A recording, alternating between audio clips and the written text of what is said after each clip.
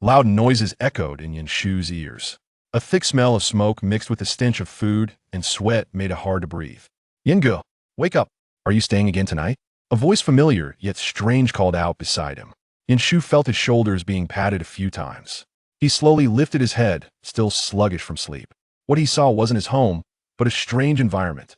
In his ears were the sounds of typing keyboards and vulgar curses. Before him was a face both familiar and unfamiliar. Zhang Sheng. Yanshu spoke for the first time, realizing that his voice was hoarse but young. He couldn't quite grasp his surroundings yet, and even more confusing was the fact that this person looked exactly like Zhang Sheng. Zhang Sheng thought he was just groggy from sleeping too long. He sighed and pulled at Yanshu's arm. Yingo, you should go home already. You didn't sleep last night. You are not planning on another all-nighter, are you? We have class tomorrow, Monday. Yanshu blinked. Zhang Xinghe was his high school classmate, right? Later, when Yanshu repeated a year, Zhang graduated and went straight back to his hometown after that. They lost touch. Yet now, what he was wearing it was their high school uniform. Zhang Sheng sensed something off about Yanshu today and waved a hand in front of his face. Yinge? Yanshu suddenly grabbed his wrist tightly, his eyes slowly lighting up with realization. An absurd thought crossed his mind. Tomorrow is Monday. We have class. Yeah, obviously. Wait, Yinge, are you okay? Zhang tried to shake his arm free. But Yanshu quickly turned his gaze toward the glowing computer screen 20XX. He's been reborn? And he's 18 again? Yanshu processed this shocking information in his mind before abruptly standing up. 18 years old. Xiao Erdwa is still alive. Zhang was taken aback by Yanshu's sudden movement. Whoa. At that moment, the Angba Internet CAF door was pushed open from the outside. The clerk lazily asked, "Here to serve?" His tone changed instantly when he saw the pretty girl at the door, becoming overly polite. "Little miss, here for internet? We don't check IDs here." This place usually saw girls with heavy makeup and questionable reputations. But this girl clearly stood out pure and innocent looking. Her long hair was tied neatly behind her, revealing a delicate, naturally beautiful face without any makeup. Her fox-like eyes slightly tilted upward, her small nose perfectly shaped, and her lips pursed in slight displeasure. She wore a thin jacket that didn't reveal much of her figure, but her tight jeans showed off her long legs. She carried herself with a cold, striking aura, making her stand out sharply in this smoky, grungy place. As soon as she walked in, she drew many curious glances. Xu Mier had a clear purpose. Despite feeling uncomfortable, she quickly scanned the smoke-filled room. Then, her eyes met with Yanshu's, who was standing up watching her. Her expression shifted slightly, and she hurried forward, afraid he might run away like he used to. She called out, "Yanshu." From the moment Yanshu saw her, he froze in place. His heart pounded so fast it felt like it no longer belonged to him. After 3 years apart, he finally saw her again. Just as he was about to step forward, a soft hand suddenly linked through his arm. Yinge. Yanshu stiffened instantly, trying to shake the hand off. But by then, Xu Mier had already reached the trio. Yanshu, day 1 of rebirth, and I'm already caught in a battlefield. Xu Mier's gaze landed on the small hand clinging to Yanshu's arm. It bore flashy rhinestone nail stickers. Xu Mier couldn't hide the sadness in her eyes. Although she had heard rumors that Yanshu had recently started dating Jin Lili from Class 9, and some said they got together just last week, she never expected that even during an all-night session at the Internet CAF, he'd bring her along. And compared to how coldly Yanshu treated her, Xu Mier almost wanted to cry. But she was never the type to easily shed tears or cry in front of others. Just as her face hardened and she prepared to reach out and pull that hand away, the Yanshu in front of her suddenly jerked his arm as if burned. Sekala Najirsha shook off that hand and blurted out, "No, Xiao Erdwa, listen to me, can explain." Jin Lili, who had been looking triumphantly at Xu Mier until now, blinked in shock. Looking at her now rejected hand, she stared up at Yanshu in disbelief. "Yanshu?" Yanshu thought to himself, "Please stop saying my name like that." Yanshu was genuinely panicking. Who gets thrown into a battlefield the very day they're reborn? His future wife just collided with his ex-girlfriend while he was at the CAF with her. What kind of catastrophic start is this? Indeed, the 2 girls before him, Jin Lili, was his girlfriend back in high school. He couldn't say he loved her, rather. She had pursued him so intensely back then that she gave him plenty of Venger face bride. During his rebellious phase, she took him out drinking, partying, smoking everything under the sun. In the end, during senior year graduation, she handed him a massive green hat, cheated on him, and mocked him for being so pure-hearted, like a primary school student. She only wanted a playmate, and she was done playing. Because with Yin Shu, after over a year together, besides going online, hanging out, and the occasional hug or handhold, there was nothing more Reino kissing, let alone anything beyond that. Later, Yin Shu found out he was just a human ATM. Jin Lili had even used his money to impress other guys. Of course, that was all hindsight now. Right now, Yin Shu wasn't even sure if he and Jin Lili were officially together yet. He didn't remember clearly. As for Xu Mier's childhood sweetheart, his future wife, back in kindergarten, she secretly saved strawberry milk for him. In elementary school, she gave him the reddest apple and a greeting card every Christmas Eve. When his family fell into hardship, she searched every gaming center and internet CAF across the city late at night to find him. She stayed with him through his retake year, and after he was cheated on, she drank beer with him all night, yelling at him with red eyes, calling him a fool. Later, they entered the same university, studied together for grad school. Finally, he confessed. That day, she was incredibly beautiful even, with tear-streaked cheeks. They got engaged, and everyone blessed them. Then she passed away due to heart disease before their wedding could happen. Thinking of this, Yin Shu's eyes reddened slightly as he looked at Xu Mier. Meanwhile, Zhang Sheng, caught between the three, felt awkward. What kind of situation was this? Judging from past experiences, Yingo would probably just ignore Xu Mier and leave directly with Jin Lili. After all, Yingo seemed to really hate Xu Mier. Not only did Zhang think this way, Xu Mier herself believed the same, but she had searched 7 different internet cafes to find Yin Shu, and she definitely wouldn't let him go easily. Now pale-faced, she reached out and firmly gripped his arm, pulling him forcefully toward herself. Let's go home. Their commotion had already drawn attention from around the CAF. A few boys likely friends of Yin Shu started catcalling with ill intentions, eyeing the pretty Xu Mier. Hey Yin Shu, you gonna cheat on Lili with this chick? Who is she anyway? Jin Lili's heavily made-up face darkened. She shot Xu Mier a mocking look and yanked Yin Shu's arm back. That's just a nagging Kajiao housekeeper from Yin Shu's house. He won't go with you, right, Yin Shu? Don't even think about leaving with her, or breaking up. While speaking, Jin Lili wore a confident smile. She knew from experience that whenever Xu Mier came looking, Yin Shu never went with her. She understood Yin Shu's current mood perfectly, hated going home and resented Xu Mier. So she was certain he wouldn't follow Xu Mier. Feeling triumphant, Jin Lili's gaze towards Xu Mier carried cruel mockery. So what if she was beautiful? So what if she was the campus queen? To Yin Shu, she meant nothing. Meanwhile, Jin Lili was currently his girlfriend.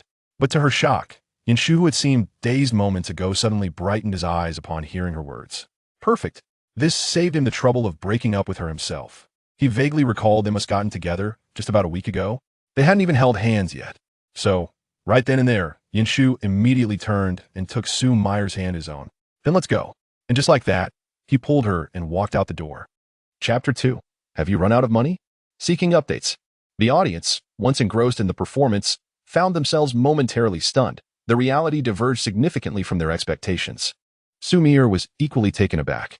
Although she felt a pang of distress at Jin Lili's words, she had grown accustomed to such sentiments. She had braced herself for both rejection and scorn from Yin Shu, as their relationship had become undeniably strained. Yin Shu, however, dismissed these thoughts, intent solely on whisking Xu Mier away from this unpleasant atmosphere. Given her frail health, it was unwise for her to linger in such a place. They hastily exited the internet CAF, the frantic voice of Jin Lili echoing behind them. Yin Shu. The commotion attracted a few onlookers, who followed suit. Once outside, the door swung shut, sealing off all the noise within. After walking a few steps, Yin Shu felt Xu Mier's hand slip from his grasp. He paused, turning to face her, momentarily struck by a sense of disbelief at her presence. Xu Mier appeared more youthful and innocent, her complexion radiant, devoid of the frailness that had once plagued her in another life. Her beautiful eyes were now filled with vigilance, questioning his intentions. Her voice, cool and distant, reflected the perception held by many at school. She was aloof and hard to approach. Yet, Yin Shu alone understood the softness and playful nature that lay beneath her seemingly proud exterior. Observing her current demeanor, Yin Shu recognized that it was unlikely for Xu Mier to exhibit any playful affection towards him at this moment. He swallowed hard, his voice hoarse as he spoke. Little Ear. The mention of this nickname caught Xu Mier off guard, evoking memories from their early middle school days when she had reported him for early romance. Their relationship had since become quite strained, and he had ceased to call her by that name, much like her family did. I have no ulterior motives. Didn't you say you wanted to go home? Yin Shu averted his gaze, fearing she might notice the redness in his eyes, his emotions threatening to spill over. He worried it might frighten her. Yin Shu had quickly accepted the reality of his rebirth, considering it a dream or perhaps a second chance. He yearned to rectify past regrets, having promised her not to keep her waiting too long. He longed to confess his feelings for her. With the opportunity to rewrite their fate, he was determined to alter the final outcome. However, there was little time for further discourse as Jin Lili, now infuriated, approached with a group, accompanied by Zhang Sheng, who attempted to mediate. A few boys blocked the path of Yin Shu and Xu Mier. Frowning, Yin Shu confronted them. "What do you want?" Jin Lili's expression was stormy, her eyes slightly red, tinged with hurt. "Yin Shu, what do you mean by this? You are my boyfriend." Her gaze shifted to Xu Mier. "Are you really going to leave with her?" With a sigh, Yin Shu expressed his desire to spend time peacefully with Xu Mier, unwilling to waste energy on Jin Lili and her entourage. "Wasn't it you who said that if I left with her, you would break up with me?" In an instant, tears streamed down Jin Lili's face. "How could you be like this?" At this moment, Zhang Sheng hurriedly attempted to mediate, saying, "Oh no, brother Yin. Are you still upset because of Lily's little tantrum last night? Girls just need some coaxing." Xu Mier's expression darkened further as she cast a glance at Yin Shu, who was now someone else's boyfriend. This realization deepened her discontent. However, it was impossible for her to let Yin Shu go and continue frolicking with Jin Lili and the others. With a frosty demeanor, she remarked, "Is this how you treat your girlfriend? Spending every day in an internet CAF with him?" The boys nearby chuckled, responding, "Little sister, perhaps you should focus on your studies instead? What is it to you if we hang out in an internet CAF? This is Lily's boyfriend. If he wants to join us, it's none of your concern." Yin Shu's expression soured as he grasped Xu Mier's wrist, pulling her protectively behind him. Addressing the rebellious group before him, his tone grew icy. "If I say it concerns her, then it concerns her. That's enough. Jin Lili, stop crying. One might think you have suffered an injustice." His eyes held no warmth as he continued, "When you brought your other boyfriend around your friends, did you cooperate so well?" The words left Jin Lili and her friends momentarily speechless. Zhang Sheng stood by, bewildered, thinking, "Is this a bombshell? Will someone silence him?" Jin Lili, who had been weeping, suddenly felt a rush of panic upon hearing Yin Shu's words. "Yin Shu, what are you saying? Are you the one wanting to cheat? And now you turn the tables? Do you think I like you that much? I only stayed with you out of pity." Youthful immaturity prompted her to reflexively retort, her voice tinged with embarrassment and anger. Yin Shu, however, paid no heed to her outburst. Even if her legs were spread like an octopus, it was no longer his concern. With impatience, he declared, "Regardless, we are breaking up today. Is that acceptable? Otherwise, it will only become more awkward for you." Jin Lili glared at him fiercely, unable to fathom how the obedient Yin Shu from just a day earlier had transformed into this. Had someone whispered something in his ear? Yet, the glance Xu Mier cast upon her ignited an inexplicable irritation within her. Finally, tugging at her friends, she warned, "Yin Shu, you better not regret this. Let us go." And with that, she led her group away. Zhang Sheng remained behind, feeling somewhat awkward, glancing between Yin Shu and Xu Mier before muttering, "Then I'll take my leave as well." Yin Shu nodded, and Zhang Sheng, still processing the shocking turn of events, swiftly exited. The scene was once again left to the two of them. Yin Shu stole a glance at Xu Mier, filled with words he longed to express. Yet his throat felt constricted, rendering him speechless. Ultimately, he averted his gaze, fearing she might notice his unease. Xu Mier regained her composure, her expression complex as she glanced at the averted Yin Shu. Was she being played for a fool? No wonder he was willing to accompany her. She was merely a tool in this scenario. With a cold expression, she took out her phone to summon a ride before speaking. "Rest assured, I want to disclose what transpired today. No wonder you were eager to accompany me." The subsequent remark carried a hint of sarcasm, unrelated to the events of today. Yin Shu could not help but retort, yet before he could finish his words, he was interrupted. "Are you out of money? Has Uncle Yan's allowance run out?" Xu Mier murmured, then opened the chat window with Yin Shu. He noticed that she had pinned their conversation to the top, which filled his heart with a bittersweet ache. A fleeting shadow crossed Xu Mier's eyes. Interpreting his silence as acquiescence, she concluded that it was indeed due to financial constraints. The car arrived swiftly. The two entered in silence, and in an effort to mask his emotions, Yin Shu restrained himself from joining Xu Mier in the back seat, opting instead for the passenger seat. Xu Mier's expression turned even colder. The journey was devoid of conversation. Their families were neighbors, residing across from each other in the same complex. Even though Yin Shu's parents were embroiled in a divorce, they had yet to finalize it. Thus he had not moved away. Upon exiting the car and stepping into the elevator, Xu Mier spoke up. I've transferred 500 to you. Yin Shu was momentarily taken aback. No need, he began, but Xu Mier interrupted, looking at him with fierce determination. If you dare use my money for your girlfriend, I will. Just then, the elevator chimed its arrival. Xu Mier, noticing his bloodshot eyes from a sleepless night, felt a pang in her heart but still refrained from voicing the rest of her thoughts. She turned and exited the elevator. I absolutely detest Yin Shu. Chapter 3. Xu Mier is still a proud little girl. Yin Shu followed her out, only to see her swiftly enter and slam the door shut. He stood before the unfamiliar yet familiar door, reflecting on his past. During his senior year, his parents, who quarreled incessantly, ultimately divorced. He had chosen to live with his father, leaving behind the home he had known for 18 years. He hadn't returned for a long time. He lingered at the entrance for an extended period. Suddenly, the door across from Xu Mier's opened, revealing a middle-aged man who bore a striking resemblance to Yin Shu. Upon seeing his son's despondent figure at the door, the man called out, Son, what are you doing? Yin Shu turned to find his father standing there, holding a bag of trash. The elder Yin appeared relatively youthful, not as aged as he had seemed in his previous life. With a heavy sigh, Yin Shu reflected on how his rebellious phase had been largely influenced by his parents, who, despite having feelings for each other, constantly fought over their impending divorce. They had thought that a boy's rebelliousness was normal, failing to recognize the emotional turmoil Yin Shu was experiencing at the time. Only after his dismal performance in the college entrance examination did they realize the gravity of the situation. Despite their efforts to mend their relationship, they nearly jeopardized Yin Shu's future. Had it not been for Xu Mier, he would have faced an entirely different life. It can only be said that parenting, devoid of any examinations, is indeed rather casual. At this moment, the past version of Yin Shu might have scoffed at his father and turned away. However, standing at the door now was 29-year-old Yin Shu, who stated, It's nothing. Have you and my mother finished your quarrel over the divorce? The elder Yan's expression stiffened. In their household, the male protagonist assumes a domestic role while the female protagonist thrives in the professional sphere. His wife, a formidable woman, has often found them embroiled in disputes over various issues in recent years. Yet, the thought of divorce is something he cannot bear. Just as the young boy was about to speak, Yin Shu interrupted him. I am 18, he declared, reaching out to snatch the trash from the boy's hand and toss it into the garbage bin beside the staircase. Finally, under the bemused gaze of his father, he brushed past him and entered the house, declaring, Stop fussing. You will reconcile anyway. I certainly won tea. Your mother is far too domineering. Came the voice of the young boy from behind. However, Yin Shu had already retreated into his room, shutting the door behind him. Outside, the boy's voice continued, Hey, has your rebellious phase begun? Well, you know how boys are. Yin Shu casually dropped his backpack and crouched by the door, tears that had been held back finally streaming down his face.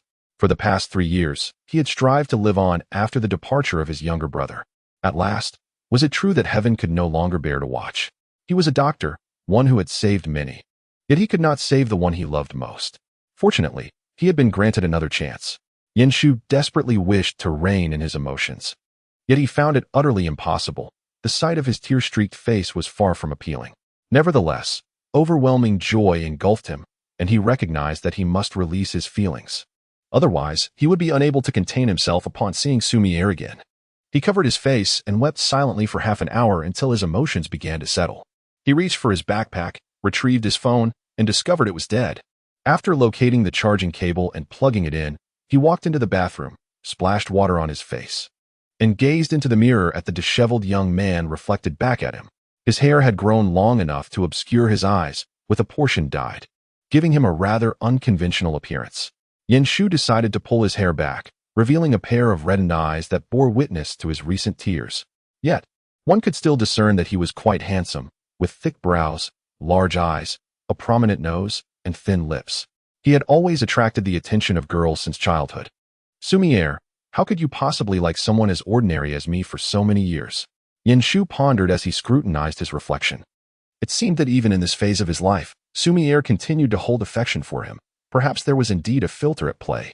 After showering, he emerged, his body reeking of smoke and the scent of sleepless nights, a rather unpleasant combination. He intended to go downstairs shortly to get a haircut. Once he had dried off, Yin Shu turned on his phone, which vibrated incessantly. The most frequent messages came from Jin Lili, without even needing to check. He knew they were related to the earlier incident at the internet CAF.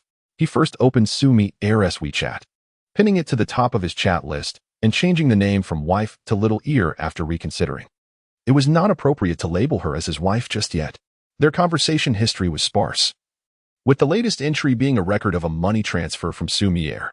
Above that, there were numerous messages from her, predominantly asking where he was, to which Yin Shu had largely remained unresponsive. Yin Shu casually browsed through the chat history, muttering to himself, "You truly are a piece of work." He did not click on the transfer record, yet at that moment, a message arrived from the other side. Not enough, followed by another 300 transferred. Yin Shu was certain that this was Xu Mier's private savings. He opened the keyboard and typed, "I have money." He found himself uncontrollably wanting to send more messages, such as asking if they could meet. However, Yin Shu knew that this was likely not the appropriate time. A quick response came back, "Oh." After a while, another message followed, "Then return the money to me." It sounded cold. Even the full stop seemed indifferent. Yin Shu couldn't help but wonder if Xu Mier still had feelings for him at this moment. Why did she seem so frigid? His confidence wavered. Meanwhile, in the adjacent room, Xu Mier was rolling on her bed, clutching a pillow. Yin Shu had replied to her. They hadn't had a serious conversation in quite some time. Previously, whenever she reached out to him, he never responded. A hint of blush crept onto Xu Mier's fair face. After rolling around for a while, she couldn't resist opening a conversation that had gone unanswered. Looking at the 2 messages she had sent, she suddenly felt something was amiss. Was she being too cold? A frown of frustration creased her brow. It seemed she had become accustomed to this tone with Yin Shu, a form of self-protection born from being rejected by him too many times. Taking a deep breath, she sent another message, "It's fine if you don't return it." On the other side, Yin Shu, who had been somewhat skeptical, suddenly smiled upon reading her message. He could almost envision her expression at that moment. He nearly forgot that Xu Mier was still a proud little girl at this juncture, not the composed yet secretly affectionate Dr. Xu from their past life. Lowering his gaze, Yin Shu meticulously typed, "I will return the cash to you tomorrow. Wait for me when you go to school in the morning." Xu Mier paused upon receiving Yin Shu's message, taken aback. Was he asking her to go to school together tomorrow? Chapter 4. Why does this silly girl continue to like him? Yin Shu observed the indifferent from the other side, his lips curling into a slight frown. Why did it feel as if his wife didn't really like him at this moment? Sighing inwardly, he sat at his tidy desk, attempting to recall his rebellious high school years. He glanced at the date, May 23rd, 20XX, the second semester of his sophomore year. Fighting, skipping classes, and dating Jin Lili. His mind clouded. How could Xu Mier still have feelings for him during that time? What was the basis for it? Previously, Yin Shu's grades had been quite good, comparable to Xu Mier's. Otherwise, he wouldn't have repeated a year and gotten into a prestigious medical school in his past life. However, after that rebellious phase, his grades plummeted. His first college entrance exam score barely qualified him for a second-tier university. It was worth noting that they attended a key high school, having ranked 3rd and 5th in the city during their entrance exams, respectively. Yin Shu sighed, staring at the chat records on his phone, uncertain whether this rebirth was a blessing or a curse. He rubbed his face and resolved to cut his hair before making any further decisions. As he changed his clothes and opened the door, he was met with the sight of his parents sitting on opposite ends of the sofa, their expressions cold and silent. Observing them, Yin Shu recalled that in his previous life, they had divorced for a year before reconciling, their feelings for each other remaining strong, while he, caught in a rebellious phase, nearly ruined his own life. At that moment, he looked at his parents and said, devoid of emotion, "I'm stepping out for a bit." Luya furrowed her brow at her son, asking sharply, "Where are you going at this hour? Didn't you come home last night? And what else with this messy hair?" "Yin Shu, your teacher has informed me that your grades are plummeting. Don't listen to your father about this so-called rebellious phase. Your priority now should be your studies." "Is that what you mean, Luya? Using me as a negative example in your parenting?" Yin Chung interjected. "What is wrong with our son? He is 18 now and entitled to his own thoughts." "Yin Chung, could you perhaps refrain from being so childish?" Yin Shu didn't linger any longer, pushing the door open and stepping outside. It was evident that a child's rebellious phase could arise unexpectedly. He made his way to the barber shop at the bottom of the apartment complex, where he dyed and cut his hair short. Throughout this process, he received numerous messages and calls from Jin Lili, yet he chose to ignore them. In his previous life, Jin Lili had always intended to keep him hanging while simultaneously dating a boy from the art school nearby. Consequently, when they broke up, his furious reaction stemmed from the humiliation of having worn the proverbial green hat for so long, only to find out the truth. Did he truly have strong feelings for Jin Lili? In retrospect, he questioned his own sincerity. After all, mutual betrayal meant no one could pass judgment on the other.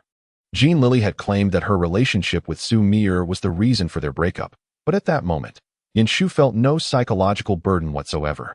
After finishing his hair, he returned home and went straight to bed, eager for the next day when he could attend school with his girlfriend. The following morning, Xu was awakened by his father's voice. Having tossed and turned in bed until nearly 3 in the morning, he appeared rather haggard. Old Yin, concerned, asked, "Are you feeling all right, son?" As he reached out to touch his forehead. "If you're unwell, just take a day off." Sometimes, Xu thought his mother was right. His father's parenting skills left much to be desired. He sighed, "I'm fine. I'm going to school," and casually grabbed 2 buns and a bottle of milk from the dining table before heading out. Despite old Yin calling after him several times, he didn't look back. Upon exiting, Xu saw Xu Mier standing at the elevator entrance, dressed in her school uniform and reviewing English vocabulary. It was already early May, and the weather had begun to warm, prompting her to wear summer clothes that revealed her slender, pale arms, draped with a light jacket. Xu Mier had a heart condition, so she was accustomed to wearing a jacket regardless of the season. Hearing the door open, she turned her head, and her initially expressionless face momentarily registered surprise upon seeing Xu's newly styled hair and the smile on his face. However, he still coldly remarked, "You are too slow. The elevator has arrived. I will not wait for you." Xu approached her and pressed the elevator button, apologizing, "I'm sorry, I overslept. I will make sure to wake up earlier next time." The faint scent of mint from his post-bathing freshness enveloped him as he leaned slightly towards her while reaching for the button. This proximity gave Xu Mier the illusion that he might embrace her at any moment, a thought that filled her with embarrassment. What a foolish thing she had just done. She had not even pressed the elevator button, and yet had the audacity to say she wouldn't wait for him. How foolish. Xu Mier was accustomed to masking her emotions with a cold expression, yet she could not help but take a step back. Xu noticed her slight retreat and wondered why his pressing the button had caused her expression to darken. Ding! The elevator arrived. He observed her step back and assumed she was uncomfortable with him being too close, so he entered the elevator first. He couldn't shake the feeling that perhaps Xu Mier was not particularly fond of him at the moment. Once inside, Xu Mier spoke up. "Are you implying that we should take the bus together to school?" After all, Xu did not seem keen on giving her a ride. Uncle Yin had expressed his reluctance as well. This thought prompted Xu Mier to silently declare, "I dislike Xu the most." Xu exclaimed, "What is wrong with giving you a ride?" He remembered having a bicycle in high school, but had completely forgotten his previous reluctance to take Xu Mier. "Don't you find taking the bus exhausting? It's so crowded, and the smells are unpleasant. You must be uncomfortable, right?" As he spoke, he glanced at Xu Mier, only to find her staring intently at him. Xu felt inexplicably flustered and could not help but touch his nose. "What's the matter? You were unwilling to give me a ride before. If you were worried I would tell Uncle Yin and Aunt Lu, you can rest easy. As long as you don't stay out all night at the internet CAF, I won't say anything." Xu Mier replied softly before exiting the elevator as the doors opened. Xu stood there, momentarily stunned, watching her retreating figure. Had he truly treated her poorly in the past? How could this foolish girl still harbor feelings for him? As the elevator doors began to close, he quickly reached out to stop them and hurriedly followed her. Xu Mier's faint hope extinguished completely when she did not hear him call out behind her. She should have known that Xu also disliked her. He truly harbored disdain for her. Suddenly, hurried footsteps echoed behind her. Xu Mier felt a lightness on her shoulder as someone lifted her backpack. She was momentarily stunned as the bag was removed from her shoulder. With a smile on his face, Xu declared, "From today onwards, I will carry you to and from class every day." Xu Mier furrowed her delicate brow slightly. "Why?" "Because I like you," he replied. "I want to make amends, to treat you well." Chapter 5. Would anyone dare to utter such words without a decade of brain thrombosis? The reason thoughts remain unspoken is that they cannot be voiced aloud. Xu carried Xu Mier's backpack forward. "There is no particular reason. I just realized I have no cash on me. Is it all right if I work off the money I owe you?" Xu Mier paused, unable to decipher whether she felt happiness or disappointment. Perhaps there is a greater sense of joy, at the very least. She shared a brief moment of peaceful coexistence with Xu. She hurriedly caught up with him. But you haven't confirmed that transfer yet. Just do it in a moment. Let's go, or we will be late for school. In truth, no one had ever been given a ride in Yin Shu's car, not even Jin Lili. Jin Lili had been pursuing Yin Shu since her first year of high school, yet he had always been indifferent towards her until his rebellious phase in the second year, during which their relationship improved slightly. During that time, Yin Shu rarely rode his bike, as he was indifferent to being late for class. Oh, the typical behavior of a rebellious boy. Thus, as he carried Xu Mier forward, he couldn't help but comment, "You are rather light." Xu Mier cautiously grasped his clothing, and upon hearing his complaint, she couldn't help but retort, "Why do you care?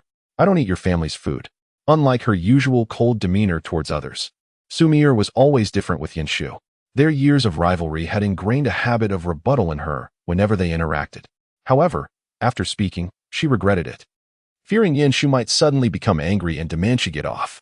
Just then, they encountered a red light, and Yin Shu abruptly halted the bike. Xu Mier, caught off guard, collided with his back as the bike came to a sudden stop. Yin Shu had intended to say, "If you ate my family's rice and only gained this little weight, I would be quite upset," but before he could utter the words, he felt something soft crash against his back. He stiffened momentarily, acknowledging that Xu Mier was indeed quite thin. Yet she had not lacked in the areas where one might hope for more substance. No one knew this better than Yin Shu. Suddenly pulled from his thoughts by the blaring of car horns, he heard Xu Mier softly complain, "What are you doing? Let's go?" Yin Shu adjusted his posture and resumed riding, albeit with a somewhat awkward stance. Meanwhile, the girl behind him gently covered her chest with her hand. Her face flushed from the impact, which had been rather painful. Upon reaching the school, Yin Shu felt somewhat dazed, having been away from it for quite some time. He was somewhat relieved that his grades were poor. Otherwise, it would have been quite embarrassing. The knowledge from high school seemed to vanish the moment he graduated. If he were asked to write a medical thesis now or take an exam, it would truly be a challenge. Moreover, Yin Shu pondered why others had systems upon their reincarnation while he was left with only death and a battlefield. It was rather unfortunate. Xu Mier reached up to retrieve the backpack hanging from the front of the bike and hesitated before asking, "Have you had breakfast?" Yin Shu responded with a sound of acknowledgement, rummaging through his backpack to retrieve a carton of milk, which he placed in her hands. "I already ate. This is for you." Xu Mier was momentarily stunned, staring at the milk in her hands. "Why are you giving me milk? Don't you like it? Previously, you had been upset because I gave strawberries and milk to another girl." Yin Shu recalls that in his past life, Xu Mier, at the age of 29, still remembered how he had given strawberries and milk to other girls in kindergarten. He vowed never to repeat that mistake in this life. However, upon hearing his words, Xu Mier's expression turned icy in an instant. She thrust the milk into his hands and turned to leave. Yin Shu pondered, "Did I say something wrong? Why is she suddenly throwing a tantrum?" Yin Shu and Xu Mier were classmates, a unique fate indeed, as they had been in the same class since kindergarten and continued to be in the same class in their second year of high school. Throughout the journey, Xu Mier berated Yin Shu in her mind. Her good mood from the morning completely vanished. Did she feel upset about him giving strawberries and milk to another girl?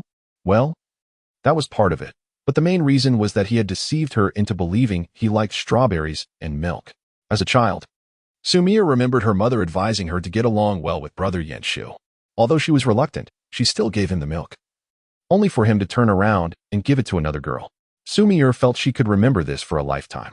Yin Shu initially intended to chase after her, but upon noticing her cold demeanor, he hesitated. They entered the classroom one after the other, yet their seats were far apart. Xu Mier's desk was in the middle of the 5th row, while Yin Shu occupied a seat at the back, reserved for the underperforming students. As he entered through the back door, he contemplated which of his words might have upset her. His deskmate, Zhang Sheng, excitedly called out, "Yin Gu." Upon looking up, Yin Shu saw that Jin Lili, who was not from their class, was sitting at his desk. Zhang Sheng stood awkwardly to the side. Jin Lili, despite having toned down her makeup for school, still wore some, and her eyes were slightly red and swollen as she stared at Yin Shu. Zhang Sheng's loud voice caught the attention of several classmates who had arrived early, including Xu Mier, who had just set down her backpack. Yin Shu frowned at Jin Lili, asking, "What are you doing here? Didn't we agree to break up? Why are you still in class?" Unable to help himself, he glanced at Xu Mier, who, along with her deskmate, was watching with one intrigued and the other expressionless. Yin Shu cursed under his breath, feeling increasingly impatient. Jin Lili felt aggrieved and, seeing his impatience, abruptly stood up, her voice sharp. "You're asking me why I am here? Yin Shu, are you playing with me? You didn't reply to my messages or answer my calls last night. Do you still remember that you are my boyfriend? Yin Shu frowned at Jin Lili, who wore a look of grievance. He had thought she would have understood the situation, especially since he had been quite clear the previous night. How could she still have the audacity to stand there questioning him? Her piercing voice was heard clearly by the classmates who had been watching the scene, igniting a wave of whispers. Yin Shu had never held any fondness for Jin Lili and had intended to maintain some dignity. But since she had chosen to disregard their agreement, he felt no need to preserve it any longer. He must maintain his innocence in front of his wife. Had we not already parted ways last night? With so many suitors, there is no need for your incessant meddling, lest we become the subject of ridicule. Yin Shu's voice remained devoid of any inflection. Unexpectedly, Jin Lili, with a face full of grievance, spoke up. I was merely playing with them. My feelings for you are sincere. Yin Shu, if you truly care for me, why can you not accept all of me? You are irreplaceable in my heart. I do not wish to break up with you. Yin Shu was taken aback. What kind of Sea King rhetoric was this? One would need a decade of cerebral stagnation to utter such words, surely? Chapter 6. Darling, did I perform well? This sentiment not only astonished Yin Shu, but left the entire Class 6 in a state of disbelief. What a shocking declaration. Only Jin Lili appeared emboldened. To say she was deeply enamored with Yin Shu would be an exaggeration. However, he was the individual she had pursued the longest, and primarily. His connection with Xu Mier fueled her determination. Being with Yin Shu would irk Xu Mier, especially after Jin Lili had lost to Xu Mier in the freshman beauty contest. Thus, she was decidedly unwilling to part ways with him, not to mention his handsome looks, wealth, and generosity, which made him a splendid companion to present to others. After making that explosive statement, Jin Lili reached out to take Yin Shu's hand. Yet, he instinctively recoiled as if she were a contagion, exclaiming in a thick northeastern dialect. No, sister, are you unwell? If there is an issue, we ought to see a doctor. This is not something to be neglected. Your mind requires examination. Zhang Sheng, standing nearby, could not contain himself and erupted into laughter. Not only he, but several other boys in proximity stifled their chuckles. Zhang Sheng was met with a glare from Jin Lili. Xu Mier, who had been approaching, halted in her tracks, her gaze fixated on Yin Shu. Since last night, she had sensed something amiss with him. Was it merely her imagination? Jin Lili's face flushed crimson after being laughed at, tears streaming down her cheeks without reserve. Yin Shu, you. However, Yin Shu did not afford her the chance to continue, adopting a tone reminiscent of the disciplinary director, Niu Dafeng. No, please stop acting. We are all here to learn, not to witness some melodrama. Return to your own class. Goodbye. He gestured politely, appearing quite the gentleman, yet his words flowed unabated. And you initiated the breakup. We have not even held hands, remaining entirely untainted. Rest assured, I shall not seek compensation for lost youth. Oh, ha ha ha ha. The physical education committee member, Feng Zheng, who had been seated beside Yin Shu, could no longer contain his mirth and burst into laughter. Upon noticing Yin Shu and Jin Lili's gazes upon him, he quickly covered his mouth. Ha, I apologize, I'll silence myself.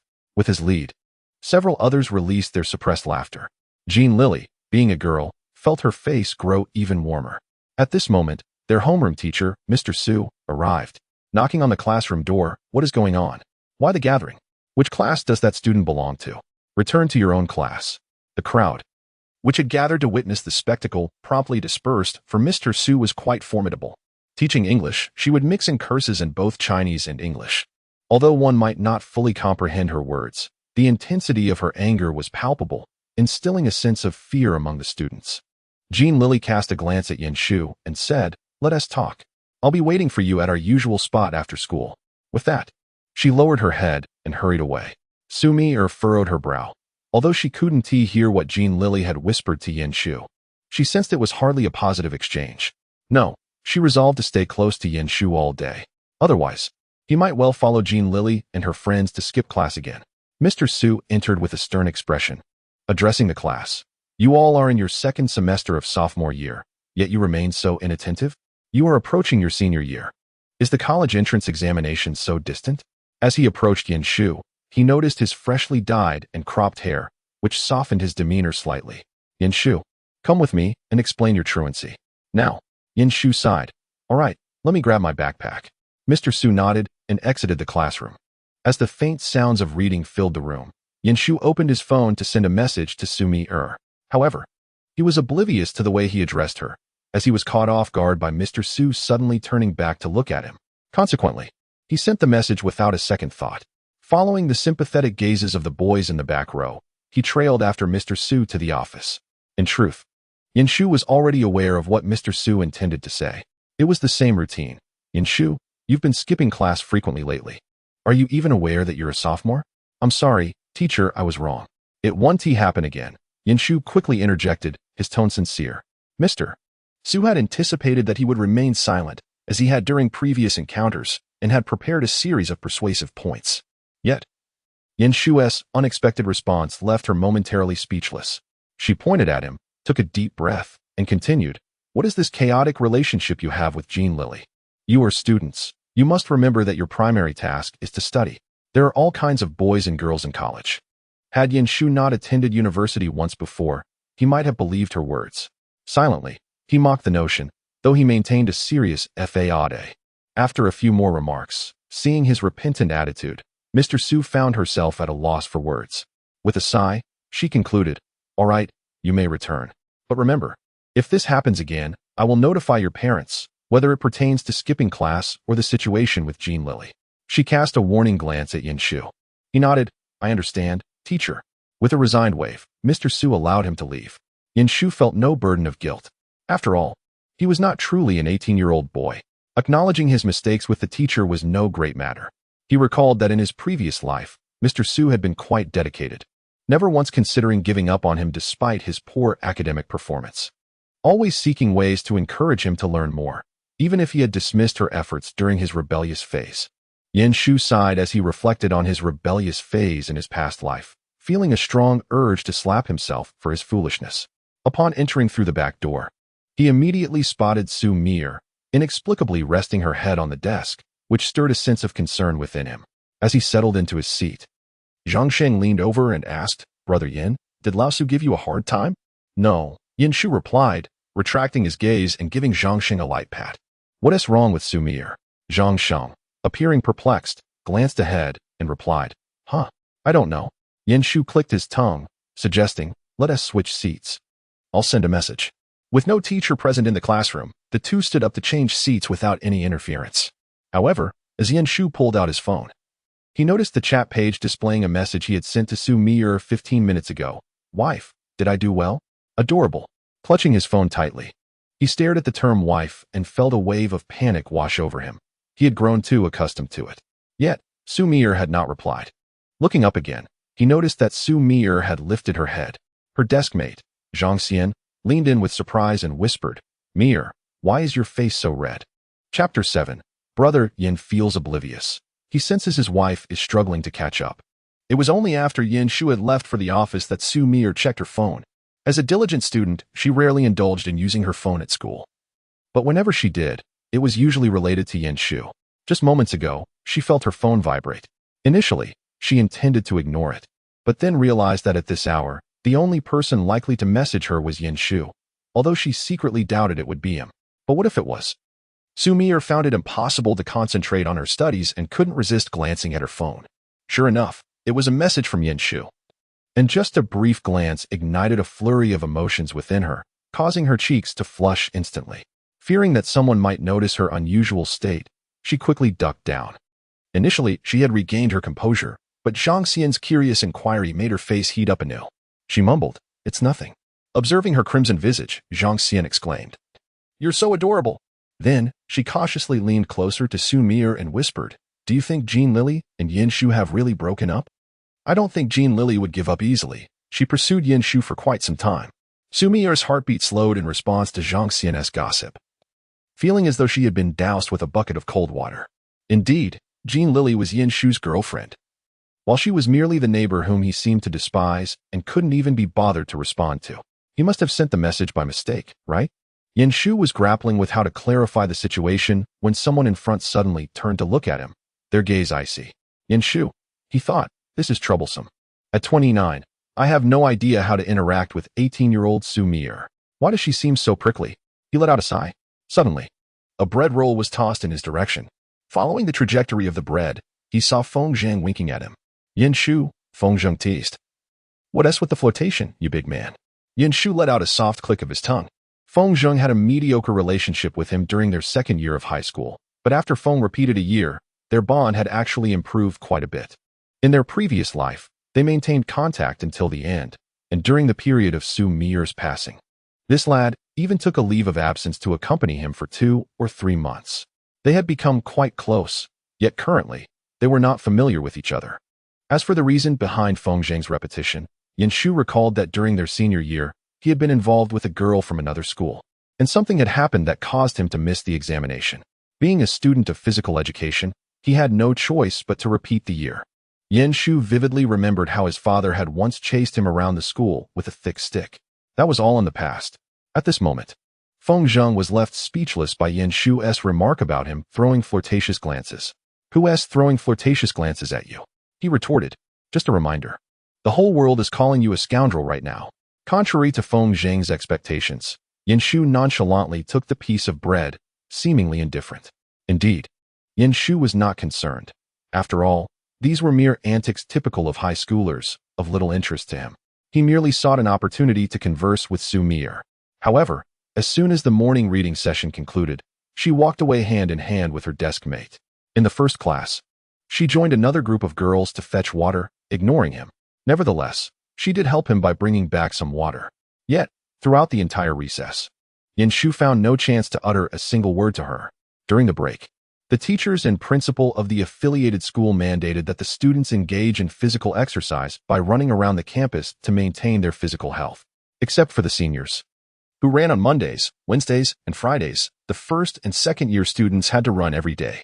Clad in their school uniforms, the students ran in small clusters, their energy waning. The broadcasting station featured younger girls reading encouraging messages, their voices pleasant but ultimately ineffective. No one was inclined to partake in the exercise. Xu Mier suffered from a heart condition, thus avoiding strenuous activities, but she could manage this slow jog. Accompanying her was Zhang Xian, who jogged gently alongside her. Yin Shu sighed, gradually making his way behind her. In high school, Xu Mier was quite slender. In her summer uniform, her butterfly bones were distinctly visible, and her neck was delicate and fair. After just a brief run, beads of sweat began to appear. Yin Shu watched as a droplet slid down from her forehead, trailing along her slender neck until it vanished at the gentle curve. He quickly averted his gaze. He could not afford to look any longer, as the body of an 18-year-old boy was somewhat difficult to control. Before he could indulge in further wandering thoughts, Zhang Xian was called over by the class leader, and after exchanging a few words with Xu Mier, she dashed away. Xu Mier's complexion was not particularly good at that moment. She was not adept at sports. And once Zhang Xian had run off, someone suddenly approached her. Initially, she paid no mind, as she was running too slowly, and many others passed by. However, this individual slowed down, offering her a tissue. Xu Mier's face turned pale, yet she maintained a stoic expression, unwilling to accept the tissue. "Thank you," she said, raising her eyes. The words she had intended to refuse with suddenly failed to escape her lips. Yin Shu smiled at her. "You're sweating." Xu Mier's gaze shifted from his face to the tissue, and she reached out to take it. She roughly wiped her face and neck, causing her delicate skin to redden slightly, which caught Yin Shu's attention. Just as he was about to speak, Xu Mier interjected, "You sent the wrong information." It couldn't precisely be termed as mistaken. It was indeed directed at him. Habitually addressing him, Yin Shu decided to follow her lead. Little did he know, she halted mid-sentence, and he promptly stopped as well. He then heard her articulate question, "Who else do you call wife?" "Habitually?" Yin Shu quickly replied, "I don't. I've only called you that, but now I dare not say it." Just as he was about to elaborate further, the once melodious voice of the broadcast changed. "Hello. Can you hear me?" The voice sounded somewhat familiar. The crowd, initially jogging, slowed their pace, murmurs of curiosity erupting. "Who is it? Sounds familiar." The female voice on the broadcast chuckled before continuing, "Good morning, students. I have a confession to make." Instantly, the students erupted in excitement. Teachers standing at the periphery hurried over, and Yin Shu noticed Director Niu rushing towards the broadcast station with urgency. "Yin Shu from Class 6, Grade 2. I really like you. Can we not break up?" The proclamation echoed across the entire playground. Yin Shu's expression stiffened as numerous gazes fell upon him. Yet he remained acutely aware of one particularly intense gaze that radiated hostility. "Brother Yin, you're amazing. Who is it?" Zhang Sheng rushed over, bubbling with excitement. "What is your feeling, Brother Yin?" Yin Shu replied, "No feeling at all. I feel like I can't keep up with my own wife." Chapter 8. Women only affect my speed in solving problems. The cacophony from the school broadcast soon ceased, yet Yin Shu could still perceive the incessant attention directed at him. While the freshmen might not recognize him, the sophomores, being from familiar classes, surely knew who Yin Shu was. He sighed, casting an innocent look at Xu Mier, who was attempting to kill him with her glare. "I genuinely have no idea what is happening. I'm innocent." Xu Mier, rarely abandoning her composure, rolled her eyes, responding, "Right, you didn't know. Just like when you claimed ignorance during Jin Lili's confession on the basketball court." Her tone dripped with sarcasm. "Yet the whole world knew, except for you." The reason Yin Shu found himself pursued was indeed due to Jin Lili's utter disregard for others' opinions. Just last week, their class was invited to a basketball match by Class 9 after school. What they encountered was Jin Lili, clad in a number 8 jersey. Standing in the center of the court, Yin Shu's jersey number. Surrounding her were various flowers. Jin Lili wore the jersey on top, paired with a short skirt that revealed her long, fair legs, adorned with Yin Shu's matching footwear, and held flowers, confidently gazing at Yin Shu as she proclaimed, "Yin Shu, I truly like you. Would you like to date me?" Xu Mier later pondered that perhaps no boy could resist such a grand declaration of affection, one that fulfilled every ounce of vanity typical of their age. This, too, served as her rationale for facilitating the relationship between Yin Shu and Jin Lili. Despite the turmoil brewing within her heart, yet, she truly could not muster the courage for such acts, be it a confession on the basketball court or an announcement over the radio. Xu Mier understood her limitations. Her frail constitution likely barred her from engaging in anything too exhilarating or emotionally charged throughout her life. However, gazing at the innocent Yin Shu, she contemplated that even if she were to undertake the same audacious gesture, he would likely refuse, not due to any fault in the action itself, but because he simply did not harbor affection for her. As more onlookers gathered, including boys from other classes who teased Yin Shu, exclaiming, "Brother Yin, you are truly fortunate," their voices brimming with envy, the atmosphere thickened with anticipation. At that moment, Teacher Su approached with a stern expression, demanding, "What is all this commotion? Disperse immediately. Yin Shu, come with me." A look of concern crossed Xu Mier's pale visage. Yin Shu glanced at her, then at the frowning Teacher Su, and acquiesced. Teacher Su, perceiving Yin Shu's innocence in the matter, felt compelled to comply with Director Nyo's insistence to take him away. As he was led off, Yin Shu silently lamented the overwhelming events of the past 2 days, realizing he had yet to converse meaningfully with Xu Mier. The main issue was that she seemed rather reluctant to engage with him, which troubled him. Simultaneously, he found it perplexing how Jin Lili could be so openly fervent, seemingly enamored with him, yet so readily adorned him with the mark of infidelity. It was utterly confounding. Upon reaching the disciplinary office, he discovered Jin Lili alongside several boys already inside. Upon noticing Yin Shu, she flashed him a smile. Director Nyo's countenance darkened further.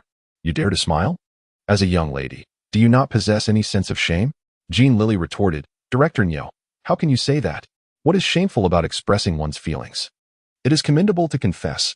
Haven't we discussed the importance of self-expression in class?" Director Nyo pointed at her, visibly incensed. At this juncture, Teacher Su interjected, "Director Nyo, Yin Shu had no part in this matter." Yet, Jin Lili countered, "He is the other protagonist. How can you claim he was uninvolved?" Yin Shu, avoiding her gaze, addressed Director Nyo, asserting, "I genuinely had no knowledge of this situation." One of the boys beside Jin Lili scoffed, "Is it true, Yin Shu? Are you that cowardly? Were you not the one dating Lili?" His tone dripped with discontent. Yin Shu, standing tall, replied, "I assure you, it is not me. We have already parted ways." At the mention of their breakup, the smile faded from Jin Lili's face, and she retorted, "I do not accept that." Sighing, Yin Shu finally turned his attention to her. Speaking earnestly, "Do you understand why school regulations prohibit early relationships? Because flowers that bloom too soon often wither away. Our primary focus now should be our studies, striving diligently for the future of our nation." Xu Mier, burdened with a stack of pamphlets, reached the office door just in time to witness this scene. The expressions on Jin Lili and the 2 boys were filled with astonishment. Yin Shu spoke of constructing the motherland, while Director Nyo and Teacher Su wore expressions of satisfaction. The scene was somewhat amusing. Xu Mier found herself momentarily at a loss for words. It was Yin Shu who noticed her standing at the doorway, clutching a stack of booklets, and he quickly furrowed his brow and approached her, His discourse on national development momentarily halted. He reached out to take the books from her arms, noting their weight, and asked, "Is there no one left in the classroom for you to carry this?" Xu Mier, as the class representative, often collected assignments and such. However, the papers and notebooks were quite thin. These were books. Jin Lili abruptly snapped back to reality from Yin Shu's lecture, observing him diligently assisting Xu Mier with the booklets. Her tone grew sharp as she inquired, "Didn't you say you would maintain distance from the opposite sex? What are you doing?" Yin Shu glanced at her and corrected her. "I meant to keep my distance from those of the opposite sex who harbor ulterior motives towards me. After all, my current goal is to contribute to the construction of the motherland. Women only serve to hinder my pace in solving problems." Yin Shu. Teacher Su quickly interrupted his nonsensical remarks, prompting him to fall silent. Xu Mier, still bearing a look of astonishment, seized the moment to speak. "Director, this is our class's safety manual, with both parent and student signatures." Upon hearing this, Director Nyo's expression softened toward the diligent student. "That's good. Place it over there," he instructed. Yin Shu complied, placing the manual where directed. Initially, it seemed Xu Mier would depart, but she lingered for a moment before suddenly speaking. "Teacher, Director, today's matter really has nothing to do with Yin Shu." This morning, Jin Lili was already pestering him in class, but he rejected her. Furthermore, the recent incident at the broadcasting station was unrelated to him, as he was outside exercising at the time. His classmates can attest to that. Yin Shu was momentarily taken aback. So, Xu Mier had come here out of concern that he might face difficulties from the teachers? Jin Lili's expression darkened as she realized that Yin Shu's attitude towards Xu Mier had shifted. Teacher Su then spoke up, "Let them return first. This matter truly has nothing to do with our students." As Yin Shu and Xu Mier exited the office, the class bell had already rung. The corridor was clean and devoid of people. With a smile, Yin Shu queried, "Were you worried about me? If you get another demerit, you might be expelled. And Aunt Lu will break your legs." Xu Mier replied with a stoic expression before turning to leave. Yin Shu followed her, still smiling. "It's fine. You wouldn't let me get my legs broken, would you?" Chapter 9. Xu Mier wants to be your deskmate. Yin Shu discerned Xu Mier's contradictory nature. She was clearly anxious about him, rushing to the office, yet when questioned, she maintained a cold, indifferent demeanor. He felt that the tension in their relationship was largely due to his rebellious phase, accounting for 60%, while Xu Mier's character likely contributed the remaining 40%. If it weren't for her prideful disposition, it might be quite understandable that his past rebellious self held no affection for Xu Mier. Of course, Yin Shu dared not voice this thought. As they returned to the classroom, one after the other, a physics lesson was underway. The physics teacher, an austere old man named Wang, had an evident disdain for Yin Shu, who consistently scored a mere 20 or 30 points in exams. Upon noticing his tardiness, regardless of the reason, Mr. Wang's stern expression darkened as he ordered, "Yin Shu, stand by the door and listen. You would only fall asleep upon entering." In stark contrast, he addressed Xu Mier with a different tone, "Come in, Mier." However, Xu Mier, who had already stepped into the classroom, hesitated and replied with clarity, "Teacher, I returned from the office with Yin Shu. We shall both stand as punishment to avoid accusations of favoritism." Yin Shu, who had already positioned himself against the wall, glanced at Xu Mier's indifferent profile. The other students in the class began to murmur quietly, while Mr. Wang's expression soured. A group of boys led by Feng Zhang, seated at the back, raised their voices, questioning, "Is the teacher really penalizing Yin Shu solely for his poor grades? This is blatant favoritism. No reasons asked before punishment." It seems the underperforming students lacked dignity. It was evident that Mr. Wang had not garnered a favorable reputation among students. Casting a cold glance toward the obedient Xu Mier, he retorted, "There is no favoritism here. It was simply not mentioned that you returned from the office. Now, everyone come in, take out your papers, and review your scores." Yin Shu listened to the scoffs and jeers from the boys at the back. He merely fixed his gaze on Xu Mier's frail silhouette as he returned to his seat, not sparing him a second glance. As Yin Shu caught the steely gaze of Mr. Wang, he rubbed his nose and made his way to the back row, recognizing that underperforming students were indeed unappealing. It seemed that, aside from Teacher Su, none of the other instructors held him in high regard. Yin Shu resolved to study diligently, yet after years away from school, staring at the blank paper, he felt a profound sense of despair. He could not help but sigh. Director Nyo was known for his decisiveness, and by the break, the criticism notices for Jin Lili and the other two classmates had been issued. The first notice was a serious reprimand, clearly indicating Director Nyo's anger. As Yen Shu listened to the announcements while doodling on his recent physics paper, he realized he was not entirely incapable after all. Meanwhile, Feng Zheng was chatting with his desk mate about the possibility of teacher Su rearranging the seating chart. Isn't it a bit excessive? Aren't we approaching finals? The deskmate replied, yes, she mentioned that our rows are too disruptive, so she probably intends to separate us. Yen Shu paused, glancing at the vast distance between himself and Xu Mier, slightly raising an eyebrow. An opportunity had presented itself. At that moment, Xu Mier was also listening to Zhang Xian complain about the new seating arrangement. Teacher Su even plans to have boys and girls seated together. My goodness, who would want to sit with a boy? At our age, isn't she concerned about early romance? Zhang Feifei, seated in front, turned with a smile. Which boy from our class do you think you'll have a scandal with? Zhang Xian replied with a playful gasp, that cannot be. I truly have no interest. The only ones who are somewhat handsome are Yen Shu and Feng Zheng. Oh, and there's Zhou Jiai, but I suspect he wants to sit with Mier. Hearing this, Xu Mier frowned and interrupted them. Please don't speak nonsense. She gently bit her lip and added, I need to step out for a moment. Zhang Xian let out a sigh. Class is about to start. Mier, where are you going? Xu Mier remained silent, merely quickening her pace. Yen Shu, having stepped out to buy a drink, pondered how Su Laosher could agree to move his seat closer to Xu Mier. With Jin Lili's commotion, Yen Shu felt certain that no opposite sex would venture near him any longer. He clicked his tongue in annoyance when someone approached from behind and placed a hand on his shoulder. Yen Shu, are you playing ball at noon? Feng Zheng asked with a smile, after his rendezvous with Jin Lili. Yen Shu rolled his eyes. Why would I meet her? I'm not playing. I have something to attend to. No, consider it. I have a secret to trade with you, Feng Zheng said mysteriously. Yen Shu's interest peaked as he glanced at him. Go on. I just came from Su Laosher's office for a form and overheard Xu Mier asking about switching seats. She wants to sit with you, Feng Zheng chuckled. Aren't you the one who dislikes her? If you don't want to sit with her, just tell Su Laosher, Feng Zheng continued. She actually respects our opinions. Before he could finish, he noticed Yen Shu's eyes brighten, and then Yen Shu joyfully slapped Feng Zheng's back. Old Feng, you're something else. Lunch is on me. As the class bell rang, Yen Shu turned and strode back to the classroom. Feng Zheng stood there, momentarily stunned. Wait, aren't we that close? It's just a basketball buddy, right? Knowing Xu Mier was seeking a seat change, Yen Shu's spirits soared throughout the morning. This pleasant mood persisted until the last class ended. The affiliated school was not entirely enclosed, allowing students to venture out for meals, so many opted to eat outside or return home. Yen Shu noticed Xu Mier walking with Zhang Xian and a group of girls. He had intended to ask her if she wanted to join for lunch. But Zhang Xing interrupted him. Hey, Yinggu, are you not going to the old spot? Yen Shu glanced at him, having completely forgotten what Jin Lili had said about the old spot. What old spot? The one where you and Jin Lili used to go, by the activity classroom. Zhang Sheng's voice was not quiet, and the originally departing Feng Zheng glanced at Yen Shu and spoke up. Aren't you inviting me to lunch? Are we going or not?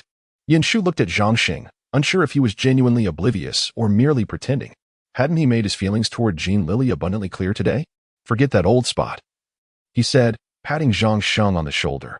I've broken up with her, so you trying to get close to her through me is futile. Find someone else. After saying that, he turned to Feng Zheng and asked, so, where are we going to eat? He completely disregarded the awkwardness on Zhang Sheng's face. Feng Zheng walked beside him out of the classroom, somewhat surprised. I thought you wouldn't notice? Zhang Xing never used to call you Yen Go. Yen Shu chuckled lightly. Actually, it wasn't about noticing. I hadn't given Zhang Xing any thought before.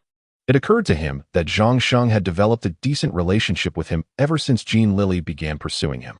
In both this life and the last. Yen Shu felt rather awkward when confronted with Jin Lili's confession.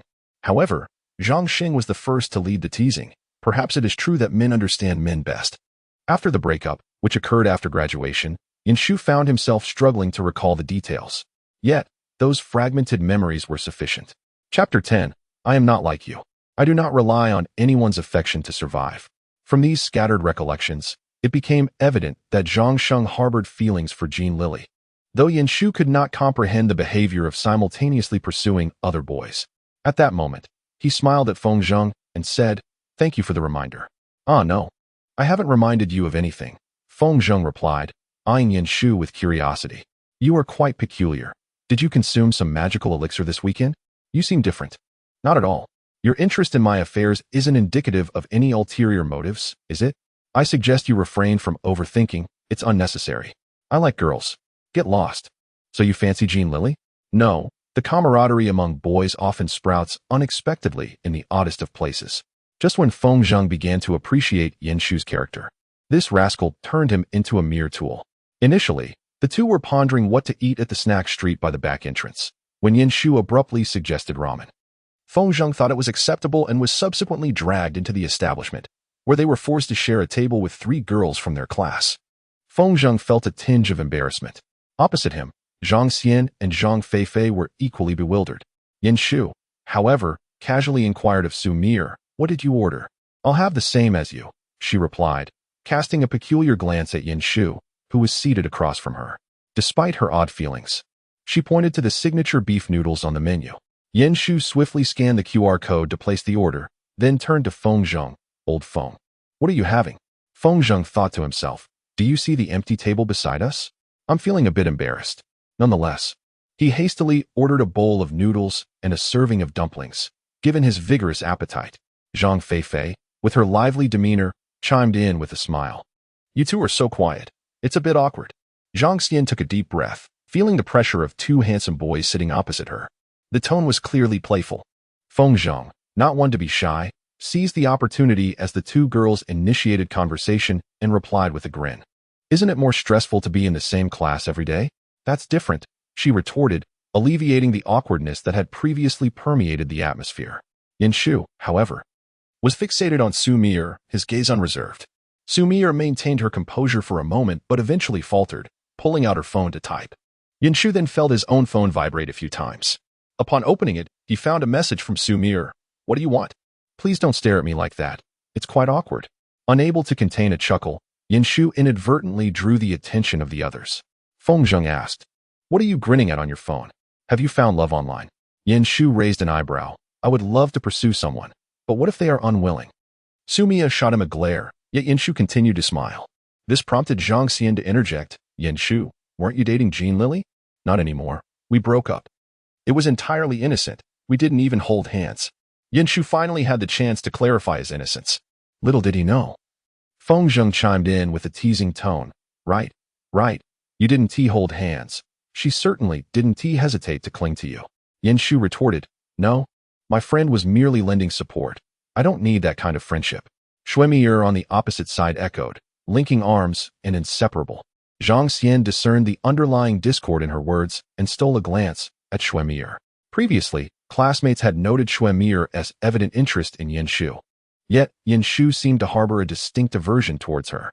Many had speculated that Xu Mier harbored a secret affection for Yin Shu, a notion she did not refute. Zhang Xian could now sense the jealousy brewing beneath the surface. Only Zhang Feifei remained oblivious, curiously inquiring, "Yin Shu, why did you break up with Jin Lili?" "Because he intends to contribute to the beautification of our homeland. Women impede his pace of study." Xu Mier slowly recounted Yin Shu's absurd justification from the guidance office. Feng Zheng and the others paused momentarily before bursting into laughter. Yin Shu joined in the mirth, subsequently remarking, "Xu Mier, you are truly delightful. The high school version of you is simply charming." Upon hearing this, the previously boisterous group fell into an eerie silence. As if an unseen hand had pressed the pause button, Xu Mier's fair complexion flushed instantly, her beautiful eyes glaring at Yin Shu. The atmosphere grew increasingly strange. Fortunately, their noodles arrived at that moment. Feng Zheng chuckled awkwardly. "Well, let us eat noodles." The tension escalated as he wondered whether Yin Shu was indeed unwell, not having noticed the piercing gaze Xu Mier directed towards him. Their table attracted considerable attention, primarily due to Yin Shu's notable presence, as he was the subject of many a confession from girls at the broadcasting station. Even those unfamiliar with him had come to know him through various anecdotes. Especially with Xu Mier, often regarded as the belle of the affiliated school, seated before him. The sight of them dining together attracted many curious glances. Yin Shu could sense Xu Mier's discomfort and sighed, suggesting, "Shall we take it to go?" Before he could finish, Jin Lili stormed in, her fury palpable as she approached Yin Shu's table. "What do you mean by this, Yin Shu?" Jin Lili glared at him. "I waited for you at our usual spot, and here you are dining." Yin Shu found it perplexing, with so many suitors vying for her attention. What difference did it make if one was absent? Faced with Jin Lili's aggressive demeanor, he replied with growing impatience, I'm not dining. I'm merely having noodles. Enough of this. Do not embarrass yourself. Jin Lili stared at Shu, trembling with indignation. She couldn't comprehend his sudden coldness. Though he had not been particularly warm before, it had never escalated to this. She presumed that in time, he would surely come to appreciate her, given that they were, after all, a couple. But why had he seemingly transformed overnight? Jin Lili's gaze shifted to Xu Mier, questioning, did she threaten to inform your parents? Pointing accusatorily at Xu Mier, she continued, is this your game? If he doesn't fancy you, you resort to parental intervention? How old are you? Surely, you're not still playing the childhood possessiveness card. Jin Lili glared at the impassive Xu Mier, who would be attracted to your cold, unappealing demeanor. Shu rose, his expression icy, ready to speak. Xu Mier was the first to speak, questioning the significance of affection. It matters not to me. Unlike you, I can survive without anyone's admiration. She stood up, disregarding Jin Lili's displeased expression, and seized Shu's collar. Standing at an impressive height of 183 centimeters, Shu had no choice but to lean towards her, compelled by her force. Xu Mier articulated each word with conviction. I have no authority to dictate his friendships. But I will not stand idly by as you lead him down a misguided path. The proximity between them was striking. Shu could discern her flawless skin and delicate features, and catch a faint scent emanating from her, whether from her hair or her attire. He could not tell. Yet, he felt his throat involuntarily constrict. He longed for Xu Mier. He missed his wife. However, Shu had never harbored any animosity towards her. Despite her fierce demeanor, Xu Mier was apprehensive that he might suddenly break free from her grasp and walk away with Jin Lili. After speaking, she turned, intending to glare at Shu to remind him to behave. To her surprise, their closeness was such that when she pivoted, her nose brushed against his. Her face flushed crimson, and she released her hold on his collar. Retreating a step, the fierce aura she had just exuded vanished in an instant. In that fleeting moment, as their noses nearly touched, Shu heard the collective intake of breath from those around them, alongside the rapid beating of his own heart. If he had been a bit bolder and leaned forward, perhaps he could have kissed those soft lips. The atmosphere in the noodle shop had grown eerily quiet. Jin Lili's expression darkened as she managed to utter, I've never seen someone speak so shamelessly on behalf of a mistress. You claim to be the flower, yet you are merely an interloper. Shu's voice dripped with disdain as he retorted, why do you attack others regarding our affairs? You need not feign the victim's guise. I initially intended to spare you some dignity, but it seems you are unwilling to preserve your own. He continued, isn't the reason for our breakup rather straightforward? You have one foot in multiple boats. Shall I enumerate them for you? Perhaps the one right next to you? As Shu's words lingered in the air, whispers erupted among the onlookers. Jin Lili was taken aback that he had actually voiced such a thing. Did he not fear embarrassment? Did he not realize his own shame in revealing such truths? I could forsake them for you are my favorite. Jin Lili gazed earnestly at Shu. Have I not demonstrated my affection for you through my efforts to win you over? I'm afraid I have my standards, Shu replied, his smile devoid of warmth. Furthermore, my family disapproves of associating with students of ill repute. Jin Lili's hands trembled, visibly on the verge of striking Shu. Xu Mier's voice suddenly cut through the tension. Try touching him, I dare you. The murmurs intensified. Ultimately, Jin Lili, unable to bear the humiliation, pointed at the two of them, declaring, fine, let us part ways. But even if I break up with Shu, it is not your place to interfere. He has confided in me that you are the very person he finds most bothersome. As Jin Lili turned and walked away, tears streamed down her face, revealing her evident distress. Feng Zheng and Zhang Xian felt a palpable awkwardness in the air. At that moment, Xu Mier, her expression devoid of emotion, spoke, let us go. It's no longer enjoyable here, and picked up her backpack to exit. Jin Lili's earlier words had struck a nerve in Xu Mier, as Shu always felt like a knife poised to wound her at any moment. Jin Lili was well aware of this and adeptly used it to her advantage. Even now, as she left in a disheveled state, she managed to inflict another emotional blow. Zhang Xian sighed, intending to follow, while Feng Zheng lamented, what a shame. Glancing at the untouched food before him, such a waste. At that moment, Shu internally chastised his past self for being foolish, hastening his steps forward. You all stay and pack, he called out. Zhang Feifei, worried, contemplated following them. In unison, Feng Zheng and Zhang Xian exclaimed, wait. Pack. Startled, Zhang Feifei replied. Do we really need this many people to pack? Yet, in the blink of an eye, Xu Mier and Yin Shu had vanished from sight. Yin Shu quickly caught up with Xu Mier, who was heading towards the school. Her eyes were red, her nose flushed, and the contrast against her fair complexion was striking. She appeared on the verge of tears. Yin Shu felt a pang of sympathy at the sight. "Xu Mier," he called out, but she ignored him. With a resigned sigh, he reached out and grasped her arm. "Please don't be upset. She was just talking nonsense." They paused under the shade of a tree near the school's side gate, with a few students passing by occasionally. Xu Mier shook off Yin Shu's hand and looked up at him, tears glistening momentarily in her eyes. "Yin Shu, you needn't pretend. I often don't understand why you dislike me so much. Other people's childhood friends don't behave like this, even if they aren't particularly close. It shouldn't be like this, right?" It seemed as though the entire world knew of Yin Shu's disdain for her. Yin Shu's heart ached at her trembling tone. "I do not dislike you," he replied. "It's just the two of us now. There's no need for this. I stand by what I said. I have no right to interfere with your friendships. However, I cannot watch you neglect your studies, spending your days solely on games and the computer." Xu Mier turned her gaze away. "If you think I'm pretending, that is fine.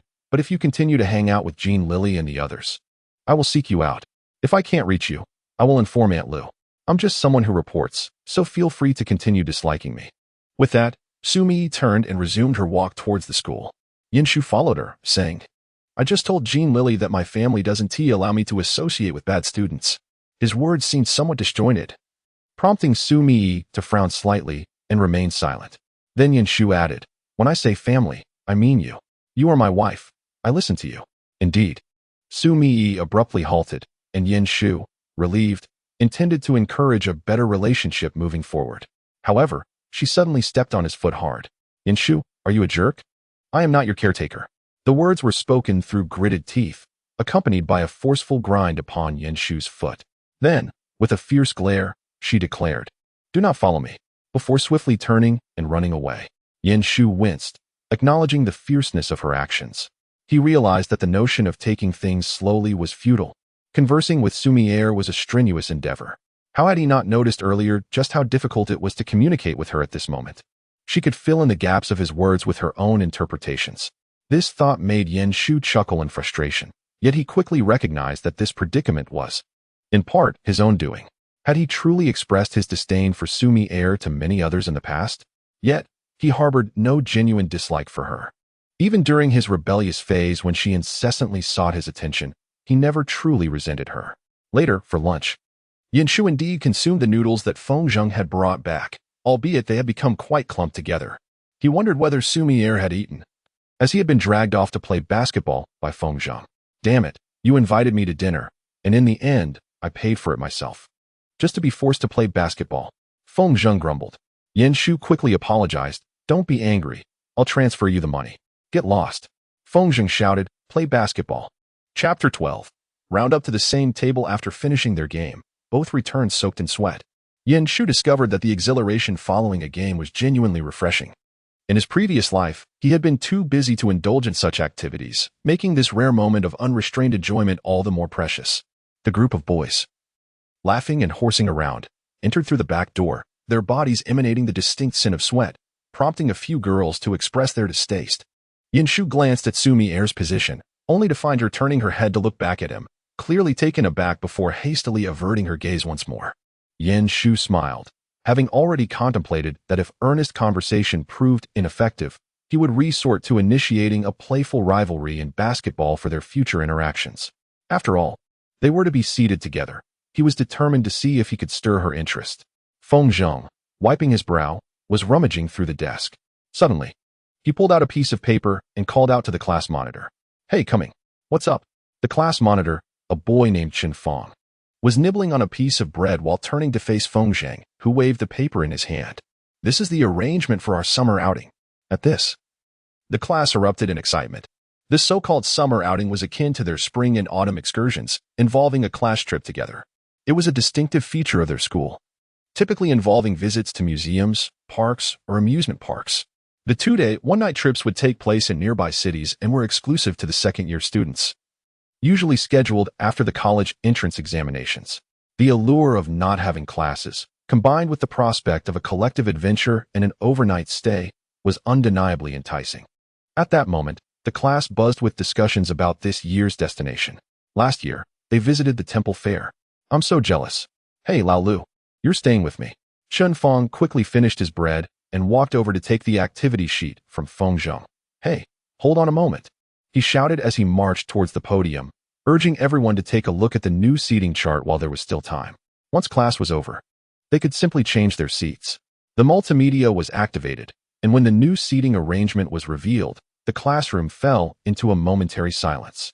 Then, it erupted into a frenzy, as the new layout featured individual seats. Everyone was without a deskmate. And what was most striking was the arrangement of boys and girls sitting apart from one another. The classroom, already spacious, could accommodate individual seating, as had been the case in the previous year. However, after their arrival, Teacher Xu believed that the students needed time to become acquainted, so she had arranged for them to share desks. Now, all those pairings had been disrupted, and wails of despair filled the air. Only Yin Shu felt a sense of delight as he glanced at the seat beside him, occupied by Xu Mier. He even noticed Zhang Sheng let out a sigh of relief. Yin Shu stole a glance at him, but Zhang Sheng quickly averted his gaze, likely feeling quite awkward. Nevertheless, Yin Shu was genuinely looking forward to this new seating arrangement. Chen Fong tapped the podium, urging the students to quiet down, reminding them that the teacher would arrive shortly. Class monitor, could you share some good news? What's the plan for the summer outing? Someone called out. Chen Fong glanced at his notes before responding. Well, I haven't mentioned it yet, but there's a meeting tonight. Mier, you should come with me. You're the vice class monitor. Xu Mier returned her gaze from the seating chart and nodded. Earlier, she had quarreled with Yin Shu at noon, and now she was to sit beside him. If only she had known, she wouldn't have sought out the teacher. Xu Mier thought to herself, yet she couldn't help but feel a bubbling excitement within. With the events of the afternoon, no one had much inclination to focus on their classes. There were 2 periods in the afternoon, one of which was self-study, while the other was taught by Teacher Xu, who had intentionally scheduled it for the last class. As soon as the bell rang, she stood on the podium, observing the students reluctantly shifting their seats. Among them, Yin Shu, with a smile on his face, appeared somewhat out of place. Feng Zheng couldn't help but exclaim, seriously, Yin Shu, are you all right? You're surrounded by the vice class monitor, the study committee member, and the sports committee member, and you're still smiling? Yin Shu thought to himself, why not? But replied aloud, aren't you sitting behind me, sports committee member? Feng Zheng remarked, something's definitely off with you. However, to others, Yin Shu's position as a struggling student seemed quite unfortunate, as he was flanked by class leaders who could keep a watchful eye on him. With great satisfaction, Yin Shu placed his desk next to Xu Mier. As Xu Mier glanced in his direction, she quickly diverted her gaze. Zhang Xian continued to cling to Xu Mier's arm, lamenting her reluctance to part ways. Xu Mier felt a twinge of guilt. Initially, Teacher Xu had intended to keep Yin Shu, a less diligent student, away from her due to her health concerns. Yet, it was Xu Mier who had insisted on sitting next to him. Otherwise, her seat would have been beside Zhang Xian. Nevertheless, she truly wished to be seated next to Yin Shu, as it would allow her to know immediately if he decided to skip class. All right, shall I accompany you for a meal? With a hint of exasperation in her tone, Xu Mier addressed the situation while Zhang Xian chuckled softly. Just then, the newly seated Yin Shu spoke up with a touch of melancholy. When will you ever speak to me so tenderly? Instantly, Xu Mier's cheeks flushed. For although Yin Shu had not mentioned her name, the implication was clear. The program beside them, with an expression of sheer terror, interjected. Isn't it natural for me to be gentle with my girlfriend? Yin Shu, who had been intently observing Xu Mier's face, was momentarily distracted by this tactless remark that disrupted the ambience. Rolling his eyes, he playfully tapped the program's head. You're everywhere. Xu Mier took Zhang Xian's hand, leading her outside for a meal, determined to avoid exposing her earlier moment of misplaced affection. Before Yin Shu could articulate his thoughts, Feng Zheng and the others intercepted him, suggesting they celebrate their unfortunate friend Yin Shu, the solitary individual surrounded by the class committee, by treating them to dinner. Why should I be the one to treat you? Yin Shu protested. Let's toast to your good fortune with a soda, they insisted. Surrounded by a throng of boys, Yin Shu missed the perfect opportunity to evade the situation. Yet, this experience felt refreshingly novel. In his previous life, he had drifted through school, often sleeping or skipping classes, and later, he merely repeated exercises during his second attempt at high school. He had never genuinely engaged in a proper high school experience. And perhaps this was a way to rectify past regrets. On the first day of their seating arrangement, Shu found himself unable to converse meaningfully with Xu Mier, as upon returning from dinner, she had already gone to a meeting. Class leader Chen Feng only rushed over after being prompted by Feng Zhang. As the meeting concluded, no one had returned. After completing most of his exam paper, only a handful of students remained in the classroom when Chen Feng and Xu Mier finally reappeared. Chen Feng was taken aback to see Shu still seated. Why hasn't Shu gone home yet? He questioned. Xu Mier, equally surprised, echoed the sentiment. Chapter 13. You disliked me even before entering your rebellious phase finally. With their return, Shu exhaled deeply, hastily stuffing his partially completed exam paper into his backpack. He realized, apart from English, which he found relatively straightforward due to its frequent use, he struggled significantly with the other subjects. Mathematics and physics had nearly drained the life out of him. At that moment, driven by a sense of pride, he refrained from letting Xu Mier see the chaotic state of his exam paper. Does the school not keep track of time during meetings? What hour is it? Shu couldn't help but lament, glancing at Xu Mier with a slight lift of his chin as he declared, I'm leaving. It's time to go home. The thought that he was waiting for her flickered in his mind, and Xu Mier's lips involuntarily curved into a smile. At that moment, Shu noticed a boy approaching with a backpack, inquiring, Mier, are you leaving? Allow me to accompany you for a while. Shu regarded Zhou Jiai, who was of similar height and build. He recalled him vividly, a top student who had secured the highest score in the entrance examination for the affiliated school, often dominating the first position in their grade. In his previous life, Shu had nearly become the provincial champion, and his clear memory of this boy stemmed from the fact that he was pursuing Xu Mier. In any case, during his previous life, while Xu Mier was enduring her repetition, this young man was still pursuing her. Thus, it actually began in the second year of high school. Shu suppressed the urge to roll his eyes. He was not particularly concerned about Zhou Jiai's ability to win her over. After all, in his former life, despite his poor attitude towards Xu Mier, Zhou Jiai was unable to woo his girlfriend. Now that he had been reborn, there was no way he would allow that to happen again. Yet, being a male, he instinctively felt disdain towards a rival in love. Chen Feng felt a rush of excitement within him. Goodness, both of them were lining up to ask Xu Mier if she wanted to go home together. Which of them would our illustrious school beauty, Xu, choose? Just as Chen Feng's mental commentary was still unfolding, he heard Xu Mier tell Zhou Jiai, you can go back. I don't need company. She turned to Shu and added, Shu, you come back with me. Zhou Jiai looked at Shu, his brow slightly furrowed. But he ultimately said nothing more, merely nodding and saying goodbye. He then turned, shouldered his backpack, and departed. Shu could not help but comment as he watched Zhou Jiai's retreating figure. Do you often go home together? Xu Mier shot him a perplexed glance. Why would we go home together? Chen Feng hastily packed his bag, saying, well then, Mier, I'm off. Xu Mier politely bid him farewell, while Shu waved casually. Once Chen Feng left, Xu Mier began to gather her belongings, stating, let us go. Shu reached for her backpack, which was rather heavy, and walked ahead. Xu Mier attempted to reclaim it, but was deftly evaded, leaving her to follow behind him. The lights were still on in the senior high school building, but several classrooms along the corridor they traversed had already been turned off. The two walked in silence, the only sound being the echo of their footsteps. Shu broke the silence. Meetings used to end this late? Not necessarily. It's less common for them to extend this late today, Xu Mier replied, sensing something odd about Shu. What are you trying to say? Shu paused for a moment, slowing his pace, until they walked side by side down the stairs. The stairwell was equipped with motion sensor lights, yet one level seemed to be malfunctioning, as the voice activated without illumination. How do you get back after meetings? Shu suddenly realized that he could not recall many memories of Xu Mier from before their repetition, only those where they had quarreled. Her taunts met with his silence. He had never known that she sometimes had to attend late meetings and return home at such a late hour. Xu Mier had always been timid, suffering from a heart condition. How frightened she must be returning home at this hour. Shu thought back to his previous life, remembering the times he stayed out late while she searched for him in various internet cafes.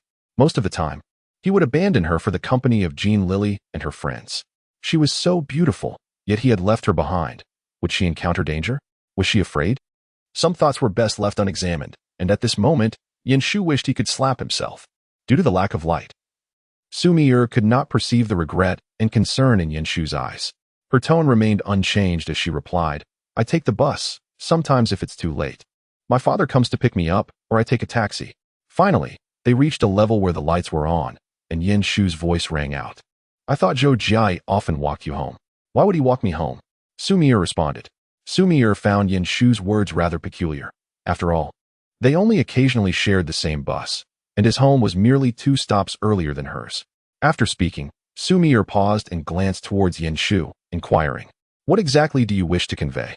Nothing much, just that I will accompany you from now on, Yin Shu replied, suppressing the multitude of emotions in his eyes and offering her a smile. I will wait for you, no matter how late. Xu Mier's lips parted slightly, hesitating with a flush of soft pink gracing her fair cheeks. She thought it odd that Yin Shu seemed different today, and hearing him utter those words only intensified her curiosity. Unable to contain herself, she asked, Yin Shu, you've become quite strange. What is the matter with you? She contemplated reaching out to touch his forehead, sensing he might be unwell, yet she remembered his aversion to her touch. Ultimately, her hand retreated, her gaze dimming as she murmured, I don't understand your motives. If you're worried, I might inform uncle and aunt. I assure you that as long as you refrain from skipping classes and staying out all night, I won't tell them. Dropping her long lashes, she continued, You need not force yourself like this. Doesn't it bother you? Not at all, Yin Shu replied without a moment's hesitation, then countered. Does it bother you that you were kind to me? That's different, Xu Mier thought to retort. However, the sound of footsteps echoed from downstairs, signaling the descent of more than one person. She turned and began walking down the stairs, her posture seemingly imbued with an air of hurried retreat. Let us head home, she said. Upon reaching the entrance of the community, Yin Shu had yet to receive her response. Were it not for the weight in the back seat of the car, the soft sensation that greeted him when he intentionally braked would have led him to believe he hadn't returned with Xu Mier at all. They continued in an oddly silent manner into the elevator. Once the doors closed, Yin Shu contemplated changing the topic. Yet Xu Mier spoke first. It doesn't bother me. Does it bother you that you were kind to me? Not at all, he affirmed, though he refrained from elaborating further. Yin Shu felt that it was sufficient. He had always known his wife to be a stubborn and proud girl, and at this age, her demeanor was likely even more pronounced. He smiled and replied, I'm not bothered either.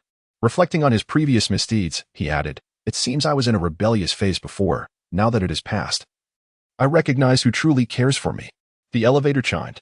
Xu Mier glanced at him, took her backpack from his hands, and as she exited, remarked, You disliked me even before you reached your rebellious phase. May I go home and give myself a good talking to? Chapter 14. In their past life. They were so close to perfection, returning to admonish oneself seemed rather unrealistic. Yin Shu could only watch as Mier returned home, metaphorically piercing her heart with an arrow. Before closing the door, she cast him a final glance, perhaps feeling a twinge of pity at the sight of him standing there, unmoving, staring at her. With a dry utterance of good night, she finally shut the door. Yin Shu felt he was easy to appease. He found her endearing in her stubbornness. Yet, the guilt within him continued to unfurl uncontrollably. He sighed and turned to open his own door. Remarkably, the house was devoid of quarrels. His parents sat quietly on either side, with 2 documents laid out on the table. Here comes the divorce agreement, does it? Yin Shu had already anticipated what they were about to say. As expected, Yin Cheng spoke up, Son, if your mother and I divorce, whom will you stay with? Li also looked at him in silence. However, Yin Shu's expression remained unperturbed. I am of age. I shall not stay with anyone. Just ensure you send me my living expenses on time. I will stay here, he remarked before retreating into his room. Yin Cheng and Lu Ye were left stunned. Lu Ye gazed at the closed door. What has happened to our son? Yin Cheng shook his head. I do not know. They exchanged glances, sensing something was amiss. No. We cannot proceed with the divorce just yet. What is going on with our son? I shall test the waters tomorrow. Yin Shu was unaware that his indifferent attitude had momentarily halted the divorce that had previously erupted into chaos. One could only attribute it to fate. Once in his room, Yin Shu proceeded to take a shower. Meanwhile, Xu Mier, visibly troubled, returned home, calling out, I'm back. Welcome back, darling. Come and have some sweet soup. Su's mother emerged from the kitchen with a bowl of syrupy goodness. Do you want to call Xiao Shu over to eat? Xu Mier pursed her lips, dismissing the idea. Forget it. He rarely comes even when called. Su's mother brushed it off. Boys at this age can be quite awkward. What is bothering you, dear? Do you have something on your mind? Su's mother had always shared a close bond with her daughter, having fought hard to bring her into this world, especially considering her frail health since childhood. Thus, The family had indulged her, though thankfully, she was a well-behaved child, albeit a bit quirky. Nevertheless, Sue's mother believed that such awkwardness was endearing in both young girls and boys. Xu Mier confided in her mother about everything, except for matters concerning Shu, as if instinctively fearing her mother would judge him harshly. At this moment, she shook her head. It's nothing. Are Uncle Yin and Aunt Lu still arguing next door? Sue's mother sighed. I heard they are getting a divorce. It's really just Xiao Shu who is suffering. Xu Mier lowered her head, sipping the sweet soup, pondering whether, if Uncle Yin and Aunt Lu truly divorced, Shu would move away. Would they no longer even be neighbors? After finishing his shower, Shu discovered that Xu Mier had sent him a message, which took him by surprise. Upon opening it, he found she had retracted it. Shu? He responded with a questioning emoji. She replied, It's nothing. I sent it by mistake. Shu chuckled, such a shy child. He brushed it off. Wait for me tomorrow morning. I'll give you a ride. He had expected her to be somewhat hesitant, but she promptly replied with an okay. The two exchanged emojis for a while, until she finally texted, I'm going to sleep. Shu sent back a goodnight kiss emoji. However, he noticed that she was still typing, and after 5 minutes, not a single word had been sent. Most likely, she was feeling shy. After 10 minutes, she finally sent a terse goodnight. Shu's previously suppressed emotions seemed to lift that night. Yet, as he lay down to sleep, he found himself troubled once more. He dreamt vividly of a past life, so realistic and clear that he was acutely aware it was not merely a dream, but something that had indeed transpired. In their previous life, they were so close to achieving completeness, yet it eluded them by the slightest margin. I am sorry, Dr. Yin. You know we did our utmost. Came the words. There is little time left. Let us bid farewell properly. It was a pity that Dr. Su was so young, a golden boy destined for greatness. And word had it that he was soon to be wed. A cacophony echoed in Shu's ears, an array of sounds overwhelming him. And he felt as if his mind might shatter. Before him lay a pale face, drained of color, once proud and graceful like a little swan. Now frail and on the verge of vanishing. Her typically lush and beautiful lips bore no trace of color. She stirred slightly, her long eyelashes fluttering. Her once bright eyes now dimmed, yet still fixated on Shu. Shu, she murmured, her delicate, cold hand grasped by his. This beautiful hand, which had saved so many, was now marred by puncture marks, bruised and lifeless. No matter how hard he tried, he could not warm it, just as he could not hold on to her fading life. Shu, could you not confess your feelings for me in the next life? I have secretly cherished you for so long. Xu Mier attempted to smile, but failed to produce even a semblance of joy. She pondered how to leave him with a beautiful memory, though she knew she must look dreadful at that moment. Shu gently brushed her hair aside and whispered, All right. In the next life, I will confess my affection for you sooner. Will you wait for me, or perhaps give me a hint? He recalled how she often called him a fool. His vision blurred as he struggled to maintain clarity of her face. Wiping his eyes of tears, he finally beheld her smiling countenance once more. She seemed to reach out to touch his face, yet her strength had waned. He took her hand and placed it against his cheek, but still, he could not retain her warmth. Ultimately, those beautiful eyes closed for the last time. It is said that when one is engulfed in profound sorrow, tears may elude them. Shu's mind was inundated with fleeting memories. He recalled 2 children, a boy and a girl, walking ahead of each other. The little girl called out softly, Shu, brother. The boy, vexed, replied, You are so annoying. In a fit of anger, the girl tossed her strawberry milk at him, declaring she would never play with him again. In the blink of an eye, the boy was 8, receiving an apple and a card from a classmate for Christmas. Yet the exquisite girl suddenly snatched the apple from his hand and took a large bite. On their return journey, they sat in silence in the back seat, when suddenly, someone tossed a bright red apple and a crumpled card into his lap. Their Uncle Su, who had come to pick them up, laughed and said, Little Erdwa picked out the most beautiful apple after a night of deliberation.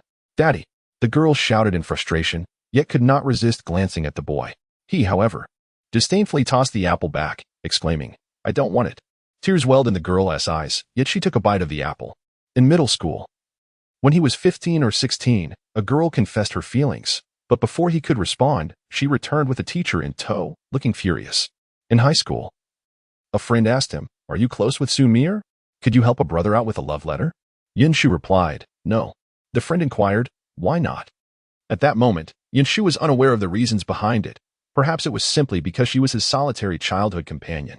Subsequently, his family encountered unforeseen turmoil. And in the dead of night, She traversed various internet cafes and gaming halls in the city to find him, accompanying him through his repetition of studies. After he had been betrayed, she spent an entire night with him, sharing beers while her eyes glistened with tears as she scolded him for being foolish. Later, they enrolled in the same university for their postgraduate studies. He finally confessed his feelings. She looked stunning that day, even with tear-streaked cheeks. Their engagement was met with the blessings of all. And then, abruptly, the dream shattered, revealing a lifeless beloved before him. Yinshu jolted upright, his face marked with tears and the fatigue of a night steeped in nightmares. Chapter 15. The school now harbored yet another sorrowful soul. Yinshu felt as though his mind was on the verge of fracturing. He pressed his hands against his head and glanced around the darkened room. Reaching for his phone to check the time, 3 in the morning. In his previous life, for 3 years following Xu Mier's demise, he had persistently dreamt of the scene of her passing, regardless of how exhausted he was from the day's surgeries. He had thought that perhaps he had finally escaped these dreams, believing his rebirth had alleviated his recurring affliction of memories. Yet, it appeared he had been overly optimistic. Taking a deep breath, he reflected on his day spent with Xu Mier. She had always approached him with caution, a blend of disbelief and an irresistible urge to protect him. All of this tugged at Yinshu's heartstrings. In the youthful days he had taken for granted, her affections had been both humble and timid. This was something he had never noticed or engaged with. Now, Yinshu comprehended how many years he had missed out on her. Unable to return to slumber, he decided to rise and wash his face. He felt a yearning for a cigarette, but found none in his room. In his former self, he had no addiction to smoking, though he indulged occasionally. It had served as a slight pick-me-up. However, after Xu Mier's departure, his craving had intensified. Now, the thought of not smoking left him feeling unsettled. Thus, Yinshu ventured out. To his surprise, he discovered someone in the seemingly empty living room, a figure on the balcony smoking. In the stillness of the night, even the slightest sound was amplified. Yinqing, who was smoking, turned upon hearing the noise and spotted his son standing behind him. He arched an eyebrow, initially presuming Yinshu had risen to wash his trousers, a common occurrence among adolescent boys. Yet, Yinshu held nothing in his hands. Yinqing lowered his voice, inquiring why his son was awake at such an hour. Yinshu approached him, deftly picking up a cigarette from the nearby pack and lighting it with a lighter. Yinqing sighed, muttering to himself that his son was now an adult. After taking a puff, Yinshu looked at his father and asked why he too was not asleep. "I can't sleep. Your mother mentioned divorce," Yinqing replied with a hint of discomfort. "Isn't that a bit cowardly?" Yinqing felt somewhat embarrassed discussing his marital issues with his son. Yet, Yinshu responded, "What is there to be embarrassed about? You said I'm an adult now, but if you don't wish to part ways, why create such turmoil? In any case, you will end up remarrying." Yinqing was somewhat taken aback, realizing that he hadn't had a proper conversation with his son in quite some time. Over the years, his relationship with his wife had soured, causing both of them to overlook their child. Reflecting on it now, had the child truly grown up so quickly? It seemed they hadn't even celebrated his birthdays properly. "Your mother and I are far from being adequate parents. Thankfully, you haven't gone astray," Yinqing suddenly remarked without any preamble. Yinshu thought to himself that he had indeed been lost for quite a while, nearly tethered to a little girl who held on to him. However, he refrained from voicing his thoughts and simply said, "I don't need you to concern yourselves with me.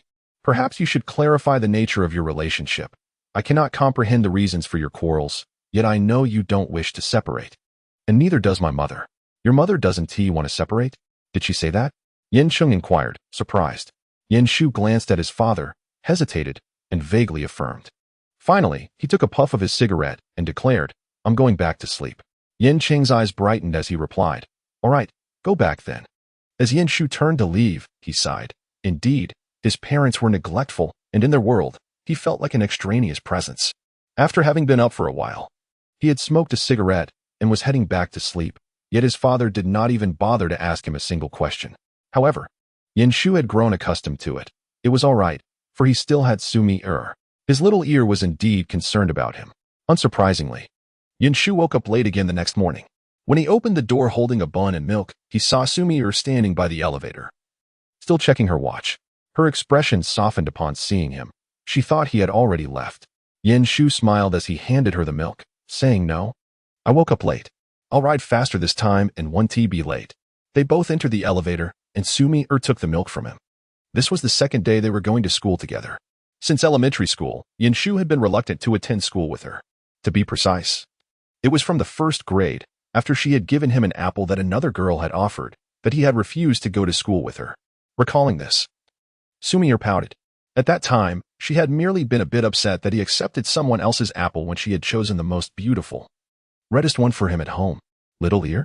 As Shu noticed the elevator had arrived and she showed no intention of exiting, he couldn't help but call out. Xu Mier paused, her large eyes fixed on him. What did you call me? Shu was momentarily taken aback. Indeed, he had addressed her by both name and surname back in high school. However, since he had decided yesterday to initiate a playful exchange, he smiled and said, I called you Little Ear. Wasn't that what I used to call you? Yet Xu Mier's face flushed slightly, and she quickly averted her gaze, responding with a soft "oh" as she stepped out first. To Shu, her retreating figure resembled someone fleeing in a hurry. He quickly caught up and, as he had done the day before, picked up her backpack. As he took her bag, he casually grasped her hand. Xu Mier appeared startled, instinctively shrinking back. Then, she watched as Shu walked ahead with an air of nonchalance. Was it merely my own overthinking? However, it seems that Shu has indeed changed. Xu Mier stood still, contemplating Shu's silhouette. Noticing she had not followed, Shu turned back and urged, Come on, we might be late for school. Xu Mier exclaimed and hurried to catch up. Shu, concerned, advised her to take it slow. Xu Mier couldn't help but remark, You have such high expectations. Shu smiled. I care about you. She observed Xu Mier pursing her lips and letting out a soft "oh," her eyes flickering with what seemed to be shyness. Shu squinted slightly, as if realizing how to interact with her. At this age, Xu Mier appeared to become obedient whenever he initiated contact. She resembled a prickly hedgehog. Yet, when gently coaxed with a small treat, she would reveal her soft underbelly. Of course, this demeanor was exclusive to Shu. This was a discovery Shu would make the following day. The Xu Mier who softened at his touch was not the same when confronted by others. Jin Lili was as merciless as autumn winds sweeping away fallen leaves. After morning classes, Shu observed someone from another class beckoning Xu Mier outside. Beside him, Chen Fong remarked without hesitation, Look, this school is about to gain another heartbroken soul. Shu responded with a questioning sound. Why? Chapter 16. Xu Mier. Do you have someone you like? Shu genuinely did not react immediately, as his gaze was still following Xu Mier as she exited. It was the lunch break, and many students were streaming out. Xu Mier had been called out by a girl from the adjacent class, and it seemed there was also a boy with her, though Shu could not see clearly. That guy was the academic representative from Class 3, likely there to confess. He had previously shown interest in Xu Mier and often found excuses to converse with her during their joint study sessions. Noticing Shu's apparent interest, Chen Fong lowered his voice to gossip. Just then, they saw Zhou Jiai also leave his seat, heading in the direction of Xu Mier. Oh, is there going to be a scene? Chen Fong craned his neck to look. Surprisingly, Shu, who had been sharing gossip with him, also stood up and made his way outside. Hey, where are you going, Shu? Chen Fong called out. Going to eat, Shu replied. Wait for me, Chen Fong exclaimed, rising to follow him. However, Shu waved him off. I have plans. Chen Fong responded with a sound of understanding. Sensing that Shu seemed a bit rushed. Are you that hungry? Could Shu not be anxious? One after another, they were all vying for his girl. Weren't they? He headed towards the direction they had just departed, where there was an empty information classroom. Ah, the legendary confession spot. For the surveillance cameras had been broken for quite some time. Shu had once been cornered there by Jin Lili during a confession. Indeed, as he approached, he caught sight of Zhou Jiai's back. Halting his steps, he hesitated, contemplating whether to proceed. Deep down, he understood that his decision would not alter the outcome. Xu Mier would not accept anyone. This is the confidence that Xu Mier possessed from her previous life. Yet, she still felt an irresistible urge to assert her claim. Despite the fact that their relationship was currently a pure and innocent neighborly bond of childhood friends. Mier, do you have someone you like? Zhou Jiai's voice was as gentle as his demeanor. Shu, who had initially lifted his foot, set it down again.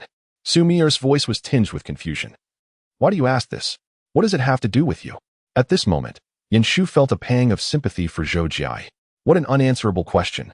Yet, it was indeed something Xu Mier might say. Zhou Jiai, taken aback by her response, paused for a moment before sighing. I thought we were at least friends. Just now, I even interrupted someone confessing to you. Xu Mier appeared perplexed as she gazed at the young man before her, gradually realizing that he might have feelings for her. If that were the case, it would be quite awkward for Xu Mier, as she truly had not considered it that way. Just then, Shu called out from around the corner, "Xu Mier, it's time to eat." Xu Mier's eyes brightened. Perhaps unbeknownst to her, but Zhou Jia noticed it clearly. He had previously observed Xu Mier's excessive attention towards Shu, but since Shu had never reciprocated and seemed somewhat indifferent to Xu Mier, Zhou Jia thought it was quite normal. After all, who hasn't he admired someone exceptional in their youth? Shu was undeniably handsome, fitting the type many girls would favor, and moreover, Xu Mier and Shu were childhood friends. However, Zhou Jia had noticed a shift in Shu's attitude recently, which prompted his inquiry today.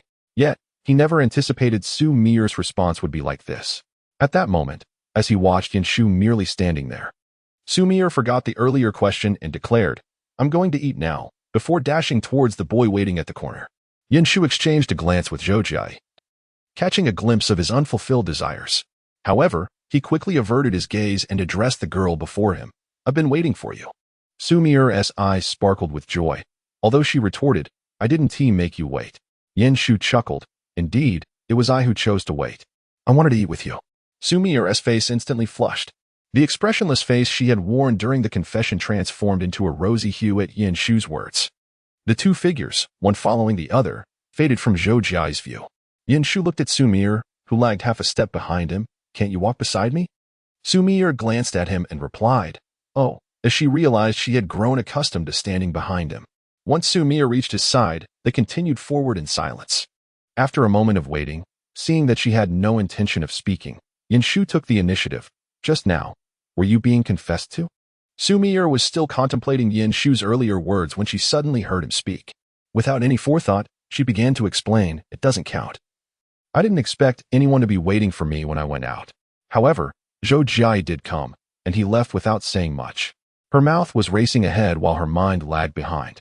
Only after finishing her explanation did Xu Mier realize that she had no obligation to clarify. Perhaps Shu had merely asked out of casual curiosity. Yet, to her astonishment, Shu followed up with, "Does Zhou Jia like you too?" Xu Mier halted her steps, casting a surprised and perplexed glance at Shu, who was gazing at her without flinching. For a moment, silence enveloped them. Finally, Xu Mier spoke, her tone surprisingly flat. "I actually believe there are quite a few people who like me. I cannot prevent others from having feelings for me. However, the matter of liking someone is a personal affair, as long as it does not disturb others. I am uncertain about it. Just like my affection for you is my own matter, and you are equally unaware." After saying this, Xu Mier walked away. Shu, who had merely intended to spark a conversation, sensed a shift in Xu Mier's mood after her words. He hurried after her, saying, "So I can tell he likes you. Do you like him?" "No." Xu Mier appeared somewhat exasperated. "Shu, you are far too inquisitive." "Am I? I don't think I'm that nosy." Shu replied with a chuckle. "Hey, do you have someone you like? Hurry and say yes, so I can ask further. Once we break the ice, we can embark on our early romance together." Shu's mind was buzzing with schemes. However, he seemed to underestimate Xu Mier's stubbornness and pride. In response, Xu Mier quickened her pace. "No. Didn't you say our primary task is to contribute to our nation? I believe you're absolutely right. Well, contributing to our nation doesn't currently require us," Jin Lili observed as she watched Shu trailing behind Xu Mier, a shadow of gloom crossing her face. How had Shu transformed so completely? She refused to believe it. "Starting tomorrow, I will resume my regular updates every evening around 5 or 6. Chapter 17. Are you in a relationship? Although Shu ultimately did not manage to extract any information about whether Xu Mier liked someone, he already knew the answer to that question, so her silence was inconsequential. Today, Jin Lili had not appeared before Shu, which greatly improved his mood. After all, when it came to relationships, it was best to part amicably. Their feelings for each other were not particularly profound, were they? During evening study, Shu wore a serious expression. A few test papers lay on the desk before him. From last month's monthly exam. Feng Zheng glanced curiously at them, then gasped in astonishment as he picked them up for a closer look. "No way, Shu. With your scores, you can't possibly have done so poorly on multiple-choice questions." Previously, Feng Zheng had been curious about how someone could score in single digits on an exam. It was hard to believe anyone could be that unlucky. Chen Feng also leaned over to take a look, then clicked his tongue in disbelief. "Gu, you are impressive." Shu thought to himself that he also felt quite remarkable. A wry smile appeared on his face as he replied, "It's nothing special." Seated not far away, Xu Mier cast her gaze upon the strikingly vivid red scores before her, a slight frown etching her brow. Yin Shu suddenly felt a pang of guilt. After all, Xu Mier's academic performance was indeed commendable. He placed his hand over his own paper, conveniently concealing the dismal score, and remarked, "I shall certainly perform better next time." One could only hope. Feng Zheng returned his paper, and Xu Mier noticed the glaring 9 on her physics exam. A flicker of surprise crossed her eyes. It was no wonder the physics teacher seemed to target him. This score was disheartening. The class bell rang, and the homeroom teacher entered, coincidentally their physics instructor, who shot a dark glare at Yin Shu. Each time, it was their poor performance that dragged down the class average, resulting in the physics scores being perpetually at the bottom, and he often found himself called out during faculty meetings. His expression towards Yin Shu was anything but amiable. Yin Shu felt as though he could be pierced through by the teacher's gaze after staying for evening study hours and wondered if the teacher's eyes ever grew weary. Yet, the intensity of that look made him refrain from asking, fearing it might provoke a physical response. However, Yin Shu devised a clever plan, one that could enhance his academic standing while simultaneously fostering a closer bond with Xu Mier. After evening study, the two were finally able to leave on time. Xu Mier hesitated momentarily before boarding the vehicle. Contemplating tutoring, Yin Shu hung her backpack on the front of the bicycle, genuinely curious about its substantial weight. In contrast, his own backpack held nothing but papers and pens, feeling light as a feather. "Is my score not blindingly bad?" Yin Shu declared with false bravado, recalling how Su's uncle had suggested that she should help him with his studies during a family dinner over the New Year. At that time, old Yin had lamented about his poor grades while praising Xu Mier's excellence. This recollection emerged from the depths of his memory during their evening study session. Xu Mier paused, unable to refute him, and murmured softly, "Did you not say it was unnecessary before?" Yin Shu's grades were indeed dismal, at least at present, Xu Mier had previously inquired, only to be met with his derision, asserting that he could not aspire to the heights of exemplary students. His reluctance was evident. Consequently, Xu Mier had refrained from broaching the subject again, avoiding any mention of academic matters in his presence. Surprisingly, this evening, Yin Shu had initiated the topic himself. At this point, Yin Shu had already prepared his excuse, speaking in a grave tone, "People inevitably grow. With my scores, I might not even make it to college." He swung himself onto the bicycle, gesturing for Xu Mier to join him. "Will you truly assist me with my studies?" Xu Mier obediently settled into the back seat, gently grasping the hem of his school uniform and huffed, "Consider this your fee for tutoring." Yin Shu flashed a smile. "All right then." He pedaled away, unaware of the radiant glimmer in the girl's eyes and the subtle smile that graced her lips. The weather in May began to warm, a gentle breeze rustling their uniforms, causing them to sway. Their shadows, cast by the streetlights, stretched long upon the pavement. Upon arriving home, it was just past 9 o'clock, and Yin Shu followed Xu Mier closely. Xu Mier initially intended to open the door, but, feeling overwhelmed, turned to him and asked, "Why are you following me?" Yin Shu innocently replied, "Did we not agree on extra tutoring?" Xu Mier raised an eyebrow, her voice laced with confusion now. My grades are this poor. How will I manage for the finals?" Yin Shu maintained a defiant expression. Xu Mier seemed to find his argument somewhat reasonable. Pressing her lips together, she said, "My parents are at home, and your father is likely in his study." Yin Shu blinked, wearing a look of realization, and then said casually, "Then why don't you come to my house? The study might not be suitable, but my room is fine. I'll open the door." Seeing that he had gone this far, Xu Mier felt she could not refuse any longer. She nodded, "All right, I'll come over shortly. Today we'll study physics." Yin Shu recalled the glaring score of 9 and fell silent for a moment. Finally, with a determined nod, he agreed. "Fine." He turned swiftly to return home only after watching Xu Mier step inside. Yin Cheng, having not yet uttered a word, saw his son rush to his room. "What is the matter, son?" he asked, puzzled. Yin Shu glanced at his relatively tidy room and sighed in relief. "It's clean enough. No unpleasant odors." "What is with the sudden urgency?" Yin Cheng followed him in, casting a glance around. Yin Shu replied, "Oh, it's nothing. Little Ear is coming over for tutoring."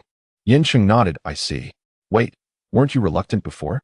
Yin Shu mumbled, My grades have become quite unsightly. Actually, I thought about it seriously later. I sensed something was off last night."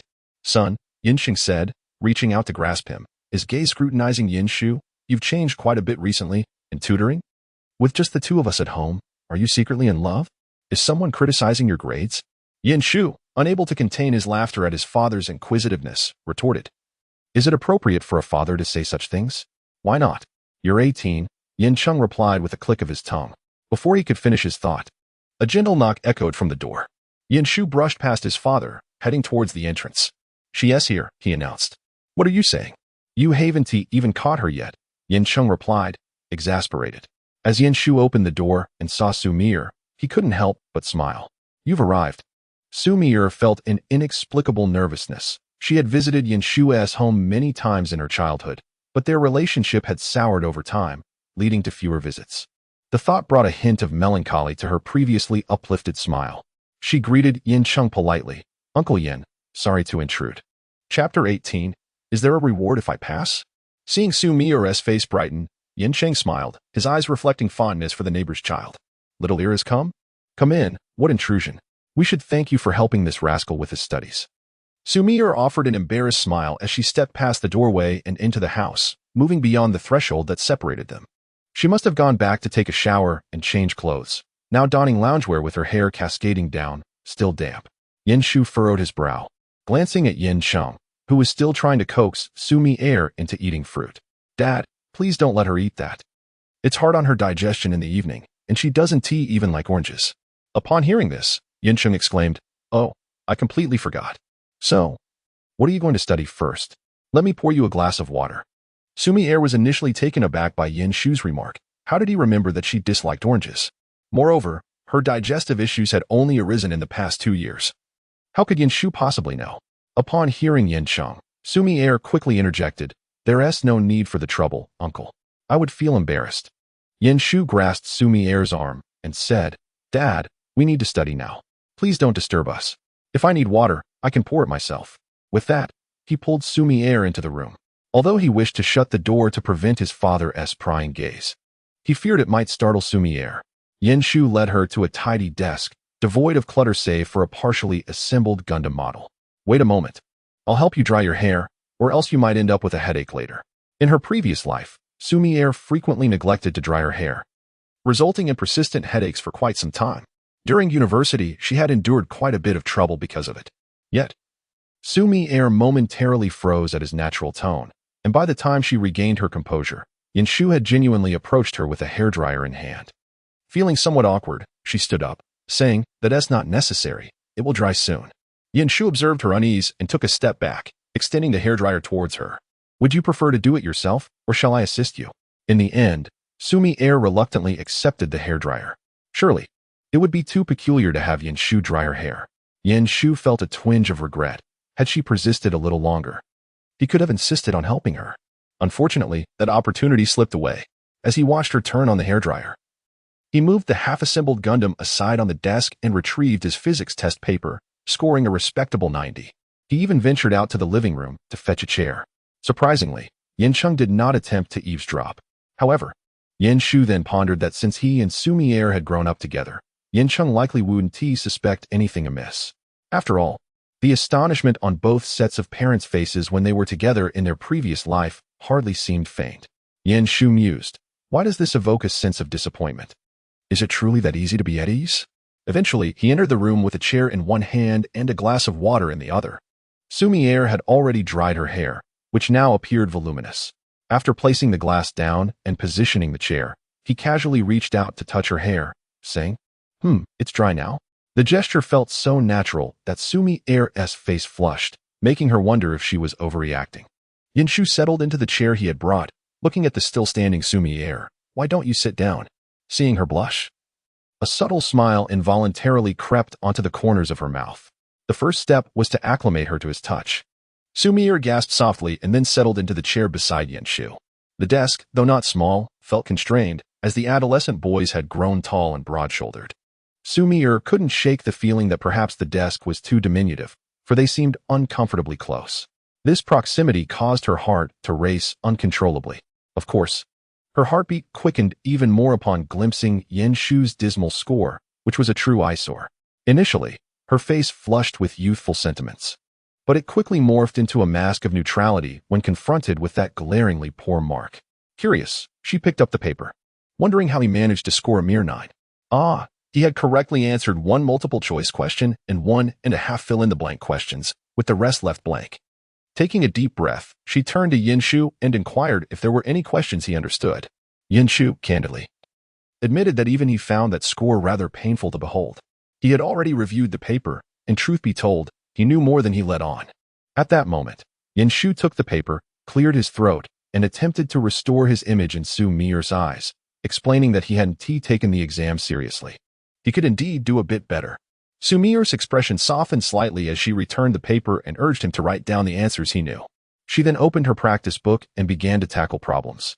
The imagined scenario of stolen glances and unintentional touches, reminiscent of romantic novels and films, failed to materialize. Instead, his wife appeared as a relentless problem-solving machine, diligently working through her exercises. Noticing he was still holding the paper without making progress, she nudged him, asking why he was working. Yinshu sighed, acknowledging her prompt, and picked up his pen to begin. As Xu Mier observed him writing, she stealthily gazed at him for quite some time, one hand gently pressed against her rebellious, racing heart. How uncooperative it was. In Yinshu's presence, she simply lost control. After approximately 10 minutes, Yinshu completed the questions he could answer and propped his chin on his hand, watching Xu Mier solve math problems. After a while, he pointed out a mistake with his pen, stating, "This one is incorrect." Initially baffled, Xu Mier followed his gaze and saw the doubt etched on his face. While mentally calculating, she inadvertently blurted out, "It's your fault for speaking too fast." He chuckled lightly, saying, "I was just joking." However, Xu Mier recalled that Yinshu had excelled in mathematics previously, being part of the competition class until it was disbanded. They were then placed in a regular class. Even now, though he appeared disinterested in studying, his mathematics had never faltered. Reflecting on this, it seemed quite reasonable for him to point out errors. With an O, Xu Mier recalculated at the point he indicated. Indeed, her final answer aligned perfectly with the standard solution. She let out a sigh of relief and then glanced at Yinshu's paper. Had he finished? Yes, he had written everything he could. Yinshu weakly replied, "I did my best." Xu Mier reached for the paper, but Yinshu pressed down on it, asking, "Is there a reward if I pass?" Chapter 19, "But aren't you supposed to take your little green plum home?" His eyes sparkled with anticipation as he spoke. However, Xu Mier looked puzzled. "Did teacher one not write the answers on the board tonight? It's not surprising that you remember them." Yinshu sighed and released his grip, conceding, "All right. I knew the reward wouldn't come easily." Xu Mier examined the paper in her hands. She remembered all the answers. Yet, tonight, teacher Wang provided only the answers, devoid of the process. Remarkably, the workings Yinshu had written for the major problems were all correct. After calculating the score, Xu Mier was astonished to find he had scored 68, a significant improvement compared to that glaring 9. She looked at Yinshu and remarked, "These are the ones you know?" "Yes, the rest I don't understand," Yinshu replied, glancing at Xu Mier and adding, "Actually, I'm not that terrible, am I?" A smile broke on Xu Mier's face, and she cheerfully affirmed, "No." Sensing an opportunity, Yinshu was about to speak, but Xu Mier interrupted. "Then let me explain the remaining questions to you." They discussed the last physics paper until 11 o'clock. Xu Shu, her uncle, knocked on the door to remind Xu Mier that it was time to go home and rest.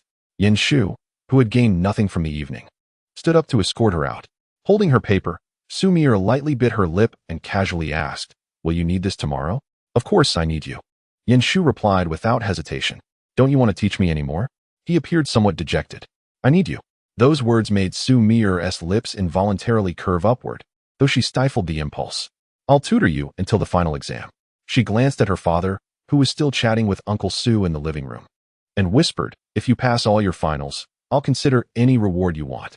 After a moment, she added, "Except for letting you go online all night." Yinshu's eyes brightened. "Is there such a good deal?" He readily agreed. "All right." Xu Mier looked at him and softly said, "I'm going back now." They exited one after the other. After seeing the father and daughter off, Yin Cheng remarked, "Old Xu has truly cherished his daughter for decades." He cast a glance at his son, who wore a happy expression, thinking that daughters were indeed better. Yinshu rolled his eyes. "Then you might consider having a second child with my mom. I have no objections. It might even ease your relationship." After saying this, he turned and returned to his room, completely unaware that his casual remark left his father in deep thought. As Yinshu closed the door, he was enveloped by the scent of the body wash Xu Mier used, or perhaps it was the fragrance of her shampoo. Regardless, it brought him a sense of delight. Remarkably, that evening, perhaps due to Xu Mier's enchanting presence, Shu experienced an uninterrupted night of dreams until dawn. The two maintained a routine of attending classes together during the day and engaged in private tutoring sessions at night for an entire week. This week of campus life was rather tranquil, with Jin Lili conspicuously absent, which brought Shu a sense of relief. Before long, Saturday arrived. Now in their second year of high school, they still had classes on Saturdays, albeit without the obligation of evening self-study. Ever since Shu had unveiled Zhang Xing's hidden intentions, the latter had scarcely spoken to him. Coupled with the recent seating adjustments, Shu found himself developing a closer rapport with Fengzheng. It was evident that Shu and Fengzheng were destined to be good friends, as their personalities harmonized splendidly. In just this brief week, their bond had grown remarkably strong. Chen Feng even remarked on the palpable chemistry between the two, which drew a contemplative glance from Xu Mier. Shu hastily withdrew his hand from Fengzheng's head, asserting earnestly, "Impossible. My sexual orientation is perfectly normal." Fengzheng retorted, "The way you say that makes it seem like we actually have something going on. Are you out of your mind, Shu?"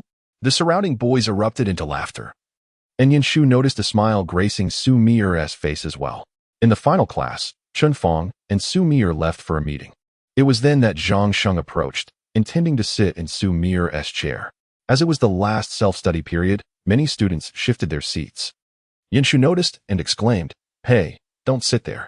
Zhang Sheng, mid-motion, froze and pointed to Chen Feng's former seat, inquiring, "Is it okay to sit here?" "Whatever," Shu replied, diverting his gaze and returning to his calculations.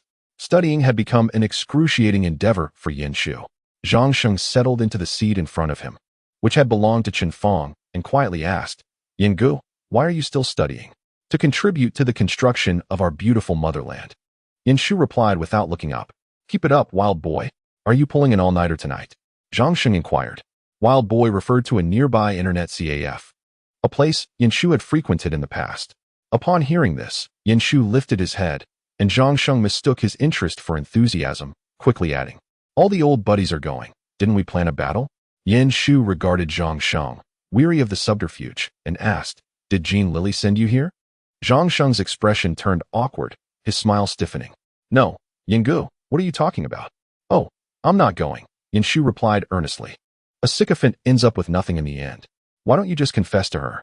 I'd feel sorry for you otherwise." Fengzheng, who had been listening, couldn't suppress a chuckle, exclaiming, "Why are you so savage?" Both Shu and Zhang Sheng turned their gaze towards him. Fengzheng feigned innocence, saying, "I wasn't eavesdropping. You were just loud enough."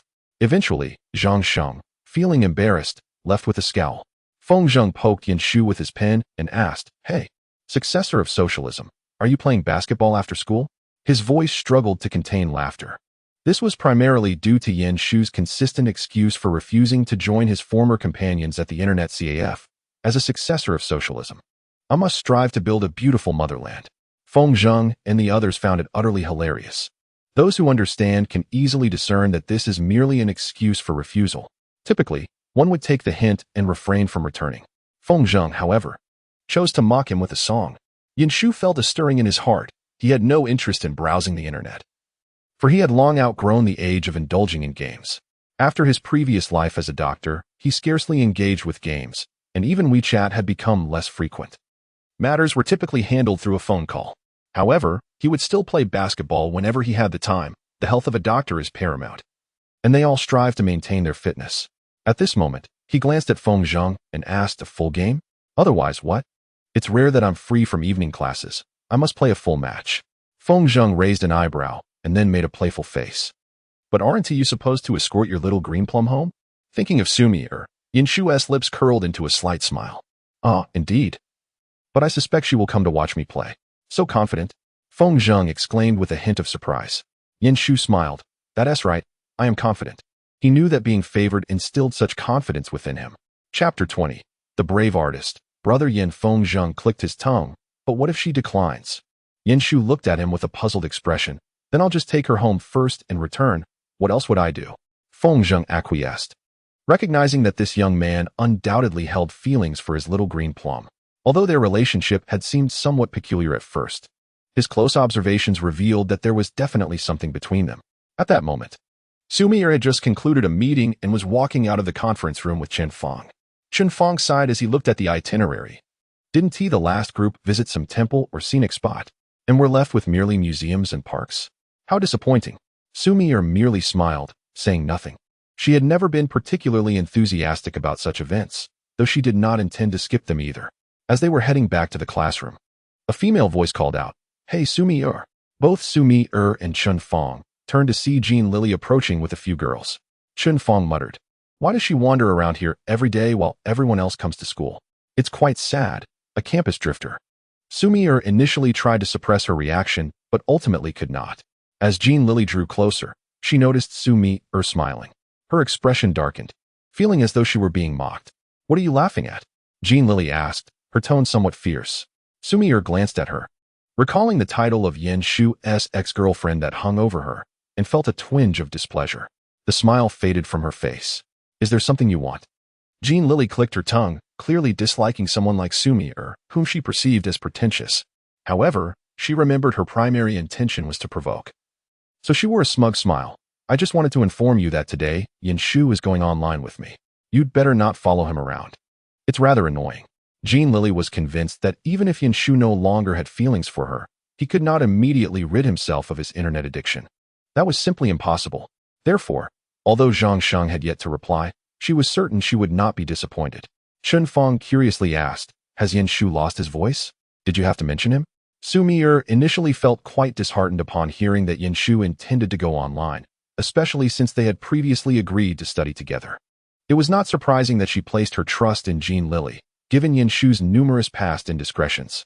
However, a single question from Chen Fong jolted her back to reality. Indeed, Yan Shu had not mentioned anything to her. What significance did Jin Lili hold? Xu Mier cast a glance at Jin Lili, who was rolling her eyes and retorting to Chen Fong with a dismissive, "What is it to you?" Slowly, she responded, "I return that sentiment to you. You needn't concern yourself with my affairs with Yan Shu." Then, turning to Chen Fong, she declared, "Class monitor, we shall take our leave." This left Jin Lili fuming, stamping her foot and exclaiming from behind, "I'm curious to see how you'll catch up to Yan Shu." Xu Mier thought to herself, "Catch up? I never intended to pursue him. I am well aware he does not harbor feelings for me." At that moment, she looked at Chen Fong and expressed her gratitude. "Thank you, class monitor." Jin Lili was somewhat notorious within the school for her unruly behavior, and most would have likely fled the scene. After all, who wishes to stir up trouble? Yet, Chen Fong stood by, unwavering. He waved his hand dismissively, saying, "For any student in our class, I would never abandon them." Xu Mier nodded and reiterated her thanks. The two returned to class in a sequential manner. Seizing the opportunity, Chen Fong announced the outing scheduled for June 1st and 2nd. Instantly, the previously subdued classroom erupted with excitement. Yan Shu recalled that in his past life, he had taken leave and missed out on the event. This time around, he leaned over and tapped Xu Mier's desk. When she turned to look at him, he inquired, "Are you going?" The class monitor mentioned their south and amusement park in the area.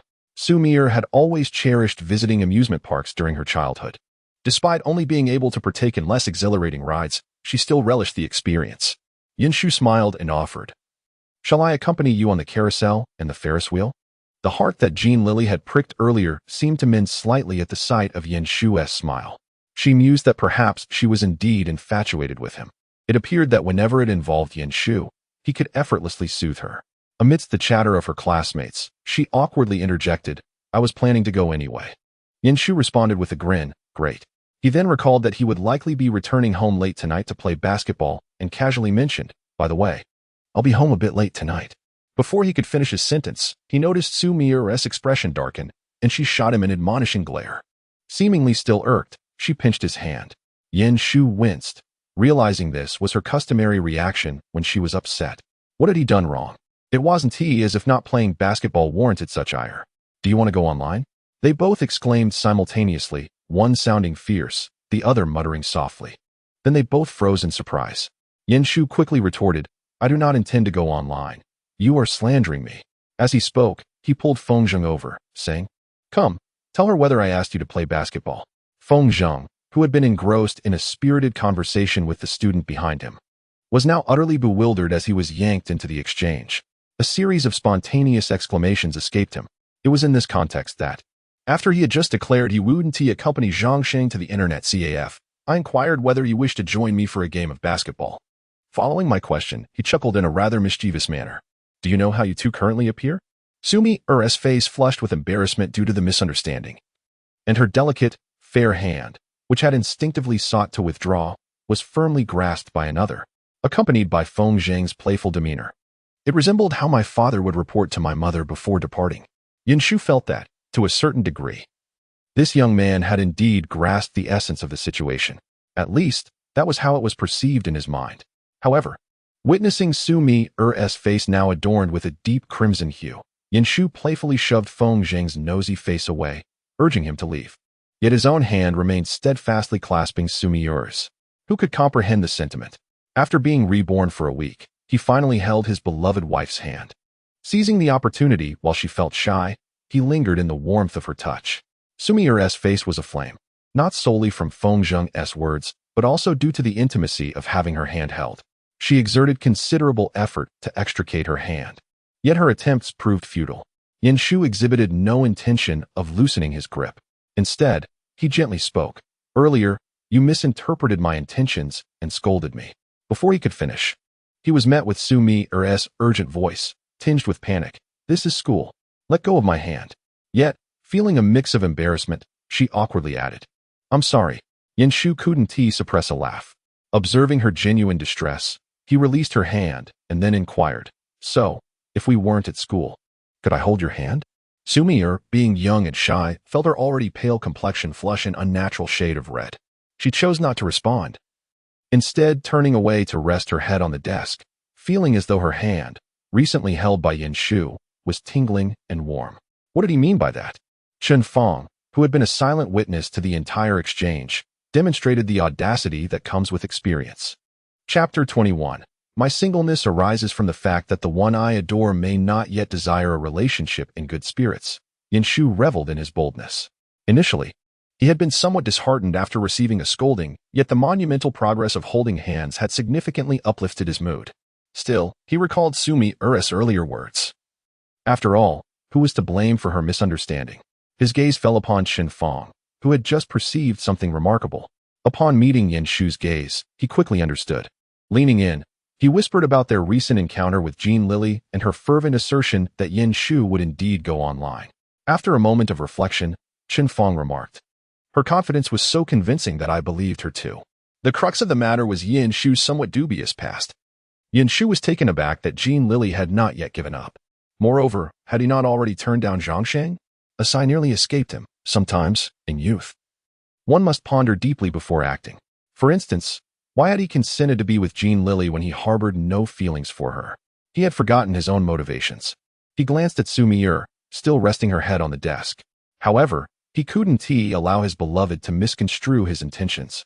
The final class bell rang, and discussions about the upcoming outing ensued, as they would embark on their adventure together the following Monday. For students of this age, it is indeed a delightful occurrence. Thus, even when the bell rang, no one seemed inclined to leave. Feng Zhang swiftly seized a basketball and dashed outside, exclaiming, I'm claiming the court. Remember to come. Yin Shu, if you can't make it, just send me a message. Yin Shu responded with a soft acknowledgement. From her bag, she retrieved a strawberry-flavored lollipop, which she had casually taken when the supermarket failed to provide change during lunch. She gently offered it to Xu Mier, who was resting her head on her arms. Her voice laced with laughter, class is over. The lollipop was taken, and at last, the resting figure stirred. At that moment, Zhang Xian, having just finished packing her bag, inquired of Xu Mier, are you coming with us? We're heading to the bookstore. Ordinarily, Xu Mier would have joined Zhang Xian and the others without hesitation. However, recently, she had been returning home with Yin Shu, and since Yin Shu had just mentioned wanting to play basketball, Xu Mier felt a twinge of curiosity. Yet, Yin Shu had not extended an invitation to her. With a slight pursing of her lips, Xu Mier cast a quick glance at Yin Shu. Her gaze flitted away almost instantaneously, but Yin Shu knew her too well. With a smile directed at Zhang Xian, Yin Shu remarked, Ah, Zhang Xian, it's first come, first served. I hereby invite Xu Mier to watch me play. Zhang Xian, possessing a playful spirit, retorted, you claim it's an invitation, yet Xu Mier hasn't agreed. Has she? Right, Xu Mier? The corners of Xu Mier's mouth lifted slightly as she tightened her grip on the lollipop and murmured, actually, I have agreed. Zhang Xian gasped dramatically, turning in mock despair. Lily, we've been abandoned. Let us go on our own.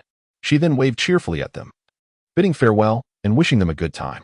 Xu Mier felt a flutter of shyness, yet a rosy warmth blossomed within her. Yin Shu stood up, grinning. Let us go. You did promise me. With the candy now claimed, he added, after the game, I'll take you to a barbecue place they say is excellent. Xu Mier nodded, trailing behind him, her face inscrutable, though her eyes sparkled with excitement. Previously, she would watch from a distance, never daring to appear at the basketball court like other girls. In truth, Xu Mier was timid and apprehensive. She often feared encountering Yin Shu's impatient or disapproving gaze. Yet today, it was Yin Shu who had invited her. Upon arriving at the basketball court, Feng Zheng and the others had already begun their warm-up. The court was nearly full, as there was no evening study session that night. And the time was still early. Yin Shu found a spot where Feng Zheng and the others had placed their bags, encouraging Xu Mier to sit there, holding onto their 2 bags obediently. He then naturally reached out to pat her head, the gesture as instinctual as if he had performed it countless times before. Indeed, Yin Shu had done so many times in the past, it had become almost second nature. After completing the gesture, he turned and sprinted towards Feng Zheng and the others. Left behind, Xu Mier, clutching the 2 bags, reached up to touch her own head, contemplating the affectionate gesture from Yin Shu. She had been keenly aware of the changes in him during these days, diligently studying, refraining from tardiness or leaving early, and avoiding the company of former friends who lacked ambition, as well as steering clear of the internet. It seemed as though everything had returned to the right track. Undoubtedly, the most conspicuous change was the drastic shift in Yin Shu's attitude towards her. This significant transformation left Xu Mier with a sense of unreality. Even now, the boy on the court, wearing a smile, remained dazzling in her eyes. Yet, deep down, Xu Mier struggled to accept his authenticity. It is often said that girls mature faster than boys, and the moment she first witnessed someone confessing to Yin Shu, she realized her own feelings for him. However, she was acutely aware that Yin Shu did not harbor any affection for her, never had. This thought dimmed her gaze, for in the realm of unrequited love, even her considerable merits could not dispel her feelings of inadequacy. Ah, that must be Yin Shu, the one who received a confession at the broadcasting station, right? A few girls' hushed whispers drew Xu Mier's attention. She turned her profile slightly to see 2 or 3 girls gazing towards the court, their faces adorned with smiles. They appeared to be unfamiliar, likely first-year students. Indeed, he was quite handsome. Does he have a girlfriend? One of the short-haired girls inquired with a playful tone, clearly intrigued by Yin Shu. Probably not. I am not sure, another girl beside her remarked, noticing Xu Mier's gaze upon them. Upon seeing her face, she exhibited a look of mild surprise and tugged at her companion. The short-haired girl followed her gaze and, upon spotting Xu Mier, greeted her with a smile. Hello, senior. You look even more beautiful than in the photos we've seen. She was undeniably an agreeable person, Xu Mier mused, so unlike herself. Surely, she was the type Yin Shu would favor. Yin Shu, who had been listening to their conversation about the tedium of half-court shooting, turned to notice Xu Mier expressionlessly observing the 3 girls beside her. He slightly frowned, handed the basketball to Feng Zheng, and approached them. As he neared, he overheard one girl ask, Senior, are you in the same class as Yin Shu? Do you know if he has someone he likes? Xu Mier remained silent. Yin Shu chuckled. Why not ask me directly? All eyes promptly shifted to him. With a smile, he turned his gaze towards Xu Mier and declared, I do have a girl I like. My current single status is likely due to her not wishing to pursue a relationship just yet. In Chapter 22, the revelation of Yin Shu's affection for a girl was notably candid. The 3 girls, feeling somewhat embarrassed, eventually took their leave. Yin Shu glanced at the stunned Xu Mier, contemplating whether to inquire if she was curious about the identity of the girl. Although confessing now might seem a bit abrupt, he thought that if she asked, he would be inclined to respond. Planning everything meticulously required far too much time. In his past life, Yin Shu felt he had waited far too long. Throughout this period of interaction, one thing he could confidently ascertain was that Xu Mier held a distinctly unique place in his heart, a position that endowed him with great assurance. However, Yin Shu did not wait for Xu Mier to inquire. Instead, he was met with Feng Zheng's furious shout, Yin Shu. It started. Xu Mier seemed to suddenly regain her composure, raising her chin slightly. They are calling for you. Her voice was icy, devoid of any discernible emotion. Yin Shu turned back and acknowledged her, then said to Xu Mier, Wait for me. He dashed back to the court. Xu Mier's fingers, gripping her backpack, turned pale. Could it be that Shu harbored feelings for someone? Surely it couldn't be Jin Lili. If he truly had affections for her, he wouldn't have ended things so readily. Who could it be? Xu Mier pondered, unable to comprehend, at least within the confines of school. She had not seen him particularly close to any other girl. Was it someone he met outside of school? The thought made Xu Mier frown involuntarily. Those online friends, perhaps? If it were indeed them, she feared she would once again engage in actions that he despised. Their relationship had, surprisingly, eased. A sense of discomfort washed over Xu Mier. She had no desire to watch the game any longer. Her thoughts were consumed by the identity of the girl Shu liked. Ultimately, they only played half a game, as the class leader from the opposing team had matters to attend to, leaving them short-handed. As they dispersed, Feng Zheng continued to grumble about dating and the merits of romance. Shu mused, when you're infatuated with a girl, and it jeopardizes your college entrance examination, perhaps you should refrain from criticizing others. Otherwise, one might end up with a bruised ego. Noticing Shu's silence, Feng Zheng glanced at him, then at Xu Mier, still seated by the court, rolling his eyes in resignation. You're not much better off. Following his gaze, Shu saw Xu Mier bidding farewell to her classmates from the spot he had just designated for her. He smiled slightly, thinking, you wouldn't understand. With that, he waved and approached Xu Mier. As Xu Mier noticed Shu approaching, she stood up. Why only half a game? She asked, retrieving water from his bag. Shu chuckled. Someone's eager to meet his girlfriend. Besides, if it were the full game, I'd worry you'd go hungry. By now, the streetlights had illuminated, and twilight had descended. After finishing his water, Shu casually wiped his sweat with a tissue and went to wash his hands by the cafeteria, adding, I'll take you somewhere delicious soon. As he spoke, he naturally reached for their 2 backpacks. Xu Mier observed his actions, unable to fathom how gentle he must be toward the girl he liked. Seeing her silent, Shu inquired, what's wrong?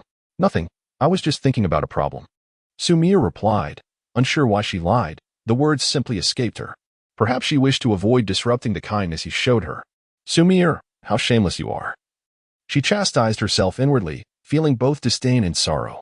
The revelation that Shu liked someone else struck her with a force akin to the shock she felt upon discovering his early romance with Jin Lili. Yet, Xu Mier realized she truly did not wish to know who that person was. Knowing would render her unable to accept Shu's kindness towards her. At that moment, Shu, having just finished playing, was somewhat exhilarated and did not dwell on the matter further. He approached the edge of the cafeteria and handed his backpack to Xu Mier, asking her to hold it for a moment. At that time, the cafeteria was not overly crowded, though a few individuals were gradually emerging from within. To his surprise, he encountered someone who recognized Shu, a senior boy.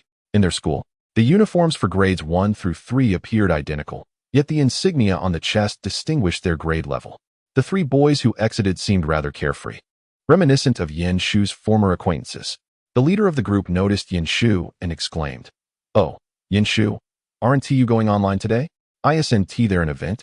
Shu glanced up, struggling to recall the individual, as it had been several years since their last encounter. Since his rebirth, his memories had become somewhat hazy, making it difficult to remember specific details. However, the familiarity in the other's tone suggested they might be old friends. Shu offered a smile and replied, I just got back from playing basketball. The boy chuckled, his gaze suddenly shifting to Xu Mier, who was waiting with the backpack.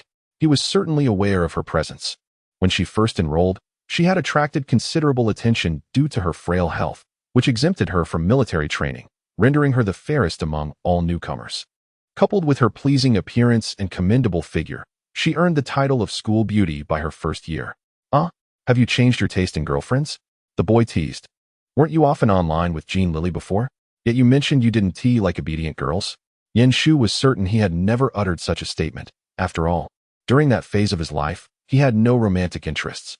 He cast a quick glance at the boy, uninterested in further conversation and unwilling to squander time on idle exchanges. It was evident that he would continue to speak as long as Shu engaged.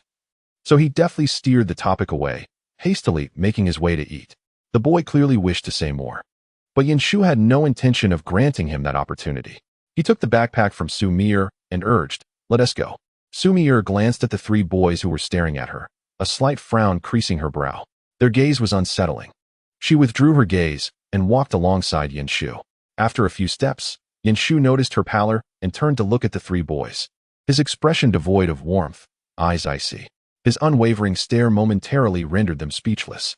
Shu understood that this group had a close relationship with Jin Lili, who had sought out Xu Mier earlier that day, indicating that his previous efforts to resolve the matter had not sufficed.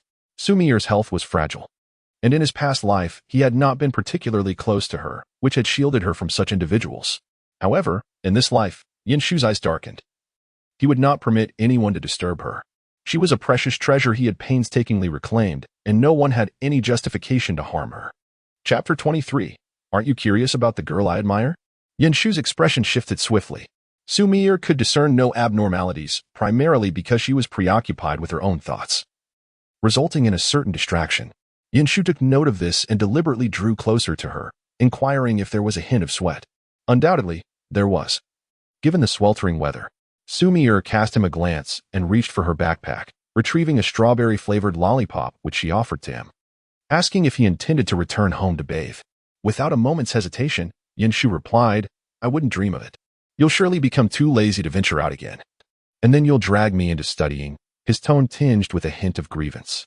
Xu Mier blinked, acknowledging the truth in his words. She would indeed insist on studying with him.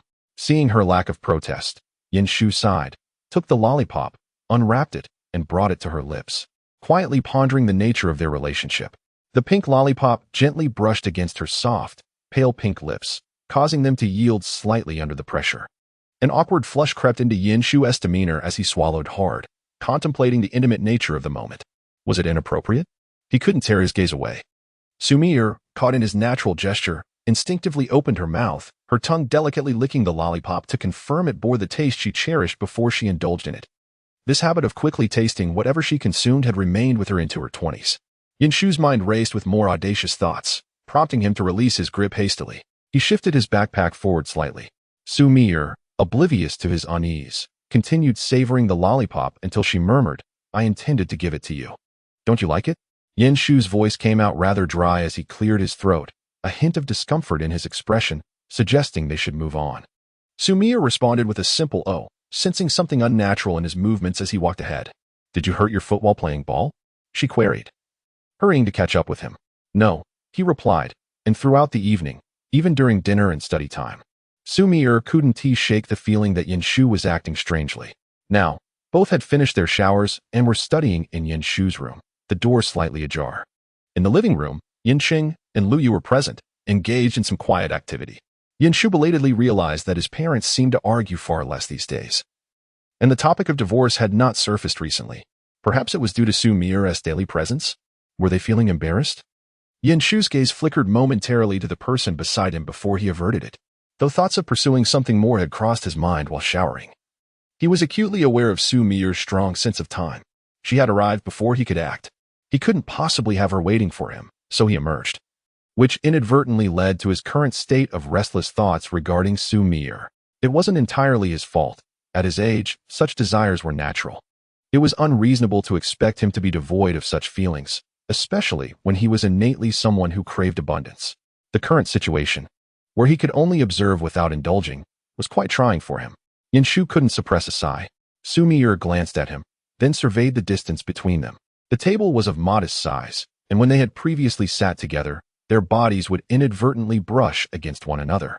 Now, however, Shu had taken a seat near the corner. To put it bluntly, there was space for another person to sit between them. Was he deliberately creating distance? Xu Mier's mind wandered back to what he had said earlier that afternoon about having a crush on a girl. Was he worried about upsetting her? This thought sparked a flicker of anger within her. With a childish impulse, she scooted her chair closer to Shu, thinking, "If you have the courage, go ask her for tutoring. Why do you need to be cautious around me?" Shu, momentarily distracted, noticed that his wife had already nestled close beside him.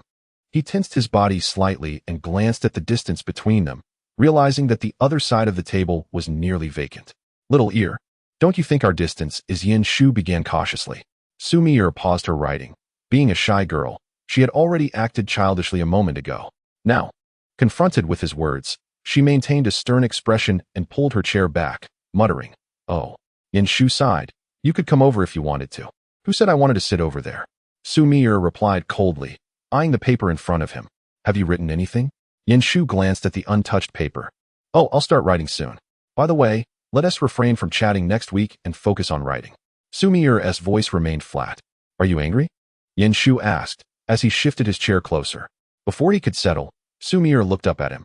Don't you think this is too close? Yin Shu chuckled, realizing that his earlier words had provoked her. He reached out to gently hold her hand. How about we chat for a bit? Xu Mier's heart raced as she felt his long fingers enveloping her own, her ears flushing with warmth. Yin Shu felt a surge of delight and seized the chance to tease. If you confess your feelings soon, then there would be no need for us to maintain such distance, right? His eyes sparkled with anticipation. Just then, 2 knocks echoed from the door. And before they could respond, it swung open. Yin Shu felt his hand, which had been holding hers, swiftly retreat. Luya entered, carrying a platter of fruit. Have some fruit, little ear. Your uncle just bought these cherries. They're quite sweet. Yin Shu quietly remarked to Xu Mier, okay, Annie. Fearing that his mother might notice Xu Mier's flushed cheeks, which would surely incite a fuss, he quickly stood to take the fruit platter, complaining, Mom, why didn't you wait for us to agree before coming in? Luya rolled her eyes. The door opens as soon as you knock. Yin Shu replied, oh, hurry up and leave. Little ear is scolding me. It's quite embarrassing with you here. Luya chuckled. If little ear is scolding you, you deserve it with those poor grades. Despite her teasing, she was gently nudged toward the door, turning back to Xu Mier with a smile. Don't be shy. Little ear, scold him as you wish. Once the door closed, Yin Shu exhaled in relief, glancing at the fruit platter as he walked away, only to hear Xu Mier softly protest. I didn't scold you. The voice was laden with unhappiness.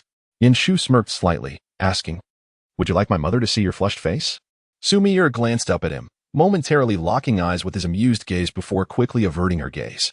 Of course, she did not wish for that. If circumstances allowed, she would prefer to drive Yin Shu away entirely. She certainly did not want him to witness her embarrassment. Yin Shu placed a fruit platter before her and began to speak. Aren't you curious about the girl I like? Chapter 24, Yin Shu. Am I blacklisted? Xu Mier was taken aback by his unexpected inquiry. Did she wish to know? Undoubtedly, she had pondered this for an entire evening. She had only managed to solve a few problems on her paper by now. Initially, Xu Mier had speculated that perhaps she could be the one he liked, considering that he had been spending time with her lately. However, she quickly dismissed the thought.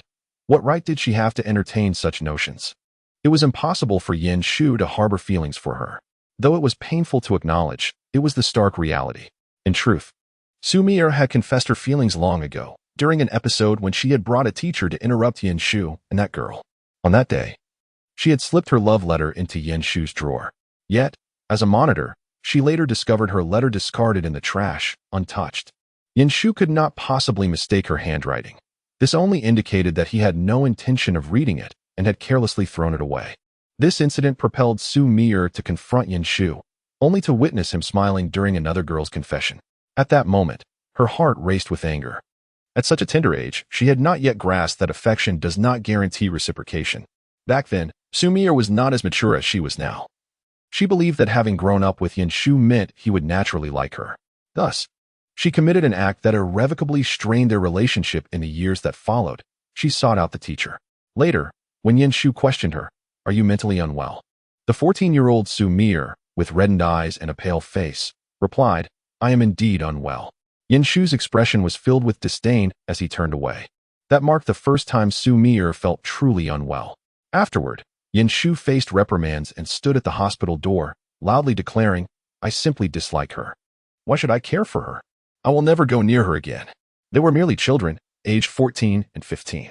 The adults assumed it was just a tantrum. Yet, Xu Mier understood that in the years that followed, Yin Shu genuinely harbored a deep-seated aversion towards her and had not taken a single step closer. Still, he could not bring himself to abandon her entirely. Each time she visited the internet safe to find him, despite his sullen demeanor, Yin Shu would still emerge to meet her. However, he would not accompany her back. He would merely call a taxi for her and, after she had gotten in, would threaten, if you come again, I will call your parents. Xu Mier feared letting her parents discover this, wishing to shield them from the notion that Yin Shu was a bad influence. Otherwise, she might never be able to approach him again. At this moment, she heard Yin Shu ask if she wanted to know who the girl he liked was. Xu Mier's expression turned frigid as she closed her book with a definitive gesture. I do not wish to know, she stated resolutely. If you have no desire to study, then so be it. I shall take my leave. With that, she rose abruptly. Yin Shu sighed, taken aback by her unexpected response. Does it not suffice to remain silent for a moment? One could still find the opportunity to speak naturally. What does it mean that you do not wish to know? He reached out, grasping her slender wrist, which felt as though it could snap with the slightest pressure. Yin Shu furrowed his brow slightly, muttering, "Do you not eat?"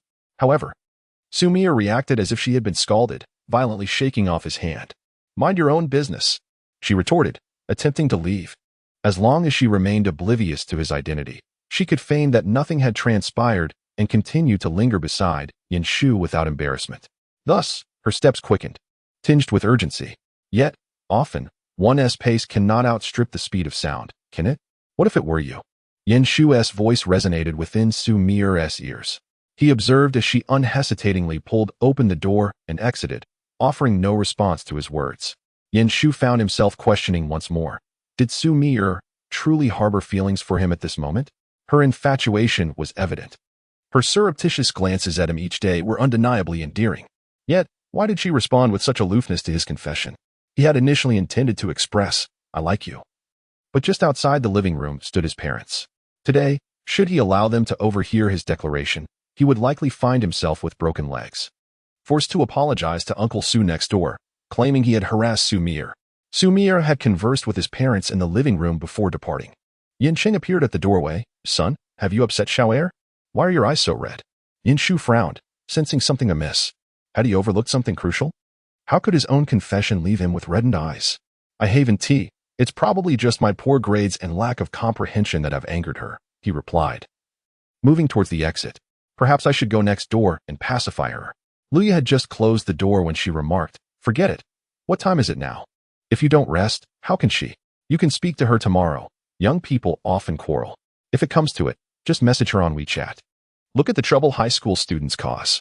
Yin Shu's steps halted abruptly. Yin Qing continued to murmur, "Can't you be a little more accommodating to Xiao'er? Don't provoke her. Remember back in middle school when you made her so upset she fell ill?" Yin Shu paused, recalling that incident vividly. It stemmed from someone confessing to him, leading Xu Mier to inform the teacher about their early romance, resulting in his own need to write a self-reflection. That memory lingered painfully in his mind. He could still picture Xu Mier's pale face on the hospital bed. After that, he had been too afraid to approach her, fearing that even the slightest touch might shatter her. Their relationship had deteriorated significantly. Feeling a headache coming on, Yin Shu turned to re-enter the house. "I'm going back to work on my assignments. Remember to comfort Xiao'er," Luya reminded him.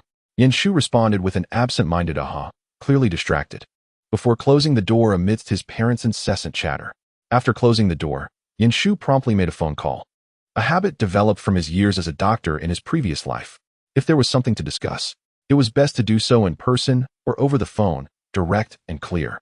There truly was no time to send message after message, waiting for replies. It was simply too inefficient. However, the other party was clearly uncooperative. The call was abruptly terminated. Yin Shu sighed and fell back onto his bed, nostalgically reminiscing about Xu Mier, who had once been spoiled by him and had a fiery temper. At least during that time, she expressed her thoughts candidly and could not tolerate even the slightest grievance. It spared Yin Shu the burden of guessing. Young girls in their adolescence are indeed perplexing. Despite having lived 2 lifetimes, Yin Shu still lacked a touch of emotional intelligence. But it mattered little. When it came to Xu Mier, he possessed an abundance of patience. After all, she had stood by his side for so many years in his previous life, enduring with grace. Contemplating this, Yin Shu's expression softened. Xu Mier had silently accompanied him through years of unspoken grievances. So what was his own minor discomfort in comparison? He opened WeChat and patiently typed, "Are you angry? Can you let me finish?" The message was sent, but the recipient declined. Yin Shu? Was he blocked? Chapter 25. Had Xu Mier already confessed her feelings? Meanwhile, Xu Mier returned to her room, her cheeks flushed, and the first thing she did was block Yin Shu. Xu's mother, sensing something amiss, called out from outside the door, "Sweetheart, what's wrong? Your face is quite red." "Nothing. It's just that Yin Shu's room wasn't air-conditioned." Xu Mier was not adept at lying, but fortunately, her emotional fluctuations were minimal due to her frail health since childhood. Therefore, her tone revealed no unusual signs. Xu's mother felt reassured. "That's good. Rest early. By the way, are you going on a trip to the neighboring city on Monday?" The school sent out a message. Xu Mier patted her cheeks and stepped forward to open the door, seeing her concerned mother standing there. She softly replied, "Everyone is going, and I want to go too. I'll be careful and want to participate in any thrilling activities." Sue's mother's eyes brimmed with concern. "I'm just a bit worried about you, dear." Due to her daughter's health issues, she had always been quieter than others. She reached out to grasp Xu Mier's hand. "Will Shu be joining as well? That would ease my mind a bit. I've noticed you two have been attending classes together lately, which is a change from before when you were reluctant to." Sue's mother recalled asking Xu Mier why she didn't walk to class with Shu previously. Xu Mier had explained that at their age, walking together would invite gossip. Though Sue's mother worried about the lack of someone to look after Xu Mier, she had no choice but to accept that explanation. After all, adolescent boys and girls tend to keep their distance. However, recently, it seemed the two had suddenly become less discreet. This piqued her curiosity. Thinking of this, Xu Mier remembered Shu's earlier words. She tightened her grip on her phone slightly. "Oh, it's just the tutoring fee I owe him. I'm fine. I'll rest now, Mom." Sue's mother shook her head and muttered, "You youngsters these days. Go ahead, rest. If you're going, I'll reply to your teacher." Xu Mier nodded, saying, "Thank you, Mom." After closing the door, she approached her bedside, grabbed the nearby teddy bear, and unleashed her frustration with 2 punches. "I utterly despise Shu," she exclaimed, her voice dripping with indignation. After glaring at the innocent bear for a moment, she pulled it into her embrace and lowered her head to release Shu from her blacklist. Although she was uncertain whether Shu's earlier words were sincere or merely a jest, she found herself genuinely irked. After all, she had confessed her feelings. And how could he jest with her in such a tone and with such words? It was infuriating. Meanwhile, Shu sent a series of emojis every 5 minutes, all of which went unanswered. Finally, one message was successfully sent.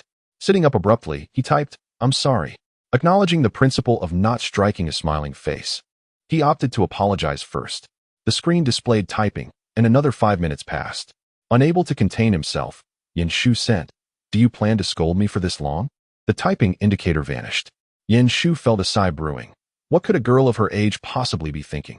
In the next moment, a message arrived. "Don't joke about such things in the future." Shu instinctively replied, "I wasn't joking." Now that the conversation had commenced, he had no intention of retreating and did not wait for her response. "I mean it. I like a girl. Why can't it be you?" He patiently waited a minute, and ultimately, a call was made, only to be met with disconnection. Shu contemplated knocking on her door. At that moment, Xu Mier silenced her vibrating phone and tossed it aside. Her eyes widened in disbelief, staring at the device as if it were a monster. Something was amiss with Shu. It had been such a short time. She couldn't fathom how someone who had once loathed her could suddenly harbor feelings. It was utterly perplexing. Having known Shu for 18 years, she believed she understood him well. Just weeks ago, he had opted to be late rather than share an elevator with her. Now, he questioned why the girl he liked couldn't be her. Xu Mier's eyes turned red, and tears streamed down her face. "Shu, how could you do this?" The phone vibrated again, yet no one answered. Shu felt a wave of despondency wash over him. He regretted allowing her to leave so easily. Now, he doubted whether Xu Mier would ever answer his calls again or respond to his messages. Frustrated, he sent several texts. "Can we talk? This won't resolve anything. You know you can't avoid me, right?" His temperament had calmed considerably since becoming a doctor. In the past, he would have acted impulsively, rushing to find her. Now that the veil had been lifted, Shu decided to be forthright. After all, he was determined to rekindle the romance that had been long overdue. Xu Mier had harbored a secret crush on him for so many years.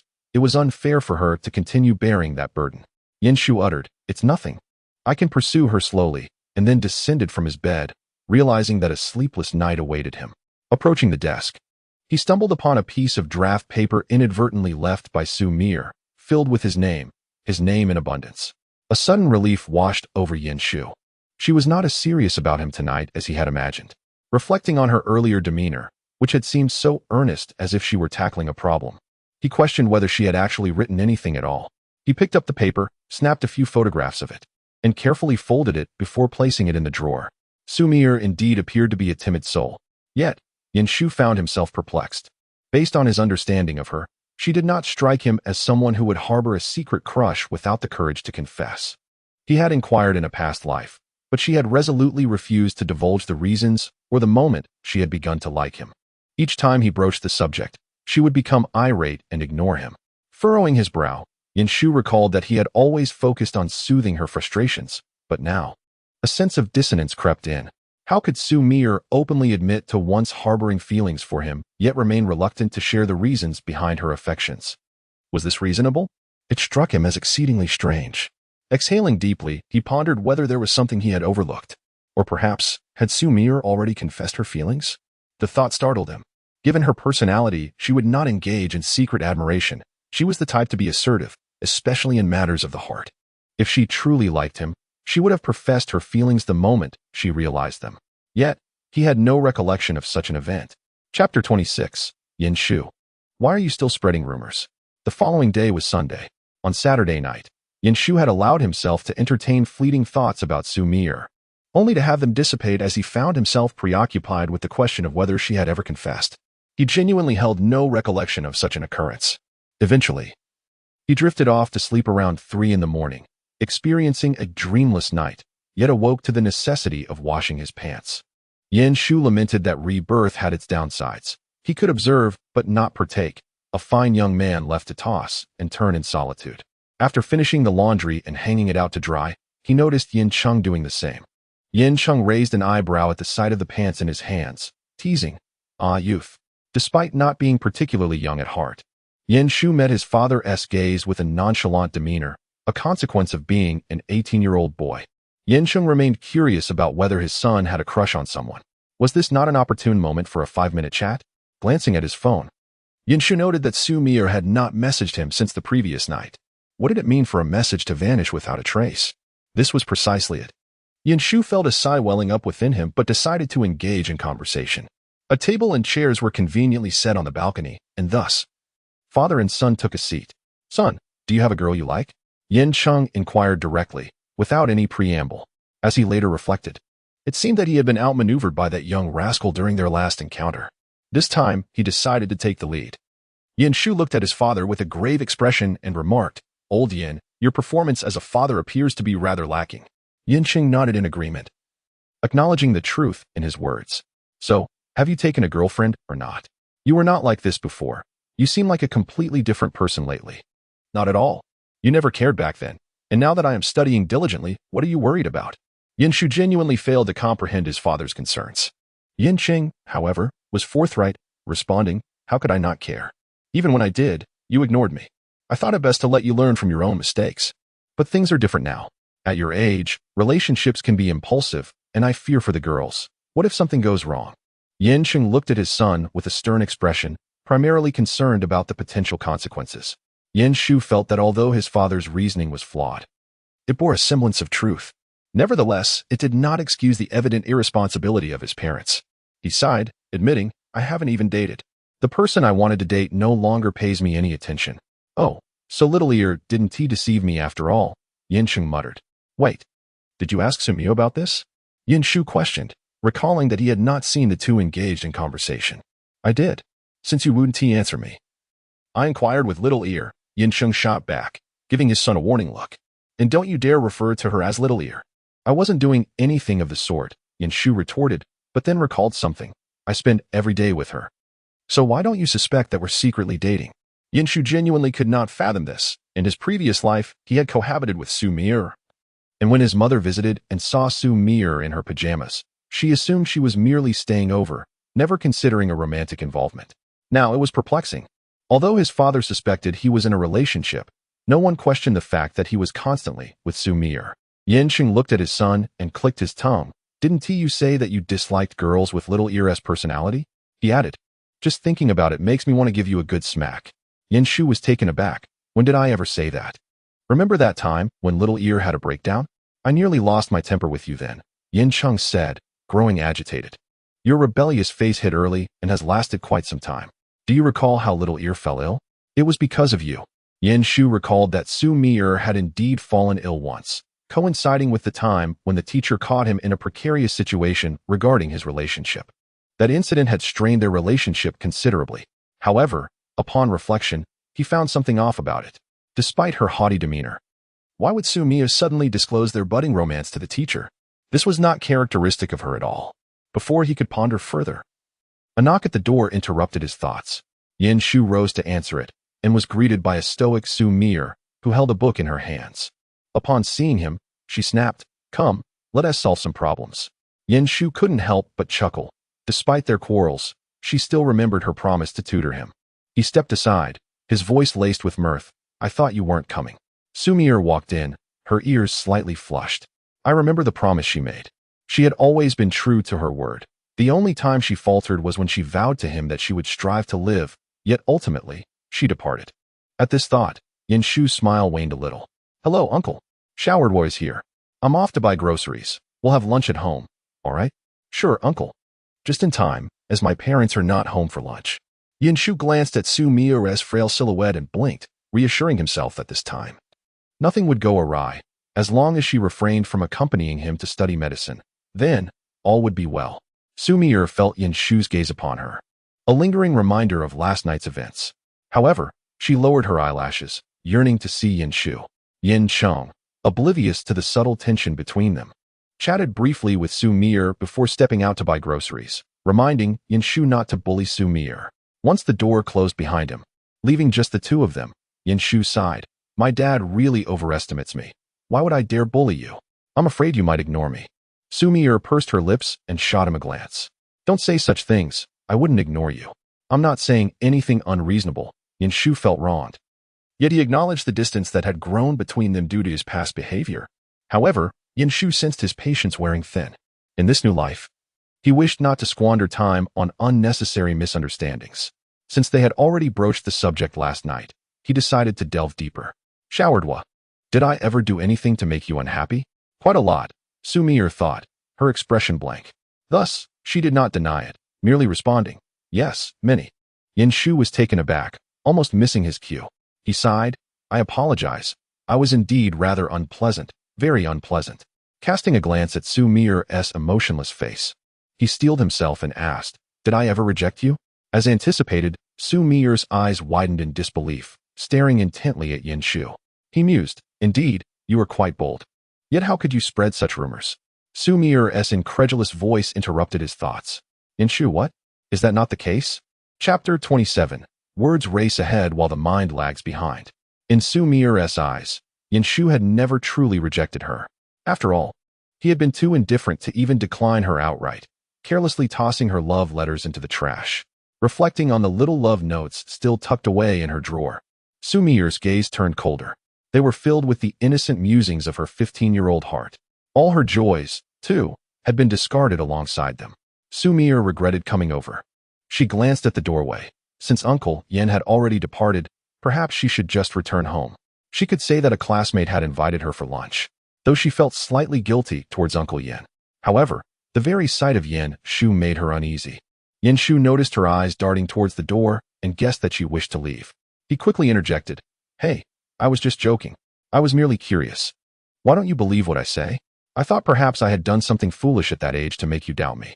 Xu Mier let out a soft sound of surprise and retorted, Are there no other topics for us to discuss apart from studying? There was a hint of lamentation in Yin Shu's tone.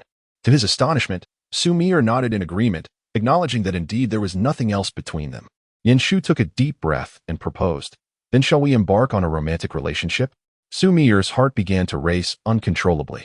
Had Yin Shu not already made his intentions clear over the past few days? From her initial anger, she had now begun to question whether he was sincere. Observing Xu Mier's expression, Yin Shu felt a pang of worry. Please don't be too excited. I am serious. Would you consider dating me? No. I suppose I should be the one pursuing you, right? The thought troubled him, as he realized he had never courted anyone in his previous life. Even when he and Xu Mier eventually became a couple, it had happened naturally, primarily due to her initiative. Reflecting on it now, he wondered how much psychological preparation she must have undergone to take that step. No one understood Xu Mier's quirky nature better than Yin Shu. As he contemplated, he felt that his earlier assumption about her having confessed to him was somewhat superfluous. If she indeed had confessed, given her personality, it was unlikely she would have acted on it again. Just as Yin Shu dismissed his own speculation, Xu Mier spoke up, Yin Shu, you lost the love letter I wrote for you. Are you now insulting me with this demeanor? What? I did not. You cannot slander me. Yin Shu retorted instinctively, firmly believing he had never lost a letter from Xu Mier. In fact, he had never even seen it. Observing the earnestness in Xu Mier's expression, he insisted, I truly did not. I know I was quite a jerk before, but when have I ever been indifferent to you? After saying this, he felt a twinge of awkwardness, adding, well, let's disregard the past 6 months. Xu Mier gazed at him with her dark eyes, scrutinizing him intently. Finally, she spoke slowly, so, are you implying that your feelings for me are genuine? You wish to pursue a romantic relationship? Yes. Yin Shu's eyes sparkled as if he had glimpsed the dawn of victory. However, the next moment, Xu Mier replied in a remarkably flat tone, oh, we have known each other for 18 years. For the first 17 years, you despised me. Suddenly, in this 18th year, you wish to date me? Have you been possessed? Yin Shu? Her tone remained devoid of any inflection. Yet, Yin Shu had finally mustered the courage to clarify after bottling up his feelings for so long. I never hated you during those 17 years. I refused your strawberry milk because you liked it too. I originally intended to trade for it with sugar to give to you. However, upon seeing numerous little boys presenting you with milk, I became upset and drank it myself. In elementary school, I accepted that girl's apple because I had won a bet against her. I had topped the math exam. Yet, Xu Mier chose to eat the apple from that girl instead of the one I had prepared for her, which infuriated me, leading me to reject her apple as well. As for junior high, let me share some insights. At that time, I had almost decided to reject that girl, but Xu Mier unexpectedly brought the teacher over, forcefully placing the label of early romance upon him. This was when Yin Shu began to perceive Xu Mier as a source of annoyance. Why did Yin Shu feel the need to explain these matters? It is because, in their previous life, Xu Mier often spoke about them, clearly showcasing her genuine concern. Initially, Yin Shu wanted to clarify things, but later found amusement in watching her meticulously dig up past grievances, which was undeniably charming. After recounting those events, she would seize the opportunity to coax him into doing something for her, which was merely a display of her affection. However, in this lifetime, it was imperative to offer an explanation, otherwise he risked losing his beloved wife. When Xu Mier heard Yin Shu's words, she was genuinely taken aback. How could he know that she was concerned about such matters? Was it truly the case that he perceived things this way? Xu Mier blinked and gazed at Yin Shu, pondering how peculiar he was. Ever since Yin Shu distanced himself from Jin Lili and the others, he appeared to have changed in some inexplicable manner. Yin Shu, with an unflustered demeanor, remarked, what if I have found my way back? Xu Mier replied with a soft "oh," perhaps in agreement, yet insisted, but you shouldn't like me. Indeed, you shouldn't, especially after all these years without any feelings. How could you suddenly develop affection? Moreover, he had discarded his own love letter. What a scoundrel! Xu Mier pouted, unable to contain her irritation. Yin Shu was truly infuriating. Noticing the opportunity, Yin Shu instinctively edged closer, questioning, why shouldn't I? I simply like you. As he approached, Xu Mier felt an urge to retreat. The presence of just the two of them in the house heightened her discomfort. Taking a small step back, she asked, do you really not remember throwing away my love letter? Yin Shu's expression froze. I absolutely cannot admit to that. I didn't. Yet. His response seemed to clarify why Xu Mier reacted in such a way to his confession. Yin Shu couldn't help but wonder if he had truly committed such an outrageous act. This was perplexing. He had no recollection of it whatsoever. When did this happen? He couldn't resist asking. Oh, it was when you were caught in early romance. I did it out of spite. I was being petty. How could you discard my love letter and accept someone else's confession? Xu Mier gazed at Yin Shu, her eyes brimming with indignation, yet her tone remained fierce. Yin Shu felt a pang of sympathy and quickly denied it. Impossible. At that time, my first crush was you. How could I have discarded your love letter? The words escaped before his mind could catch up, and a palpable silence enveloped the air. Yin Shu was momentarily stunned, internally exclaiming, what the heck? Chapter 28. Yin Shu. The scoundrel. Xu Mier's face displayed a look of confusion. What had Yin Shu just said? A crush? Her cheeks instantly flushed crimson, and she couldn't resist covering her heart with her hand. She had always been sensitive to such stimuli since childhood. Originally lost in thought, Yin Shu quickly reached out to support Xu Mier upon witnessing her actions, exclaiming, no, little ear, do not be agitated. It is I who am shameless. It is I who am being frivolous. Xu Mier, startled by his elegant hands, instinctively recoiled, her mind racing with thoughts of whether those hands had been educated in the anatomy class they both attended. Now that Yin Shu was already 18, it was evident that such matters were not to be pondered too deeply, for the more she did, the more her breath became labored. Yin Shu, initially hurt by her retreat, soon noticed her rapid breathing and had little time to dwell on his feelings. He stepped back, reassuring her, do not overthink it. I will not touch you. I merely wish to clarify that I could never discard your love letter. This was a sentiment Shu had never shared with anyone before. Indeed, Xu Mier was his first romantic encounter during their middle school years. As adolescents, they had both been through the same anatomy class. It was entirely natural. With his background as a former doctor, Shu understood that this was a typical phase of physiological development. However, it was from that dream that his demeanor began to shift, making his interactions with Xu Mier increasingly awkward. Gradually, he shied away from her, feeling more embarrassment than anything else. The awkwardness and shyness left little room for him to confront his dreams. Various factors contributed to his reticence, primarily the immaturity of his thoughts at that time. Had the present-day Shu been in his shoes, he would have surely pursued Xu Mier with fervor. Was it not patently clear that he harbored feelings for her? Yet, the middle school, Shu remained oblivious, leading to a series of misunderstandings that strained their relationship. As they entered high school, the onset of his delayed rebellious phase seemed to erase any memory of his past affections for Xu Mier. It is somewhat embarrassing to admit that during this rebellious period, Shu felt as though the entire world was against him, a quintessentially youthful sentiment. Now, he cautiously observed Xu Mier, her cheeks flushed as she clutched her heart while sitting on the sofa. He sighed, "I speak the truth. I have never seen your love letter. Surely, some melodramatic misunderstanding has occurred." Shu felt a twinge of indignation. Had he seen it earlier, perhaps none of this turmoil would have arisen. They might have advanced their relationship, and his rebellious phase might never have transpired. Xu Mier cast a fleeting glance at Shu, then swiftly averted her gaze as if scorched, muttering, "I need a drink of water." The last thing she wanted was for Shu to loom over her now, as her heart raced uncontrollably. Shu responded with a simple "oh," turning to pour her a glass of water, adding with concern, "Do not take this opportunity to run away." Xu Mier shot him an incredulous look, retorting, "What am I running from? It's not as if I am shameless." Her voice trailed off, knowing it was not her who had dreamt of such shamelessness. Although she recognized the normalcy of these feelings, she could not shake off her embarrassment. How could Shu so openly mention it? It was utterly mortifying. Xu Mier felt a twinge of anxiety. She had indeed contemplated fleeing. Despite being called shameless, Shu merely smiled. What of being shameless? If one were to possess a sense of decorum, they would surely find it difficult to pursue the proud and spirited young lady, Xu Mier.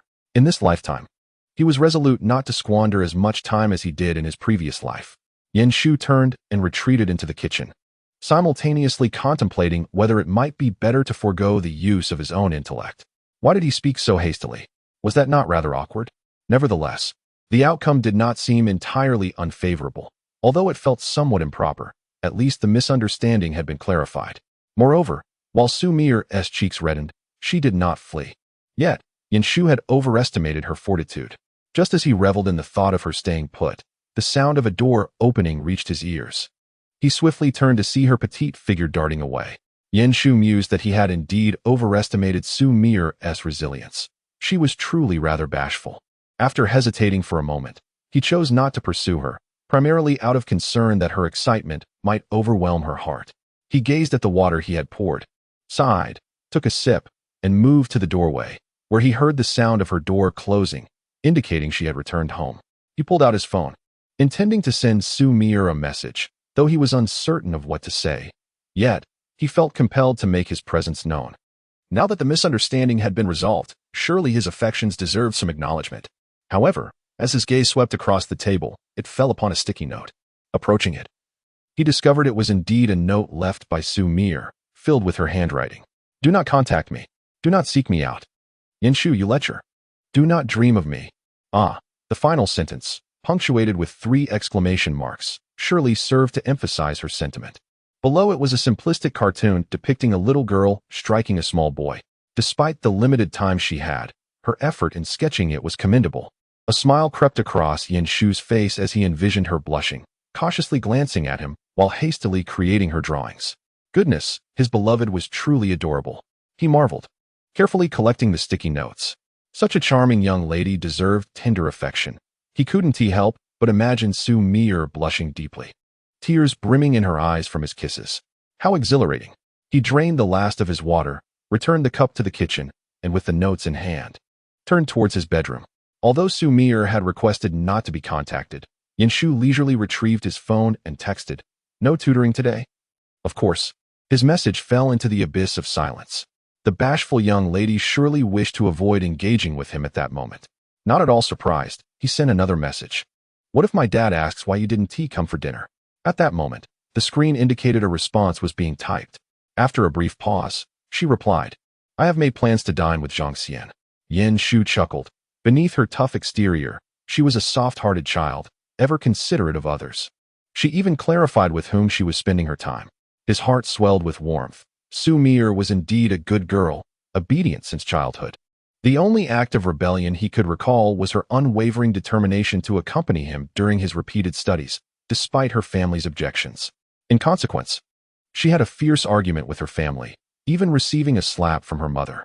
It is important to note that throughout her life, Xu Mier had been indulged unconditionally by her parents due to her health issues, and also because of her naturally obedient demeanor. However, that very slap awakened Yin Shu. Chapter 29. You see, the whole world knows you like me. Yin Shu vividly remembers the flush on Xu Mier's face. Her eyes rimmed with red as she entered his bedroom and said, Yin Shu, what does it matter? It's not like I did well on the exam either. I didn't get into the school I wanted. Let us repeat the year together. At that time, Yin Shu was in a dire state. His parents' tumultuous relationship, divorcing and remarrying, left him feeling neglected and alone. He had thought he was in a relationship, but with such a heavy burden placed upon him, he felt like a mere fool. Although he wouldn't classify his feelings as love, after all these years, how could there be no sentiment at all? What plagued him most was the embarrassment. Yet, he couldn't help but notice her face. It was strikingly pale, the redness glaring and slightly swollen. What happened to your face? Yin Shu asked Xu Mier, his tone far from gentle. Are you still crying? Did someone bully you? Xu Mier, however, smiled. I haven't been bullied. I'm perfectly fine. Yin Shu, would you like to repeat the year with me? Yin Shu fell silent, utterly unsure of what he could do. It seemed that nothing he attempted would go right, so perhaps doing nothing at all would be the best course. His silence only deepened the redness around Xu Mier's eyes. She said nothing further and turned to leave. At that moment, Yin Shu thought to himself that perhaps he should simply be left alone. Yet, not long after, Xu Mier returned, carrying numerous cans of beer. The room was dimly lit, but the door was ajar, allowing the light from the living room to illuminate her face. She had even remembered to buy them chilled. Everyone says cold beer tastes better, she whispered. Xu Mier opened a can and handed it to Yin Shu. Would you like to drink? Yin Shu gazed at her for a long while. Even in his foolishness, he understood that Xu Mier's feelings for him were different. He accepted the beer, and Xu Mier remained quiet, likely experiencing her first taste of alcohol. She scrunched her face and stuck out her tongue, seemingly disliking the taste. How could a girl who enjoyed strawberry milk possibly like beer? Nevertheless, she quietly stayed by Yin Shu's side, sipping the icy beer from the can. After finishing his own, Yin Shu took the beer from her hand. If you can't drink, then don't. I have milk on my desk. Yet, he was well aware that he never drank milk. Xu Mier, however, replied with discontent, I can learn. Yin Shu chuckled softly. What is the use of learning that? Aren't you fond of girls like this? Xu Mier retorted. Smoking, drinking, going online. I'm completely different from you. You simply don't like me. Her voice was soft, tinged with grievance. Yet she refrained from crying. As it happens, I dislike you too. Yin Shu laughed. Disliking me doesn't concern me. You care about me. Xu Mier exclaimed fiercely, only to notice the tears streaming from the corner of Yin Shu's eyes. Unable to suppress her tears, she exclaimed, Yin Shu, you foolish fool. Utterly foolish. On that day, Yin Shu felt that his seemingly miserable life was not as dreadful as it appeared. Though he seemed to possess nothing, he also felt as if he had everything. He had a childhood friend, and it seemed they mutually detested each other. Yet, amidst the oblivion of all, she remained steadfast. She reached out, pulling him towards the light. Xu Mier, I repeat. Yin Shu gazed at Xu Mier's response, his vision slightly blurred. Such a well-behaved Xu Mier. He inhaled deeply and replied, All right. Do you need me to accompany you? The other side began to act evasively once more. He patiently continued, What I said is genuine. Perhaps you should consider it. There are regrets in youth if one does not embrace early romance. In her room, Xu Mier stared at Yin Shu's message, utterly bewildered. Who claimed that early romance would hinder the construction of a nation? Was this not a double standard? Yet, this also led Xu Mier to ponder. Could it be that Yin Shu truly harbored feelings for her? The mere thought of this possibility sent her heart racing once more. Yin Shu liked her? Just contemplating this notion caused a subtle smile to tug at the corners of her lips. She gazed at the messages on her phone, her slender fingers twitching, unable to resist replying. Xu Mier had never been able to refuse Yin Shu, although she felt somewhat pathetic for this. She simply could not help herself. Thus, Yin Shu received her reply. You have affected my ability to contribute to the beautiful nation. What does it mean to shoot oneself in the foot? Sometimes, one must refrain from speaking thoughtlessly. Yin Shu grimaced at her response. However, it was of no concern. He was undeterred. It's fine, I won't hinder your contributions. You build the nation, and I shall construct the home of our love. Perhaps a bit too sentimental. But that was of little consequence. After all, his beloved was rather aloof, so what harm was there in being slightly cheesy? And then, there was silence. Yin Shu sighed, locating Zhang Xian in the class group and adding her as a friend. He was uneasy about Xu Mier going out alone, but if he were to accompany her, he might not even make it past his own doorstep. Thus, he devised a roundabout way to safeguard her.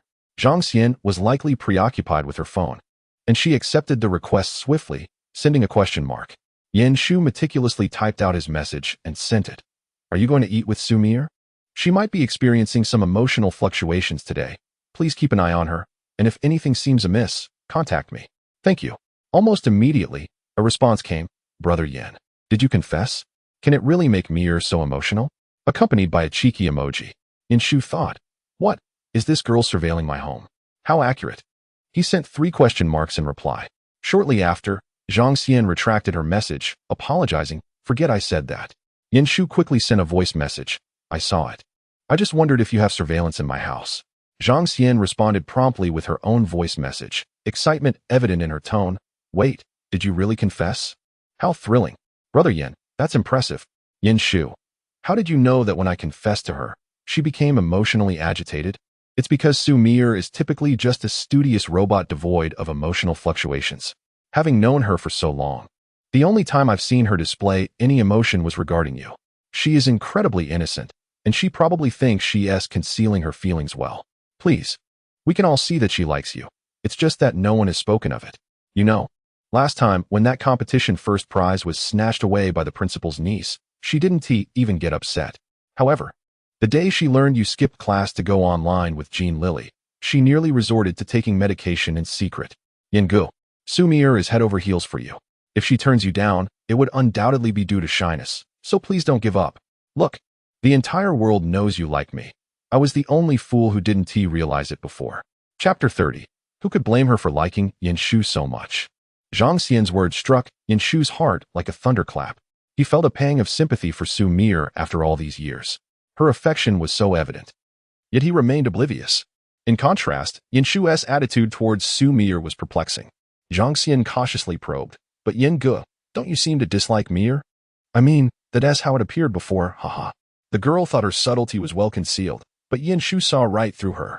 Just as Xu Mier believed her feelings for Yin Shu were hidden, everyone else was aware. I'm unafraid of everyone knowing I like you. I am, however, terrified of you finding out. This was indeed something Xu Mier would do. Yin Shu took a deep breath. I don't dislike her, I actually like her quite a bit. But how to articulate that? Fortunately, upon hearing this, Zhang Xian breathed a sigh of relief. That's good. Yin Gu, rest assured, I will take good care of Mier. After the call ended, Yin Shu found himself momentarily stunned. His hand trembled slightly as he held the phone. He took a deep breath, gradually seated himself on a nearby chair. Upon returning, he repeatedly told himself not to dwell on past foolishness, to earnestly pursue Xu Mier and make up for the regrets of his previous life. Yet, it seemed that these thoughts still lingered. Yin Shu took another deep breath, and suddenly it dawned on him. No wonder Xu Mier's reaction was such. She had already shown him a modicum of respect. If he were in her position, he might have perceived it as mockery. The shift in attitude left him contemplative. Yin Shu closed his eyes and muttered, You truly are a piece of work, Yin Shu. Finally, he rubbed his face and headed to wash up. All right, take it slow. Little Ear has a heart condition, no need to rush. She has liked me for so long. I must take my time. That day, Xu Mier did not respond to any of Yin Shu's messages, and naturally, they did not meet.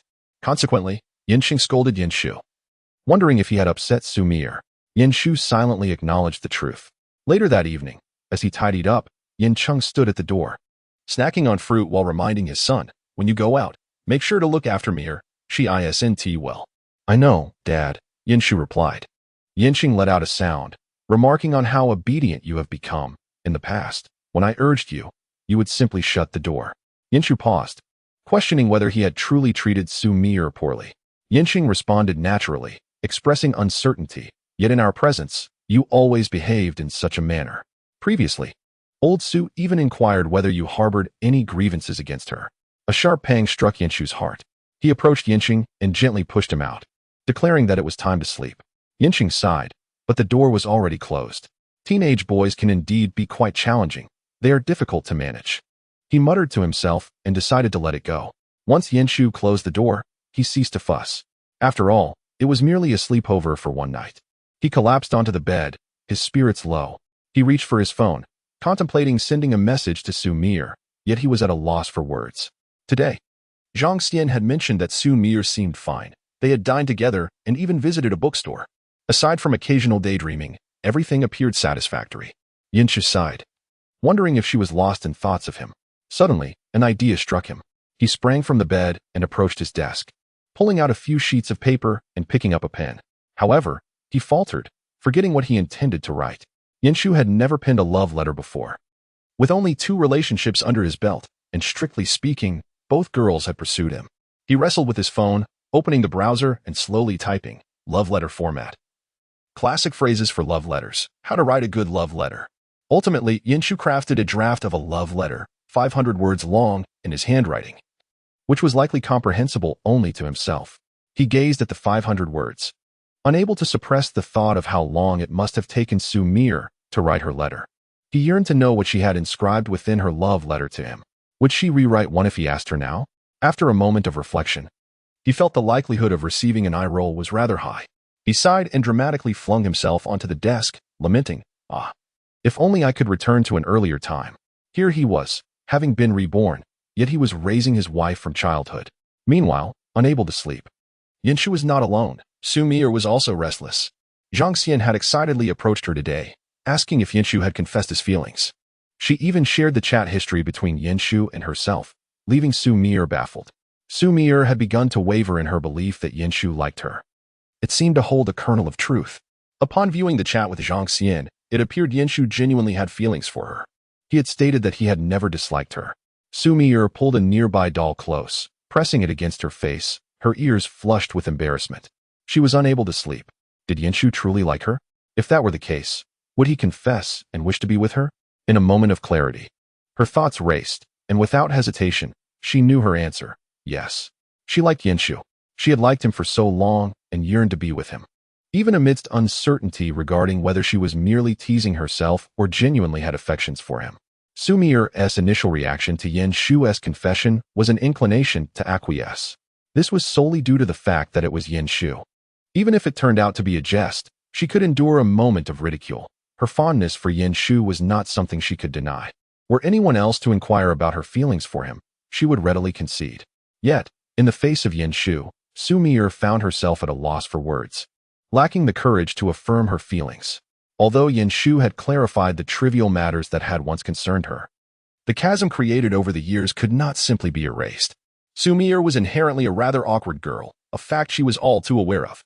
Her parents often advised her to be less constrained, to express her likes and dislikes openly. However, personality traits are not so easily altered. Just as her affection for Yinshu would not wane with the passage of time, she was acutely aware. She shifted the cushion from her face and whispered to herself, if Yinshu confesses again, I suppose I would accept. As she spoke, her soft lips formed a delicate curve. Then, I will agree 1ti. Who could blame her for her deep affection for Yinshu? After all these years, would it be too much to ask for another confession? Chapter 31, Class Monitor. Why didn't you call my name? Unfortunately, Yinshu lacked the ability to read minds, and thus remained unaware that he was but a breath away from success in his confession. The following morning, he unusually set out early, clutching a strawberry milk he had purchased the day before, waiting by the elevator. He also carried a backpack, as they were to embark on a summer excursion with the school that day, necessitating the packing of various items. Among them was the hastily composed love letter he had revised multiple times. Yet, Yinshu hesitated to present it to Xu Mier. He recalled how her complexion had paled the previous day. What if he pushed too hard and overwhelmed her? Lost in contemplation, The elevator doors across from him opened. Xu's mother followed Xu Mier, offering reminders not to overexert herself, to avoid any strenuous activities. Upon seeing Yanshu, she paused momentarily before smiling. "Good morning, Yanshu." Yanshu quickly straightened, responding, "Good morning, Auntie." Xu Mier glanced at Yanshu, feeling a flush creep to her cheeks, and promptly averted her gaze. Meanwhile, Yanshu continued to exchange pleasantries with Xu's mother. Aware that Yanshu was waiting for Xu Mier, Xu's mother couldn't help but urge him to look after her daughter, given her fragile health. Although she had her reservations about Yanshu's reliability over the years, it was comforting to have someone familiar watching over her. Yanshu appeared obedient in front of Xu's mother, assuring her, "Don't worry, Auntie. I will take good care of Xiaoer." Xu Mier could no longer contain herself. "Mom, we're going to be late." Only then did Xu's mother cease her admonishments and pressed the elevator button for them, saying, "Do take care of yourselves." Both replied dutifully. Once the elevator doors closed, they found themselves alone, yet neither spoke a word. Yanshu cast a cautious glance at Xu Mier before extending the strawberry milk in his hand towards her. "Have you had breakfast?" he inquired. Xu Mier initially intended to decline, stating she had already eaten, yet her gaze lingered on the strawberry milk, compelling her to reach out and accept it. In truth, she had long surpassed the age of being conflicted over a mere bottle of strawberry milk. However, since it was a gift from Yanshu, it held a different significance. Seeing her take the strawberry milk, Yanshu breathed a sigh of relief. He reached for the heavy backpack behind her. "Let me carry this for you." Xu Mier finally spoke. "No, it's a bit heavy. I can manage it myself." "You do realize it's heavy, right? Be careful not to carry too much. It could hinder your growth," Yanshu remarked casually. At a height of only 162 centimeters, Xu Mier suddenly looked up, her eyes ablaze.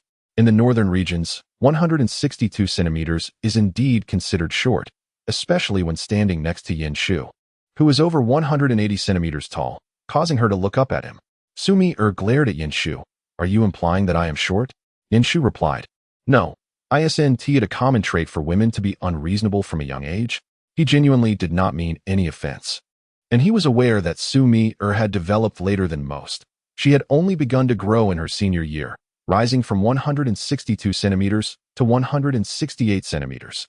However, her ideal height was 170 centimeters, as she wished to reach a perfect figure. Indeed, Xu Mier harbored a touch of perfectionism. At that moment, Yanshu wore an expression of innocence. "I truly did not intend that. You are quite adorable as you are." As he spoke, he playfully reached out to ruffle her hair. Ding! The elevator arrived. Xu Mier puffed out her cheeks and hastily snatched her backpack from Yanshu, shoving it into his hands before turning to exit. Humph! It would be best if Yanshu did not grow any taller. Although he was already quite tall, Xu Mier was particularly sensitive about her own height, especially in comparison to Jin Lili, who was quite tall. Yanshu's comment about not growing taller surely stemmed from his own insecurities about his height. Frustrated, she thought, "I absolutely detest Yanshu." Unbeknownst to Yanshu, within a mere few minutes, he had transformed in Xu Mier's mind from a potential romantic interest to the most detestable person. He rubbed his nose and sighed. "Wait for me." Yanshu rode his bike to school. Upon arrival, there was no need to head to the classroom. They simply gathered at the school gate. The class monitors held signs aloft, awaiting their arrival. Typically, around 5 or 6 classes would set off together. Yanshu's class was adjacent to Jin Lili's, making an encounter unavoidable. The moment Jin Lili spotted Yanshu, her gaze fixated upon him. She observed as he carried Xu Mier's backpack and noted the moment Xu Mier reached to take it back. It seemed he sighed softly, his expression a mixture of helplessness and indulgence, entirely unlike the demeanor he displayed when facing her. In the few days since she began pursuing Yanshu, their so-called dates had primarily taken place within the realm of video games. Yanshu exhibited little interest in accompanying her to the movies or shopping. He always wore an expression of impatience and aloofness. Initially, Jin Lili had assumed this was simply his personality, perfectly aligning with her preferences. However, as she observed his demeanor towards Xu Mier, Jin Lili found herself unable to contain her rising fury. She began to suspect that Yanshu had been toying with her all along, deliberately reveling in her humiliation. She averted her gaze, assuring herself that there would still be opportunities. Yanshu, with a sense of resignation, handed his backpack to Xu Mier. What of being seen? Rather, he almost relished the possibility. Yet, Xu Mier, being somewhat bashful, pursed her lips and hoisted the backpack onto her own shoulders. Chen Fong had already spotted them, calling out, "Mier, come and take attendance." After all, Xu Mier was the vice class monitor. She responded promptly and hurried over. At that moment, Feng Zheng suddenly emerged from behind Yen Shu, mischievously exclaiming, "Oh dear, what a tragedy, left behind." Yen Shu swiftly clasped his hand around Feng Zheng's neck. Considering their similar heights, Feng Zheng bent over as he was seized, exclaiming, "Hey, hey, hey, brother Yen, my mistake. Please let me go." Yen Shu clicked his tongue softly. "So your mouth has been so cheeky from this very moment." Feng Zheng, bewildered, failed to grasp his words. Yen Shu, however, continued to drag him towards the back of the classroom, not sparing Jin Lili a glance as they passed. Jin Lili bit down hard on her candy. Her earlier pursuit of Yen Shu had been rather fervent, and she now noted that many were whispering amongst themselves. The topic, unsurprisingly, revolved around her and Yen Shu, with mention of Xu Mier as well. Jin Lili exhaled sharply, vowing to herself, "Just wait. Yen Shu could never truly favor Xu Mier." Yen Shu, indeed, seemed unconcerned with the gazes of others, his eyes fixed on Xu Mier as she called out the names of her classmates. Finally, she declared, "All present. We may board the bus." At this moment, Yen Shu interjected, "Hey, monitor, why didn't you call my name?" A few boys erupted into laughter. "Brother Yen, you did that on purpose, didn't you?" "Haha, just teasing the monitor." Yen Shu's eyes twinkled with mirth, yet his tone remained innocent. "But truly, you didn't call me." Xu Mier's face flushed slightly as she glared at him, then blinked and called out, "Yen Shu."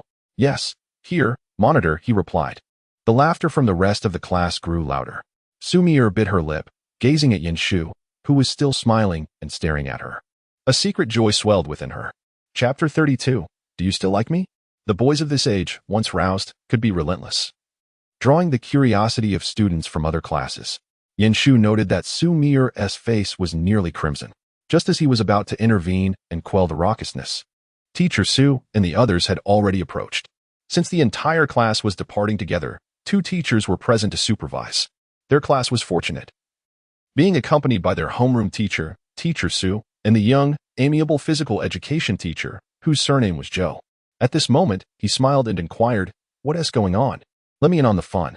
Feng Zheng cast a sly glance at Yen Shu. "Oh, he is asking about our brother Yen." Yen Shu once again seized Feng Zheng by the neck. "Only you would have the audacity to speak. Come on, brother Yen, share with us," Teacher Zhou continued. Still smiling at Yen Shu. It is a rare occasion to venture out, and Teacher Xu did not wear a stern expression. "Are you all set, Chen Fong Mia? Is everyone here?" Mier, blushing, promptly handed over the attendance sheet. "All present, Teacher Xu." Chen Fong stifled a laugh, affirming, "Yes, teacher." "Very well, everyone, board the bus. And I shall call the roll once more." "Understood, teacher." "Lao Lu, sit with me. Get lost." One by one, the group boarded the vehicle. Yen Shu glanced at Xu Mier, their eyes locking for a brief moment. He flashed a smile and formed the words with his lips, "Will you sit with me?" Xu Mier quickly averted her gaze. Yen Shu, in high spirits, interpreted her silence as consent and turned to find a suitable seat. Chen Fong and Xu Mier were the last to board, followed closely by the 2 teachers.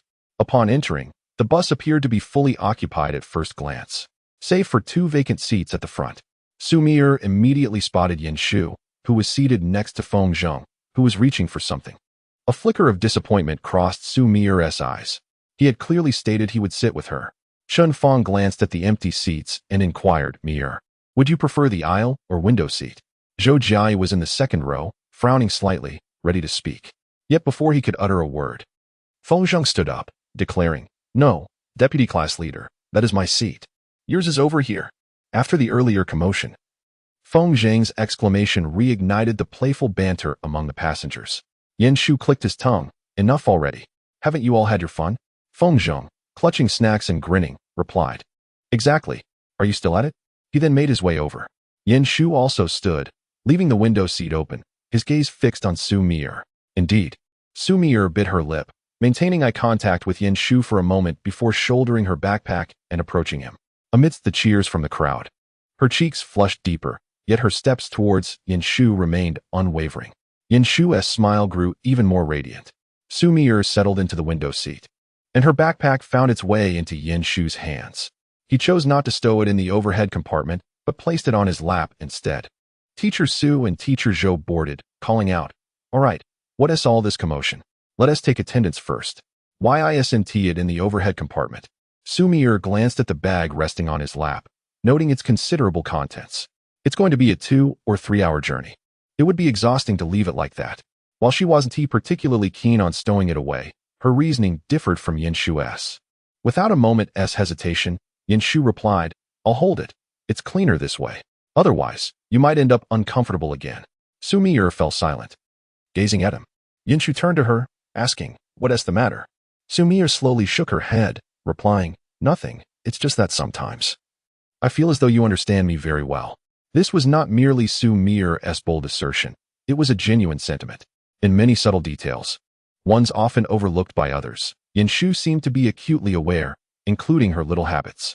Such a feeling was rather disconcerting, especially when it came to Yanshu. Xu Mier was quite certain that their relationship in the preceding years had been rather ordinary, if there was anything extraordinary about it. It was perhaps her unwavering tendency to linger in his shadow. She was well aware of many of Yanshu's habits, for her gaze had always been fixed upon him. However, Yanshu was different. He was the one being pursued, and thus, his awareness of his own habits seemed rather peculiar. Yanshu was taken aback by her remark. His hand clutching Xu Mier's backpack momentarily freezing. Wasn't it merely a habit? Habits are curious entities. It was as if, even after Xu Mier had been away for 2 or 3 years, he still found himself purchasing her favorite desserts whenever he passed by the sweet shop during meals, despite the fact that no one would consume them upon his return. Yanshu did not have a penchant for sweets, yet after Xu Mier's departure, he consumed every morsel of the desserts he had bought for her. He would add a poached egg and luncheon meat when preparing noodles, as she had once claimed it was delicious.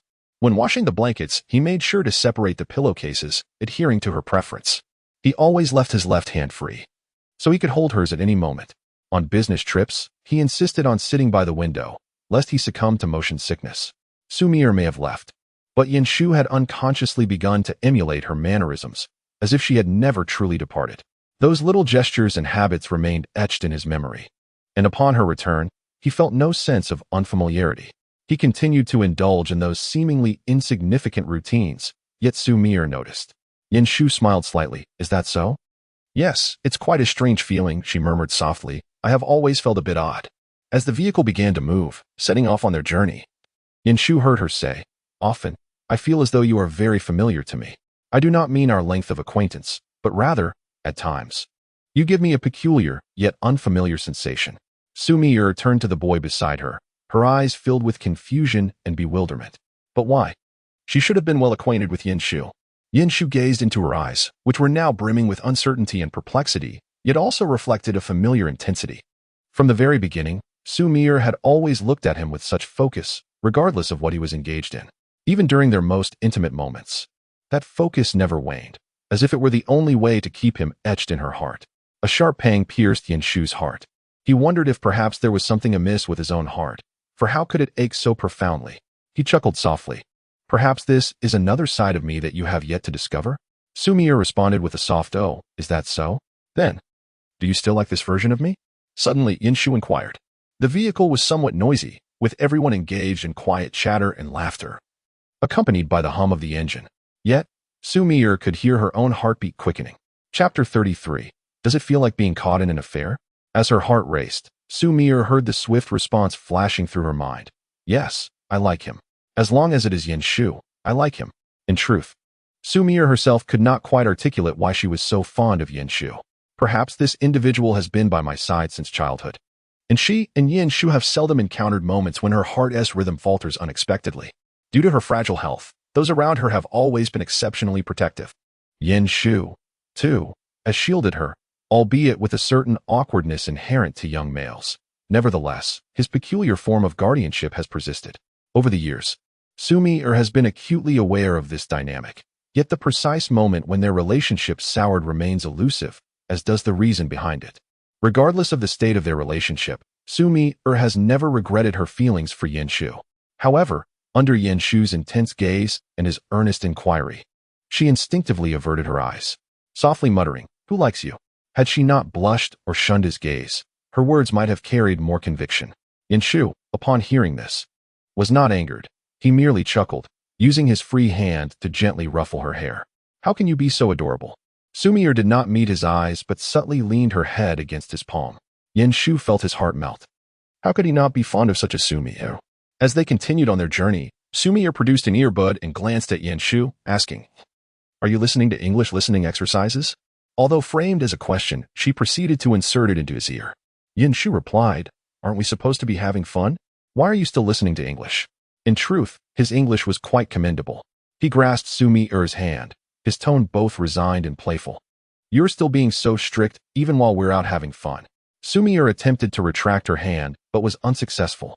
Her gaze flickered nervously around them, relieved that no one seemed to notice, aside from Zhang Xian, who was making playful gestures from across the aisle. Xu Mier, her face flushed, exclaimed, "Let go of my hand. Not a chance." Yin Shu, his own cheeks tinged with pink, held her hand firmly on his knee. "Stay still, if you don't move. I'll listen to my exercises." Xu Mier bit her lip, casting a look at him, bewildered by his boldness. They were not in a romantic relationship yet.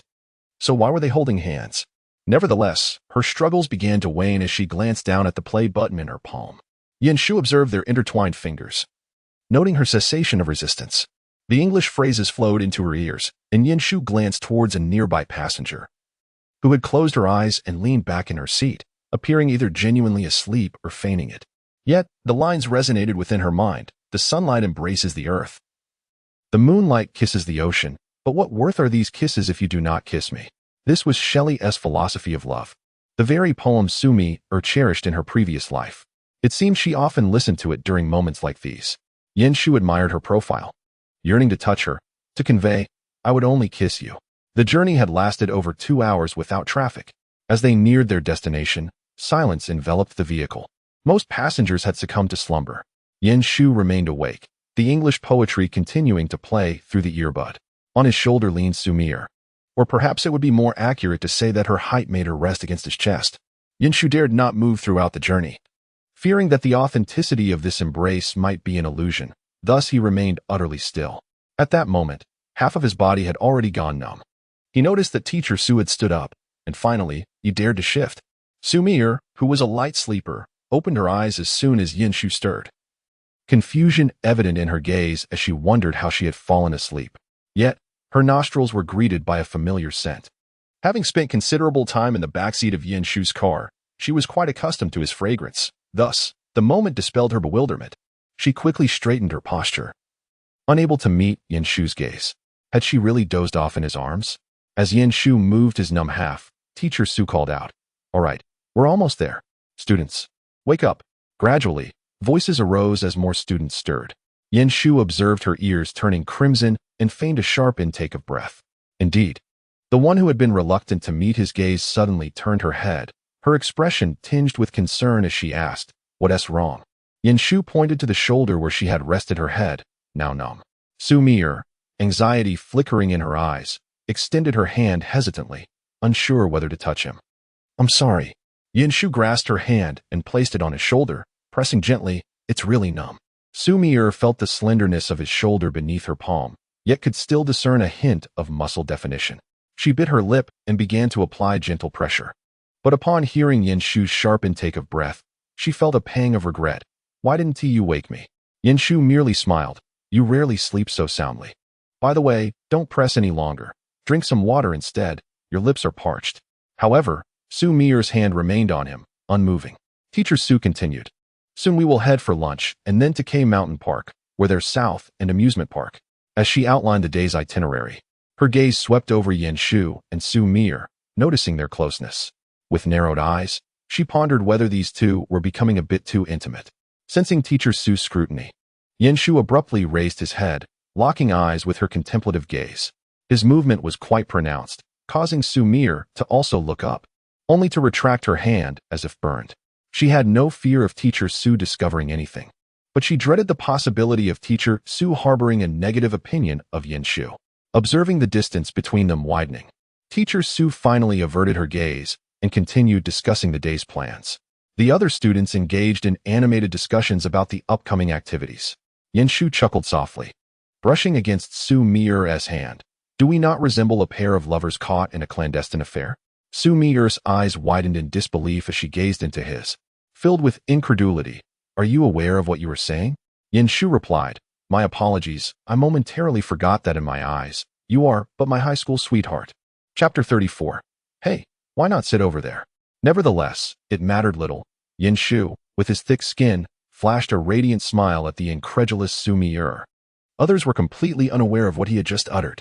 Xu Mier, lacking his fortitude, chose to ignore him, reaching over to remove the earbuds from his ears before disembarking. The vehicle had indeed come to a stop, revealing a hotel outside.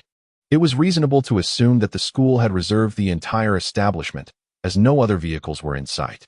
Other classes were gradually alighting from their buses, and Teacher Su was calling for them to disembark in an orderly fashion.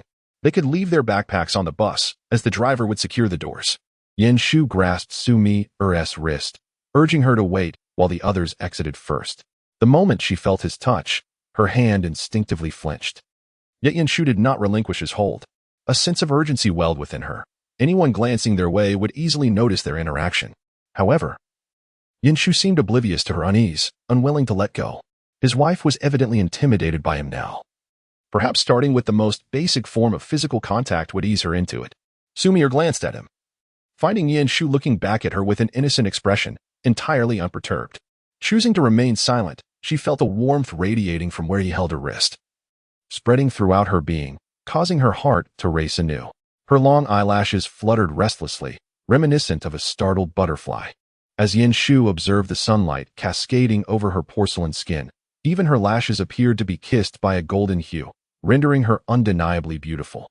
Zhang Xian watched their hands, astonished by their blatant display of affection. However, she couldn't deny that they were indeed well-matched. Clearing her throat softly, she called out, Mier, let us go. If we don't hurry, more people will notice. Upon hearing Zhang Xian's voice, Xu Mier instinctively withdrew her hand, exclaiming, Oh. Yin Shu sighed, compelled to stand up as well. Hesitating, he offered, Shall I help you carry your bag? It felt peculiar to leave everyone's belongings on the bus while only taking her own. Furthermore, it would be even stranger for Yin Shu to carry it. Xu Mier reached for her backpack, replying, No, it's fine, just leave it. The bag was placed by the window, and Yin Shu nodded in acknowledgement. Stepping out first, Xu Mier followed closely behind him.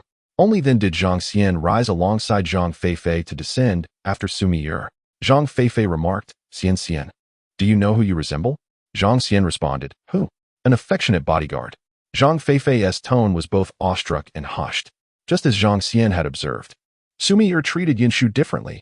Anyone familiar with her could discern that. Zhang Feifei, too, had noticed this dynamic, prompting her earlier comment. Zhang Xian nodded, quipping, That is wonderful. When they marry, I want to be able to join the banquet. Though her words were playful, Xu Mier overheard, her ears flushing with embarrassment. She turned to them, asking, What are you two talking about? Yet deep within, she pondered marriage? With Yin Shu? Could it truly happen? She cast a glance at Yin Shu's silhouette. Just after disembarking, Feng Zheng approached him, seemingly engaged in conversation. Yin Shu lightly patted him on the back. After that, he turned to look at the people behind him, where she had already joined Zhang Xian and Zhang Feifei. Engrossed in their own chatter, her cheeks flushed. Teacher Su stood nearby, and Yin Shu, cautious not to draw too much attention, followed Feng Zheng into the hotel. Teacher Zhou led the way ahead. Teacher Su's gaze swept over Yin Shu and Xu Mier. Having been a teacher for many years, she found the sentiments of these young boys and girls glaringly evident. It was merely a matter of whether she was willing to expose it. At that moment, she furrowed her brow, struggling to comprehend how these two could possibly come together. In truth, she should have been alert ever since Xu Mier expressed a desire to sit beside Yin Shu. With a sigh, Teacher Su averted her gaze, deciding to address the matter later. Upon entering, the lobby was nearly filled to capacity. Chen Fong and several class leaders had occupied 5 tables, which should suffice.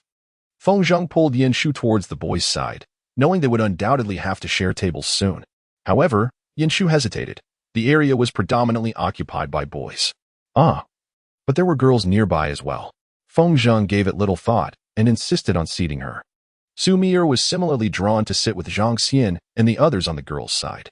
Yin Shu redirected her gaze, accepting the situation. Yet, they were unaware that their table was the last one and not fully occupied. Sharing a table was the least of Yin Shu's concerns. But why did it have to be with Jin Lili's class? Jin Lili, having already taken her seat nearby, stood upon noticing that her table was being shared with Yin Shu's group. and her followers followed suit. Those from her class who initially intended to join them settled into their own spots instead. Everyone was aware of Jin Lili's pursuit of Yin Shu, which, although seemingly quieted lately, still drew the attention of the crowd with her current actions. Xu Mier glanced at Yin Shu through the throng. Jin Lili had already positioned herself next to him. Although he was flanked by others, Jin Lili cheerfully asked the boy beside her, "Would you mind moving? I wish to sit here." Teacher Su and the others, just entering through the door, witnessed this scene unfold. Chen Fong had already risen, suggesting a seat swap with Yin Shu if necessary. Feng Zheng also glanced at Jin Lili. Yin Shu sighed, gently pressing down on the awkward classmate beside him, and stood up, saying, "If you truly want to sit here, then please do." He scanned the room. Chen Fong waved, urging, "Yin, you sit here." Teacher Su, feeling a headache coming on, approached them, saying, "No need to all sit together. If we are sharing tables, right?" She glanced at the table occupied by the girls. "You all should join the girls' table. Mir, bring a few girls over to this side." Zhang Xian and Zhang Feifei urged Xu Mier to stand, declaring, "We'll sit over there." Teacher. Two more girls, also class leaders, stood up. Jin Lili's expression soured, and the girls behind her exchanged awkward glances, silently communicating. Teacher Su cast a glance at them and said, "Go sit down." The homeroom teacher of Jin Lili frowned and added, "Why aren't you moving yet?" Jin Lili had caused quite a stir before, and their homeroom teacher was indeed quite vexed by her antics. Reluctantly, Jin Lili made her way over. Yin Shu settled back into his seat and lightly tapped his friend beside him, suggesting, "Could you shift a little over?" The companion beside him, with a gaze filled with melancholy and complexity, sighed and moved to the other side. The newly vacated space was just enough for 5 girls to sit. Yin Shu watched as Xu Mier approached. Chapter 35. Was he also paying attention to me? Although Xu Mier was aware that everyone was oblivious to the nature of her relationship with Yin Shu, she couldn't shake off the feeling that Teacher Su's gaze upon her was laden with significance. Nevertheless, she took a seat next to him, drawn by his smiling demeanor. Had it not been for the presence of teachers and Chen Fong, she would never have allowed Jin Lili to sit next to him. It simply wasn't permissible. Yin Shu had confessed to liking her, so he shouldn't be so intimate with other girls, especially not with his ex-girlfriend. The mere thought of this caused Xu Mier's expression to grow even colder. With the teachers present, everyone was reluctant to make a ruckus as they had earlier. The atmosphere turned cautious, and silence reigned. Teacher Zhou called a few teachers over to dine. Once all the teachers were seated at one table, conversation began to flow. A boy grinned and remarked, "Yin Ge, it seems Jin Lili still hasn't given up on you." Many had witnessed Yin Shu's rejection of Jin Lili back in class. Yin Shu thought to himself, "You certainly know how to stir up conversation," not noticing the mini fridge beside me. Feng Zheng couldn't help but emit a gleeful chuckle from the sidelines. The companion glanced at Yin Shu and Xu Mier, and as someone in a relationship, he seemed to sense something. He spoke up with a smile. "I was just contemplating whether I should get up. It seems wrong to stand, yet equally wrong to remain seated." He deftly shifted the topic. Yin Shu felt compelled to treat his companion to a meal. As for Feng Zheng, he was a friend not worth pursuing, as their bond had yet to deepen significantly. Perhaps it was best to exchange him for a better friend. The conversation shifted due to the companion's interjection. Initially, the girls remained silent, but being classmates, they quickly engaged in conversation, except for the stoic Xu Mier.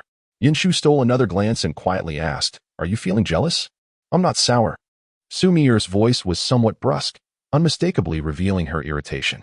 Yin Shu chuckled softly, finding her adorable. He nodded and replied, "All right, I understand." He then pulled out a piece of candy from his pocket, took her hand, and placed it in her palm, saying, "Here, something sweet." Xu Mier was momentarily taken aback, staring at the candy in her hand. "Why do you carry candy with you?" "Well, I'm trying to quit smoking," Yin Shu replied with a gentle smile. "I wouldn't want you to be exposed to secondhand smoke." In his past life, Yin Shu had also contemplated quitting smoking and had managed to abstain for a time during his repeat year. However, anyone who smokes knows that it is relatively easy to quit when the addiction is not severe, yet the temptation to resume is equally strong. Being a doctor is genuinely exhausting. Yin Shu has long forgotten when he resumed smoking. It seems it was after performing 5 surgeries in a single day, from dawn until the early hours of the morning. Upon emerging, utterly fatigued, a fellow doctor offered him a cigarette, and he accepted it. Xu Mier suffers from heart disease. Yin Shu is acutely aware that he should not smoke, yet the fatigue overwhelms him. That day, he returned home only after taking a shower. However, the moment Xu Mier embraced him, she sensed it immediately, You've been smoking, haven't you? Her voice was soft and tinged with concern, as if to say, you must be so tired. On that occasion, Xu Mier did not press him to quit as she had before. Instead, she gently remarked, it's all right. Just have one or two if you're too tired. Yin Shu recognized this tenderness she reserved exclusively for him. Subsequently, he found himself smoking less frequently. Yet, after her departure, he often succumbed to the urge whenever he felt an emptiness within. Nevertheless, he maintained the habit of showering before returning home, fearing that the lingering scent would disturb her, even though her presence had long since vanished from their shared abode. At that moment, Yin Shu gazed at her youthful and beautiful countenance, silently urging her to keep him in check. Xu Mier, looking at the candy in her palm, thought how easily she could be soothed. A single phrase from Yin Shu could pacify her. She stifled the smile that threatened to emerge, letting out a soft "oh." The pent-up frustration dissipated in an instant. The service at the hotel was swift, yet the food served in such a large gathering was far from delightful. Yin Shu felt content, having eaten to about 80% of his capacity, while Xu Mier appeared to have left her meal unfinished. As many dishes were not to her liking. Indeed, Xu Mier was somewhat picky with her food, though not severely. It was a subtle trait. Yin Shu sighed inwardly, contemplating buying her something to eat later. With no time to rest after lunch, the group boarded the bus at the teacher's urging. Yin Shu found himself unable to procure any snacks for Xu Mier. Their first stop was a rather old amusement park, which was nearly deserted due to it being a weekday. Teachers Su and Zhou took pictures with them at the entrance, outlining some precautions before directing Chun Fong to distribute the tickets. You will operate as a group, freely forming teams, preferably mixed gender. Please appoint a leader. Each group should consist of 6 to 8 individuals. As Teacher Su explained, the classmates instinctively began to form their groups. Yin Shu, quick on his feet, took hold of Cheng Su and Feng Zheng and approached Xu Mier and her 2 companions. Zhou Jiayi also strolled over, asking, Xu Mier, may I join your group? Meanwhile, his deskmate called out to him, Jiayi, aren't you with us? Yin Shu clicked his tongue, addressing the vice class leader. We would like to join your group as well. Feng Zheng and Cheng Su chimed in, only you, not us. Yet, the two remained tactfully silent. Xu Mier cast a glance at Zhou Jiayi, her embarrassment evident. Jiayi's expression dimmed slightly, as Xu Mier's previous demeanor had left little ambiguity. After all, who could resist a beautiful and accomplished girl? He was always inclined to give it another try. Ultimately, it seemed that as long as Yin Shu was present, Xu Mier would never consider anyone else. He chuckled, well, with 6 of you here, I shall join them. Nodding, he made his way toward his waiting desk mate. Xu Mier glanced at Yin Shu, saying, I will inform the teacher. Feng Zheng grinned. All right, vice class monitor, don't be too cheeky. Yin Shu playfully smacked him on the back, nearly causing him to choke. Damn, you rascal. Xu Mier's cheeks flushed slightly as she turned to seek out the teacher. Yin Shu, noticing a convenience store across the street, said, I'm going to buy something. Wait here. He then walked away. Zhang Sheng cast a look at Yin Shu's retreating figure before glancing toward Class 9. Jin Lili had urged him to follow Yin Shu, but feeling awkward, he decided against it. When Xu Mier returned, she held a ticket in her hand. Yin Shu was absent, and Feng Zheng and the others were engaged in conversation. Whereas Yin Shu? She inquired, a hint of anxiety creeping in. He went to buy something. Feng Zheng pointed toward the convenience store. Just then, Yin Shu emerged, carrying a large bag. Was he buying snacks for the entire class? Zhang Xian exclaimed. Yet, upon locking eyes with Xu Mier, Yin Shu smiled at her. Xu Mier slowly blinked, an inexplicable feeling washing over her. Was he purchasing food for her? After all, he had been paying attention to her, hadn't he? Chapter 36. Some people, some matters, a slight misstep may lead to a lifetime of consequences. Indeed, Xu Mier's intuition was not misplaced. Yin Shu had indeed bought all those snacks for her. After all, Miss Su's earlier scrutinizing gaze had been rather evident. Yin Shu suspected she had figured something out. Although he was unperturbed, he feared it might affect Xu Mier. Hence, he purchased such a large quantity. As he approached with the snacks, he glanced at Xu Mier, asking, Do you have the ticket? Shall we go in? Other groups had already begun to trickle inside. Xu Mier replied, Oh, I have the ticket. Let us go. The group made their way in. This event had primarily been initiated as a result of complaints from students overwhelmed by stress. From the school's perspective, it was merely a matter of relocating students for some entertainment and then bringing them back.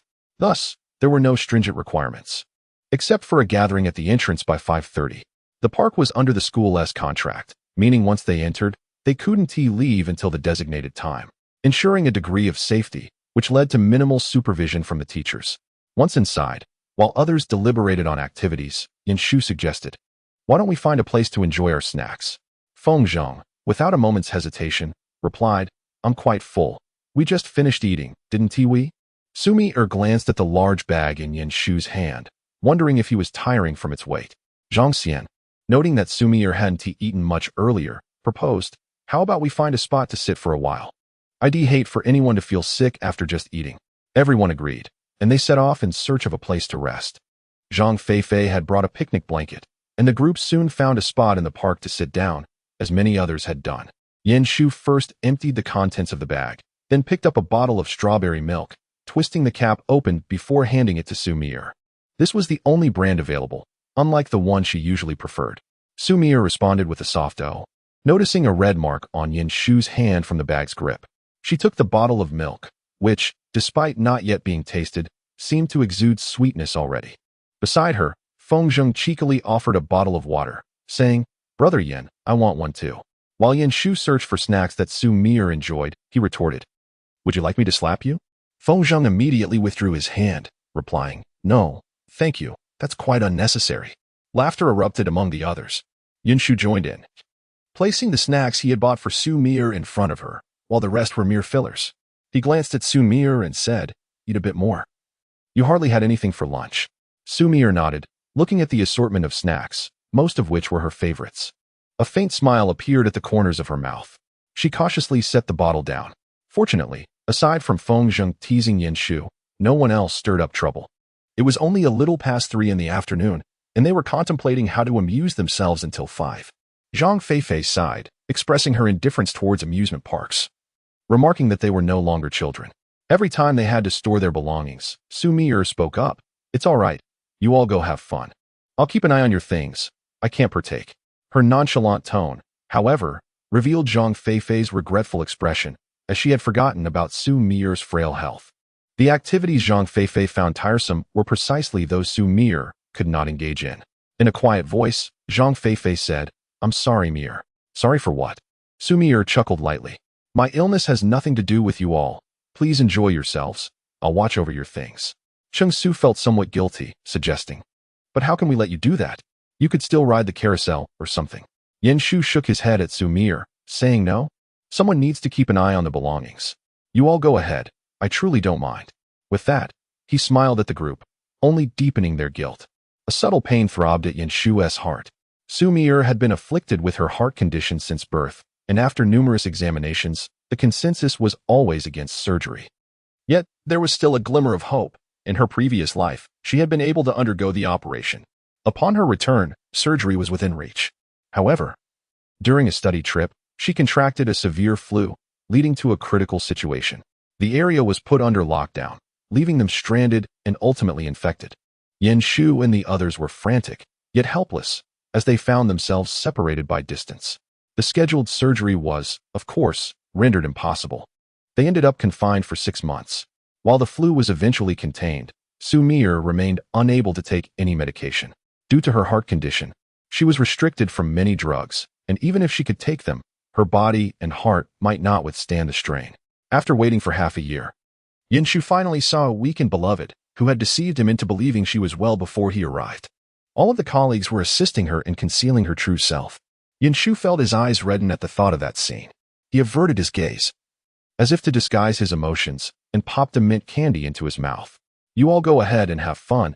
I shall not join." Xu Mier glanced at him. "Why not?" "Because your Yin Gu is too cool for childish games," he replied. Feng Zheng and the programmer exclaimed in disbelief. Xu Mier could not help but retort, "I am slightly older than you, hence you cannot call me Gu." Shu chuckled, playfully ruffling her hair, "But I am taller than you. When you step outside, you will undoubtedly appear smaller than I." Unable to endure the atmosphere between the two any longer, Feng Zheng stood up. "Well, we shall take our leave." Zhang Xian remarked, "We will play for a while and return, allowing you to explore." She shot Shu an encouraging glance before dragging Zhang Feifei away. Shu's mood remained somewhat heavy. Even after a long time, he had no desire to revisit the past. The piercing pain in his heart was unbearable. "Xu Mier, always perceptive to Shu's emotions, noticed his slightly furrowed brow and asked, "Why are your eyes so red?" "No, this mint candy is a bit spicy," Shu replied, shaking the wrapper in his hand. Xu Mier glanced at it, recalling that she had tasted that candy before and knew it was not spicy, though she thought so. She lowered her head and searched through the pile of snacks, retrieving a peach-flavored candy, tearing open the wrapper and extending it to Shu. "Spit it out. Try a different flavor." Shu looked at her outstretched hand, thinking, "You want me to spit it into your hand? This person is clearly a germaphobe." Yet Xu Mier nodded, "Yes." Shu smiled, grasping her delicate hand, swallowing the candy he had in his mouth with a slight movement of his throat. "Why are you so silly? Can't you use a tissue?" Chapter 37. I haven't tea. I've only kissed a little girl. Xu Mier blinked, realizing how foolish she seemed. She smiled shyly, attempting to withdraw her hand. "But you swallowed it." However, the grip on her hand showed no sign of loosening.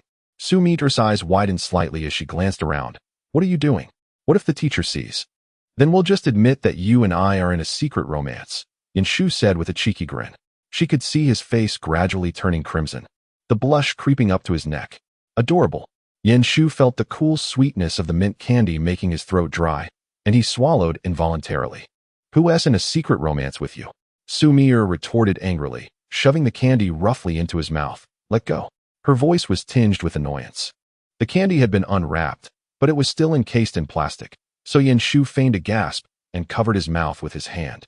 Xu Mier's hand retreated, but upon seeing his furrowed brow and covered mouth, she felt a twinge of concern. "Are you all right?" Her gaze shifted from his mouth to the candy wrapper in her hand, wondering if Shu was truly that delicate. Shu's expression appeared quite pained as he deliberately remarked, "Could you take a look and see if I've scratched myself? Why does it feel like there's a hint of blood?" Upon hearing this, Xu Mier indeed grew anxious. "I'm sorry. Let me check." Without a second thought, she leaned closer. Shu, gazing at her approaching visage, swiftly lowered his hand and planted a gentle kiss on her cheek. The gesture was both tender and fleeting, so quick that Xu Mier hardly registered what had transpired. The soft, warm sensation confirmed for Shu that the person before him was indeed real.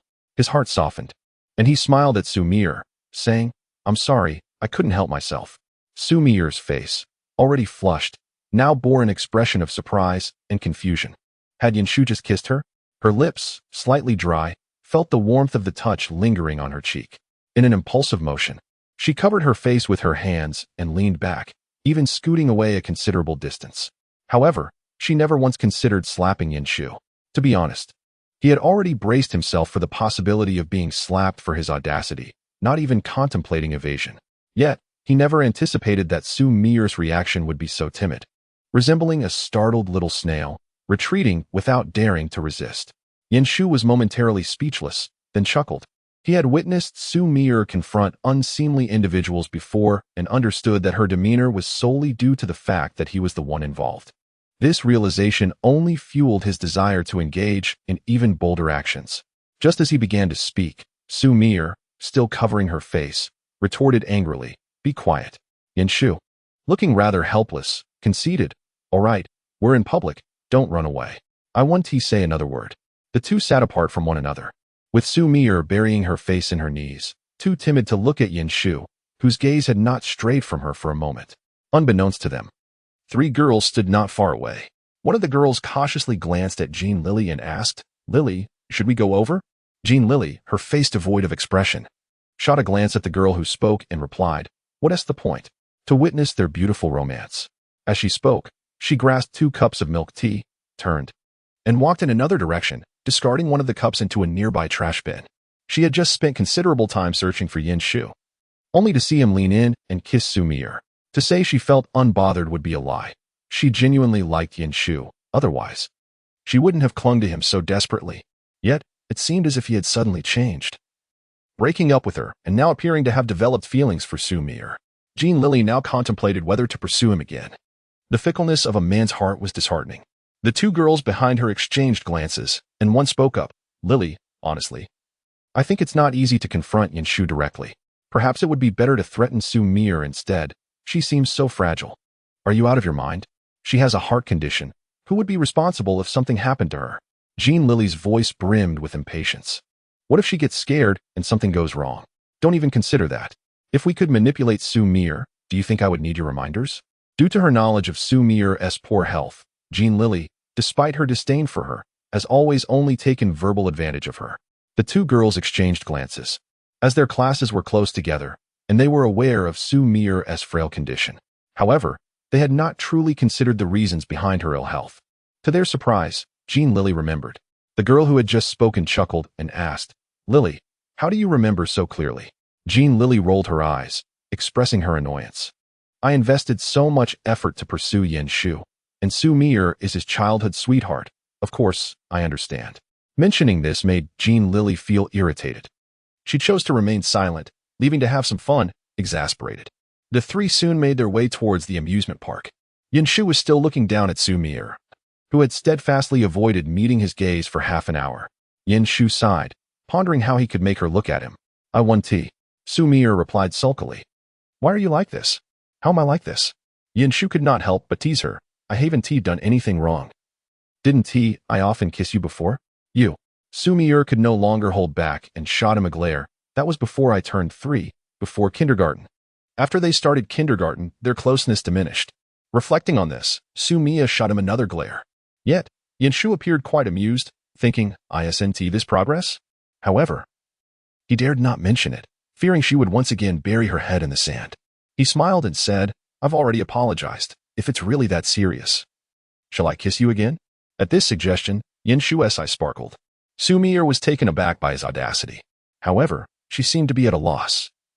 She never considered retaliating against Yin Shu, feeling utterly helpless. Moreover, it was evident that since Yin Shu confessed his feelings for her, he seemed to be making attempts to connect with her, both physically and verbally. But he had not confessed again. Thus, Xu Mier concluded that Yin Shu was merely being mischievous. With a somewhat heated tone, she questioned, "Do you treat other girls like this too?" Yin Shu quickly replied, "No, I've only kissed you, my dear." Chapter 38. Yin Shu, why are you lying? Yin Shu spoke these words with utmost confidence, as they were indeed the truth, leaving no room for doubt. He looked at Xu Mier earnestly and said, "If you think about it, you're technically my first kiss. You used to kiss me often as a child. Shouldn't you take responsibility for that?" As he continued, he found his argument increasingly compelling. After all, there are distinctions between genders that entail responsibility. Xu Mier was taken aback by Yin Shu's shamelessness. "Well then, why don't you take responsibility for me? You kissed me when we were children. They were merely a few years old back then. Wasn't it normal for little kids to kiss each other on the cheeks? How could Yin Shu twist it into something inappropriate?" Xu Mier was astonished. Yet, as soon as the words left her mouth, she realized she had said something amiss. However, it was too late. Yin Shu smiled and remarked, "All right, I'll take responsibility, but I fear you might not want that." Mr. S face was already flushed, and at this moment, the redness had not yet faded. With YNSH's remark, her cheeks deepened in color. She glared at him, feeling as though she had been ensnared in a trap, yet words eluded her. No matter how she framed her response, it felt inadequate. However, he had not even properly confessed. YNSH regarded Mr. intently, awaiting her reply. Yet, before she could respond, a sudden scream pierced the air. "Oi-oh!" Both YNSH and Mr. turned to see a girl sprawled on the ground, convulsing, while two others hovered nearby, seemingly eager to assist her. Driven by an instinct ingrained within him, YNSH sprang to his feet and rushed over. Mr. followed suit. The park was expansive. Yet the gathering classes had drawn a crowd, many of whom were already converging due to the girl's shout. YNSH pushed through the murmuring onlookers and immediately spotted the girl on the ground, foam emanating from her mouth, her jaw clenched, and limbs quaking, a clear indication of epilepsy. At that moment, two boys crouched down, intent on touching the girl. YNSH's voice turned stern, "Do not touch her. The greatest danger lies in individuals applying pressure to the limbs of someone experiencing a seizure, which can lead to fractures. Some may even press on the philtrum upon witnessing a brief loss of consciousness. This is all fundamentally incorrect." YNSH swiftly knelt beside the girl, ensuring she was laid flat on the ground. She wore a short-sleeved shirt, and there was no need to unfasten the collar or sleeves. He used one hand to support her, turning her head and body to the side, allowing saliva and vomit to escape. He glanced around, calling out, "Does anyone have a handkerchief or something similar?" Mr. jogged over, offering him a small handkerchief, a habit she had cultivated. YNSH placed the handkerchief in the girl's mouth to prevent her from biting her tongue. As her convulsions gradually subsided, he carefully shifted her into a recovery position, waiting for her to regain consciousness. An ambulance had already been called, and soon the teachers arrived. The air was thick with murmurs. Yet Mr. S gaze remained fixed on YNSH. His hands were steady, his actions swift and unflustered, imparting a sense of familiarity that both intrigued and unsettled her. Such a composed YNSH felt strangely unfamiliar to Mr. That peculiar sensation returned. The teacher soon approached, noticing YNSH's tense demeanor as he knelt by the girl. "You all should keep your distance," he instructed, standing up and guiding Mr. to the side. The ambulance arrived promptly, and the girl had already regained consciousness, though she was still escorted onto the vehicle by her teacher. One of the doctors remarked, "Your school's teachers are quite professional. This was handled exceptionally well and in a timely manner." Mr., along with other classmates who had witnessed YNSH's actions, turned their attention to him. YNSH appeared unfazed, his face devoid of redness, exuding an air of tranquility, reminiscent of something seen on television. Mr. sensed he was not being truthful. Despite his calm facade, she could feel the dishonesty beneath. Soon, the ambulance departed. The teacher suggested that they disperse and enjoy themselves. One by one, the crowd began to scatter. Shu felt a sense of relief in his heart, grateful that no one pressed for answers. His earlier reaction had been purely instinctive, perhaps a little too adept. Nevertheless, it seemed no one had noticed. Teacher Zhou and Teacher Su approached the two of them and offered a few words of praise for Shu. Then, Teacher Su inquired, "Where are your group members? Why are only the two of you present?" Xu Mier took the initiative to respond. "They went to have fun, and I'm watching their bags, teacher." Shu was just asking me a question, so he didn't go either. Shu glanced at her, recognizing her relentless efforts to bolster his reputation. Teacher Su's expression softened slightly. Teacher Zhou, with a hearty demeanor, suggested, "Why not join us for a while?" The other teachers were merely drawn over by the sounds emanating from their direction. Shu quickly interjected, "Teacher, let us not. It would be a tragedy to face teachers while we're out having fun." Teacher Zhou chuckled, "You cheeky rascal." Xu Mier quickly added, "We're also watching the bags for the others. We'll just wait here for them," and one tea disturbed the teachers. Teacher Su regarded them thoughtfully for a moment and nodded. "All right then, if anything arises, reach out to the teachers, but do not act impulsively." This remark was directed at Shu's earlier actions. Upon hearing this, Shu felt a slight discomfort. Teacher Zhou hastily clarified, "Your teachers merely fear that you might not grasp everything. If anything were to happen to that student, it would be quite troublesome. Anyway, should you need anything in the future, just approach us." Though couched in vague terms, both Shu and Xu Mier understood. Today, they were fortunate. The girl was unharmed, and Shu's technique had been quite proficient. If something had indeed gone awry, Shu might have faced unjust blame. Ultimately, concern for them was paramount. Both Shu and Xu Mier nodded obediently. After a few more instructions, Teacher Su turned to leave. Shu cast a glance at Xu Mier. "Shall we head back so you can explain the questions to me?" His tone held a playful note, intentionally echoing her earlier words to tease her. However, Xu Mier did not smile. Instead, she furrowed her brow and regarded Shu with seriousness. Shu, reaching up to touch his face, thought to himself, "Though I am rather handsome, your gaze makes me feel a bit apprehensive." Primarily, he was unsure why he felt slightly guilty. Unexpectedly, Xu Mier directly asked, "Shu, why did you lie earlier? Your movements were too practiced, as if you had done it many times before. It couldn't have been your first time." Shu's heart sank. How was he to respond? It seemed that Xu Mier could effortlessly detect his inconsistencies. He was torn between feeling pleased and feeling conflicted. Shu looked at Xu Mier and asked, "What do you think is going on with me?" Chapter 39. I want to attend the same school as you. Xu Mier was taken aback that he would throw the question back at her. How could she possibly know what was happening? She asked precisely because she was unsure. She gazed intently at Shu, her expression earnest. His familiar face and smile, coupled with the tenderness in his eyes, often left her momentarily dazed. "Shu, something is not right with you," Xu Mier whispered softly, yet found herself unable to articulate what felt amiss. Shu, aware that she would likely never guess the truth, pondered how one could even speculate about the phenomenon of rebirth in reality. It was a notion that required an extraordinary imagination. In a novel, her situation might suggest a journey through time or a reincarnation. Xu Mier's words abruptly interrupted Shu's train of thought. He stared wide-eyed at her earnest expression, his nervous voice faltering. Wait, how come you still read novels? Xu Mier looked perplexed. Why shouldn't I? Is it strange to read novels? Not at all. But what kind of novels do you read? Those about rebirth and time travel. Yen Shu cleared his throat, striving to maintain a natural demeanor. Xu Mier exclaimed.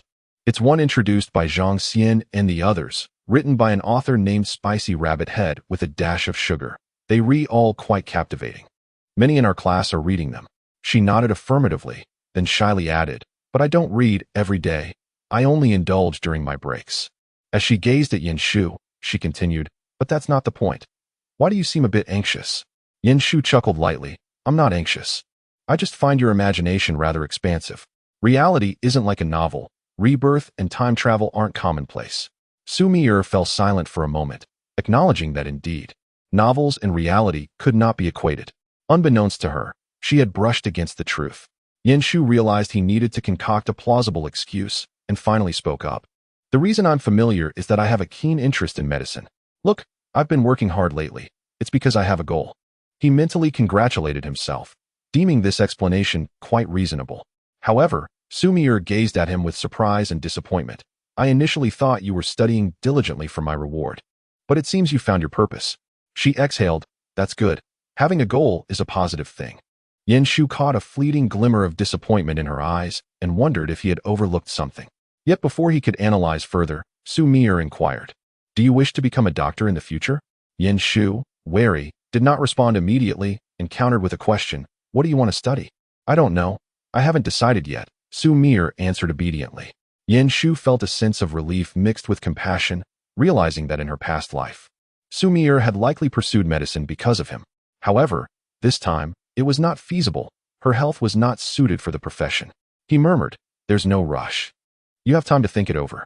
If you choose to study medicine. But Xu Mier interjected, her eyes lighting up. Wait. I want to study medicine too. Yen Shu's expression darkened. No, I want to pursue medicine has nothing to do with you. His voice grew stern with tension. Xu Mier's face fell, reflecting hurt. In truth, were it not for the shock of her mention of rebirth and time travel, Yen Shu would not have hesitated to express his desire to study medicine. He feared that Xu Mier might once again choose that path because of him. Xu Mier's expression was rather grim, as she realized she had been overly sentimental.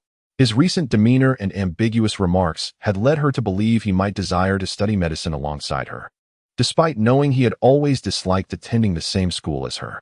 With a cold countenance, Xu Mier rose to her feet, her tone equally frigid as she remarked, I was merely joking. There is no need for you to be so anxious. However, Yen Shu noticed the reddening of her eyes, a stark contrast against her fair complexion. Quickly standing, Yen Shu spoke with an apologetic tone, that was not my intention. I merely wish for you not to choose a major you do not enjoy. Yet, at that moment, Xu Mier was overwhelmed by embarrassment and the sting of unrequited feelings.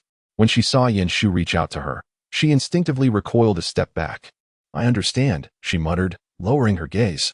But Yen Shu perceived that she truly did not, and that she had undoubtedly misinterpreted his meaning.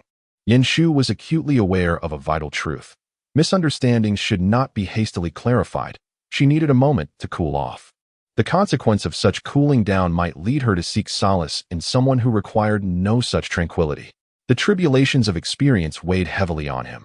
Thus, Yen Shu stepped forward, grasping her wrist, his voice laced with both exasperation and indulgence. You know what you know, yet you are likely overthinking it. I wish to attend the same school as you, but more than that, I desire for you to find a major you truly love. Xu Mier was momentarily taken aback by the tenderness in his tone, casting a hesitant glance at him. This unfamiliar side of Yen Shu stirred her heart, causing it to race. Furthermore, he continued, studying medicine is arduous, and given your health, I genuinely mean it when I say I would be reluctant to see you struggle. Yen Shu's hand slid from her wrist, entwining his fingers with hers, his tone earnest. If you truly wish to join me at the same university, when you discover a major you are passionate about, I would choose to pursue that field as well. Yen Shu's sincerity was evident. He genuinely enjoyed the practice of medicine, having saved countless lives from the grip of death. However, when juxtaposed with Xu Mier's aspirations, his preferences felt insignificant. In light of her sentiments, everything else paled in comparison. As Xu Mier's hand rested in his, she instinctively fidgeted, muttering a low rebuttal, I have no desire to attend the same school as you. Yen Shu chuckled. affirming, "No. It is I who wishes to attend the same school as you."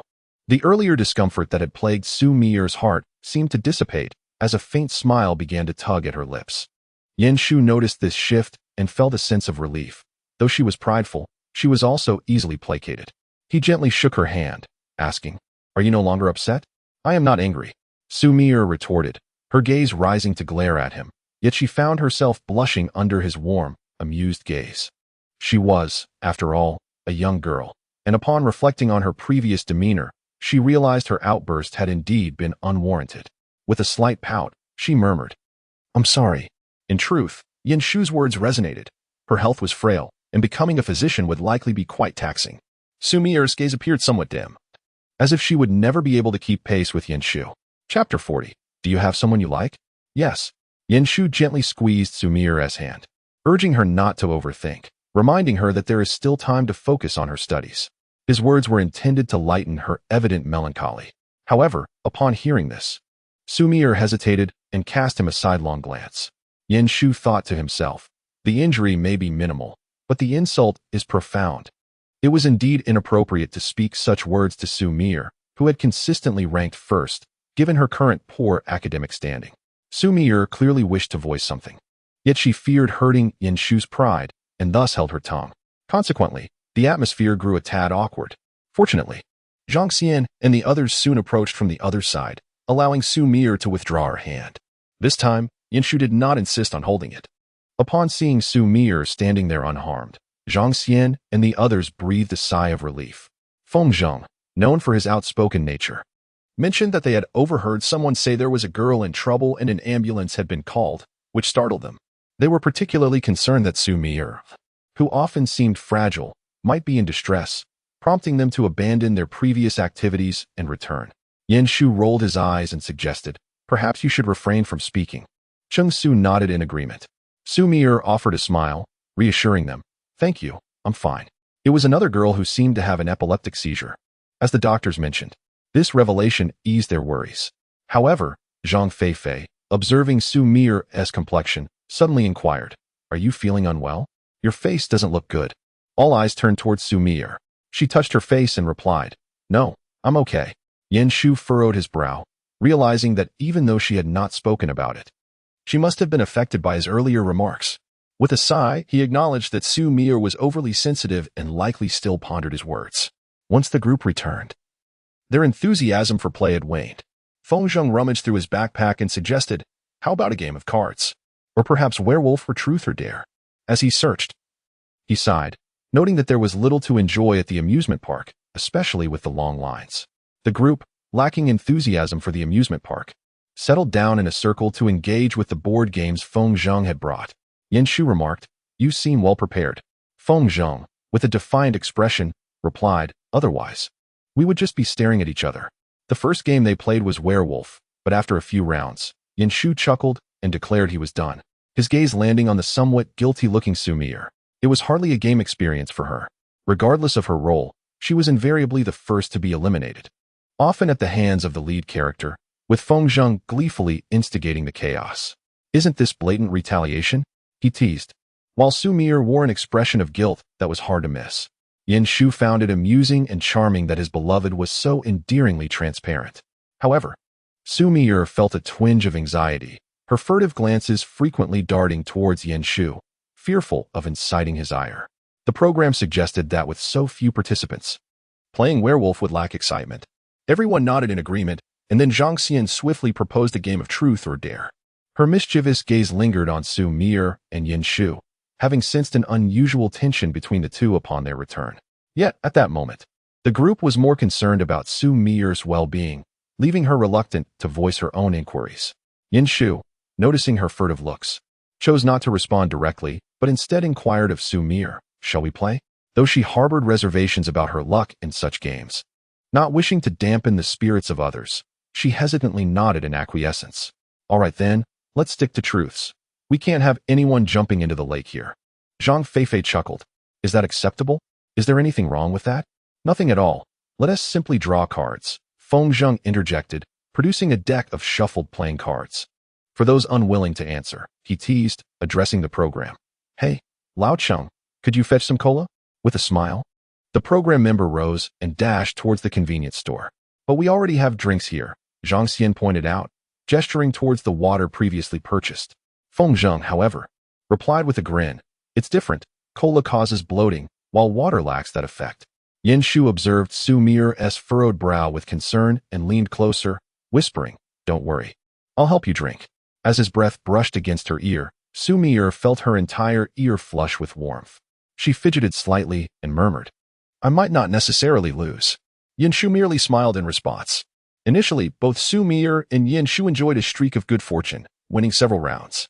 The program member's girlfriend was revealed to be a top student, while Feng Zheng's first crush from the second year of junior high came to light. On the girls' side, Zhang Feifei currently harbored a secret admiration for a boy in their class. The group responded with playful exclamations but refrained from pressing further, recognizing her reluctance to elaborate. Feng Zheng, observing Yin Shu, teased, Both the vice class leader and brother Yin have had quite the luck. Yin Shu nodded affirmatively, absolutely. A sense of foreboding crept over Xu Mier. As anticipated, in the next round, she drew the lowest card while the program member drew the highest. He hesitated, as he was not well acquainted with Xu Mier. Yet, the other's eyes sparkled with curiosity, eagerly shifting their inquisitive gazes between Yin Shu and Xu Mier, urging him on. Go on. Lao Qing, don't be shy. Ask what we want to know. Hurry, hurry. Xu Mier, already feeling the tension, became even more apprehensive under their expectant stares. Her beautiful eyes widened slightly as she fixed her gaze on the program member. He assured everyone of his unwavering fidelity to his girlfriend. However, the undeniable truth was that Xu Mier was indeed strikingly beautiful, and like many boys, he found himself somewhat softened by her allure. Even though he knew what Feng Zheng and the others were eager to hear, when faced with Xu Mier's enchanting eyes, he ultimately stammered, Do you have someone you like? This question, while somewhat ambiguous, was still pertinent and grazed the edges of what Feng Zheng and the others were truly curious about. A few others let out a soft sound, and even Yin Shu couldn't help but click his tongue quietly. Would this program still function properly? Although he reassured Xu Mier not to be afraid, there surely lingered a hint of anticipation within him. Upon hearing Yin Shu's faint sound, Xu Mier turned her profile towards him and discerned that he was not entirely sincere. Yin Shu offered her an innocent smile, insisting that it was not his concern. The tacit understanding among the group regarding the situation made Xu Mier feel somewhat embarrassed, yet she softly admitted, Yes. Chapter 41. Call me Brother Yin, and if you do, I won't ask any more questions. The others chimed in with playful exclamations, while Zhang Feifei hurriedly collected the cards. Quick, quick, the next round. We hope Xu Mier plays again. However, they wished for a different question. This person simply wouldn't do. Perhaps the group's expectations were too overt. As the next round saw Xu Mier with the smallest hand. This time, it was Yin Shu who posed the question. Well, Feng Zheng immediately perked up, eyes gleaming as he focused on Yin Shu. Brother Yin, Xu Mier, along with the others, turned her gaze towards him. Yin Shu happened to hold a small joker, while Xu Mier clutched the 3 of spades. Gazing at Xu Mier's lovely face and her large, sparkling eyes, he could understand the previous reluctance of the program. Ignoring the crowd's teasing, he urged, Call me Brother Yin, and if you do, I won't ask any more questions. Otherwise, my questions won't be so simple. Wait, how can you be so shameless? Feng Zheng exclaimed, incredulous. Wasn't this supposed to be a game of truth? Exactly. Brother Yin, why play like this? Zhang Feifei chimed in, dissatisfied, eager to pose her question. Though calling him Brother Yin was rather sweet. Zhang Xian excitedly pinched Zhang Feifei's cheeks, exclaiming, Actually, it's fine. I have a feeling Mier will choose truth. After all, it is well known that Xu Mier is quite shy. Nearby, the program observed Xu Mier's face growing increasingly flushed, realizing he had learned something valuable. He could tease his girlfriend like this in the future. Truly. Yin Shu was something else. Xu Mier's cheeks were indeed crimson, and while she could hear the surrounding voices, they were not very clear. What resonated more distinctly was the sound of her racing heart. Her gaze remained fixated on Yin Shu without a moment's pause. She believed Yin Shu would keep his word. Perhaps the question she hesitated to voice was indeed one she couldn't answer. But to address him as Brother Yin in front of so many? Although she had heard Feng Zheng and the others do so, Xu Mier was older than Yin Shu. He had even referred to her as sister when they were children. When had she ever called him brother? Yin Shu perceived her hesitance and the defiance in her eyes, finding it amusing. He continued to nudge her. Hurry up. Opportunity knocks but once. If you don't call me, I shall ask you what you like. Before he could finish, Xu Mier, slightly flustered, interrupted, I'll call. Her face, flushed from feeling bullied, appeared especially aggrieved, with a glimmer of moisture in her eyes. Yin Shu's fingers grazed the cards, feeling an overwhelming urge to relent. Yet, he found himself unwilling to let go. However, Xu Mier had already reached out to grab a can of cola. I choose the third option. Drink cola, she declared, eliciting gasps of anticipation from the crowd. Feng Zheng lamented, had I known, I wouldn't have purchased the cola. Meanwhile, Xu Mier had already taken hold of the chilled can. A common choice in this warm weather when everyone was accustomed to buying cold beverages. Yet, she was not particularly fond of icy drinks. Nonetheless, no one paid her much heed, and she didn't let it dampen her spirits. As she pulled the tab on the cola can, others began to collect their cards. Yin Shu watched as the can was opened, sighed softly, and took the cola from her hands. The coolness of the drink pressed against his palm, making it evident that it was unsuitable for Xu Mier to consume. Zhang Xian noticed their subtle exchange and, seeing Yin Shu tilt his head back to drink the cola, playfully remarked, so, Brother Yin, what is the need for that? Feng Zheng turned to him, whispering a teasing remark. Are you tricking her into drinking cola? Unfazed by the banter, Yin Shu replied, so what if I am? Laughter erupted among the group, save for Xu Mier, who watched him as he drained the can, basking in the sun as if enveloped by its warmth. His throat moved rhythmically, and a casual smile graced his lips as he extended a hand, offering her strawberry-flavored candy. Though the candy was unopened, Xu Mier could already sense the mingling scents of strawberry and cola, one sweet and rich, the other refreshing yet surprisingly pleasant. Her fingers curled lightly before she reached for the candy he offered. Feng Zheng and the others urged her on. Come on, chug it down. Are you raising fish? Yin Shu exclaimed, whoa, and took a deep breath, declaring, Feng Zheng, just you wait. Despite his protest, he finished the last sip of cola, feeling as if the candy he had given was finally taken from him. On a day like this, her hand felt less cold. Her delicate fingertips brushed gently against his palm. Yin Shu burped, realizing how cruel the group was, as his throat and stomach felt chilled. Thankfully, he hadn't let Xu Mier have a sip. He had initially thought to take advantage of the situation, hoping for an indirect kiss when she took a drink. But he couldn't bear the thought, this drink was far too cold. Yin Shu felt the emptiness in his palm. Turning his gaze, he saw Xu Mier with her eyes downcast, unwrapping the candy. He chuckled softly, playfully scolding her, you ungrateful little one. Then he noticed her long eyelashes flutter slightly as she lifted her eyes to him, offering a piece of candy from her hand. It wasn't the previous strawberry candy. It was an orange-flavored one. Yin Shu hesitated for a moment before accepting it, though he had just finished the cola and wasn't inclined to have candy. This was a gift from Xu Mier. He didn't want to refuse her, not even for a single piece. The taste of the orange candy blended with the remnants of cola, creating an unexpected sensation, making him feel as if he were sipping orange soda instead, perfect for summer. Suddenly, he found the cola not so unpalatable after all.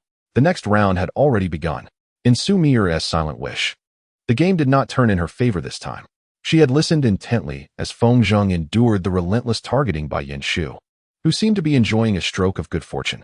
Even the fact that Feng Zheng had wet the bed at the tender age of 7 was brought up. Feng Zheng cursed under his breath, while Yin Shu laughed heartily. However, it appeared that Lady Luck could no longer bear to watch. The next moment, Feng Zheng directed a question at Yin Shu, grinning widely, Brother Yin, the tides of fortune do turn, don't they? This marked the first time Yin Shu had been caught off guard, and by none other than Feng Zheng. A sense of foreboding washed over him as he warily regarded his counterpart. Make sure to ask wisely. Don't pose inappropriate questions, especially with ladies present. Feng Zheng retorted. When you asked me about my bedwetting, did you consider the presence of ladies? Yin Shu chuckled. Well, if you were to inquire about that, I would have an answer. I wouldn't. Feng Zheng teased, his gaze flitting between Yin Shu and Xu Mier, a cheeky glint in his eyes. Yin Shu, taking a deep breath, felt an urge to strike him, casting a warning glance his way. Yet, Feng Zheng appeared to deliberately ignore him, chuckling mischievously, Ladies and gentlemen, do you have someone you fancy? Chapter 42. You wouldn't understand. This is called flotation. The audaciousness of the question nearly made Yin Shu burst into laughter. It seemed this lad had some merit after all. He glanced at Xu Mier and, with a smile, replied, Indeed, I do. The others exchanged knowing looks, while Xu Mier's heart raced. The fleeting glance from Yin Shu moments ago, coupled with the presence of a few others, led her to exclude same-sex interests. Considering her limited acquaintance with Zhang Xian and Zhang Feifei, it likely pointed to Yin Shu. The thought of this possibility sent her heart racing uncontrollably. Meanwhile, Yin Shu observed Feng Zheng and the others, eagerly anticipating their continued inquiries, which would allow him to share his own sentiments. After all, it wouldn't be amiss for him to speak the truth, would it? He had calculated his move well, but regrettably, cooperation was essential. Zhang Feifei and the others were indeed inclined to probe further, yet they were thwarted by the mischievous Feng Zheng. "Ah, Brother Yin, you've lost a round. Just one question."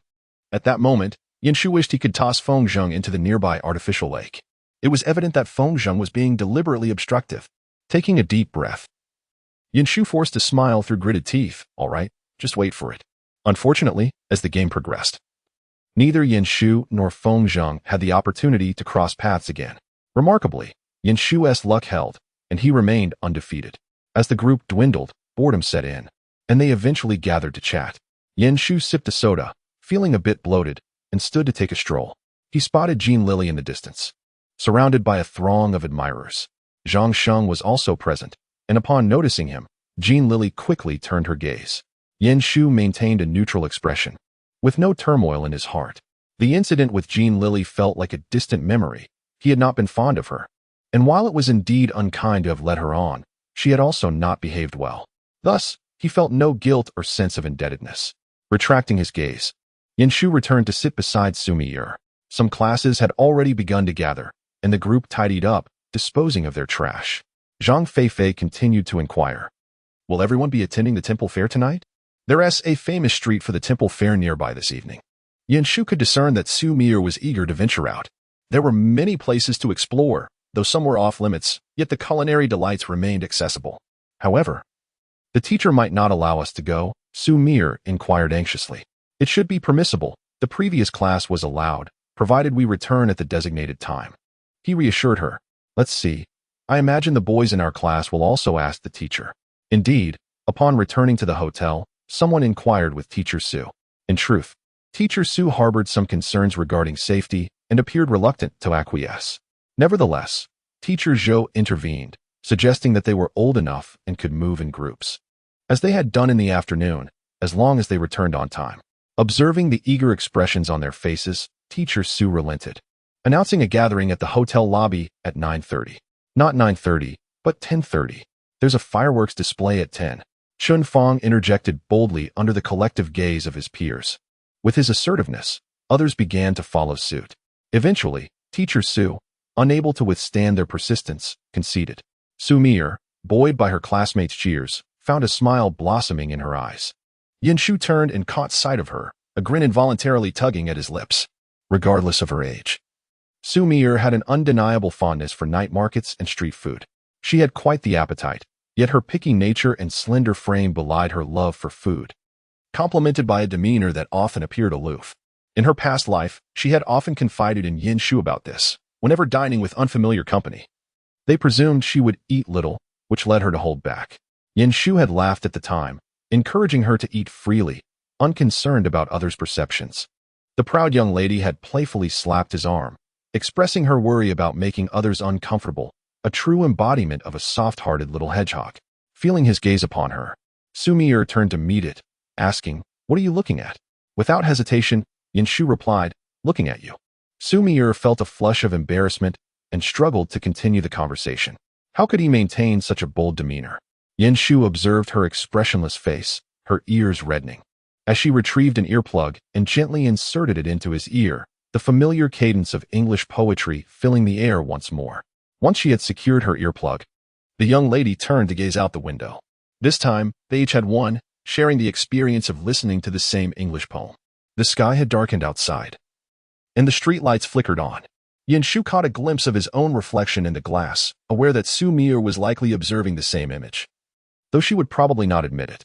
In this moment, Yin Shu's heart found tranquility, soothed by the poetry whispering in his ears and the company by his side. Since his rebirth, he had been in such a rush, always eager to hasten time. Yet now, as he gazed at her profile, he realized there was no need for haste. They still had ample time together. Taking a deep breath, he closed his eyes slowly, reminding himself not to rush or startle her. The journey from the park to the hotel was not lengthy, merely half an hour. They dined at the hotel, instinctively resuming their seats from lunchtime. The hotel rooms were shared. Xu Mier roomed with Zhang Xian, while Zhang Feifei was paired with her previous desk mate. As for Yin Shu, he kindly invited Feng Zhang, who initially declined but was later compelled by forceful insistence. After Teacher Su distributed the room cards, he reminded the students that those who wished to go out should form a group and come to him for registration. Although it was somewhat inconvenient, the prospect of going out filled everyone with joy, and they readily agreed. Nearby, it was heard that a teacher from another class was refusing to let their students go out. The boys and girls were on different floors. So Yin Shu and his friends parted ways with Xu Mier at the elevator, agreeing to meet at 7:30, leaving them some time to rest. As Yin Shu and Feng Zheng ascended, they overheard boys from Class 9 cursing their teacher for being unreasonable, lamenting that while other classes were allowed to go out, theirs was not. It turned out that it was Jin Lili's class that was restricted, which fortunately would not dampen Xu Mier's spirits. Yin Shu felt his mood lift as well. Feng Zheng opened the door with the room card, muttering, "Yin Gu, you should tone down that charming smile." Yin Shu raised his hand as if to strike him, warning, "If you call me Yin Gu again, I swear." He grumbled as he entered the room, "Aren't you disgusted? You must be secretly in love with me." Feng Zheng followed him inside, retorting, "Get out of here. I just want to annoy you." He tossed his bag aside, unabashedly pointing out, "Now you find me disgusting?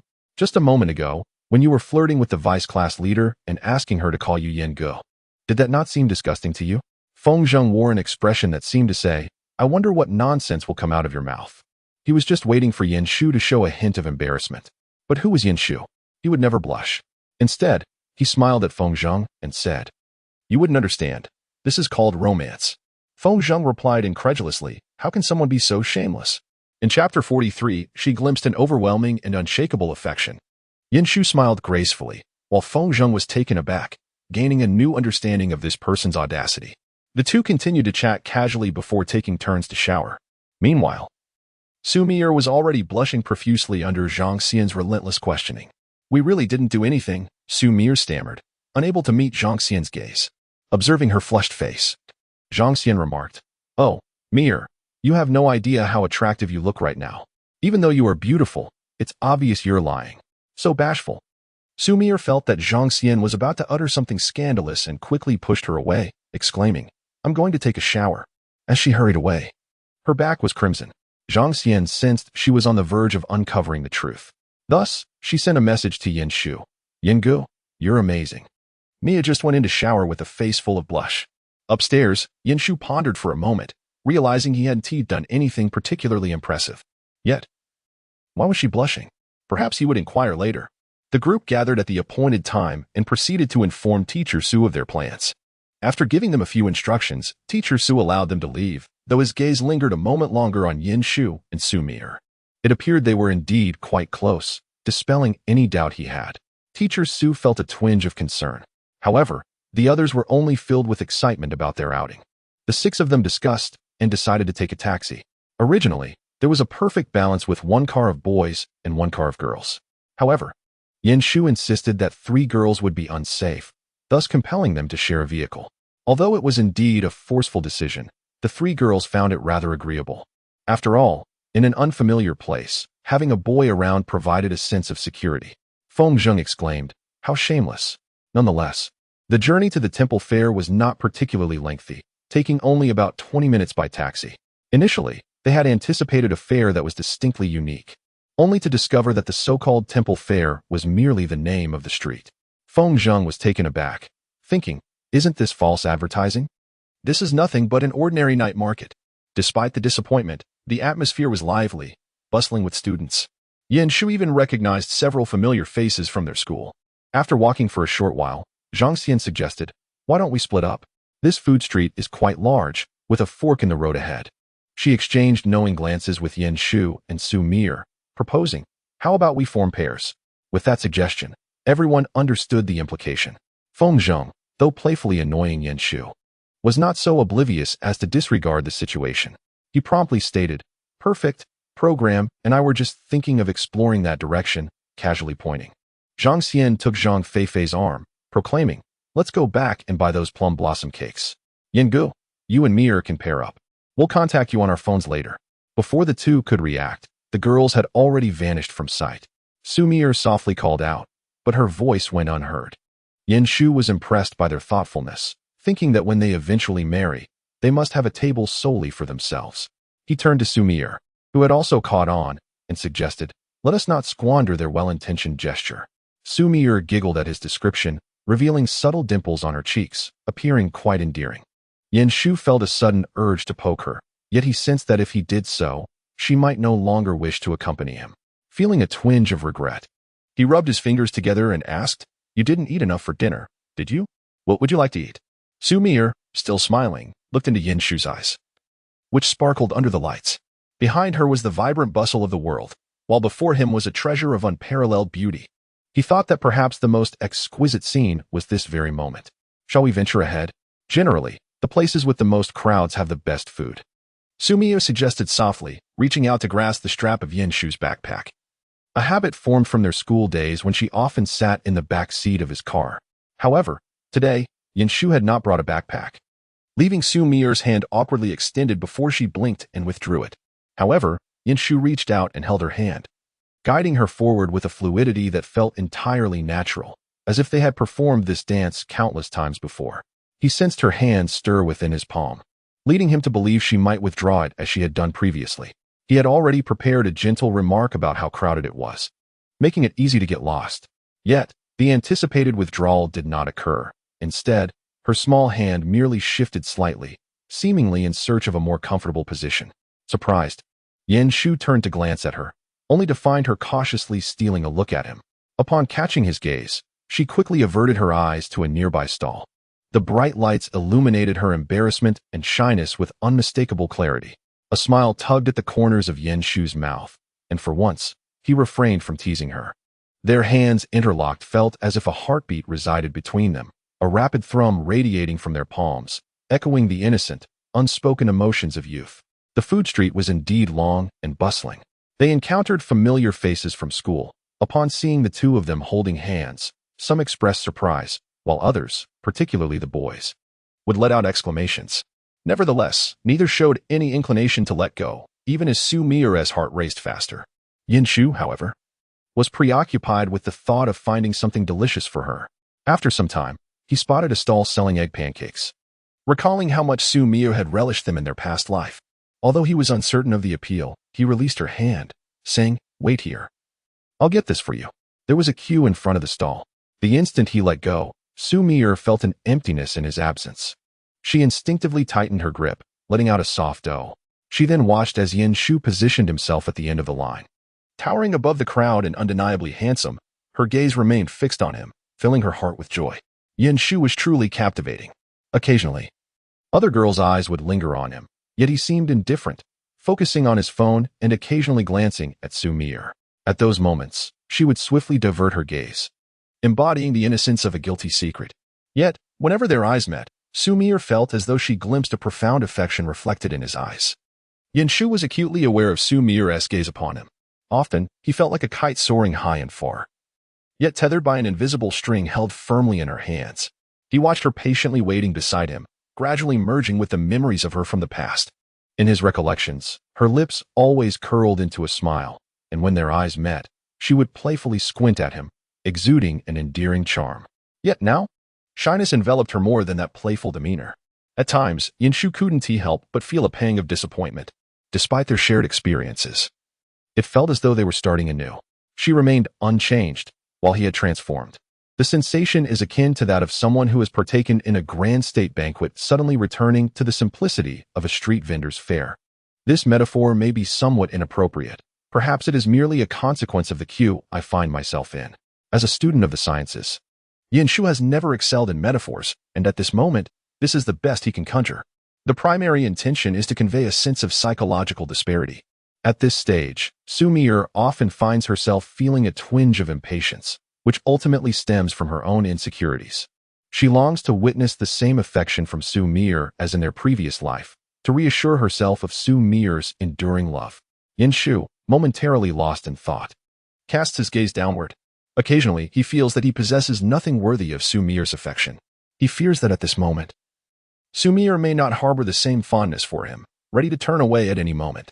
Yet, Yanshu finds himself powerless. His heart belongs solely to Xu Mier, and he dares not contemplate a scenario where she may no longer cherish him.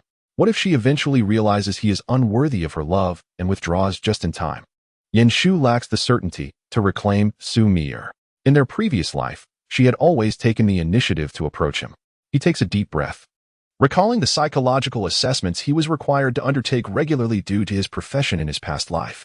Each time, he barely scraped by with passing marks, indicating that his mental state was far from robust. Despite his outwardly commendable demeanor, it merely served to mask his inner turmoil. Yanshu purchases 2 egg cakes and turns to see a young man standing before Xu Mier. Her expression has reverted to one of indifference. As she slowly shakes her head, the young man appears to be a university student, accompanied by several friends. Xu Mier dons her own attire, as who would wear a school uniform while out for leisure. Clad in white with a petite skirt and sneakers, she embodies the quintessential look of a young girl. Yet, her beauty renders her more radiant than her peers. Yanshu quickens his pace, and as he approaches, he overhears the young man inquire, "Which university do you attend?" "Let's be friends. I'm not a bad person." Xu Mier's response is curt, "I am a high school student." The young man visibly falters for a moment, a hint of awkwardness creeping in, yet he persists. "Haha, that's even better. My grades are quite good. Perhaps you might be my junior in the future." At this juncture, Yanshu interjects with a smile, "No need for that. Her grades are excellent, often ranking first in her class." He stands beside Xu Mier, offering her one of the egg cakes. "Enjoy it while it's warm. I've bought 2 flavors." Consequently, the young man witnesses the previously expressionless girl willingly accepting the food, exclaiming, "Oh." Yanshu, after watching her accept the treat, turns his attention back to the young man, his smile radiant. "Senior, would you care to add me on WeChat? My grades are not impressive." The young man awkwardly retreats a few steps. "No, I'm sorry," and then departs with his friends. They can be heard murmuring, "They seem like a couple, don't they? Quite a match in appearance, but are high school students really developing so well these days? How embarrassing." Yanshu's gaze shifts back to Xu Mier's dark, captivating eyes, and he momentarily falters. "What is it?" "I'll tutor you if you're not satisfied," Yanshu sighed, wondering how the conversation had veered in this direction. He shook his head. "No." "Oh, I thought you might be dissatisfied and seek someone else," Xu Mier remarked coolly, then lowered her gaze to take a bite of the cake in her hand, her eyes squinting with joy at the taste of her favorite treat. Yanshu, realizing her delight, chuckled helplessly. "I can't very well say. You all can leave now, can I? That would feel a bit rude." Xu Mier glanced at him again, her gaze ultimately settling on the cake he held. She yearned for a taste. However, one serving of the cake was quite ample, and if she consumed both, she would soon find herself unable to eat anything else. Xu Mier hesitated. Yanshu instantly recognized her indecision, reaching for the cake in her hand and swapping it for the one he held. "Go on, eat. If you can't finish it, I'll take care of it." Xu Mier's cheeks flushed slightly. "Isn't this a bit inappropriate? Isn't this something only couples do?" She bit her lip gently, pondering the inappropriateness of the situation. "What is inappropriate about it? I've often eaten the leftovers you left behind when we were children." Yanshu intended to say back then but caught himself. Xu Mier tightened her grip on the cake. "But that was when we were kids. Haven't we grown up now?" "Yes, we've grown up, and now we can date." Yanshu replied with a smile, deliberately taking a bite from the cake she had just eaten. "What we're doing now can be considered an indirect kiss." Xu Mier's eyes widened slightly. Staring at the smile on his lips, she found herself momentarily at a loss for words. She stammered, "Why you?" Yet could not articulate her thoughts. Yanshu, sensing her discomfort, suggested, "Why don't you eat first? It'll taste bad if it gets cold." Xu Mier abruptly turned and walked ahead, even stumbling slightly without realizing it. Yanshu found her adorable, capturing a brief video on his phone before chasing after her. "Hey, wait for me. After you finish, tell me what you were trying to say just now." "Shut up. Why not? Are you feeling shy? Your ears are so red." "Yanshu, how can you be like this?" "Because I enjoy teasing you. You are truly unbearable." Yanshu watched her take a fierce bite of the cake, his eyes filled with a tenderness she was oblivious to. Despite his annoying antics, Xu Mier found herself inexplicably drawn to him, didn't she? Ultimately, Xu Mier never voiced the words that lingered on her lips, as her heart raced with excitement, and she feared her emotions might overwhelm her. She had tea brought her medication. Xu Mier realized that the current Yanshu was quite fond of teasing her. It felt intentional. She quickly glanced at the peculiar figure beside her, puzzled by his playful jests, the occasional glimpses of sadness, and the inadvertent gentleness he displayed towards her. Everything felt so strange. Chapter 45. Are you jealous? Xu Mier refrained from inquiring further, having found her previous attempts at probing deftly deflected by Yin Shu. Thus, she chose not to exert herself this time. In truth, she was rather enjoying the present moment. She had pursued Yin Shu for such a long time, and now, regardless of the reasons, he was finally willing to turn around, which brought joy to Xu Mier. The two wandered through the absurdly lengthy food street.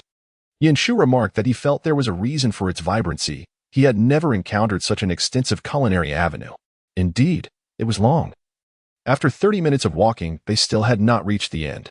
Xu Mier was starting to feel fatigued. At that moment, she held a cup of milk tea, while Yin Shu had a few more items in his hands. Whenever Xu Mier expressed a desire to try something, Yin Shu would queue to purchase it. However, the food on the street often appeared appetizing, yet the taste was not always guaranteed. Yin Shu sampled everything he could, and for those he couldn't finish, he simply carried them along. By this time, Xu Mier had also eaten her fill and was now glancing at the items in Yin Shu's hands, feeling a bit troubled. What to do? It seemed like they had bought too much. Her tone was slightly guilty. She hadn't felt it was excessive at the time of purchase. But now it indeed appeared to be a bit too much. Yin Shu noticed the guilt in her eyes and chuckled, reassuring her, "It's fine. I'll consider it a midnight snack." He knew that discarding it would be out of the question. She would perceive it as wasteful. Xu Mier had always been frugal, sometimes even donating her saved pocket money. Once she began working, she made a point to donate every 6 months. She was a particularly kind-hearted young lady. Xu Mier bit her lip and glanced at him. "Haven't you had enough?" Yin Shu raised an eyebrow. "How unusual. Boys our age get hungry quickly." He checked the time and suggested, "Let us head to the bridge and secure a good spot to watch the fireworks." However, it was clear that many others shared their intent. By the time they arrived at the bridge, it was nearly filled with people. The best viewing spots were particularly crowded. After a few glances, Yin Shu felt it would be unwise to push Xu Mier into the throng. So he led her to a slightly less congested area beneath the bridge. The view was still quite good, and there were plenty of people standing around. But it was not as cramped as above. Yin Shu extended his arm protectively to prevent her from being jostled and sighed, "Is it really necessary to see the fireworks? It's not like we haven't seen them before. Why are there so many people?" Xu Mier glanced at him and replied, "But I want to watch." Yin Shu, without a firm stance, said, "Then let us watch." The fireworks were scheduled for 10 o'clock, and when they arrived, it was already 10 to 10. After finding a spot, it was nearly 50 minutes past the hour. The atmosphere was bustling and noisy. Yin Shu felt his phone vibrating a few times, but did not have the hands to retrieve it. It was likely messages from Feng Zheng and the others. Soon, people around them began the countdown, starting from 30. When they reached 10, they couldn't help but look up at the sky. 10, 9, 8, 7, 6, 5, 4, 3, 2, 1. Boom. The dazzling fireworks exploded in the sky. Xu Mier gazed upward, her eyes filled with the brilliance of the fireworks, and a smile adorned her lips. Yet, from the moment the first boom resonated, Yin Shu's gaze remained fixed on Xu Mier's face. Her small visage beamed with joy, her eyes reflecting the vibrant bursts of fireworks. Yet, in Yin Shu's eyes, there was only the singular presence of Xu Mier. He longed to reach out and touch her, to share a kiss, yet he was acutely aware that the moment was not right. Suddenly, Xu Mier turned her head. "Yin Shu, are you feeling down?" The emotion was unmistakable. Yin Shu noticed the concern etched on her face. He averted his gaze, gesturing subtly behind her, where a couple was sharing a kiss, surrounded by the burst of fireworks illuminating the sky. Xu Mier's lips moved as if to speak, but finally, she managed to say, "Well, if you have a girlfriend in the future, that's fine. And what if I have a girlfriend? Does that mean I can do whatever I want?" The words felt oddly misplaced. Xu Mier glanced at him. "How would I know? I'm asking about your girlfriend. Isn't she still just a girlfriend?" Yin Shu chuckled. "So I thought I'd inquire in advance. Still just a girlfriend, and you want to ask in advance?" Xu Mier paused, looking momentarily dazed. She pressed her lips together and turned away. "Let us just watch the fireworks."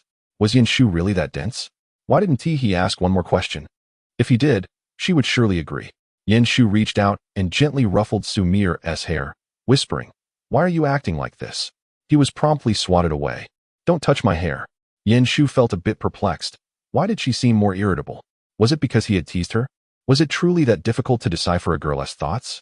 The fireworks display was fleeting, lasting merely 2 to 3 minutes before concluding. And the crowd began to disperse gradually. Shu continued to stand protectively beside Xu Mier, deciding they would leave once the throngs had cleared. Xu Mier, meanwhile, was engrossed in her phone, having just read that Feng Zheng and the others couldn't find them and had opted to watch the fireworks instead. To facilitate communication, they had created a small group chat. Shu muttered an "oh," relieved they hadn't found them. It would have been a disturbance otherwise. Xu Mier responded a few times in the group and arranged to meet them at the entrance shortly. Glancing around, she noticed the area had emptied considerably. "Shall we leave?" Shu checked the time. It was past 10. Su Laoshi had mentioned they should return before 10:30, so he said, "Let us go." He naturally took her hand before she could speak, asserting, "It's crowded. If we don't hold hands, we might get separated." Xu Mier pursed her lips. "I wasn't asking about that." Shu smiled. "Then what were you going to ask?" "Nothing," Xu Mier replied somewhat tersely. "Hey, doesn't it bother you to leave half your thoughts unspoken?" Shu sighed. "But I'm quite bothered. Please continue." Xu Mier looked at him. "So? Should I say it?" "Say it. Was it the same when you were dating Jin Lili?" Shu replied, "Perhaps you should just refrain from speaking further." Had he known that was the question, he wouldn't have bothered to ask. Did every girl, regardless of age, enjoy dredging up the past? Shu felt another sigh rising but countered. "Are we even in a relationship?" His hand was promptly shaken off. "No," as she glanced at her cold and unfeeling silhouette. Shu hurriedly pursued her, exclaiming, "Aren't you afraid I might get lost? My relationship with Jin Lili has not yet reached that stage. We merely surf the internet together." Without holding hands, Shu observed Xu Mier, perplexed by her awkwardness. He playfully pinched her cheek, and as she turned around in a huff, he leaned closer, gazing into her eyes, and inquired, "Are you feeling jealous?" Chapter 46. It's merely a matter of reluctance. Xu Mier stepped back, her expression somewhat uneasy. "What are you saying? Let us hurry back." She then averted her gaze, ignoring Shu as he walked ahead. However, this only confirmed Shu's suspicion that she was indeed shy. Following Xu Mier, he took note of her petite and slender figure. "You haven't grown much yet," he mused, "but next year, you'll surely be taller and no longer appear so delicate." After walking for a while, Xu Mier's heartbeat gradually steadied.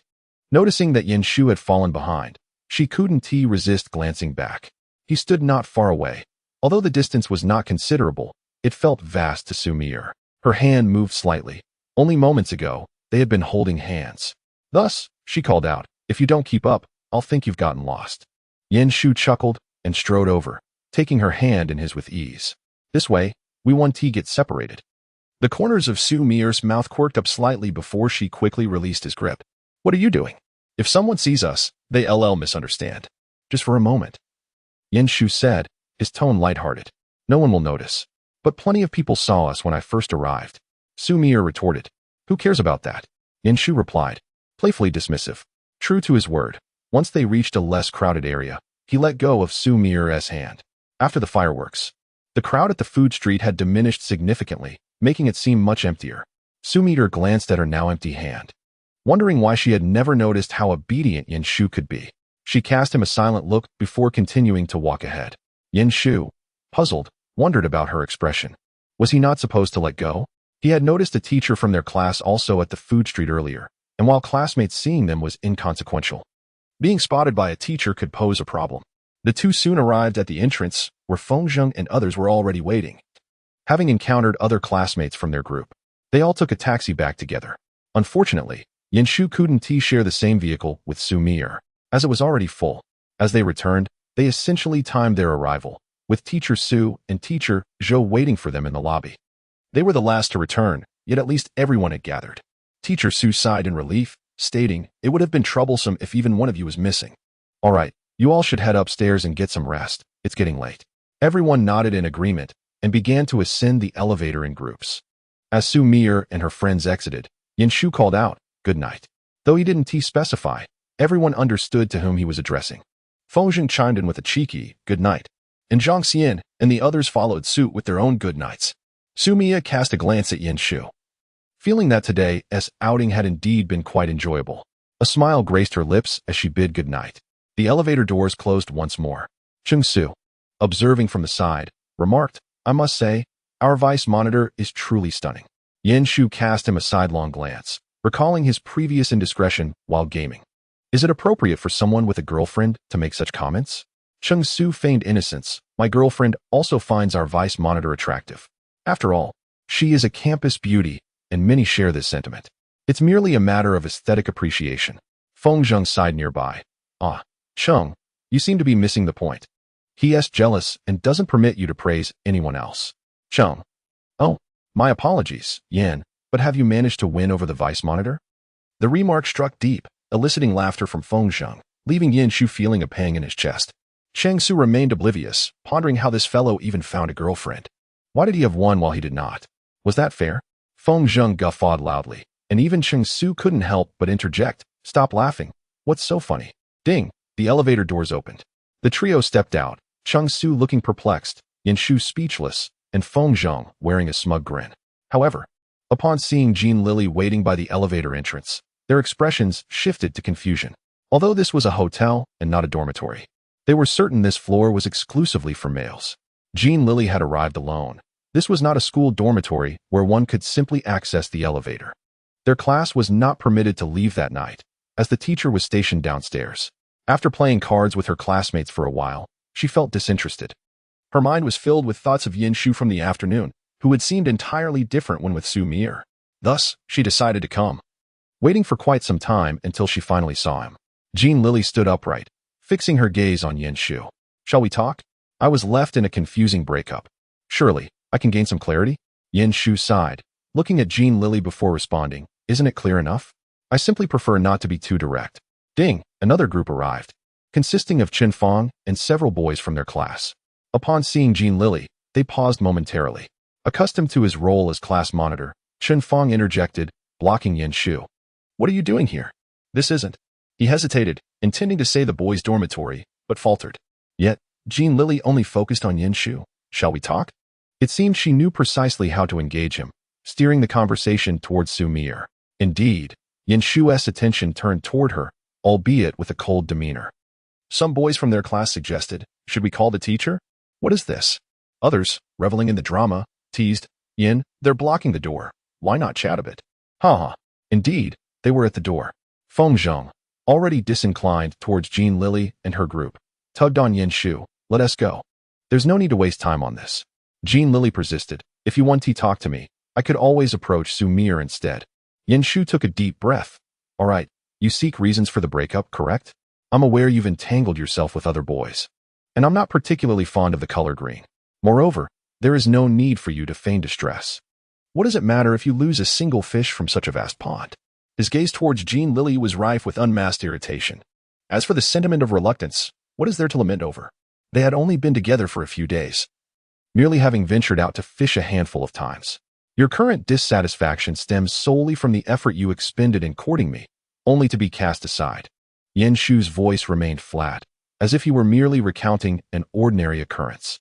The surrounding murmurs and Jin Lili's displeased expression failed to provoke any emotional response from him.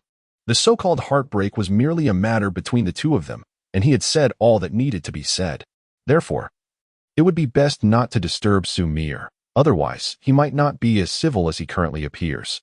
Jin Lili gazed at Yin Shu as if meeting him for the first time. Suddenly, she smiled and nodded, indicating her understanding. Chapter 47. Wife, you're back? What others did not anticipate was that after Yin Shu finished speaking, Jin Lili indeed turned and entered the elevator downwards. A silent Zhang Sheng followed her into the elevator. Yin Shu overheard Feng Zheng muttering, Does Zhang Sheng like Jin Lili? Yin Shu paid little heed to this, stretching lazily before announcing, I'm off to bed. Good night, everyone. And then walked towards his room. Feng Zheng waved goodbye to his classmates and followed suit.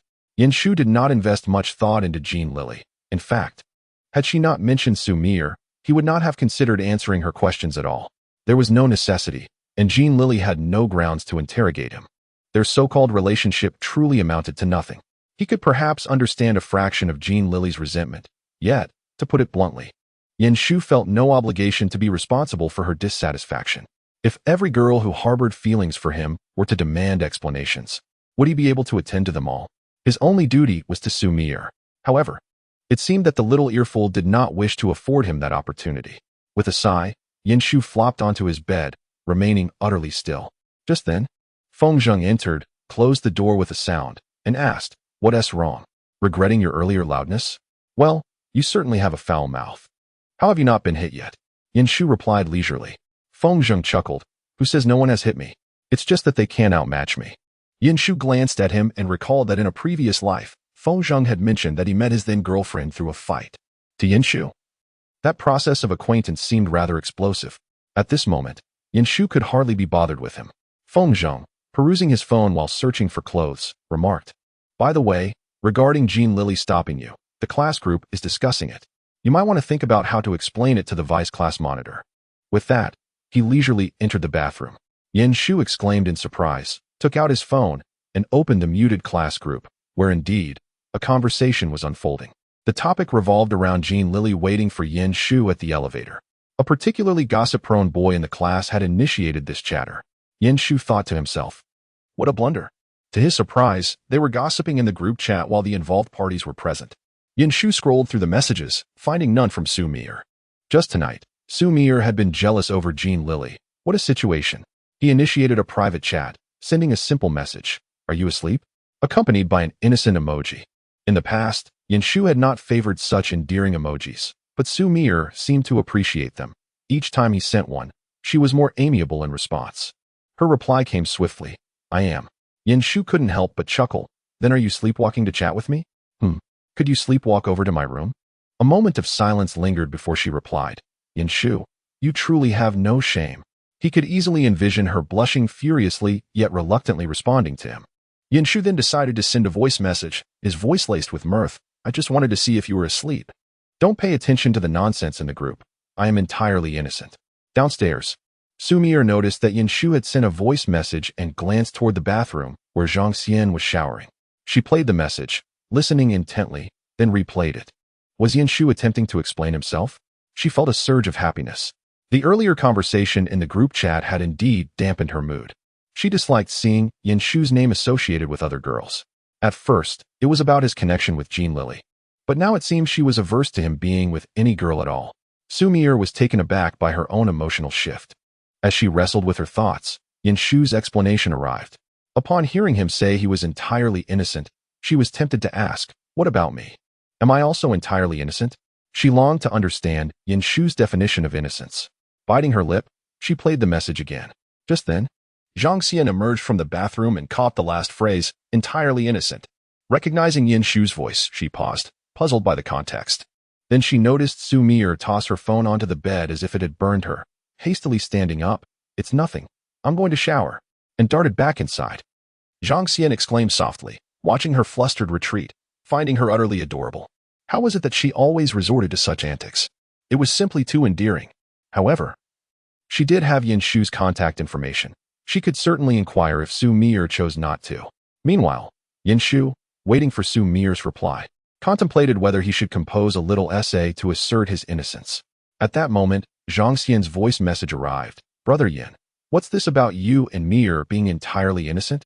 I asked her a question, and she ran away blushing. Yin Shu felt it was imperative to treat Zhang Xian to a meal. He replied with a smile, It's nothing. I hope she isn't upset. Her response came quickly. She doesn't seem angry. She looks more shy. Yin Shu felt relieved. I will definitely treat you to a meal sometime. Zhang Xian sent a playful emoji and then curiously asked, How's the pursuit going? Yin Shu sighed at the question. Why was it that the progress bar seemed to be stagnant? With gentle kisses on her small face and tender holds of her little hand, the relationship remained purely platonic. Yin Shu felt a pang of disappointment as he responded, The revolution has not yet succeeded. I am still striving. Zhang Xian sent him an encouraging emoji. He set his phone aside, feeling somewhat relieved that someone was conveying Xu Mier's emotional shifts to him, sparing him from guessing. He understood what actions would be deemed appropriate. Despite the lack of success, he resolved to continue his efforts. Thoughts of his love letter emerged. Yes, that would be a fitting starting point. That night, they stayed at a hotel, and the following morning, they were to journey back. Unlike their enthusiastic departure, the return trip found each student listless. Everyone instinctively returned to their original seats. Teacher Su remarked that the youthful energy seemed entirely absent. The classmates merely responded with perfunctory affirmations, appearing disinterested. Yin Shu glanced at Xu Mier, who seemed to be in good spirits. Perhaps his gaze was too evident, for Xu Mier, expressionless, once again inserted her earplugs. This time, It was not English, but some principles of physics. Thus, Yin Shu slept throughout the journey home, only to be gently awakened as they neared their destination. As he blinked awake and caught sight of Xu Mier, he smiled and took her hand, pressing a kiss to it. "Wife, you're back?" Xu Mier froze. Chapter 48. It's over. No more touching the wife. Yin Shu's voice was not loud, and most of their classmates were still asleep. Yet, that did not mean no one heard him. For instance, the student seated behind them, who had been awake the entire time, was taken aback by Yin Shu's boldness. Wow, did he just call her wife? He thought, feeling a mix of disbelief and envy, as he himself had not dared to address his girlfriend in such an intimate manner. He quickly covered his mouth and glanced around, relieved to find that no one else seemed awake. In truth, Yin Shu was still in a sleepy haze and was only half conscious. Xu Mier felt her hand, which he had just kissed, growing warm. Had Yin Shu really kissed her hand and called her wife? What was happening? At that moment, Teacher Su stood up, calling for everyone to wake up. All right. Prepare to arrive at school. Everyone, wake up. His voice jolted Yin Shu fully awake. He sat up abruptly, still holding Xu Mier's hand, his eyes wide with realization. Wait, did I just call her wife? How do I explain this? Fortunately, he did not need to clarify immediately. As Teacher Su instructed Chen Fong and Xu Mier to disembark first to take attendance, Xu Mier silently withdrew her hand and turned to exit the vehicle. Yin Shu, relieved yet increasingly troubled, thought, this is a real mess. How do I fix this? As classmates began to disembark one by one, Yin Shu remained seated, positioned toward the back. Just as he was in distress, the program's head peeked over from behind, startling Yin Shu. What the? He exclaimed. The program quickly apologized. I'm sorry. Yin Ge, did I scare you? After a brief pause, he added, you startled me too. Yin Shu looked at him. Did you just hear that? Yes, I did. Yin Ge, you're impressive. Is this how one must pursue girls nowadays? The program's tone was laced with admiration, yet he suggested, but perhaps next time, choose a different location? With so many people around, it could be quite awkward if you don't succeed. It was a genuinely sincere suggestion. Though Yin Shu felt a surge of irritation at the mention of failure. Taking a deep breath, he replied, thank you really. Did a lot of people hear that? No. Just me, the lucky one. The program adjusted his glasses. They were all asleep. Yin Shu responded with a chilling expression, so if I don't succeed, I might have to silence you to avoid the embarrassment. The program's face turned pale, and he hurriedly retreated. No, Yin Ge, you're so charming. You'll definitely succeed. I heard nothing. What did Lao Cheng hear? Someone curiously inquired. Nothing. Why are you so nosy? Yin Shu watched as the program dashed away. His previously conflicted emotions lightened by the commotion. He optimistically mused. Perhaps Xu Mier is shy and won't even ask? Then he wouldn't have to respond. With that thought, Yin Shu felt uplifted, standing up to retrieve their backpacks and disembark. He was the last to step off the bus. As he did, Xu Mier reached out for her bag. Yin Shu glanced at her but relented, releasing it. Ms. Su gathered everyone at the entrance, said a few words, and took a group photo to confirm their safe return. Then they were dismissed, free to return home and reconvene for class the following day. The school was indeed quite humane in this regard. Yin Shu waited for Xu Mier, remaining still while bidding farewell to other departing classmates. Feng Zheng remarked that he resembled a lucky cat, prompting Yin Shu to chase after him and deliver a few playful kicks. Meanwhile, Xu Mier handed the attendance sheet to Ms. Su. Upon hearing Feng Zheng's lamenting call of Brother Yin, she couldn't help but glance over. Ms. Su followed suit and remarked, boys these days are rather immature, aren't they? Xu Mier hesitated, meeting Ms. Su's gaze, which held an unmistakable probing quality. She recalled that during their recent outing, Ms. Su's attention frequently seemed to fixate on her and Yin Shu. The current scrutiny was equally apparent and unmasked. Xu Mier felt uncertain about how to respond. But her hesitation was already telling. Ms. Su had guided numerous students before. Those who wished to date early or were already involved rarely escaped her keen observation. This was akin to a teacher standing at the lectern while students below thought they were cleverly concealing their mischief. In truth, it was all visible from the front, depending solely on whether the teacher chose to intervene. The same was true now. Teacher Su took a deep breath and said to the visibly hesitant Xu Mier, all right, you should head back now. Be careful on your way. Xu Mier glanced at her, feeling an inexplicable sense of guilt. Despite the fact that she had no real connection with Yin Shu at present, known for her reticence, Xu Mier could only softly utter, goodbye, teacher. Meanwhile, Yin Shu had already chased after Feng Zheng, delivering a few kicks. Feng Zheng, realizing that pleading for mercy was futile, quickly exclaimed, "Hey, hey, hey! The deputy class monitor is leaving." This tactic proved effective. Shu initially believed it was intentional, but upon turning around, he indeed saw her walking away without calling for him. Shu felt a twinge of anxiety in his heart due to the earlier incident in the car where he had called her wife. Seeing her behave this way, he mistakenly thought she was upset. Sighing, he glanced at Feng Zheng before heading back. Feng Zheng waved, bidding farewell. There was no lingering resentment.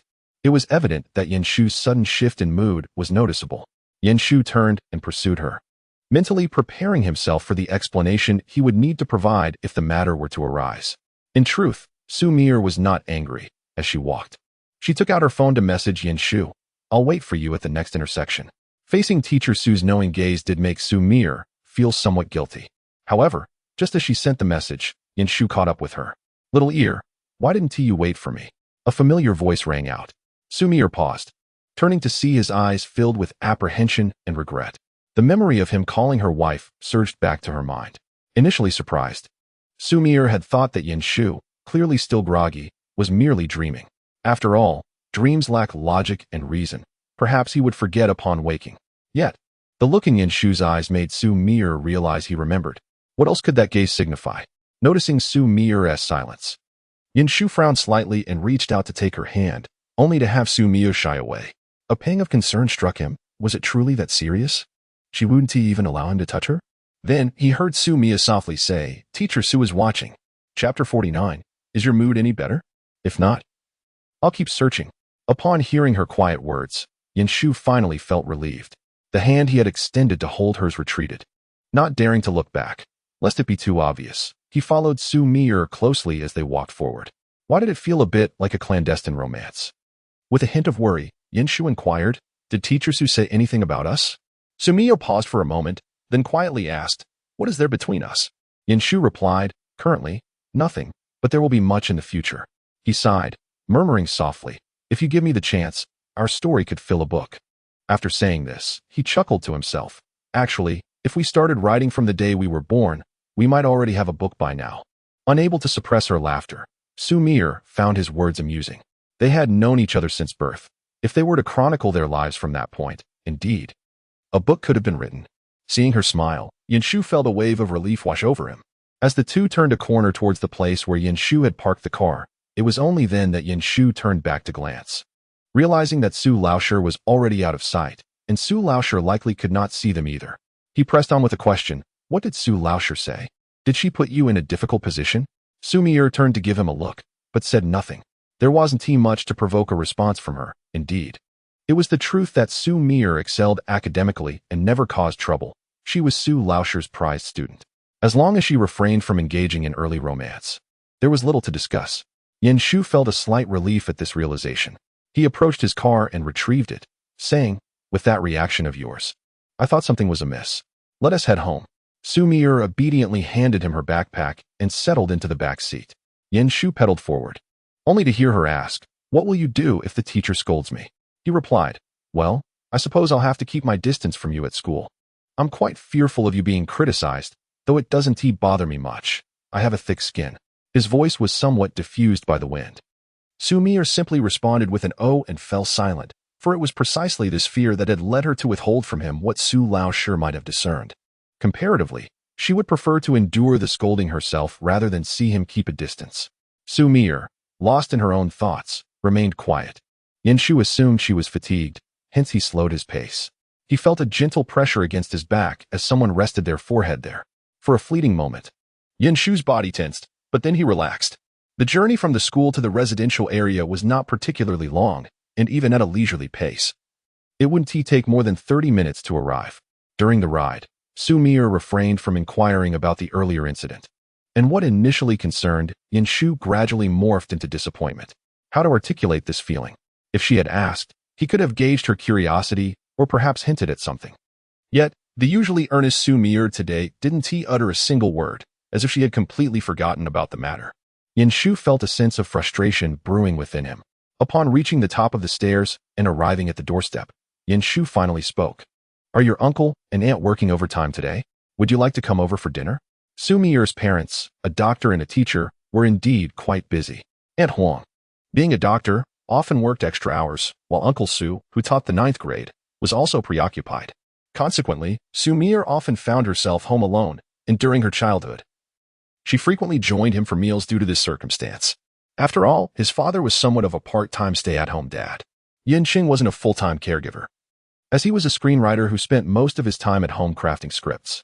As for Luya, she had started her own small company, though it could no longer be called small. In recent years, it had developed quite well and was now considered a medium-sized enterprise, leaving Luya increasingly busy. Thus, Yin Shu found himself with more pocket money, while his parents were embroiled in daily quarrels, and the companionship of his mother had become virtually non-existent. This, too, was a significant reason for the rebellious phase he experienced in his previous life. In the tender throes of adolescence, a sensitive young man finds himself ensnared in the tumult of his parents' frequent quarrels. Their heated exchanges often include cutting remarks, such as the painful accusation that if not for their union, his company would not be struggling to find its footing. Such words can wound deeply, a truth known only to those who have endured similar experiences. Xu Mier glanced at Yin Shu, who had extended an invitation to her, and gently shook her head. "No, thank you. I will be heading to the hospital shortly to have dinner with my mother." Yin Shu, without pressing further, merely inquired, "Would you like me to accompany you?" "No need. I can take a taxi. I wouldn't want to impose on you," Xu Mier replied, feeling an inexplicable oddness in the atmosphere between them, although she couldn't quite articulate its source. Yin Shu nodded, choosing not to elaborate, yet a sense of unaccountable melancholy enveloped him. Xu Mier observed him, hesitating before uttering, then, "Goodbye? Yes, be sure to let me know when you arrive home." Yin Shu responded with a faint smile. As soon as she entered, Yin Shu rubbed his face, realizing that Xu Mier had likely sensed his emotional turmoil. He did not wish to feel this way, yet he found himself unable to suppress it. At that moment, he longed for a cigarette. Taking a few deep breaths, he turned and headed home, thankful for the rare solitude in his house at this hour. Hoping to conceal his disquiet from Yin Cheng, upon entering his room, it was habitual for him to rummage through the drawer for a cigarette, only to find it empty. It suddenly dawned on him that he had intended to quit smoking, as Little Ear could not tolerate the smell of smoke. However, in the latter years of his past life, his craving for cigarettes had grown insatiable, and now, faced with distress, he instinctively sought solace in smoking. Instead, he unearthed a strawberry lollipop from the drawer, unwrapped it, and placed it in his mouth. His gaze fell upon a love letter tucked away in the corner, his previous draft. He pulled it out for a moment, and upon seeing the words Little Ear, his expression softened. "Little Ear is still here. Yin Shu, do not rush. Patience is essential." Just moments ago, upon awakening in the car, he had struggled to extricate himself from the lingering dream of his past life. He was convinced that he had merely been trapped in a lengthy reverie, and that upon awakening, Little Ear would be right before him, as if, after an exhausting surgery, he had fallen asleep in the lounge, only to be gently roused by Little Ear, who would tenderly say, "Darling, it's time to go home." As this thought crossed his mind, the smile in his eyes dimmed significantly. Just then, his phone vibrated, followed by a series of notifications. When he picked it up, he was surprised to find a message from Xu Mier. The message contained a link to a series of humorous posts. She had earnestly shared about 5 or 6 links. "And below them," she asked, "feeling any better? If not, I'll find more." Chapter 50. What? That was the love letter I spent all night writing. Yin Shu stared at the messages, his mind conjuring an image of Xu Mier, her small face slightly furrowed in seriousness as she searched for jokes. She must have looked utterly adorable. Yin Shu felt an unexpected sweetness enveloping his mouth. Regardless of her age, Xu Mier could effortlessly detect shifts in her emotions. The sensation of being cared for truly felt wonderful. With lowered eyes, Yin Shu replied, "Much better. If I could see your selfie, I would feel 100% better." The indicator on the other end showed that she was typing. Yin Shu patiently awaited a response for quite some time, yet no message arrived. He sighed inwardly, sensing it was a lost cause. Xu Mier had grown somewhat shy and was easily flustered. Just as he began to let it go, a photo arrived from her side. Yin Shu paused for a moment, his hand instinctively tapping to open it.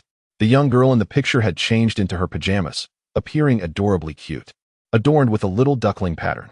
Her delicate face, angled towards the camera, bore an unnatural expression, her rosy lips tightly pressed together, resembling a serious mugshot. Under normal circumstances, such a pose might not be flattering, yet Xu Mier was undeniably beautiful, her features striking. Her previous identification photo had even been stolen once from the school's honor wall, prompting the installation of glass protection. Thus, Shu could not help but admire his beloved wife, promptly saving the photo. However, in the next moment, the picture was retracted, and his screen displayed a message: "Then you can continue being unhappy." Xu Mier regretted sending the photo immediately after, feeling foolish for having done so, and sensing Shu's teasing tone. In haste, she retracted the image and sent that message while fervently hoping he had not seen it. Her face burned with embarrassment. Something about sharing a photo felt quite off. She chided herself for not being as photogenic as other girls, who always seemed to take beautiful pictures. Just then, Shu sent her a selfie, accompanied by the simple message, "All right." Xu Mier, unable to restrain her eagerness, quickly clicked to save it before scrutinizing it closely, primarily to prevent Shu from retracting it. In the photo, the young man looked at the camera with a smile in his eyes, the corners of his lips subtly upturned. He looked quite handsome. Xu Mier's initially warm face turned crimson in an instant. Shu was indeed good-looking, and he took great photos as well. After sending the picture, Shu anticipated that Xu Mier would likely ignore him afterward, but undoubtedly would save his photo in secret. He exhaled deeply, setting down his phone to glance at the unremarkable love letter he had written. There was still time. He could rewrite it. The following day, they met again at the elevator. Although Xu Mier claimed it was a coincidence rather than a deliberate wait, they proceeded to school together, as usual, seemingly unchanged. The second semester of their sophomore year was demanding academically, and upon entering the classroom, both began to study diligently. Shu was particularly motivated by Xu Mier's earlier mention of a reward for passing all subjects at the semester's end. He wished to surprise his beloved wife beyond mere passing grades. Thus, he worked hard. Even while Xu Mier went out for lunch with Zhang Xian, he remained engrossed in his studies. However, by the time she returned, Shu was no longer at his desk. Chen Fong was there instead. Xu Mier placed the milk tea she had brought for him on the table. As she sat back down, she noticed a pink envelope had mysteriously appeared in her drawer. Zhang Xian, with her keen eyes, asked in surprise, "Oh, who has written you a love letter?" Xu Mier's expression turned perplexed. Chen Fong, overhearing, remarked, "Oh, it seems a boy from the neighboring class came looking for Yen Gu. When Yen Gu returned, he placed this envelope in your drawer. It must be that boy's love letter. He had been sneaking glances at you before." However, Xu Mier's countenance darkened. Shu, just yesterday, he had sent her a selfie. Today, he was delivering a love letter for someone else. What a scoundrel! Upon returning from a meal, Shu sensed something was amiss. There was a puddle of liquid on his desk, as if a drink had been placed there but subsequently taken away. Meanwhile, Xu Mier had a cup of milk tea on her desk. Typically, she would bring her own milk tea, so why was it absent today? He gently tapped on the surface of her desk, where she was focused on her exam paper, and asked with a smile, "Where's my milk tea?" In the milk tea shop, Xu Mier replied coldly, returning her attention to her paper. Shu was taken aback. Why did she seem upset?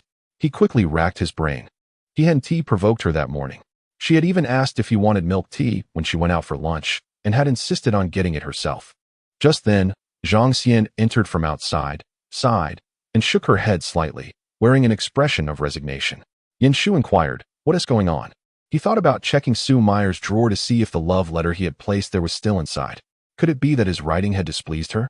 However, Xu Mier's body obstructed his view of the drawer. Just as he contemplated pulling out his phone to ask Zhang Xian, someone called out, "Hello, director." It seemed the director was making rounds. Shu had no choice but to put his phone away. This delay meant that by the afternoon's classes, he remained oblivious to what he had done wrong. If she was dissatisfied with the love letter, he could certainly rewrite it to her liking. After school, students gradually filtered out to grab lunch. Xu Mier remained seated, her anger simmering as she pondered Shu's intentions. When Zhang Xian came to ask if she wanted to join for lunch, Xu Mier declined. She held tightly on to the unopened love letter, never having glanced at it. This was her usual behavior. She never read the love letters she received. Unfortunately, Shu was unaware of this. He also chose not to eat, intending to clarify what had transpired. As most of the class had left, considering the evening was still long, Feng Zheng and others invited Shu to play basketball, but he declined. At that moment, Xu Mier turned to Shu and said, "Come here." Her voice was frosty. Shu noticed the familiar envelope in her hand, and his heart sank. This expression, was he about to be rejected? However, she still stood up and walked out behind her.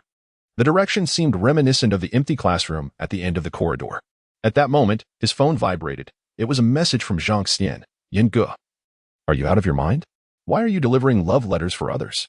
Yin Shu retorted. Not me. Who the hell claimed the love letter I spent the entire night writing? Chapter 51. I truly like you. Yin Shu was utterly astonished.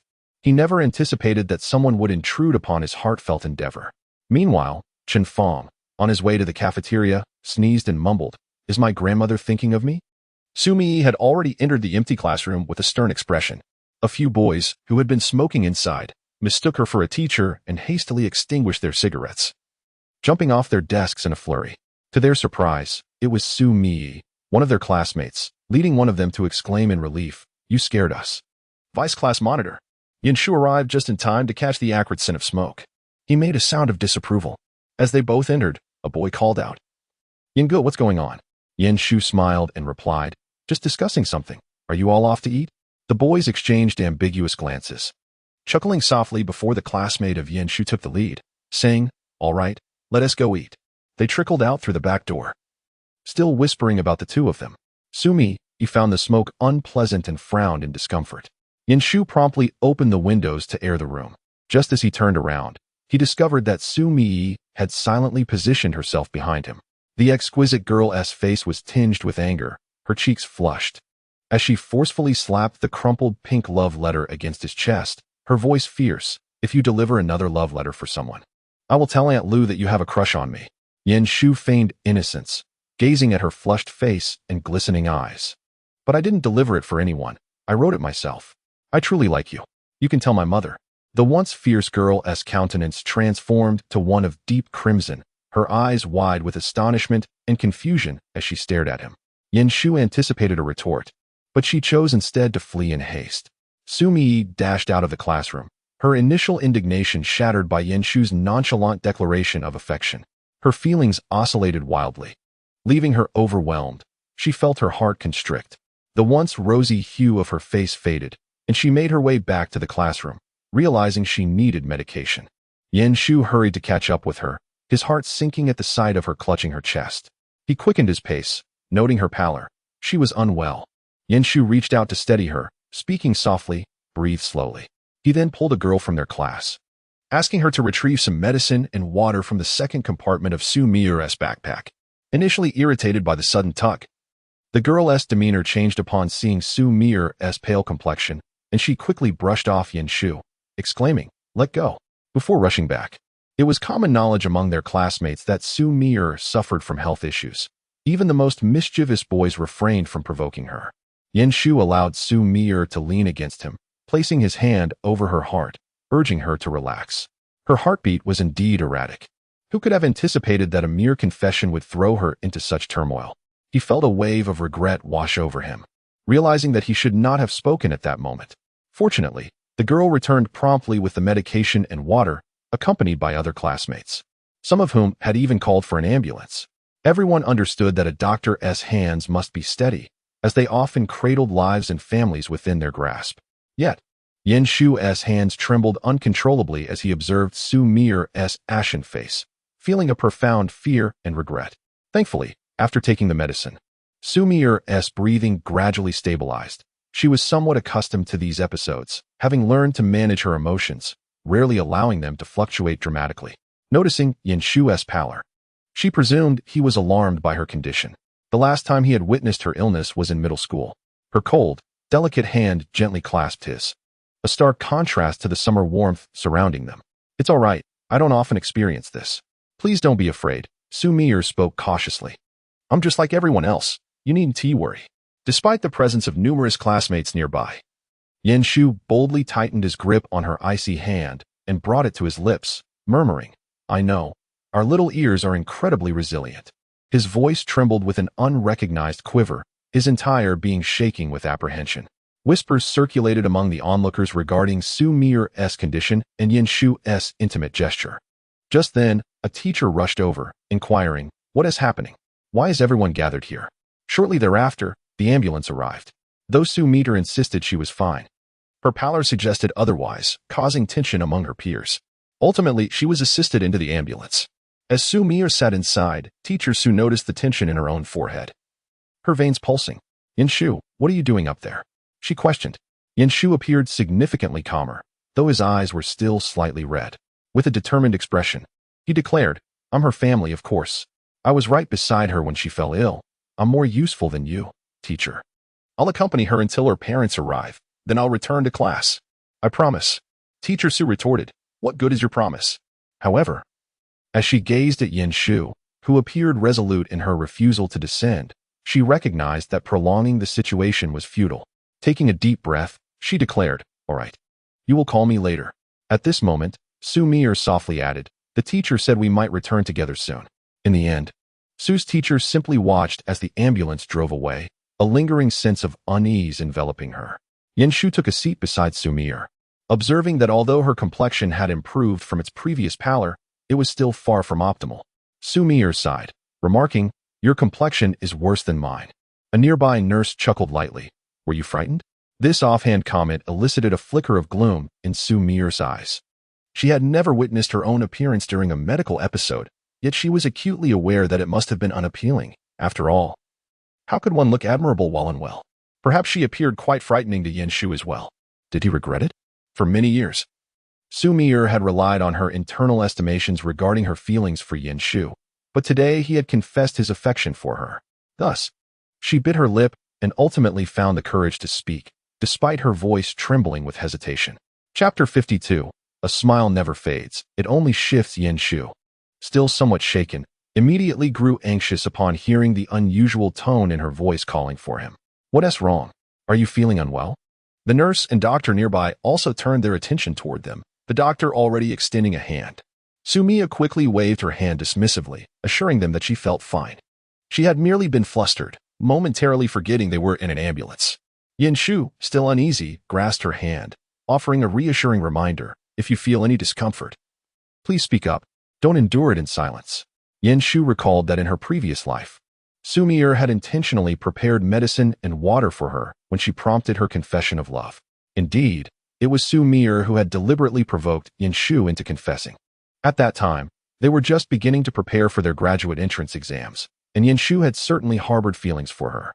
However, Yin Shu had never been particularly self-assured, especially after developing feelings for Xu Mier, who was extraordinarily accomplished. Yet, she could sense that Xu Mier regarded her distinctly. After years of companionship, even a fool could discern it. Still, Yin Shu hesitated to take that next step, questioning whether it was truly appropriate.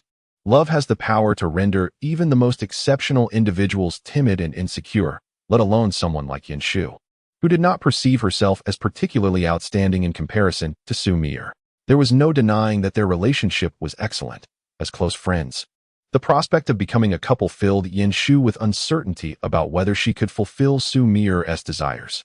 She hesitated, though not for long. Barely a day had passed. However, Xu Mier was acutely sensitive to her emotional shifts, and that very evening, she invited her to the library. That day unfolded like any other. As the two lingered in the library until closing time, the campus paths were nearly deserted, with only half an hour remaining before the dormitories locked their doors. Passing the basketball court, Xu Mier casually remarked, Yin Shu, a junior approached me the other day to confess his feelings. Yin Shu was already aware of this development. Xu Mier remained the campus belle, with suitors aplenty. Her gossip always reached Yin Shu easily. At that moment, Yin Shu felt a twinge of possessiveness. After all, the junior was merely a young boy, still naive to the nuances of affection. Xu Mier stood still, gazing into Yin Shu's large eyes, which sparkled with a light that made Yin Shu feel a twinge of guilt. Earlier, the senior had remarked that age could create a generational gap. Peers, still grappling with their own ambitions, questioned how they could dare pursue someone like Yin Shu. What kind of person should she seek then? Are you yearning for romance? Yin Shu retorted. To his surprise, Xu Mier nodded earnestly. Yes, I'm in my 20s now.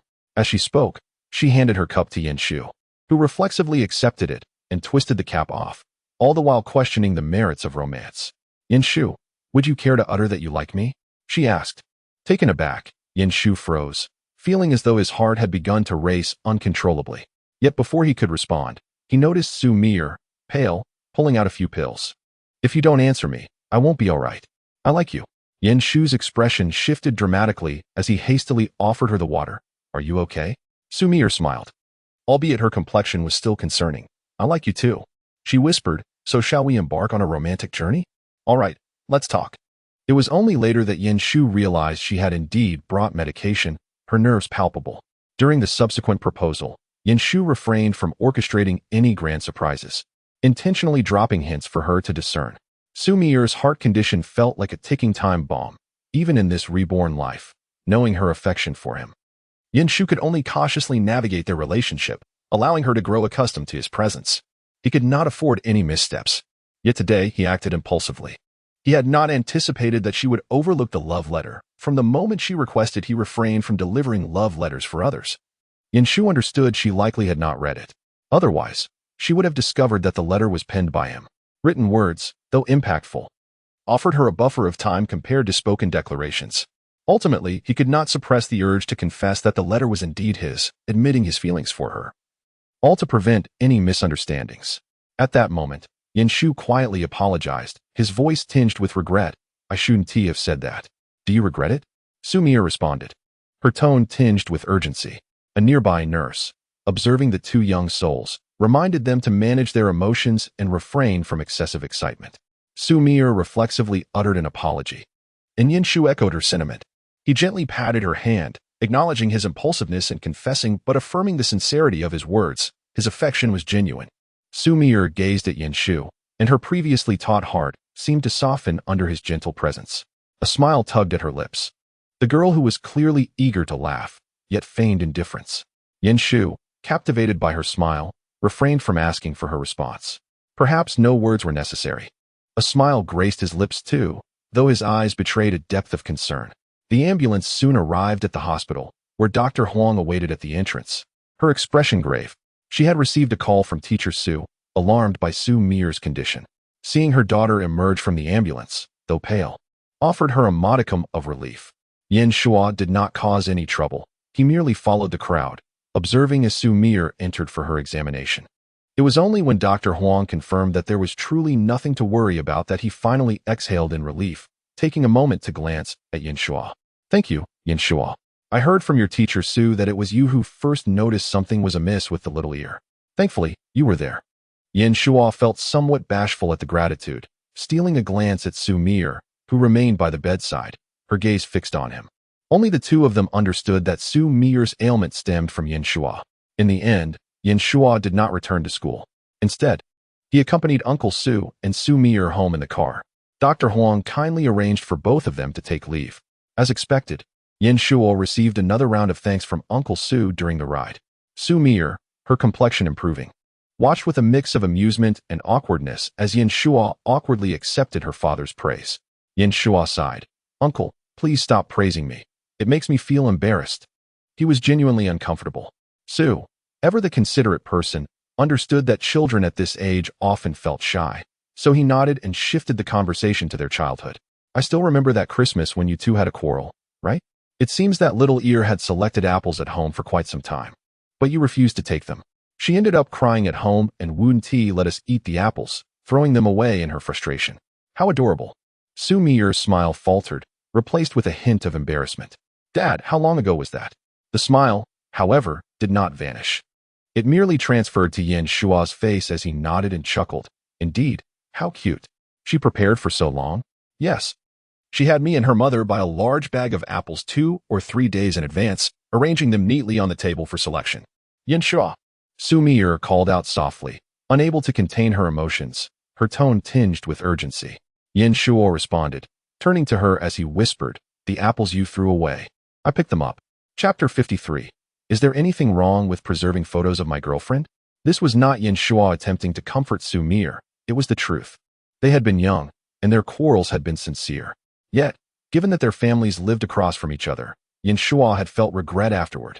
Upon returning home, Yin Sheng had mentioned how long Little Ear had prepared and even inquired about what type of apples Yin Shu preferred. To think he had refused them, how heartbroken must Little Ear have been. Yin Shu, with his youthful disposition, quickly moved past anger. Initially, he had hesitated at the doorway, contemplating whether to apologize. He recalled seeing the little girl emerge, tears streaming as she tossed the apple into the trash before turning away. Uncle Su had said something at the door, and then Xu Mier had angrily exclaimed, I don't want it.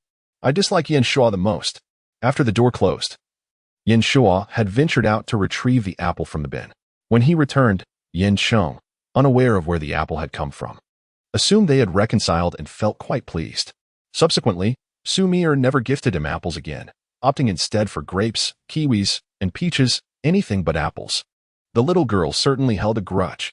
At that moment, upon hearing Yin Shua's quiet admission, Xu Mier paused in surprise. Yin Shu did not say much and soon resumed his conversation with Uncle Su, who was driving ahead. Xu Mier had many questions she wished to pose to Yin Shu, but since they were sent back by her father, there was hardly any opportunity for solitude. Moreover, her father was currently under considerable stress, making it unlikely that even the excuse of studying would suffice. Ultimately, she had no choice but to accompany teacher Su back home. After watching the father and daughter enter, Yin Shu turned and made his way home. Yin Shu was somewhat surprised by Yin Shu's early return. "Why are you back so soon? Aren't you supposed to have evening study sessions? Isn't it Wednesday?" Having returned with Xiao Erdwa, Yin Shu likely shared with Yin Cheng the incident concerning Xu Mier's health. Indeed, concern etched Yin Cheng's face as he lamented, "Ah, Xiao Erdwa is such a wonderful child, but it's a pity her health is poor." Yin Shu had almost settled onto the sofa when he noticed Yin Cheng's expression of regret. In his previous life, his intention to marry Xiao Erdwa had not proceeded smoothly. Being an only child, he understood that Xu Mier's condition was not conducive to bearing children. This was precisely why Xu Mier had been eager to undergo surgery. She wished to give Yin Shu a child. In truth, Yin Shu was indifferent to the matter. All he desired was Xu Mier, and the presence of children was of little consequence. However, the perspectives of parents differ significantly. Yin Shu had frequently clashed with his family regarding the issue of children. His parents often asserted, "You are our only child. Had you siblings, we would not concern ourselves with you." At that moment, Yin Shu looked at his still youthful father and suddenly inquired, "Old Yin, how are things with you and Mom?" Yin Cheng chuckled, "You rascal, what do you expect? It's as it is. I mentioned before, have you truly considered it? A few years ago, didn't T-Mom express a desire for another child? You insisted it was unsafe due to age." Yin Shu earnestly advised, "You're only in your early 40s. A checkup for having a child is still quite feasible." "Wait. What are you up to?" Yin Cheng eyed his son, who was genuinely offering him advice, with suspicion. "When I mentioned wanting a younger brother or sister, you cried and protested vehemently. That was when I was little. Look at me now." Yin Shu had spent considerable time persuading his father, and it was evident that Yin Cheng was indeed moved by the notion. Yin Shu felt a sense of relief. He understood that his parents did not truly wish for a divorce, but their relationship had become too strained. Perhaps having a child would ease the tension? It would be beneficial for the entire family. Upon returning to his room, Yin Shu realized his phone was out of battery. After charging it, he noticed a message from Xu Mier pinned at the top of his notifications. "My father is worried about me going out, even though it's just a few steps. Our backpacks are still in the classroom. Do you want to do the exercises?"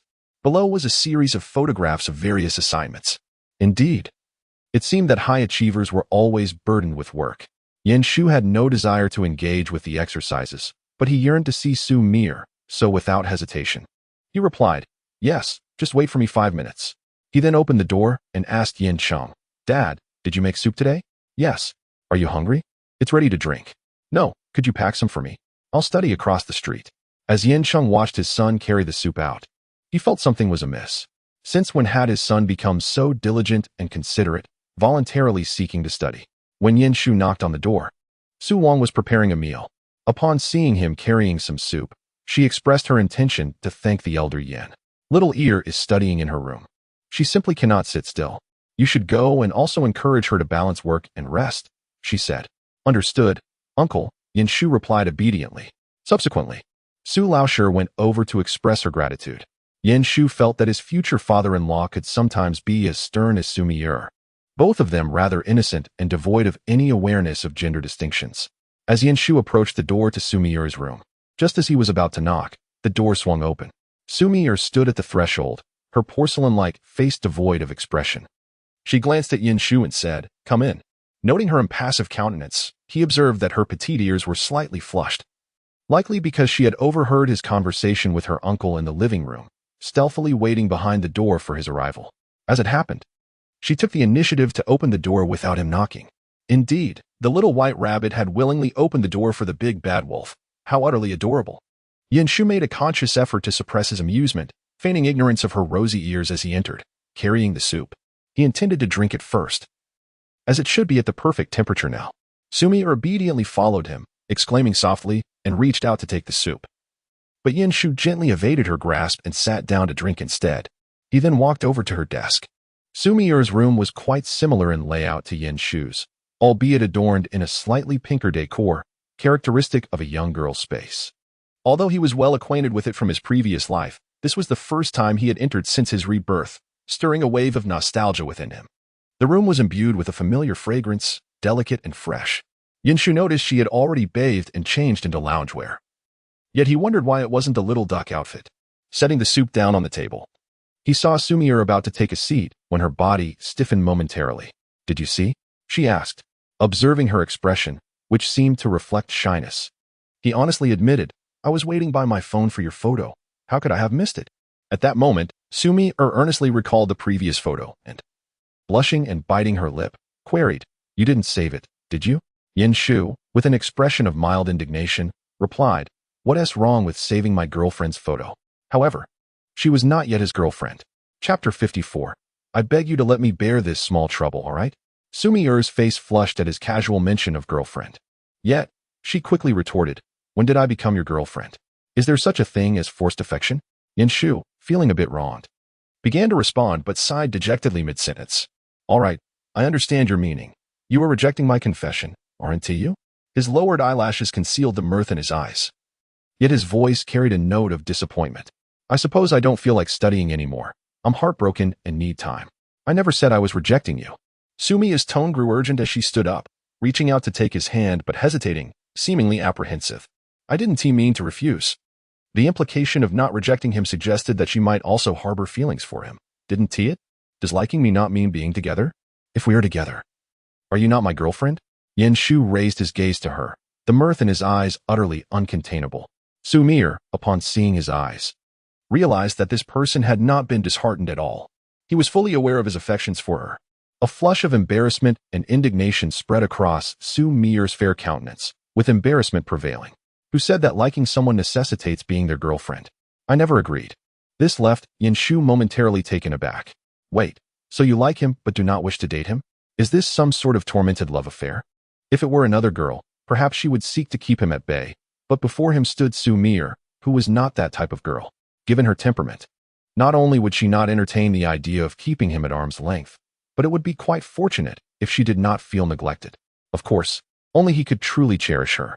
As Yin Shu contemplated this, his mood settled, and he patiently inquired, "So, what you mean is that you like me but do not wish to be my girlfriend? Is there something about me that you find unsatisfactory?" "No," Xu Mier replied, pursing her lips. She had not anticipated that her attempt to broach the subject would unfold so naturally. However, since the topic had been raised, her expression grew earnest. "I have an ailment." "Ah? And what of it?" "I am aware." Yin Shu's voice softened. "I do not mind. Such a delightful little ear." Perhaps it was her perfection that prompted heaven to bestow upon her a minor flaw. Yin Shu regarded this as no significant issue, neither in this life nor the previous. Xu Mier, however, lowered her gaze in silence, hesitating. She had never resented her parents for her less-than-ideal health, for she understood their profound love and their desire to provide her with the best. Yet, this did not mean she was free from insecurities. As a child, she often wondered why she could not partake in the same joys as other children. She had cried and protested, but as she matured, she came to understand everything. Later, when she recognized her feelings for Yin Shu, her heart brimmed with shyness and joy, culminating in a confession. But then came that episode of illness. When Yin Shu was arguing with Uncle Yin at the door, she was already unwell. What could she do? There were no words of reproach. Perhaps merely a retort during a heated exchange, yet the sensitivity of a girl's heart, especially Xu Mier's, registered every nuance. She remembered it well. Today, when her condition flared, she noticed Yin Shu's pallor and tremors. Was he afraid? "If we were to be together, you might frequently encounter situations akin to today, though I strive to maintain control. Emotions, after all, are not so easily governed." Xu Mier murmured, "Yin Shu, I am a burden." "Indeed, but let us not trouble others. I implore you. Allow me to bear this small burden, would you?" Yin Shu leaned forward slightly, gazing at her as she averted her eyes, shyly avoiding his gaze. "Little ear, we have known each other for quite some time, and are well aware of each other's virtues and flaws. Are you frightened?" His voice was gentle yet earnest.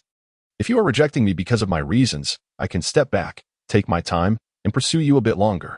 However, if the reason is your illness, I find that unacceptable. Xu Mier looked up at him, but upon meeting Yin Shu's gaze, serious and imbued with a depth of unexpressed emotions, she was momentarily taken aback. Forgetting what she intended to say, observing her bewilderment, Yin Shu felt a pang of reluctance.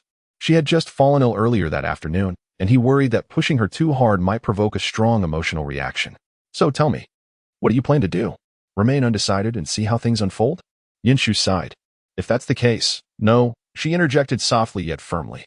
I want to give you a chance to reconsider. I fear you may regret this. You might think you can accept this now. But regarding our relationship, she looked up at Yin Shu. Once we are together, I have never contemplated breaking up. Do you understand me, Yin Shu? I never thought of it that way either. I don't need you to rush your answer. You know my nature, somewhat awkward and likely to be rather piercing at times. My health is a concern, not a trivial one, but a significant burden. Xu Mier interrupted him, so you must think carefully. If you merely seek a romantic relationship, I am not suitable. Xu Mier hesitated to voice the absolute truth. She cherished Yin Shu deeply. Yet, she was no longer the person she was years ago, who had boldly confessed her feelings without reservation. In hindsight, she was grateful he never saw that confession letter. Xu Mier had matured and realized she was a complication. If she were to be with Yin Shu, she would be loath to let go. But what about Yin Shu? Would he be trapped by his own choices for a lifetime? Perhaps, in the end, he might stop loving her, yet due to her health, he would never express it, leaving them unable to part ways. Their bond was too intricate. Xu Mier had told Jin Lili that as long as it did not involve them, she would not interfere with Yin Shu's friendships, and she meant it. As long as Yin Shu was happy and the other party was not leading him astray, she would endure the pain of watching him with someone else. Xu Mier's feelings were pure and passionate, yet she dared not release them lightly. Today, she could not contain herself, which led to her illness after Yin Shu's confession. At this moment, gazing at Yin Shu, who remained restrained, she said, "You still have the chance to choose. There are many opportunities for romance, but if your partner is Xu Mier, you will only have this one chance. So think carefully. This may be the only opportunity one give you to consider." Yin Shu looked at Xu Mier, his eyes reddening. Similar words had been spoken in a past life by Xu Mier, right after he had mustered the courage to confess his feelings for her. Chapter 55. My romance is a lifetime commitment. Yin Shu had once believed that after confessing, they would seamlessly embark on a journey together, hand in hand, towards the future. However, while Yin Shu was still immersed in the joy of finally having a girlfriend, Xu Mier, in his embrace, spoke up. Although this may be disappointing, Yin Shu, we cannot be together for the time being. Yin Shu was taken aback and thought, what have I done wrong? Yet, Xu Mier shook her head, stating, in my eyes, aside from that rebellious phase during high school, you are wonderful. Her face was earnest as she continued, it is my fault. You know my health condition. Once I enter a relationship, I wish to avoid parting ways. If we were to break up, it would mean nothing to me. Xu Mier looked intently at Yin Shu, her eyes gleaming, so please do not rush to respond. Let us set a time frame. If you wish to pursue a romance, I cannot accompany you. Once we are together, there will be no other opportunities. She added, my notion of love is a lifelong commitment. How about a week? This will allow us to reflect thoroughly. At that moment, Yin Shu gazed at the vibrant young woman before him, her face still retaining a touch of innocence. Although the words differed, the sentiment remained the same. He realized that Xu Mier had long adopted an all-or-nothing mindset. He could hear his father and Uncle Su conversing just outside the door. Yin Shu softly replied, all right. Let us both ponder this, but we should set a deadline. How about after the final grades are released? You will have time to assess me. He refrained from immediately declaring that he had already made up his mind, fearing Xu Mier might perceive him as impulsive. Indeed, upon hearing this, Xu Mier's expression softened. She looked at Yin Shu and asked, is a month sufficient? Yin Shu nodded with a smile. It is enough. I even feel it may be too long. I have considered this far earlier than you might think. I stand before you, a small ear, transcending time and light years. I love you deeply. Yet this secret may never reach your ears. However, I will ensure you feel the depth of my affection. He clarified, during this period, you cannot reject my kindness. A prospective boyfriend certainly deserves some privileges, don't you think?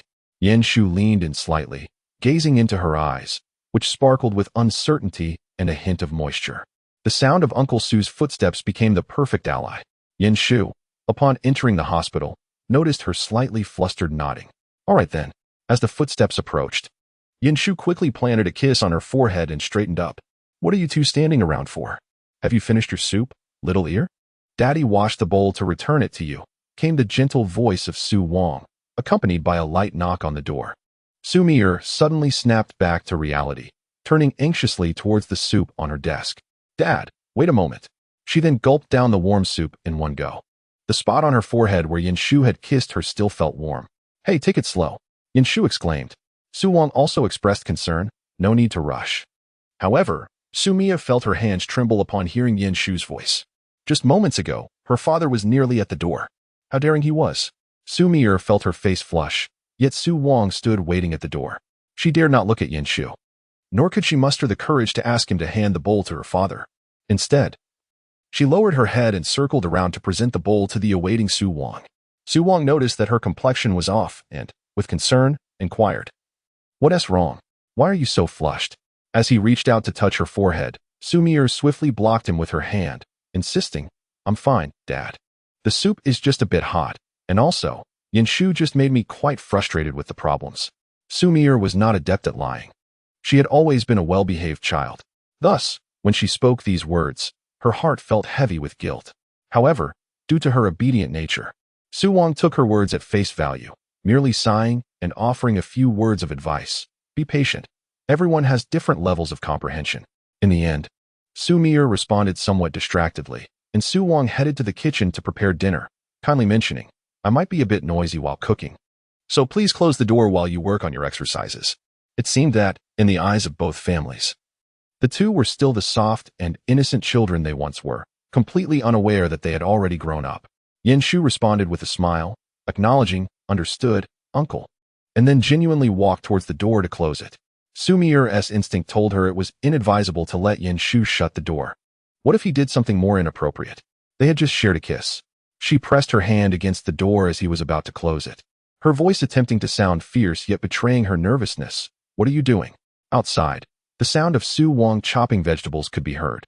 Shu innocently replied, "Uncle just said that if we're too loud, we should close the door." "It's not loud," Xu Mier exclaimed anxiously. "Where's the noise?"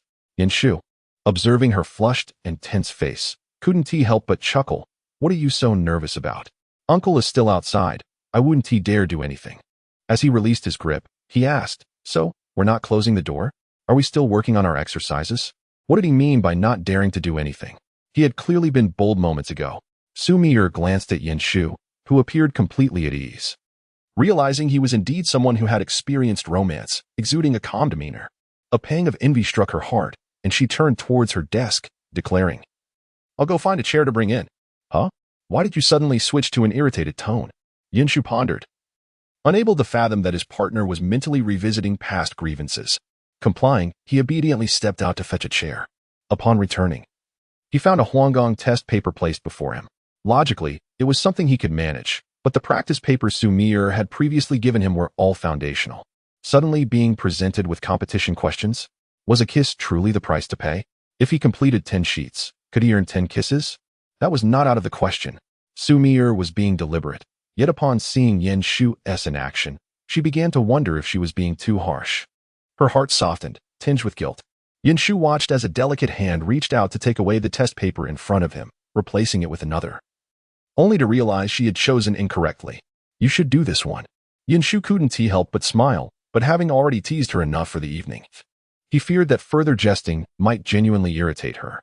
He felt a twinge of regret, but his mood remained buoyant. After all, he had initially thought he might never see the end of his affections, yet suddenly, he had a fixed point in time to look forward to. As the moment arrived, his long pursuit of love reached its first successful milestone. She had become his girlfriend. The mere thought of it brought him joy. A prospective boyfriend could never compare to an actual one. Otherwise, their recent kiss would have been on the lips rather than just the forehead. Shu let out a wistful sigh. At that moment, Xu Mier, who was sitting nearby, paused her pen, unable to resist asking, "What's wrong? Is the problem still too difficult?" Chapter 56. Shu resolved to bring her strawberry milk tomorrow. At least it was pink. He turned his profile toward her and rested his head on the desk. The desk was small, and this position inevitably brought him closer to Xu Mier. Habitually, she leaned back a little to provide him with more space. Yin Shu noticed this gesture and sighed, speaking with a tone of sadness. You seem to be quite afraid of me. Do you not like me?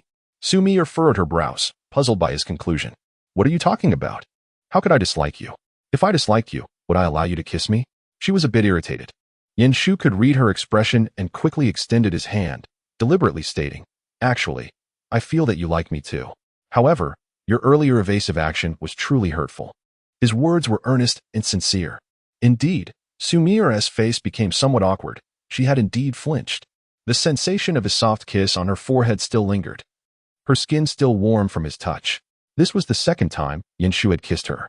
He carefully observed her expression and then moved his outstretched hand, asking gently, May I hold your hand? You should try to make contact with me. His voice was soft and inviting when one is fond of another. There is an inherent desire to touch. I like you more than you can imagine. Therefore, I can't help but reach out to you. And your retreating motion feels quite hurtful to me. Xu Mier, feeling guilty, mentally chastised herself. She blinked and chose to grasp Yin Shu's hand. Her delicate, fair fingers gently enveloped his palm. Then she quickly turned her head away, insisting, Let us not talk. Focus on the exam. She avoided looking at him again.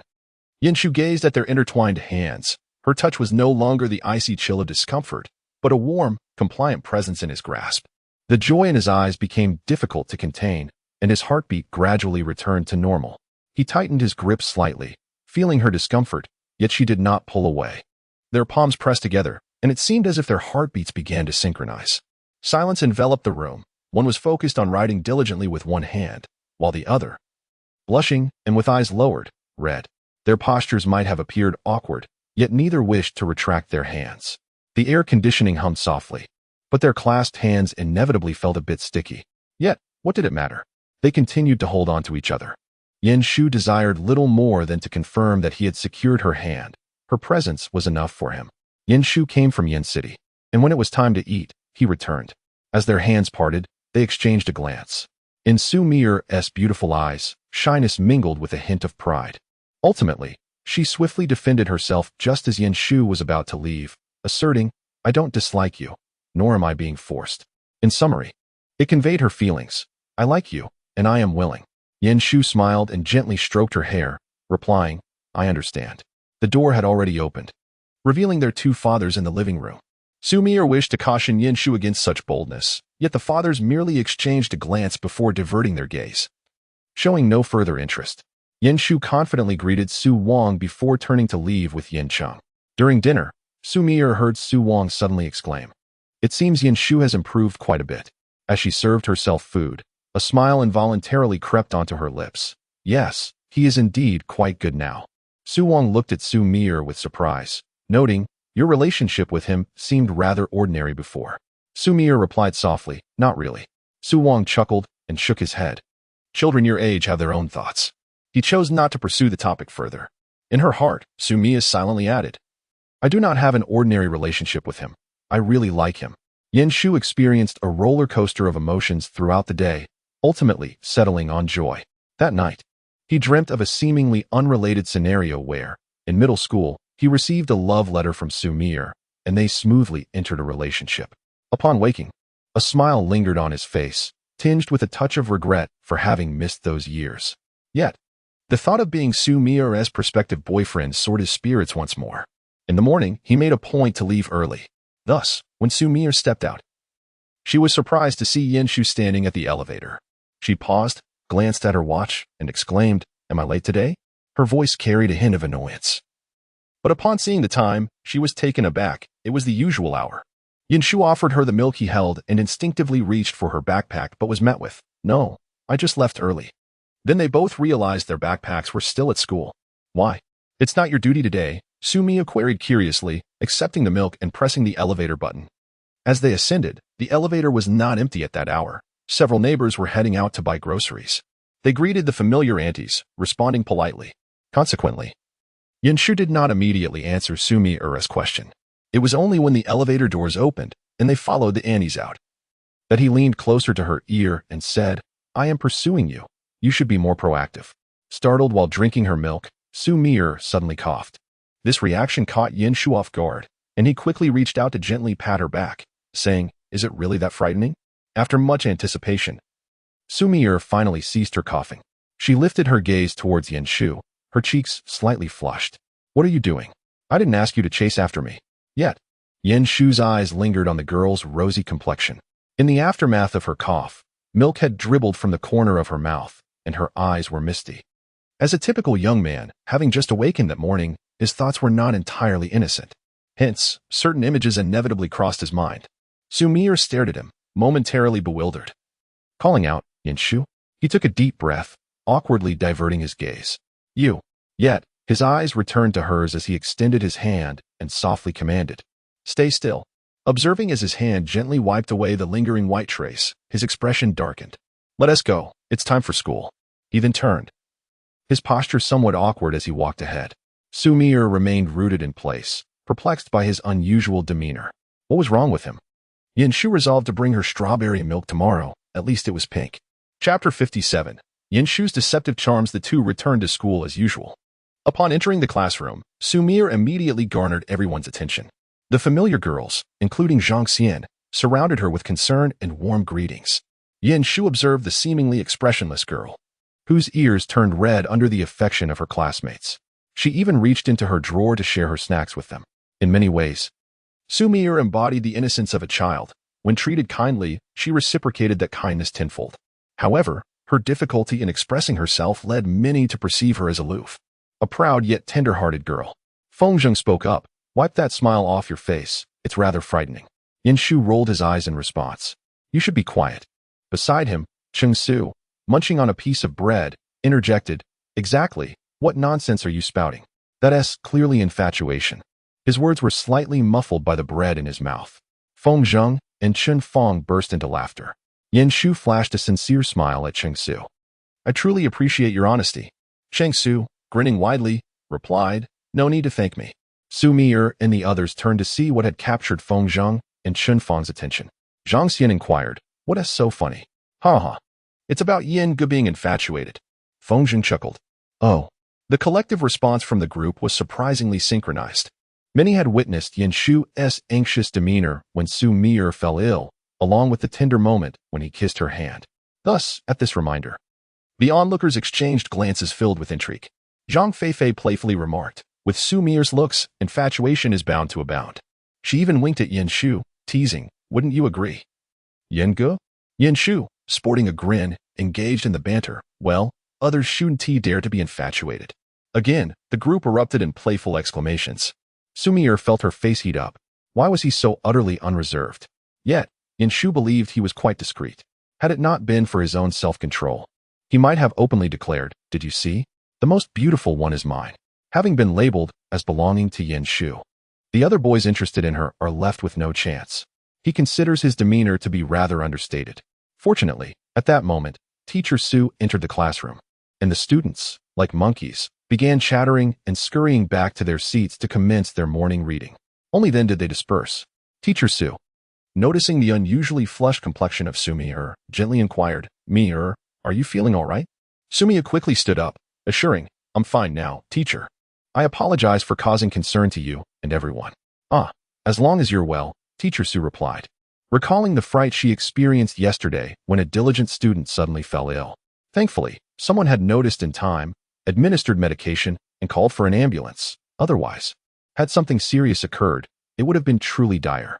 Hence, last night, she pondered for an extended period, contemplating the necessity to have separate discussions with both Xu Mier and Yin Shu about the situation between them, which was all too evident. However, after witnessing Xu Mier's distress the previous day, Teacher Su hesitated. Xu Mier, being such a well-behaved child, prompted her to softly say, There's no need to stand. Please sit down and focus on your studies. She then turned her attention to Yin Shu. Yin Shu, please come here for a moment. With nothing more to be done for Xu Mier, she had to consult Yin Shu instead.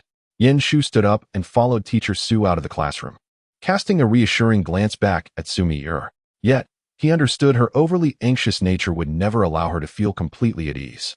Upon entering the office with Teacher Su, they found it empty, likely because everyone had gone to supervise morning reading. Teacher Su took her seat, regarding Yin Shu, who stood somewhat casually, yet undeniably possessed a countenance likely to appeal to young girls. Otherwise, the fervent pursuit by Jin Lili from Class 9 would not have transpired. including her public confession of affection. At this age, both boys and girls are often caught in the throes of infatuation with the opposite sex. Teacher Xu, having once traversed this path herself, could empathize. In fact, she had previously spoken with Yin Shu on several occasions when he frequently skipped classes. However, she had not anticipated that he would become more earnest and well-behaved, prompting her to seek him out for discussion yet again. This time, it was considerably more difficult to broach the subject. After a brief silence, Yin Shu, sensing that Teacher Xu was not initiating the conversation, took the initiative. Teacher, did you call me here to punish me? Should I fetch my vocabulary notebook first? Teacher Xu cast him a glance, remarking, you seem quite self-aware now. Yin Shu smiled innocently, as he likely surmised the purpose of Teacher Xu's summons. The expression she wore during their previous encounter at the park had been rather telling. Teacher Xu gestured for him to sit. I want to have you standing. Please take a seat. Yin Shu complied and sat down obediently. Finally, Teacher Xu addressed him. What is going on between you and me, Yin Shu responded with a slight gasp. Teacher, which aspect are you inquiring about? Teacher Xu pressed on. Are you two in a romantic relationship? The question spilled out in one breath. Her heart still weighed down with concern. Unexpectedly, Yin Shu shook his head. No, teacher. At least not at present. There won't be any opportunity this semester. He couldn't help but sigh, reiterating. I assure you, there truly isn't anything, teacher. Teacher Xu furrowed her brow and remarked that you had readily acknowledged your association with Jin Lili in the past. Thus, I too am forthright now. I truly have not engaged in any romantic liaison, dear teacher.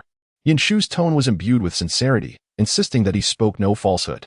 Isn't it true that the relationship hasn't even commenced yet? Last night, he pondered for hours, rationalizing whether perhaps his wife found his academic performance lacking and aimed to spur him into action. With this thought, Yin Shu found himself increasingly restless. Teacher, I must return to my early studies. I genuinely have no relationship. Xu Mier mentioned her aspirations to contribute to the nation, and I cannot be an obstacle in her path. Therefore, I must also strive to build our country while simultaneously nurturing a beautiful home. Teacher Xu, oblivious to his inner musings, hesitated and inquired, So, you were rejected? Yin Shu felt as though everyone around him was piercing his heart lately, although not completely spurned. The sentiment was nearly akin. Thus, his expression darkened. Teacher Xu assumed she had hit the mark, recognizing the heightened sensitivity of today's youth. She quickly shifted the topic. Xu Mier excels academically. You should study diligently as well. Once you enter university, who knows, perhaps your perspective will change. Unbeknownst to her, the situation had devolved into a session of consolation for Yin Shu. At first, he refrained from interrupting, but eventually felt too shy to interject. Merely listening gravely as Teacher Xu encouraged him with visions of university life, proclaiming all the remarkable young women he might encounter. Had it not been for his previous experiences, he might have almost believed her. Chapter 58. She responded to Yin Shu in her own clumsy manner. Teacher Xu earnestly advocated for education, only releasing Yin Shu when the bell signaling the end of early study rang.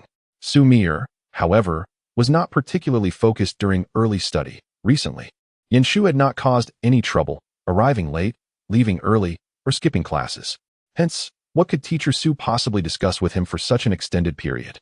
Xu Mier's first inclination was that the conversation revolved around puppy love. The penetrating gaze of Teacher Xu from before had left a lasting impression on her.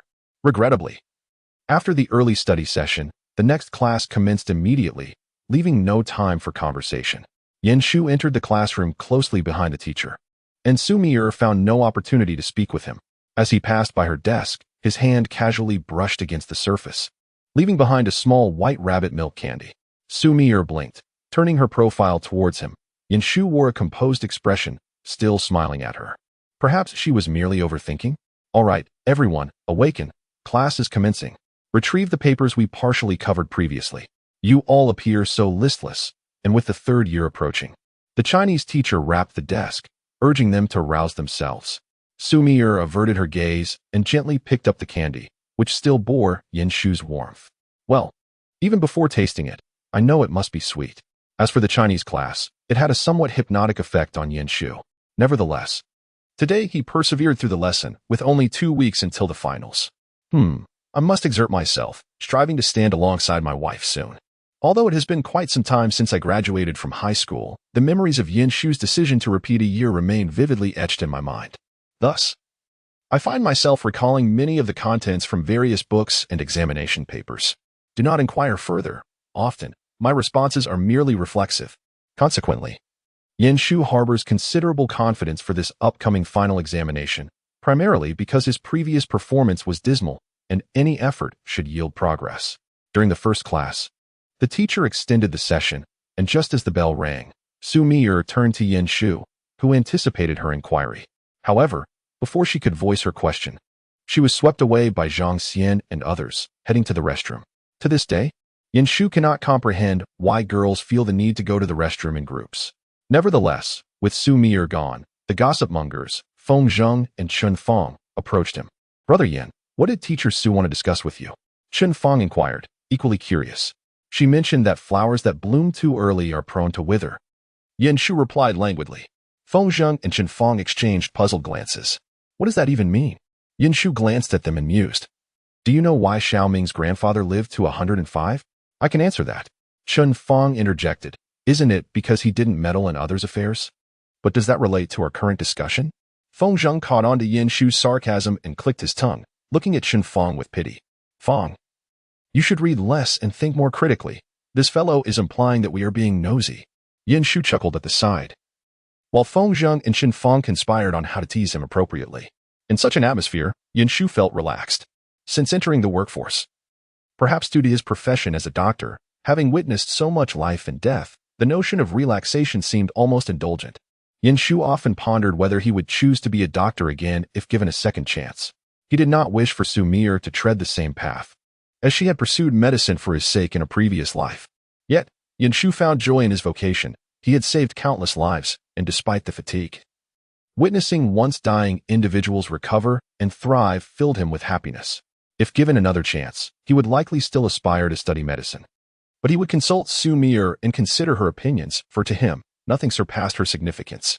When Xu Mier and the others returned, class resumed, and the second period was taught by teacher Xu. This was followed by a break for physical exercise.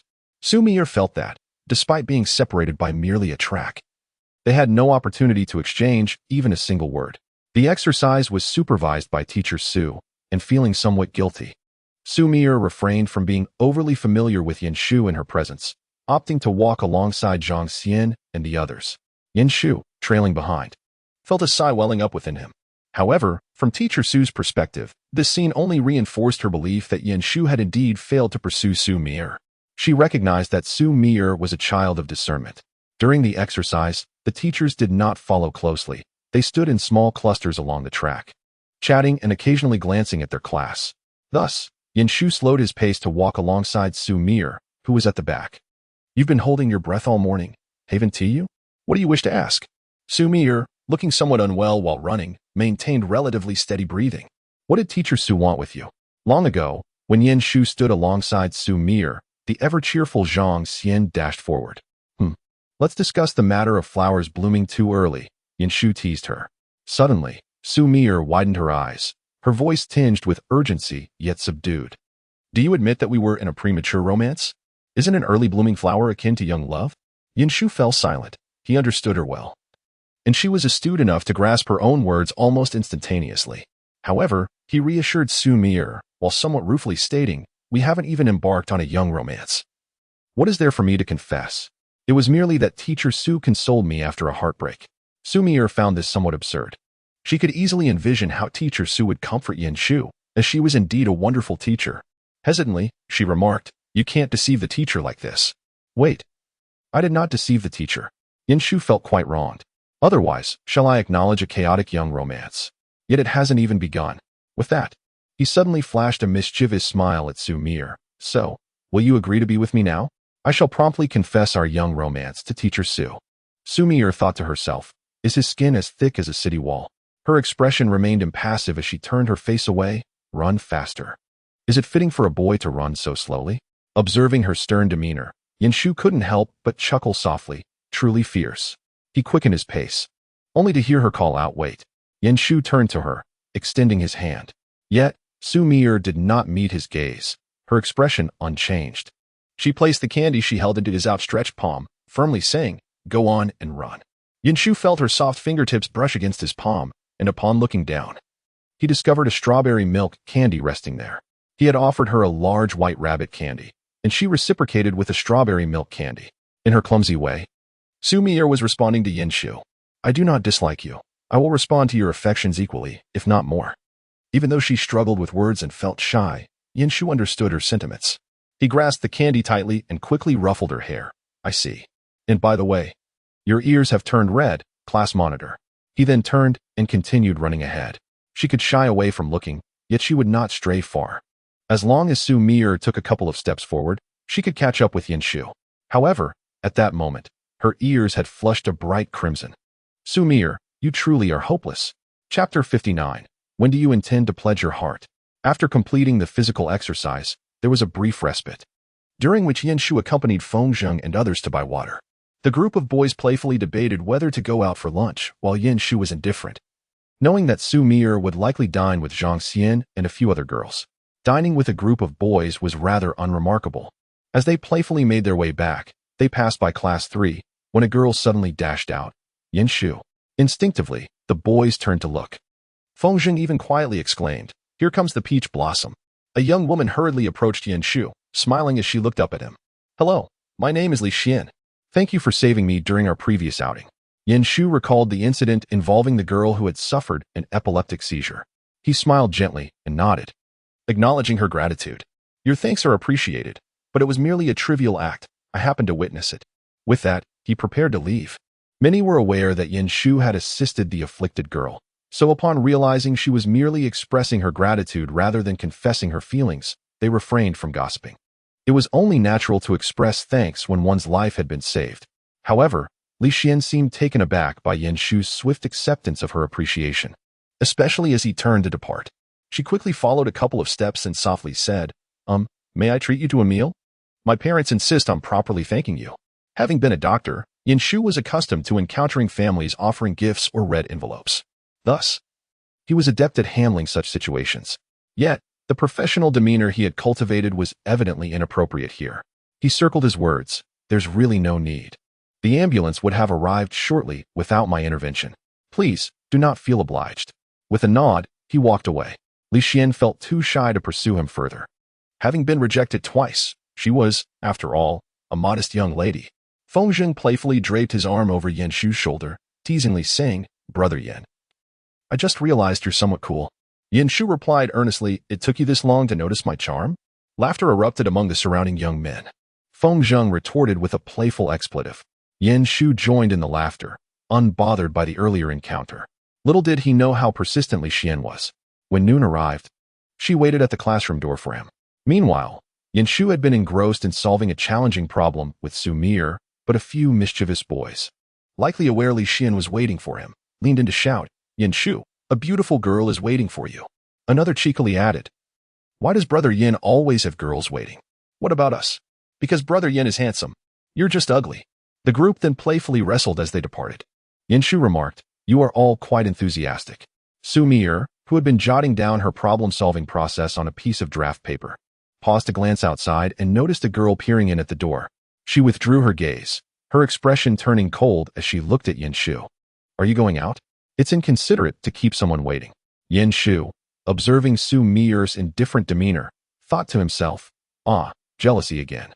With a resigned smile, he explained, That girl is the one I saved in the park. She probably just wishes to express her gratitude. I have already turned her down. Yin Shu blinked innocently, adding, It has nothing to do with me. I wasn't expecting anyone. I was actually hoping to invite you to lunch. His candidness made Xu Mier's facade falter. The corners of her mouth twitched upward, though she quickly suppressed it, unable to refrain from a sour comment. Why not give her a chance? She wants to treat you to a meal and has been waiting for quite some time. Yin Shu reached out and gently tapped her head, asking playfully, Can you guess why I didn't tea? I fear that if I glance too long, someone might drown in a vat of jealousy. At this moment, the classroom is sparsely populated, with individuals scattered about, either seated or leaning over their desks. The whispers of two conversing in hushed tones barely reach the air. Yin Shu gazes into Xu Mier's enchanting eyes and suggests, Would you like to go out and tell her not to wait? He chuckles lightly, subtly asserting his claim. What claim? Xu Mier's voice is soft and somewhat uncertain. Despite her unestablished relationship with him, she feels it is unwarranted to be so envious. It's the claim that Yin Shu belongs to you, he replies with an air of ease. Although I haven't officially committed to your side, in my heart, you will always occupy this position. He lightly taps the spot over his heart with a pen. One cannot deny that Yin Shu is indeed older than Xu Mier and possesses a profound understanding of her. With just a few words, he manages to soften her heart. Xu Mier feels an increasing sense of guilt, as if she has been unfair to Yin Shu. Ultimately, under his gentle persuasion, she finds herself approaching Li Xian. Li Xian had been lingering at the door, contemplating whether to call Yin Shu out. She genuinely wished to express her gratitude. But there was also a hint of feminine intrigue. After all, being rescued from a fainting spell by a handsome classmate felt like the beginning of a romantic drama. Thus, despite the possibility of rejection, she hesitated but still ventured forward, only to witness the scene of Yin Shu and Xu Mier huddled together, working on problems. She observed keenly. While Xu Mier was focused on her calculations, Yin Shu's gaze was not on the draft paper but rather on Xu Mier's face. The captivating image of a handsome boy and a beautiful girl was too striking to ignore, causing her fleeting thoughts to dissipate, leaving her hesitant to intrude. At that moment, upon seeing Xu Mier emerge while Yin Shu remained seated, Li Xian felt a surge of excitement. Xu Mier, slightly awkward, nonetheless addressed Li Xian, saying, Yin Shu want to be joining us for lunch. Before she could finish, Li Xian interrupted, That's fine. Could you please give him this snack? I simply cannot shake the feeling of not expressing my gratitude. Li Xian laughed heartily, adding, In ancient times, I would have to offer myself in return for being saved. Noticing Xu Mier's expression darken, she quickly added with a smile, I'm just joking. Consider this a token of thanks. And I won't bother him again in the future. In the end, Xu Mier reluctantly took the snack and entered with a stern expression. The phrase offer oneself in return echoed in her mind. How could she possibly offer herself? Yin Shu, noticing her cold demeanor, grew concerned and asked, What's wrong? Xu Mier placed the snack bag on his desk and quipped, Oh, someone has offered themselves to you. This is the bride price, or rather, the dowry. Yin Shu was utterly bewildered. What? Xu Mier, undeterred by his confusion, glanced at his face and muttered indignantly, If someone is to offer themselves in return for being saved, it should be me. After all, it was Yin Shu who had consistently been there to rescue her during her fainting spells. Although Yin Shu did not grasp what had transpired, upon hearing Xu Mier's intent to offer herself, he replied without a moment's hesitation, All right. When do you plan to do so? Xu Mier was left speechless. Chapter 60. The ancient child bride residing in her own room, Xu Mier gazed at Yin Shu, whose expression seemed to have spilled forth spontaneously, and felt a whirlwind of emotions. She parted her lips, exclaiming, I merely spoke in jest. I cannot help it. You have taken me seriously. Yin Shu chuckled. Ah, how did I not consider the notion of offering myself in return? If it truly comes to it, I would gladly dedicate myself to you after all this guidance you have bestowed upon me. The more he pondered, the more reasonable it seemed to him. He felt he had stumbled upon a shortcut, a swift resolution. What do you think? Can I indeed be considered a child groom? From now on, you may confine me to your room. I shall be obedient. Before he could finish his sentence, Xu Mier, with her wide eyes and flushed cheeks, swiftly covered his mouth with her delicate hand. Silence. What are you saying? This is a classroom. With her soft, rosy palm pressed against his lips, Yin Shu found himself captivated by her bashful visage, a smile blossoming in his eyes. Is there truly anything inappropriate to say? After all, weren't there child brides in ancient times who were kept in rooms? I would genuinely relish being cared for by you in such a manner. Yin Shu's words were imbued with innocence. Unfortunately, Xu Mier was a young lady well-versed in numerous novels. Although the author known as Spicy Rabbit Head with a Dash of Sugar was quite innocent, the comments from readers often veered into the realm of the risque. Thus, it was inevitable that Xu Mier found herself conjuring certain vivid images upon hearing Yin Shu mention being kept in a room.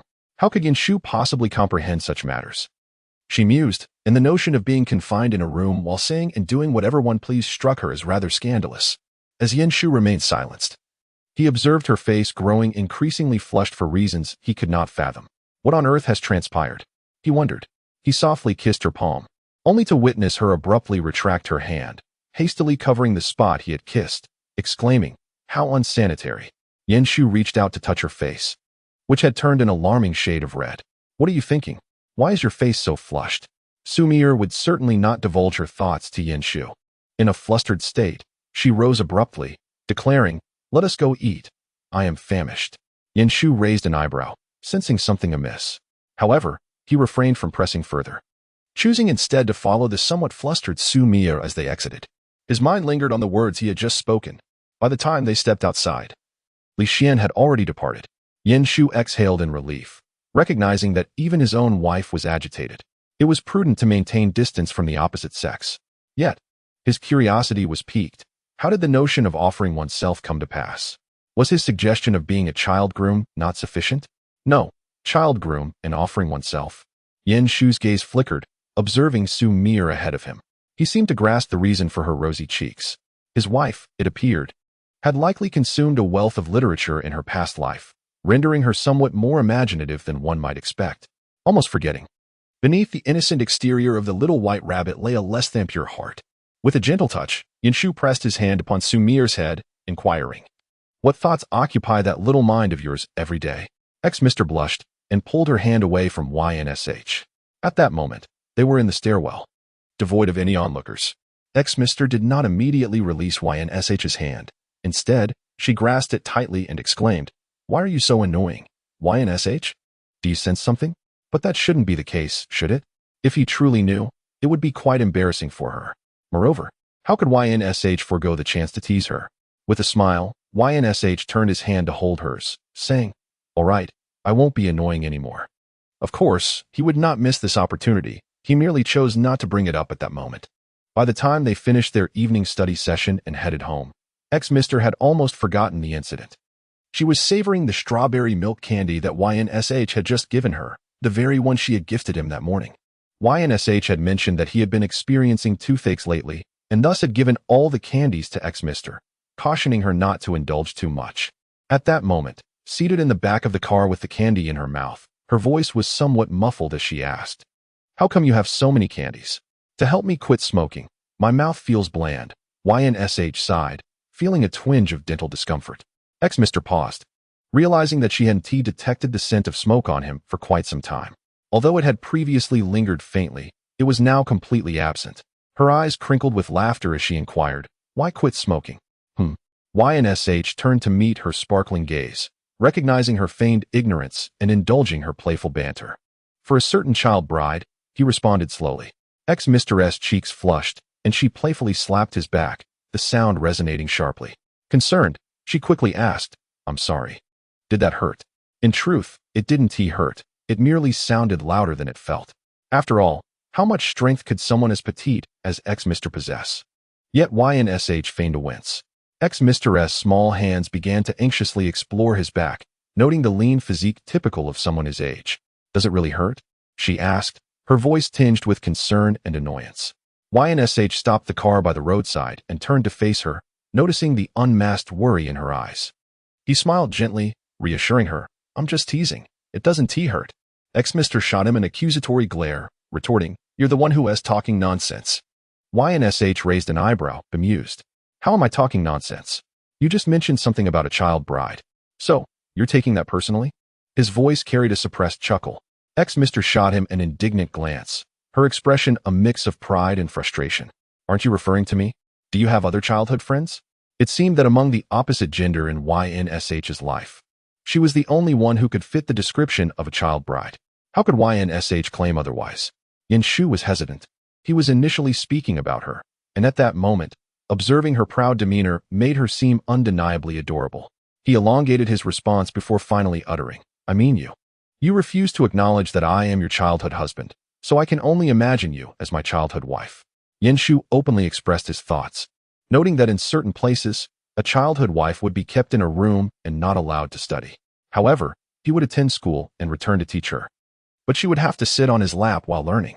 If she excelled, he would reward her with a piece of candy. But failure would incur punishment, confined to his room with no chance to wander elsewhere. Though he said nothing overtly, Xu Mier had already conjured a vivid image in her mind. Her face flushed crimson, even forgetting to tell Yin Shu to be quiet. How could he behave this way? Chapter 61. I will accompany you in preparing for university. Please don't leave. Yin Shu had initially meant to tease her, but as he spoke, the imagery took shape. They both suddenly fell silent. At that moment, they stood beneath a tree by the roadside, with students occasionally passing by after school. The dim yellow glow of the streetlight filtered through the leaves, casting a flickering light upon their faces. Shu could still discern her blush. He felt his throat dry as he swallowed hard. He cleared his throat softly. Well, let us head back. I was merely jesting. He genuinely aimed to tease Xu Mier, but unexpectedly found himself feeling quite embarrassed. Such thoughts were best left unexamined, for delving deeper would lead to public humiliation. Shu repeated, let us get in the car and go home. Xu Mier's face had also turned slightly red. She lowered her head and muttered in acknowledgement. She dared not let Shu know what she had imagined, nor could she meet his gaze, thus failing to notice his discomfort. For the remainder of the journey, both harbored unspoken thoughts, leading to a silence between them. Upon arriving home, they exchanged a brief goodnight before retreating to their respective rooms.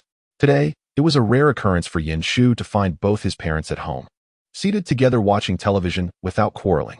They turned to him as he entered. Compared to the relatively harmonious relationship he shared with Cheng, his relationship with Liu was rather ordinary. In his previous life, Liu was a career-oriented woman whose focus lay away from family, often uttering hurtful remarks during arguments with Cheng. Perhaps due to this, she had not strongly opposed his marriage to Xu Mier in his past life, possibly feeling she lacked the authority to object since she had never cared for a child. It might have been for other reasons as well. When it came to having children, she had even encouraged Cheng alongside Shu, mentioning the advancements in technology and medicine, suggesting that there were always alternative methods. Thus, Shu's feelings towards Liu were quite complex. Yet, after his rebirth, those emotions had dulled to mere indifference. As Liu called out to him upon his return, Shu, come here, we need to talk. He anticipated yet another discussion about their divorce and whom he would choose.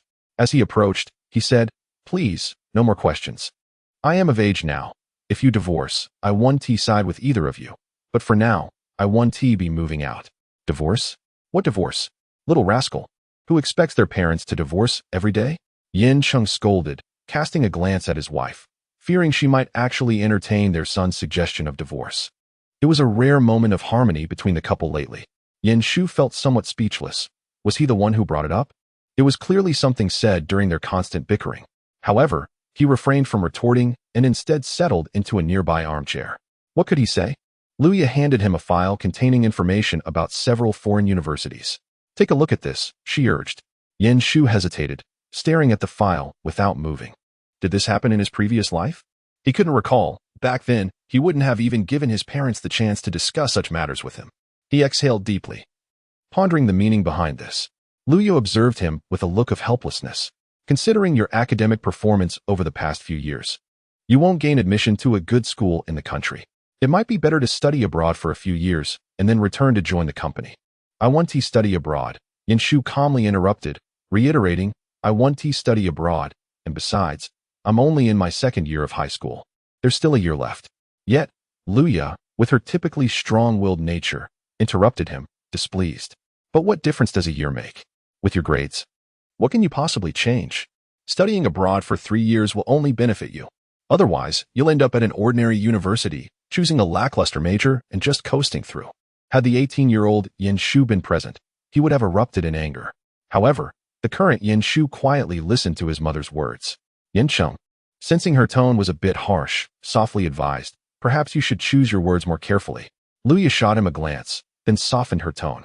If your grades were like showered was, I wouldn't worry, but look at your scores. Can they be considered acceptable?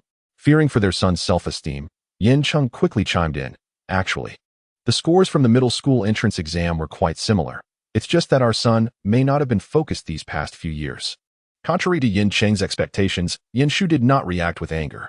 Instead, he said, Mom and Dad, I understand your concerns about my grades. I've been studying diligently lately. And with a year left in my senior year, you'll surely see my progress in the upcoming semester. Shu picked up his backpack and stood up. My stance is clear. I will not study abroad, and I have already set my sights on my university goals. You can count on me not to bring you disgrace. With that, he bid them good night and retreated to his room. His calm demeanor surprised both parents. Once the door to his room clicked shut, Liu spoke. When did our son's temper improve? He used to walk away with an impatient frown after just a few words. Cheng furrowed his brow slightly. Actually, his temperament has been quite good lately. He rarely loses his temper now. Has the rebellious phase passed? The couple spoke in unison, exchanging a glance before quickly averting their eyes. Back in his room, Yin Shu tried to recall whether his parents had considered sending him abroad during his second year of high school in his previous life. He had no recollection of it, but he knew that at that time, he would have outright rejected the idea without a second thought. Yin Shu set down his backpack and went to take a shower, which hardly constituted a significant event, as he certainly had no plans to study abroad. There were no little ears overseas. Meanwhile, Xu Mier sat at the dining table, sipping the soup her parents had left for her while listening to their conversation. Suddenly, Su Wang remarked, "By the way, I ran into old Yin today, and it seems he wants Yin Shu to go abroad after graduating from high school. Given his grades, it might be quite challenging for him overseas. Do they really think they can afford that?" Huang Yi's voice carried a note of astonishment. "A child abroad?" She glanced at her daughter. "I couldn't bear it, could you? What's wrong with little ears? You look unwell. Are you feeling all right?" The tone of the conversation grew tense. Su Wang also looked over, standing up to ask, "What is the matter?" Xu Mier raised her somewhat pale face. "It's nothing, Mom and Dad. I just feel a bit full." Yin Shu going abroad? Her parents would never allow her to go overseas. "If you're full, then don't eat anymore." "You child," Huang Yi said. "All right, as long as you're fine. Mom and Dad, I'm going to take a shower now. You should get to bed early." "Good night." Xu Mier swiftly grabbed her backpack and dashed into her room, unconcerned about her parents noticing anything unusual. Just as Yin Shu finished his shower and emerged, he noticed his phone vibrating. Approaching it, he was astonished to see Xu Mier unusually taking the initiative to video call him. Hesitating for even a second would be a disservice to himself. He answered immediately. As Xu Mier's face appeared on the screen, he heard her say, "Yin Shu, I will accompany you in taking the university entrance exam. Don't leave." Chapter 62 At times, Yin Shu felt that even her breath held an irresistible allure for him. He was momentarily taken aback, almost blurting out, "Leave for where?" However, he quickly regained his composure. He gazed at Xu Mio's face on the screen, her eyes fixed on him with a nervous intensity. Yin Shu sighed softly and spoke slowly. "Did Uncle and Aunt tell you that? While that may be the case, here I am standing without clothes, and you show no reaction whatsoever. It's quite damaging to my self-esteem." Only then did Xu Mier notice that Yin Shu was indeed without clothes, his hair still damp. It appeared he had just finished showering. Her face flushed suddenly, and her hand trembled as she instinctively lowered her phone slightly, so her face would not be visible. However, she had just arrived home and was called to drink soup. Leaving her no time to change or shower, she was still in her school uniform. The buttons in front of her uniform were likely undone upon arriving home, exposing a patch of fair skin, revealing her slender neck and pointed chin. To be fair, this hardly constituted exposure. Some girls would even unbutton 2 buttons. How revealing could a school uniform be? Yet, in Yin Shu's eyes, Xu Mier was inherently different. It would not be an exaggeration to say that sometimes he felt her very breath was a fatal attraction for him. Primarily, it was because his thoughts were not entirely pure. Furthermore, the torment of being able to see but not touch had indeed been quite excruciating. The scene before him elicited an involuntary gasp, yet before he could utter another word, Xu Mier, her face flushed with guilt, interrupted him, admonishing, "You, dress properly. What on earth are you doing?" Despite her reluctance to hang up, her eagerness for answers prevailed, and she hastened to defend herself, recalling their childhood days of bathing together, pondering what could possibly be unseen. Surely, the little one cannot be compared to the present. Yin Shu's attempts at humor, however, only served to obliterate any enchanting imagery. "You truly have a knack for deflating my spirits," she retorted as she donned a sleeping garment. Placing her phone on the bed transformed the perspective to a more flattering angle. Previously, the view had revealed her face, neck, and a hint of shoulder. Now, from this angle, Xu Mier could clearly discern Yin Shu's bare upper body, faint traces of muscle beginning to emerge. She felt a twinge of impropriety but couldn't resist capturing a screenshot. Yin Shu possessed six-pack abs, albeit not yet pronounced. Overcome with shame for her actions, her other hand instinctively covered her face, silently blaming Yin Shu for the situation, wondering if it was intentional. What a charming rogue. Yin Shu, however, was entirely unaware of the turmoil in her mind. It had taken him less than a minute to put on a shirt. He gazed at Xu Mier, who remained silent and unyielding, perplexed by her sudden flush. "Did you forget to turn on the air conditioning? It seems rather warm in here," he remarked, noticing her reddening skin. Xu Mier feigned ignorance, replying, "I suppose so," though her parents had already activated the air conditioning before she returned home. Unable to explain her blush, she pressed Yin Shu, "Are you really going to leave?" The mention of his departure rekindled her anxiety. There was still a year left, and with effort, she could manage it. You wish to study medicine, don't you? There are excellent schools here. Yin Shu's response was tinged with resignation. I cannot go abroad. The finality of her words weighed heavily, her voice diminishing. My health is poor, and my parents would never allow it. You don't want to be with me? Hearing her tone, laced with the sorrow of abandonment, Yin Shu's heart softened instantly. Although he had initially intended to leverage the situation for his gain, he found himself at a loss the moment she expressed her discontent. In that instant, all thoughts of personal advantage vanished, replaced by a deep sense of compassion. I want to go abroad, he declared, and just then, Xu Mier's face reappeared, her eyes sparkling with surprise as she gazed at him. Really? Yin Shu sensed that Xu Mier was increasingly adept at navigating his emotions. The delight reflected in her expression melted his heart. Yes, truly. My parents did mention it tonight, but I declined. I want to be going abroad. He smiled, observing her evident joy. What would you do if I left? I am still striving for a permanent position. I certainly want to be going abroad. Xu Mier's heartbeat gradually quickened, yet she diligently controlled her emotions. The smile gracing her lips and the mirth in her eyes remained unrestrained. That's wonderful, rest assured. I will truly assist you with your studies.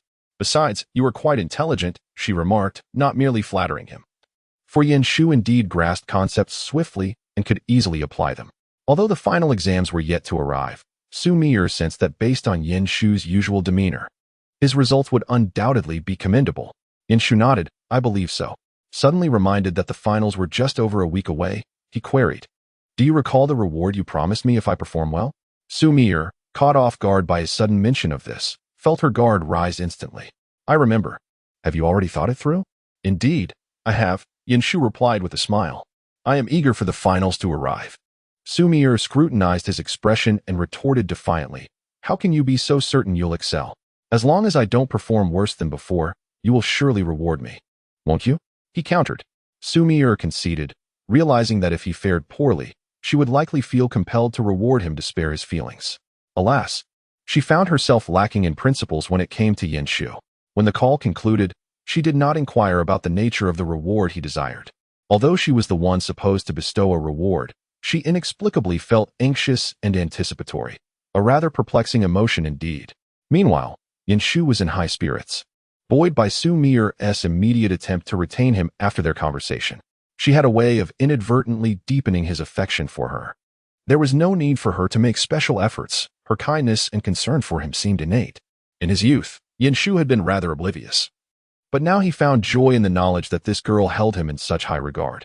No one could resist the allure of feeling unique. And he was no exception. However, perhaps due to the day's erratic topics, Yin Shu struggled to find restful sleep that night, waking early with a sigh. As he stepped onto the balcony to hang the clothes, his mind wandered, contemplating, if only Xu Mier were truly my childhood bride. Regrettably, such things seemed no longer permissible. Chapter 63. Are you secretly dating Little Ear? Friday arrived in the blink of an eye, with exams looming the following week. Thus, as Yin Shu and Xu Mier entered the classroom, they were met with classmates intensely reviewing their materials. It was quite miraculous. Just yesterday, everyone had appeared so carefree. Yet after a single night, they had transformed entirely. Indeed, the finals had shifted their attitudes. This transformation made it nearly impossible for Yin Shu to approach Xu Mier during their studies, as many sought her assistance. Not only was she surrounded by admirers, but several other high-achieving students in the class also found themselves similarly encircled. As soon as class ended, a swarm of inquiries ensued. After all, as an elite school, the pressure was palpable, especially with parent-teacher meetings scheduled following the finals, and with the seniors preparing to advance to their final year. Who wouldn't aspire to achieve excellent results? This situation persisted until just before the examination. However, Yin Shu was different. Every day, Xu Mier would prepare special meals for him upon his return home. Yet, ever since she declared her intention to help him gain admission to a prestigious university, Yin Shu sensed a newfound rigor in her approach to his studies. Previously, he would occasionally feign reluctance to complete his homework, and although she would gently admonish him, she would still allow him to playfully tease her. Now, however, the atmosphere had shifted. On Sundays, the two continued to study in Yin Shu's room, the door ajar, while Yin Qing was busy writing in the study, enveloping the entire space in tranquility. Having just completed 2 math papers, Xu observed Xu Mier diligently working on her English exam. Her handwriting was exquisite. Equally so when she pinned English words. He found himself lost in admiration as he gazed at her. Suddenly, the person who had been so intently focused turned to him and asked if he had finished. Noticing that she was finally engaging with him, Shu couldn't help but smile and replied that he had indeed completed his work. He then slid the paper towards her, his eyes sparkling with anticipation. Could this mean a chance to hold her hand? Xu Mier glanced at his careless scrawl on the paper and felt a sigh welling up within her. He clearly had the capability to write neatly. Yet he chose to be haphazard. After all, Shu had attended calligraphy classes with her in their youth. Nevertheless, Xu Mier refrained from commenting, instead placing a book titled 3,500 Disordered Words for College Entrance Examination into his outstretched palm. Shu stared at the book in disbelief, half amused and half annoyed, as it was not the item he had desired. Xu Mier, well aware of his true intentions, had previously always placed her hand willingly into his whenever he reached out. Yet, with the impending finals, she felt a palpable tension. She needed to demonstrate to her uncle and aunt that Shu was making progress in his studies, ensuring that he could secure a spot in a reputable school, even if he did not plan to study abroad. Thus, with a serious expression, she urged him to focus on his studies, reminding him that finals were approaching. Shu, gazing at her earnest little ears, suddenly felt as though he had glimpsed a beacon of righteousness. Perhaps it was the stark contrast of his own despondent expression that made it so evident. Yet, Xu Mier, being tender-hearted toward him, softened her tone, recalling, "Did you not discuss with Feng Zheng and the others about where to go during the summer vacation?" Shu's eyes sparkled with excitement at the prospect of going to the seaside. "Will you join me? Though I worry that my uncle and aunt might be concerned," he replied, his voice laced with anticipation. "If you score over 500 in total, I will accompany you, and I will inform my parents," Xu Mier stated, believing that children should be encouraged in their education. Although Shu was no longer a child, he still possessed a certain youthful spirit. At times, Xu Mier found Shu to be a contradiction. He exuded maturity and a sense of security, yet occasionally displayed the demeanor of an ungrown child. However, she had likely discovered the right approach to interact with him. Shu chuckled, looking at Xu Mier with amusement. "Isn't your expectation a bit unreasonable considering I scored only 293 in my midterms?" He felt a twinge of embarrassment at the mention of that score. Xu Mier's expression turned stoic upon hearing it. "That was because you missed the comprehensive exam. Otherwise, you would undoubtedly have surpassed 300. You're not far from 500. Are you?" After speaking, she flashed Shu a sweet smile, employing her charm. Shu considered that having not taken an exam in quite some time, it would be prudent to leave a backup plan in case of unforeseen circumstances. "What if I score over 400? Xu Mier continued to smile brightly, asserting that would still signify progress. "I recall my father mentioning an uncle who runs a farm stay in the suburbs. We could enjoy a day there together." From a romantic seaside excursion to a delightful day at the farm stay, Shu clenched the book in her hands, affirming, "All right, I understand. I will certainly score above 500. With a serious expression, she turned to focus on her vocabulary. Hearing Xu Mier stifle a giggle, she turned to look at her, her eyes brimming with mirth. That was precisely what she intended, to elicit a smile from her. Shu gently pinched her cheek, reassuringly stating, "Do not worry. I will perform well on the exam and take you to the seaside." Xu Mier's cheeks flushed, yet her gaze, filled with laughter, lingered on Shu's face as she softly murmured, "You better keep your word." "All right," Shu replied softly, just as he stepped out to fetch water. Cheng casually glanced into Shu's room. What did he just witness? Did his son actually pinch someone else's cheek? And was he smiling so tenderly? Cheng was taken aback, his mind racing through the changes he had observed in his son over the past few days. He had previously wondered if this boy might be falling in love. Everyone goes through such phases at this age, and Cheng could understand the effort one puts forth for someone they admire. However, he had never once considered that the object of his son's affections would be the girl next door. No wonder their relationship had suddenly blossomed. They attended classes together, studied together. Cheng finally felt he had pieced it all together. Yet, on closer inspection, the two had returned to their books and exercises. He began to question whether he had overthought the situation. Perhaps their close bond was simply a result of growing up together? It wasn't he that he looked down on his son. The boy was decent looking, but compared to the exceptionally talented girl next door, he truly had little to boast about. Cheng stood frozen like a statue, caught in a web of conflicting emotions. Upon turning her head, Shu spotted him and was momentarily startled. Hey Dad, why are you standing there without moving? It's quite frightening. What had started as a casual complaint turned serious as Yin Shu grabbed their water cups to refill them when Xu Mier turned to greet her uncle. Yin Qing smiled at Xu Mier, leaving her with the words, "Don't mind me, continue your exam." He then followed his son into the kitchen. As Yin Shu was about to pour water, she reached for her father's cup when she heard him calmly inquire, "Why are you startled if you haven't done anything wrong?" Yin Shu paused, glancing at her father.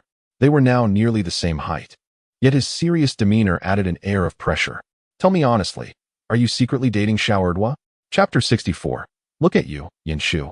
With those thick brows and big eyes, and you're still eating from the neighbor's garden?" Yin Qing's expression was indeed serious. Yin Shu, recognizing the gravity of his demeanor, sheltered her previous playful attitude and shook her head. "I am not dating anyone." As Yin Qing was about to exhale in relief, he heard his eldest son follow up with, "I'm still pursuing her. She hasn't agreed." Yin Qing stared at Yin Shu, momentarily at a loss for words. His son's excessive candor was disconcerting, particularly because the response he had given was not what Yin Qing had hoped for. "What nonsense are you speaking? That's Xiao." Yin Qing lowered his voice, wary of being overheard by the young girl in Yin Shu's room. "You two grew up together. Our parents have a close relationship with your Uncle Su." Yin Shu, observing his father's evident frustration, remained remarkably calm. "Dad, I understand your concerns. But I genuinely like Xiao, and we will get married." "Married? At your age?" Yin Sheng was taken aback, grappling with an urge to reprimand his son now that he had reached adulthood. He took a deep breath. "You both are only 18. Life is long. And what you perceive as love may not be genuine. Perhaps your closeness has clouded your judgment. Xiao is quite sensible. She hasn't accepted your feelings." Seeing his father's incredulous expression, Yin Shu felt a sigh building within him. It was precisely for this reason he had chosen to keep his feelings concealed, hoping to prevent them from realizing the truth. He surmised that, in the eyes of their elders, the affections of someone his age and the notion of marriage lacked any credibility.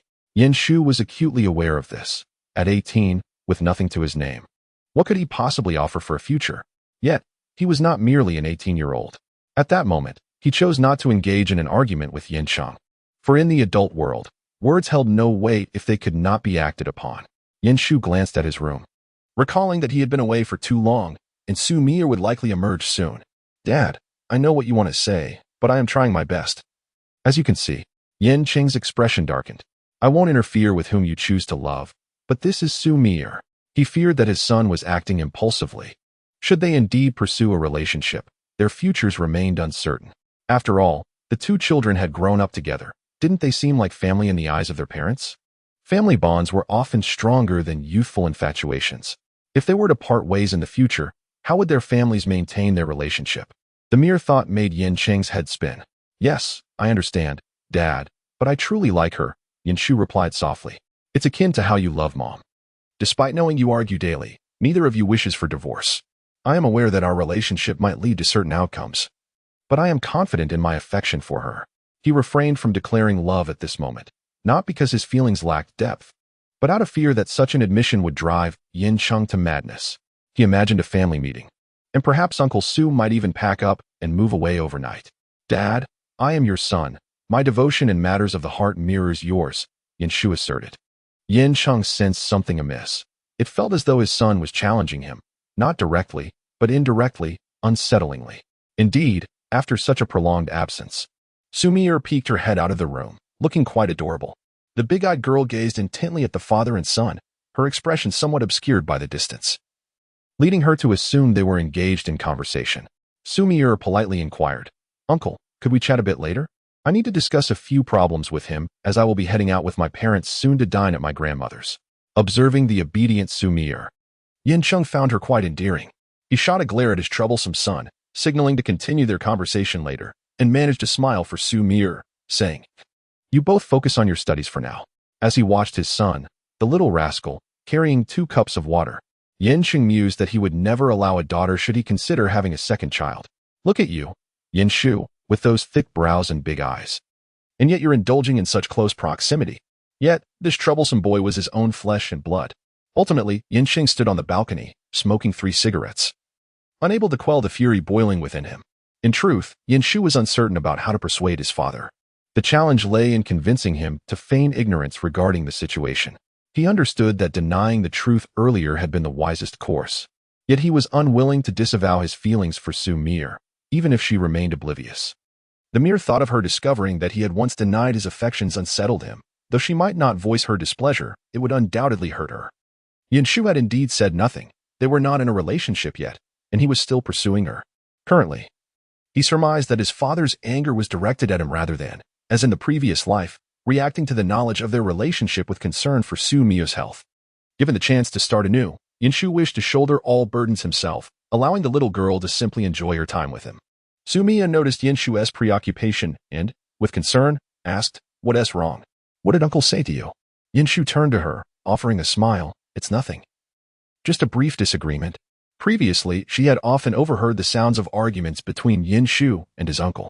Xu Mier wanted to say something comforting, but felt it might be inappropriate. Having always been well-behaved and doted upon by her parents, she had never encountered situations that warranted arguments with them. However, she was not like some neighborhood mothers who lamented about having a rebellious child like Shu. As if children should always be in the wrong during disputes with their parents. Yet, Xu Mier distinctly remembered that Shu had not always been like this. He should not fit the mold of a capricious adolescent defying parental guidance. Perhaps she was biased, but she firmly believed that arguments could never stem from just one party. Noticing her furrowed brow, Shu sensed she was about to speak, but after a moment of hesitation, he sighed and said, "I'm sorry. I seem at a loss for how to comfort you." Seeing her disheartened expression, he found it endearing. "It's all right, if you truly wish to comfort me. How about giving me a kiss?" The latter statement was meant to tease her, as Shu did not want Xu Mier's mood to be affected. Xu Mier paused for a moment, realizing that she had never taken the initiative to kiss Shu. However, Shu had certainly kissed her forehead, cheeks, and hands. Though time had passed, the sensation of his touch lingered vividly in her mind. Xu Mier averted her gaze, her thoughts racing. She mused whether she should reciprocate his affection. Chapter 65. A kiss. At that moment, Shu was oblivious to Xu Mier's inner turmoil. He was merely teasing her. As long as she remained unaware of his own thoughts. Since Xu Mier was to have dinner at her grandmother's, she needed to return home early that afternoon. Before leaving, she intended to inform Cheng, but discovered he was absent from the living room. Shu glanced toward the study and remarked to Xu Mier, "He might be writing something. I'll let him know shortly. Enjoy yourself." Xu Mier responded with an "oh," her hand already resting on the door handle. Her heart racing as her gaze uncontrollably drifted toward the study. A tinge of nervousness washed over her, as if she were about to embark on a mischievous act. Noticing her unease, Shu was about to inquire what was troubling her when Xu Mier suddenly tugged at his collar. The warm weather had prompted him to wear a short-sleeved shirt at home, and he felt her forceful grip threaten to distort the fabric. Shu leaned down slightly, asking, "What's wrong?" Before he could finish his sentence, he caught a whiff of her shower gel. A subtle fragrance reminiscent of camellias that had piqued his interest earlier that morning. Yet, the focal point was the gentle, timid kiss that landed softly on his cheek. Shu was genuinely taken aback by Xu Mier's boldness, even if it was just a kiss on the cheek. He had imagined such delightful occurrences would be rewards earned after achieving commendable results in his final exams. Yet, the reward had arrived unexpectedly. In truth, Xu Mier's action was swift, taking less than a minute in total. Her nerves had escalated to the point where she felt a buzzing in her ears. After her fleeting kiss, she retreated hastily, unable to bear looking at Shu's expression. "Goodbye," she exclaimed before turning and sprinting away. Shu watched as she flustered, yanked the door open, and forgot to close it behind her. She dashed to her own home, entering with the same urgency, resembling a startled rabbit, not daring to glance back before hastily shutting the door. A smile crept across Shu's face, his lips curving upwards. He raised himself upright and touched his cheek, where the warmth of her soft kiss still lingered. He chuckled, contemplating whether this could merit an increased reward for his upcoming exams. Was a kiss permissible as a prize? The thought of her startled expression at that moment filled him with anticipation. His previously heavy heart lightened unexpectedly. For Xu Mier, such trivialities were inconsequential. Moreover, among the parents, Cheng was currently the one Shu felt most confident in persuading. In the eyes of Cheng, he is merely a wayward rabbit longing for the grass nearby, while Shu appears to be an innocent, naive blade of grass. During dinner, Cheng ordered takeout, lacking the motivation to cook. The father and son quietly consumed their meals. After a prolonged silence, Cheng could no longer contain himself and exclaimed, "Shu, Just as Yin Shu finished his last bite of meat and set down his chopsticks, he turned to his father. Yin Cheng, irritated by his son's demeanor, asked, "Don't you have anything to say?" "I already expressed what I wanted to this afternoon," Yin Shu replied candidly. "If I were to repeat myself, you would likely become infuriated. And you know I can indeed drive you to frustration." Yin Cheng took a deep breath, striving for calmness. "Son, let us discuss this rationally. You have known Xiao Erdwa for quite some time. How is it that you have suddenly developed feelings for her? Is it possible that this is merely a fleeting illusion?" "But I have liked her since middle school," Yin Shu asserted seriously. "Although I was somewhat awkward back then, I did not fully comprehend that it was affection." Yin Cheng retorted, "I do not wish to continue this conversation. It appears we cannot reach any understanding today." Just as Yin Cheng attempted to express further thoughts, he was interrupted by Yin Shu. "Dad, if you think this way, I have yet to even pursue her. I understand your eagerness, but please do not rush me. What if I catch up to her and then you become anxious?" Yin Cheng replied, "Get lost. Are you suggesting that liking someone is a necessity?" His voice lowered ominously. "Aren't you afraid of getting your legs broken?" "Father, if it were something one could control, it wouldn't be love. If it were as simple as saying let go and letting go, you and my mother would not be in such a stalemate." Yin Shu's tone carried a hint of resignation. Yin Cheng felt as though his heart was being pricked by his own son's words. "Listen, is this even sensible? Yet, there is a certain truth in what you say." For a moment, Yin Cheng found himself at a loss for words to counter. Seizing the opportunity, Yin Shu's voice softened. "Dad, I know that given my current demeanor, you must find it hard to believe what I say about liking someone." Seeing his son in such a state, Yin Cheng's heart softened slightly. It seemed inappropriate to outright deny his child's feelings. He sighed, stood up, and said, "I need to step outside for a moment. My head is spinning. I can't help but think you and she are akin to siblings. You claim to have feelings for Xiao Erdwa? Wait, what are you thinking, Dad?" Yin Shu exclaimed, exasperated. "Xiao Erdwa and I are merely childhood friends, not siblings. If it were so, I wouldn't even consider pursuing this." Yin Cheng rolled his eyes. "I know. I was merely speaking offhandedly." He scrutinized his son with a hint of disdain. "If my daughter were to choose someone like you, it would simply not do." Yin Shu countered, "Do you not see the flaw in your reasoning? I am your son." However, Yin Cheng, in his current state, found fault in every aspect of himself and felt that Xiao Erdwa would be doing a disservice to herself by being with him, which was precisely what Yin Shu hoped to convey. Reluctant to engage further with his unfortunate son, Yin Cheng fell silent for a long while before sighing and shaking his head. "Today, I shall pretend I did not hear you express your feelings for Xiao Erdwa. It seems she likely does not hold you in high regard, and perhaps I have worried unnecessarily." With that, he recalled to remind Yin Shu to tidy up the table as he retreated inside. Yin Shu let out a sigh of relief, fully aware that this was merely a temporary respite. In the future, Yin Cheng would undoubtedly keep a close watch on their relationship. However, it mattered little. At least for now, Yin Cheng would not hold any grievances against Xiao Erdwa.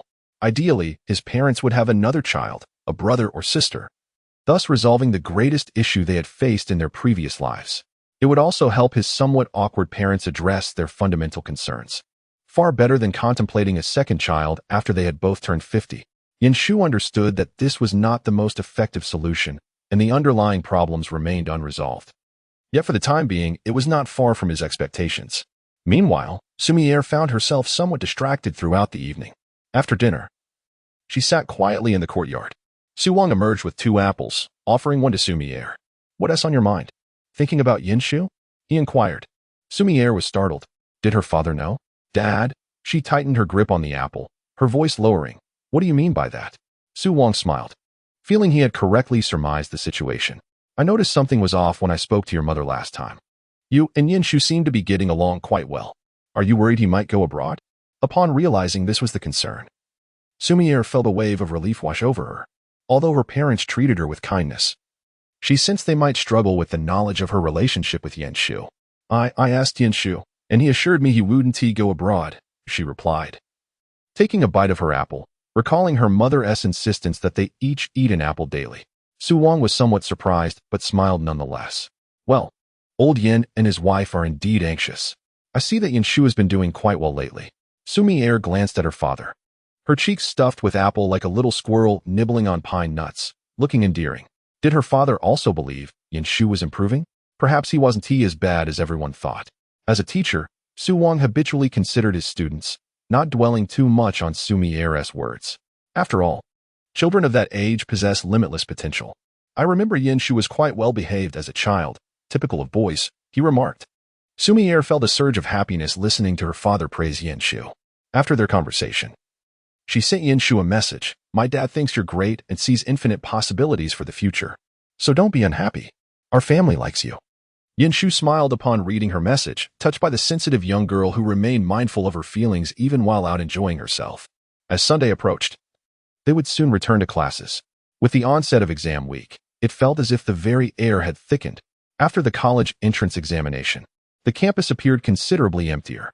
The weight of pressure seemed to settle upon them all at once. After the upcoming final exams, their second year of high school would conclude, and the next assessments would mark the first mock exams of their third year. Scheduled for Wednesday, the exams would span 2 consecutive days, and once completed, they would be free for vacation. The affiliated schools' examination rooms were allocated based on the previous year's rankings, ensuring that Xu Mier, among the top students, would not share a building with Yin Shu, who ranked towards the bottom of their cohort. Xu Mier felt a twinge of concern for Yin Shu, however. With so many classmates around, she refrained from saying much more than a simple, good luck on the exams. Yin Shu, shouldering his backpack, smiled back at her, assuring, I will. He whispered softly, still waiting to go to the seaside with you. Xu Mier was more anxious than she had been for her own exam, yet unexpectedly found solace in Yin Shu's confident demeanor.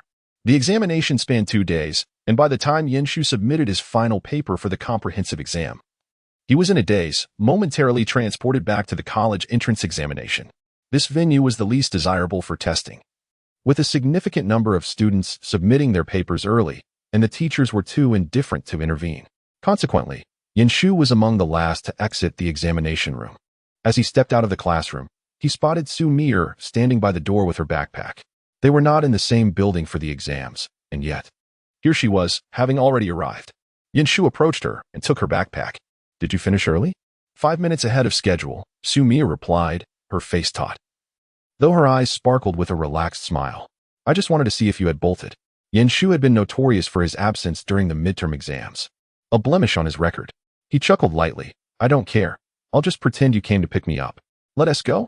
I've made plans to have dinner with Feng Zheng and the others tonight. Originally, it was a gathering of boys, followed by a visit to the arcade. But a few of them, who had girlfriends, hesitated to ask if they could bring their partners. After all, summer vacation was approaching, and some of them, not being locals, would likely return to their hometowns, facing long-distance relationships with their girlfriends. Thus, the organizer, Feng Zheng, begrudgingly agreed. Upon hearing this, Xu Mier hesitated. Perhaps I shouldn't go. They're bringing their girlfriends.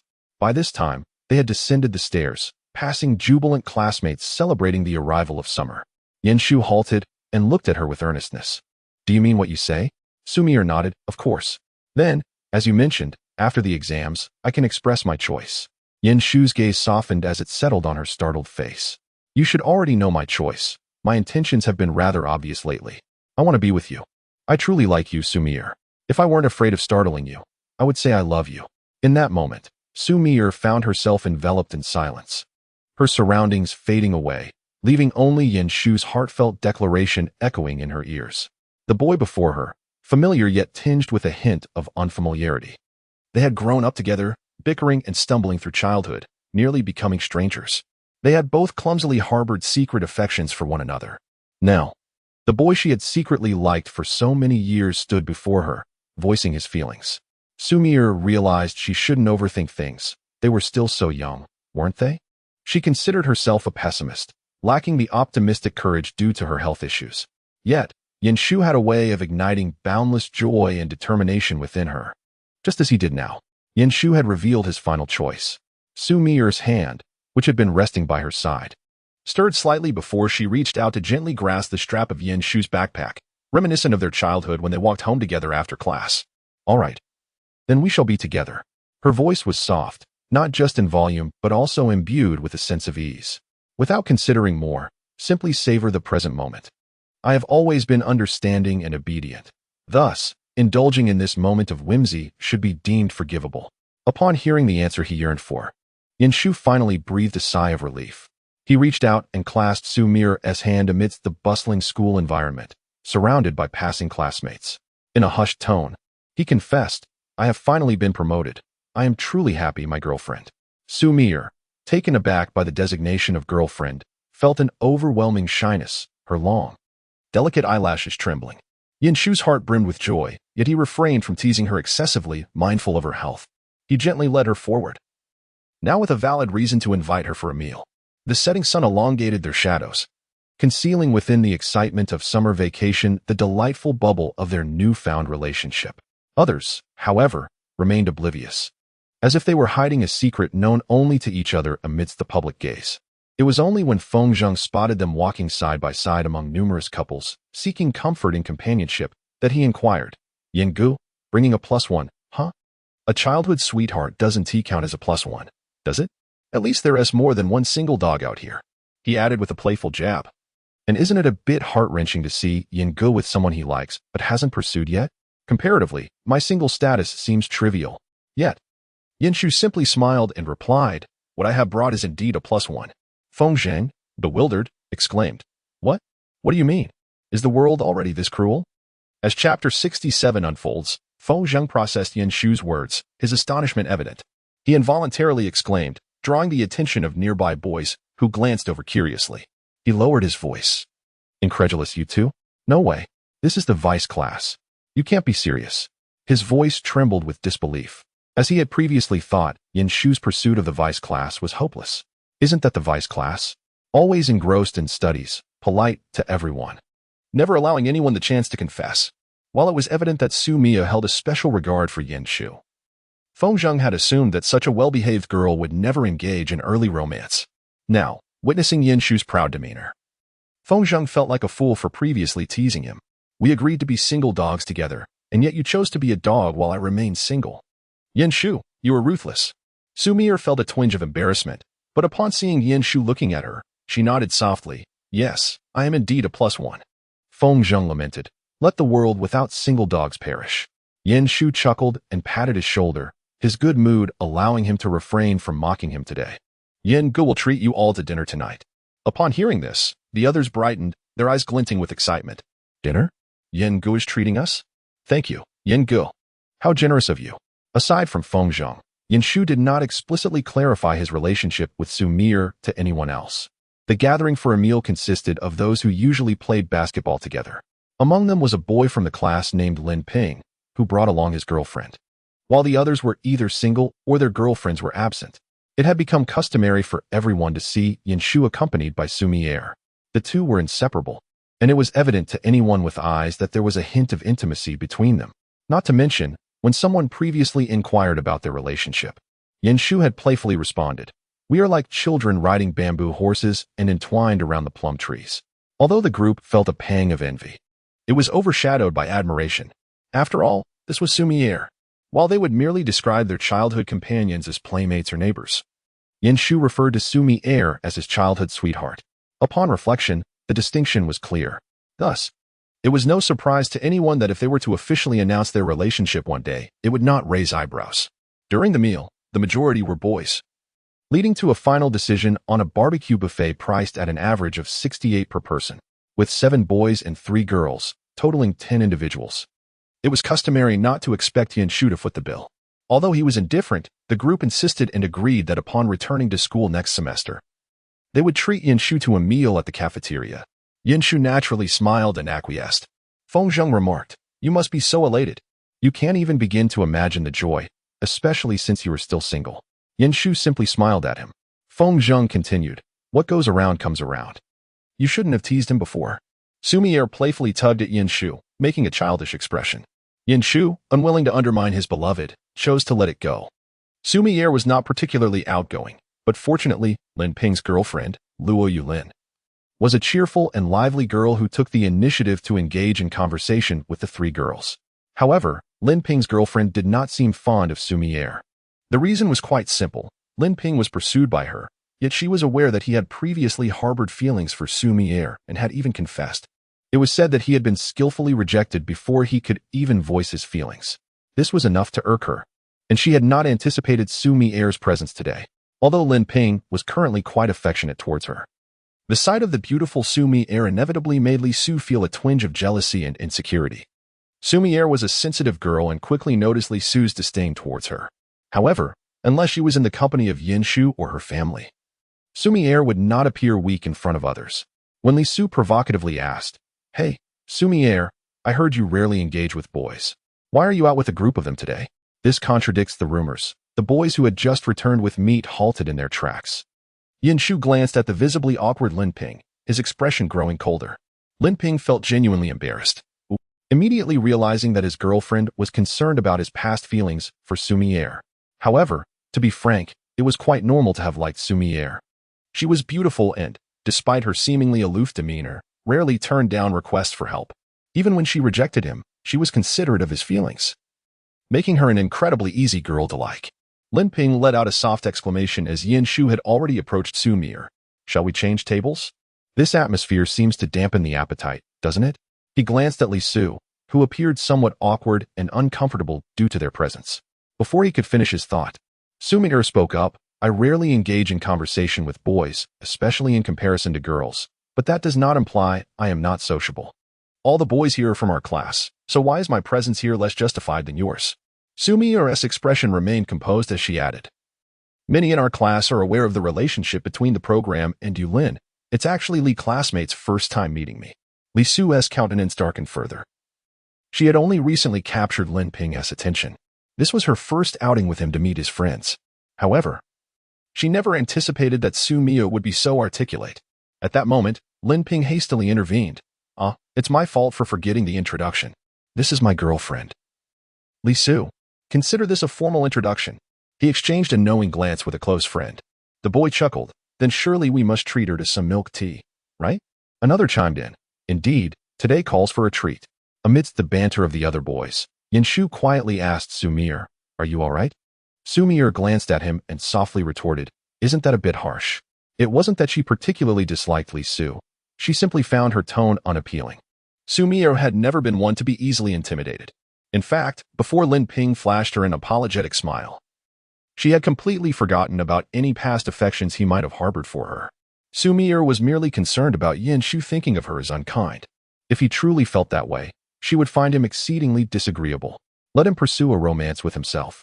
Yin Shu reached out to touzle Xu Mier's hair, careful not to dishevel it. "Of course not, incredibly handsome. Just like when you used to argue with other children for my sake. So charming. And now, you belong to me." Everything about Xu Mier constituted the essence of who she was, the Xu Mier that Yin Shu cherished. Xu Mier's expression softened slightly, and her earlier hesitations dissipated. She smiled shyly. "All right then, you might just pass as a boyfriend." Yin Shu feigned a look of grievance. "Just barely passing?" He then grinned at her. "Is there a reward for passing?" Chapter 68. Can I have a hug, girlfriend? Of course, in such a public setting, no rewards were to be had. Yet, the mere mention of boyfriend instantly lifted Yin Shu's spirits, unaffected by the obliviousness of others, and his joy lingered throughout the evening. Li Su seemed to hold her tongue, but her snide remarks were undeniably discomforting. Lin Ping felt awkward as he guided her to another table. Initially, he thought it would be less awkward for three girls to sit together, yet it turned out to be even more uncomfortable. Eventually, Feng Zheng joined them. Muttering as he sat down, "We've lost our chance. Chen Feng didn't come today. He lives outside the city and went home right after the exam because his parents missed him." Although Yin Shu did not voice it, the program was indeed experiencing a romance of its own, especially as his girlfriend playfully squeezed his hand beneath the table, likely engaging in a bit of flirtation. The program felt an epiphany wash over him. He poured a glass of cola for Feng Zheng, the bubbles rising, though regrettably lacking in tang. Feng Zheng was taken aback, feeling somewhat insulted, and abruptly stood up, determined to fetch a beer. Luo Yulin gazed at Xu Mier and remarked, "You were just splendid. I initially thought you were a beautiful yet aloof girl with few words." Luo Yulin had been momentarily stunned by Li Su's remarks earlier, unable to comprehend the situation. After all, even if one were to disapprove, it hardly warranted such sarcasm, did it? Was he that rather embarrassing for her boyfriend? This was beyond her grasp. However, witnessing Xu Mier's retort was exhilarating. The lovely girl seemed capable of defending herself without needing a knight in shining armor. Feeling slightly bashful from the compliments, Xu Mier admitted, "I was part of the debate club in middle school. I simply chose not to continue in high school due to my hectic schedule." Yin Shu chimed in with a smile. The president of the debate club, the cold-faced beauty. Xu Mier playfully swatted him. "You hush." Yin Shu placed his hand over his mouth, mimicking a zipping motion to indicate his understanding. Luo Yulin, burying her face in the program as shoulder, whispered, "Ah, how delightful. Childhood sweethearts." Just as Feng Zheng returned with the drinks, he muttered, "I shouldn't have come back." Overall, aside from the minor incident at the beginning, the meal was quite enjoyable, except for Feng Zheng. However, Yanshu chose not to accompany them to the arcade, partly to avoid encountering Li Su, but mainly because it would be excessively noisy, which Xu Mier would undoubtedly dislike. Moreover, Yanshu had long since outgrown the phase of enjoying arcade games. Consequently, after bidding farewell, they parted ways. Once they had moved a little distance away, Yanshu took Xu Mier's hand. Relishing the opportunity to hold his girlfriend's hand openly, it felt exhilarating. Xu Mier instinctively glanced around, noting they were still in their school uniforms, which felt inappropriate. Yet upon spotting a couple in similar attire embracing ahead, she realized her apprehension was unwarranted. Noticing her silence, Yanshu turned to her and asked, "Do you dislike holding hands?" Although he posed the question, it was evident he had no intention of letting go. Xu Mier had likely deciphered Yanshu's pattern by now. If she expressed her discomfort, he would likely feign disappointment and relinquish her hand, leading her to soften. She was aware he did this on purpose, yet she always fell for it. Thus, Xu Mier shook her head and said, "No. I just momentarily didn't know what to say. How do you feel about the exam?" What a dreadful topic. Yanshu contemplated suggesting they change the subject. Who in their right mind would inquire about exams on a date? However, gazing into her earnest eyes, he sighed, "It was all right. I think I did well enough to take you to the beach." Xu Mier smiled in response, so confident. What if you didn't do well? Yanshu was somewhat taken aback. Xu Mier appeared to be more anxious about the upcoming final exam than he was. Previously, she had never inquired about what to do if she did not perform well. However, from her tone, she seemed relatively relaxed, suggesting she might have something to say. Thus, Yanshu followed her lead and asked, "What if you don't do well?" Xu Mier blinked and replied, "What else can I do? The exam is already taken. If I don't perform well, I might as well stay home and study diligently. I'll strive to do better next time." Yanshu chuckled. Realizing how dire her situation seemed, it was clear that Xu Mier could not conceive of a more severe punishment. Then, she added, "Now that I'm your girlfriend, don't you think I should have some influence over you?" Yanshu responded with a hint of lamentation, "You could always influence me. It was you who chose not to before." Xu Mier was well aware of his tendency to exaggerate his woes, so she calmly asked, "Will you listen to what I say?"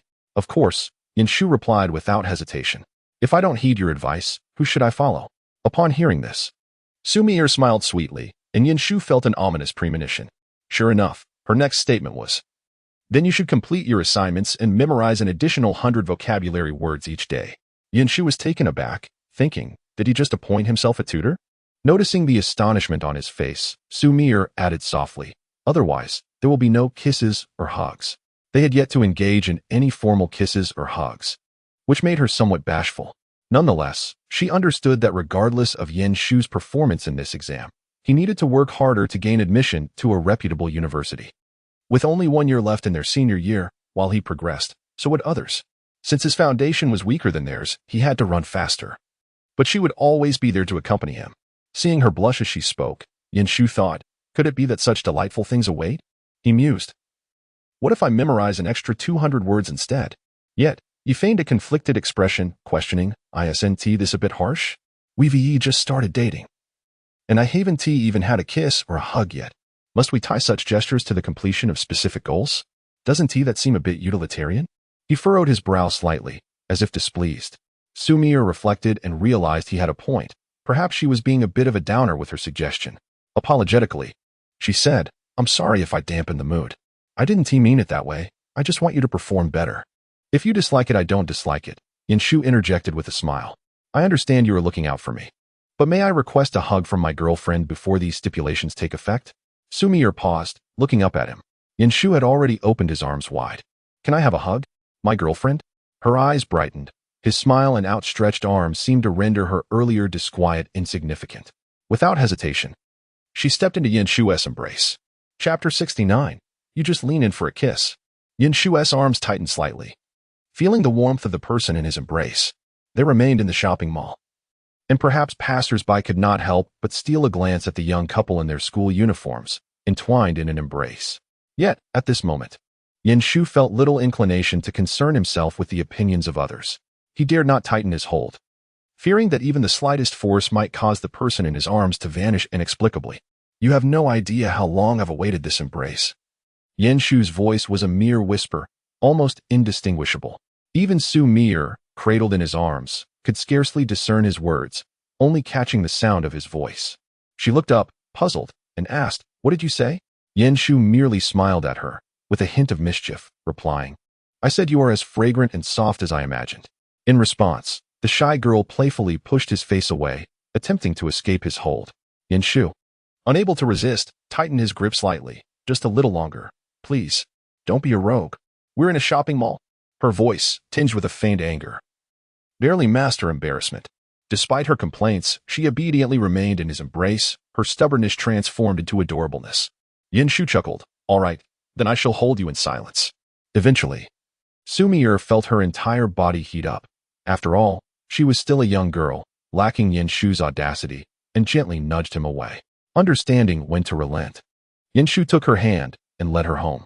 Seated in the back of Yen Shu's car, Xu Mier observed how steadily he rode. The summer breeze was warm, clinging to her uniform and accentuating its emptiness. She noticed the slenderness unique to boys of his age. A wave of nostalgia washed over her. Today marked the end of the final exams, and she found herself in the backseat of Yen Shu's car, having spent half a semester like this. Walking into that internet CAF that day was perhaps the best decision she ever made, for it brought her Yen Shu. A smile crept onto her lips at the thought. Resting her forehead gently against his back, she continued to complain, "Yen Shu, you're so skinny." While pedaling, he retorted with annoyance, "I'm not skinny. I have a six-pack. You know, it's just that clothes make me look leaner." Xu Mier chuckled softly at his back. "Of course, I know. I've seen it." Yet her words were laced with mock disdain. "I only hear you bragging." "Oh, you little girl." Yen Shu, hearing her dismissive tone, playfully tugged her hand and placed it on his abdomen. "Here, feel for yourself." He initially believed that Xu Mier, with her shy demeanor, would hastily withdraw her hand. However, much to his surprise, her soft hand boldly roamed over his abdomen a few times, testing the waters. "You claim there's nothing to feel?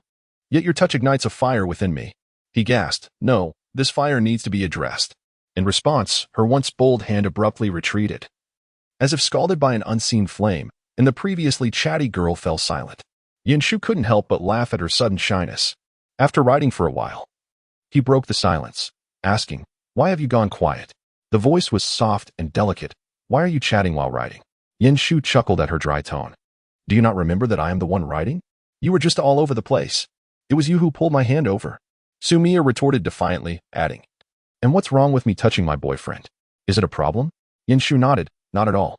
It's quite natural. Can a boyfriend not request a little more affection?" "Yen Shu, don't be a rogue." "I'm not, but perhaps some have impure thoughts." "Nonsense. I am as innocent as a bunny."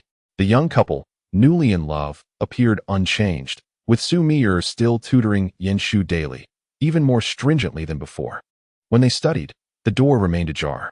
Every time Yen Cheng made a surprise visit, he would only catch sight of their earnest silhouettes, which made him start to believe his son's claims. He worried that his son might become overly focused on pursuing Xiaoer duo, potentially leading him to excel in his studies. If that were the case, he would be too embarrassed to intervene and would have to present Xiaoer duo with a generous red envelope. Only Yen Shu perceived the subtle differences. For instance, after completing exercises, he would receive a soft little hand. When he escorted her home post-tutoring, there was a fleeting embrace. Yen Shu wished to progress further, yet he did not want to appear overly eager, especially since it was her first romance. A first kiss should be cherished, requiring the perfect moment and conditions to create a beautiful memory. His father had taken to appearing unexpectedly from peculiar places and times, which was quite perplexing. Just after bidding farewell to Xu Mier, Yen Shu turned to the study door, where, as expected, Yen Cheng stood with a cup of water, his gaze intense. No wonder Xu Mier had just solemnly shared 2 formulas with him before leaving. "Dad, isn't today your anniversary with Mom? Why aren't you getting ready?" Yen Shu's tone was laced with exasperation. Yen Cheng clicked his tongue. "What is there to tidy up? Your mother mentioned she might be working late. So, shouldn't you go ahead and wait for her? Wouldn't she be touched to see her husband with flowers, ready to take her to dinner? Do old married couples not need romance?" Yen Shu looked at his father incredulously. "Old Yen, marital issues aren't solely your mother's fault. You might bear some responsibility too." With that, He shook his head and retreated into his room. Yin Cheng stood there, astonished. What had his son just said? Yet, it seemed remarkably sensible. Do old married couples not need romance? No wonder he and his wife were on the brink of divorce. After about half an hour in his room, Yin Shu heard his father leave. Simultaneously, he received a bank transfer notification along with a message from his father that read, "Find something to eat tonight." This was splendid. Yin Shu quickly opened a message to his pin contact. "Wife, are we dating tonight? I heard a new roller skating rink has opened near Huangshi Road. Shall we grab dinner and then go play?" Meanwhile, Xu Mier, blushing profusely, was on the phone with Zhang Xian, listening to her suggestive advice. Just pin him down and kiss him. If you're not tall enough, just tiptoe. Seize the initiative, Mier. Her emotions were truly intense. Xu Mier finally managed to interject, but there was no hesitation. "Darling, who says women are inferior to men? What is wrong with a first kiss? If you initiate, you simply lean in and kiss. Is that how one interprets the notion that women are less than men?" Xu Mier mentally countered, as if it were not the case. Indeed, she should not have posed that question to Zhang Xian. Chapter 70. Couple S Photo, Elevator Version. The situation unfolded as follows. They had been together for nearly a week. Xu Mier estimated that their exam results would likely be announced in the coming days. Since they had become a couple, she occasionally felt Yin Shu's gaze lingering on her face, more precisely, on her lips. Once, he even reached out and gently brushed against her lips. Each time, Xu Mier grew increasingly anxious, sensing that in the next moment, he would lean in to kiss her. In truth, having entered into a relationship, Xu Mier was somewhat prepared for kisses and embraces, which were undoubtedly inevitable. Thus, although she felt nervous, she was not entirely unprepared. However, while she had steeled herself, Yin Shu had yet to make any move. Xu Mier, being sensitive, couldn't help but recall how she had reacted when Yin Shu first confessed his feelings for her. Did he perhaps become overly anxious, perceiving her as a fragile doll, thus refraining from touching her? This thought made Xu Mier feel a bit uneasy. She wished to be seen by Yin Shu as an ordinary girl. She did not want to witness him being excessively apprehensive. Suddenly, on a whim, she sent a message to Zhang Xian. "I have a friend who just started dating her boyfriend. Is it normal for them not to have kissed yet?" The clumsy opener of "I have a friend" was hardly a disguise for Zhang Xian, who immediately called her, bursting with excitement. "Mier, are you with Yingu?" Her voice was quite animated, and Xu Mier could only manage an embarrassed before Zhang Xian continued without giving her a chance to respond. At that moment, she hurriedly interjected, trying to quell Zhang Xian's exuberance. "But I'm too shy." There was silence on the other end. Zhang Xian took a deep breath, striving to calm her excitement. "Mier, do you know the greatest difference between you and a cool girl? Are you aware of how striking your appearance is? Apart from lacking in height, your entire demeanor aligns with that of an icy beauty. Now, you softly tell me you're too shy? That is utterly unacceptable. It's simply adorable." Zhang Xian thought it fortunate that Yin Gu was not blind. Anyone who did not appreciate Xu Mier must indeed be blind. Hearing her excitement, Xu Mier hesitantly asked, "So, should I be a bit more assertive?" Of course. Zhang Xian's tone was resolute, even tinged with excitement. "If you apply even a fraction of the decisiveness you show to others towards Yin Gu, he wouldn't dare to bully you." Absolutely impossible. Zhang Xian mused that Yin Shu would certainly owe her more than a mere meal in gratitude. When they wed, even having a separate table wouldn't suffice. They would certainly need the bride and groom to dine together, wouldn't they? That wasn't unreasonable, was it? Zhang Xian vividly imagined the scene of a composed Xu Mier kissing Yin Shu forcefully, and she couldn't help but squeal in exhilaration. Could she sneak a glance?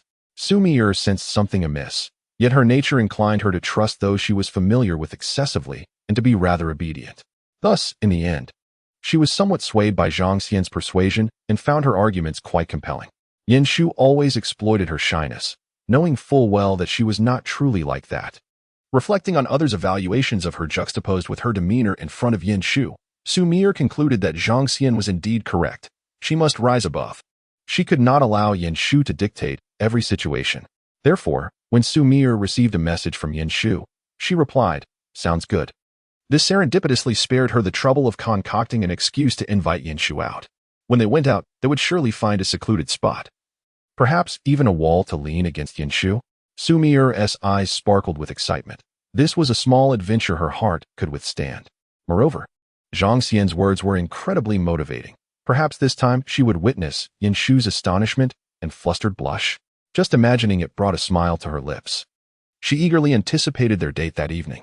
Yin Shu, upon noticing that Xu Mier had not replied, decided to take a shower. When he emerged, he found her message waiting for him, along with a text from Zhang Xian stating, "No need to thank me."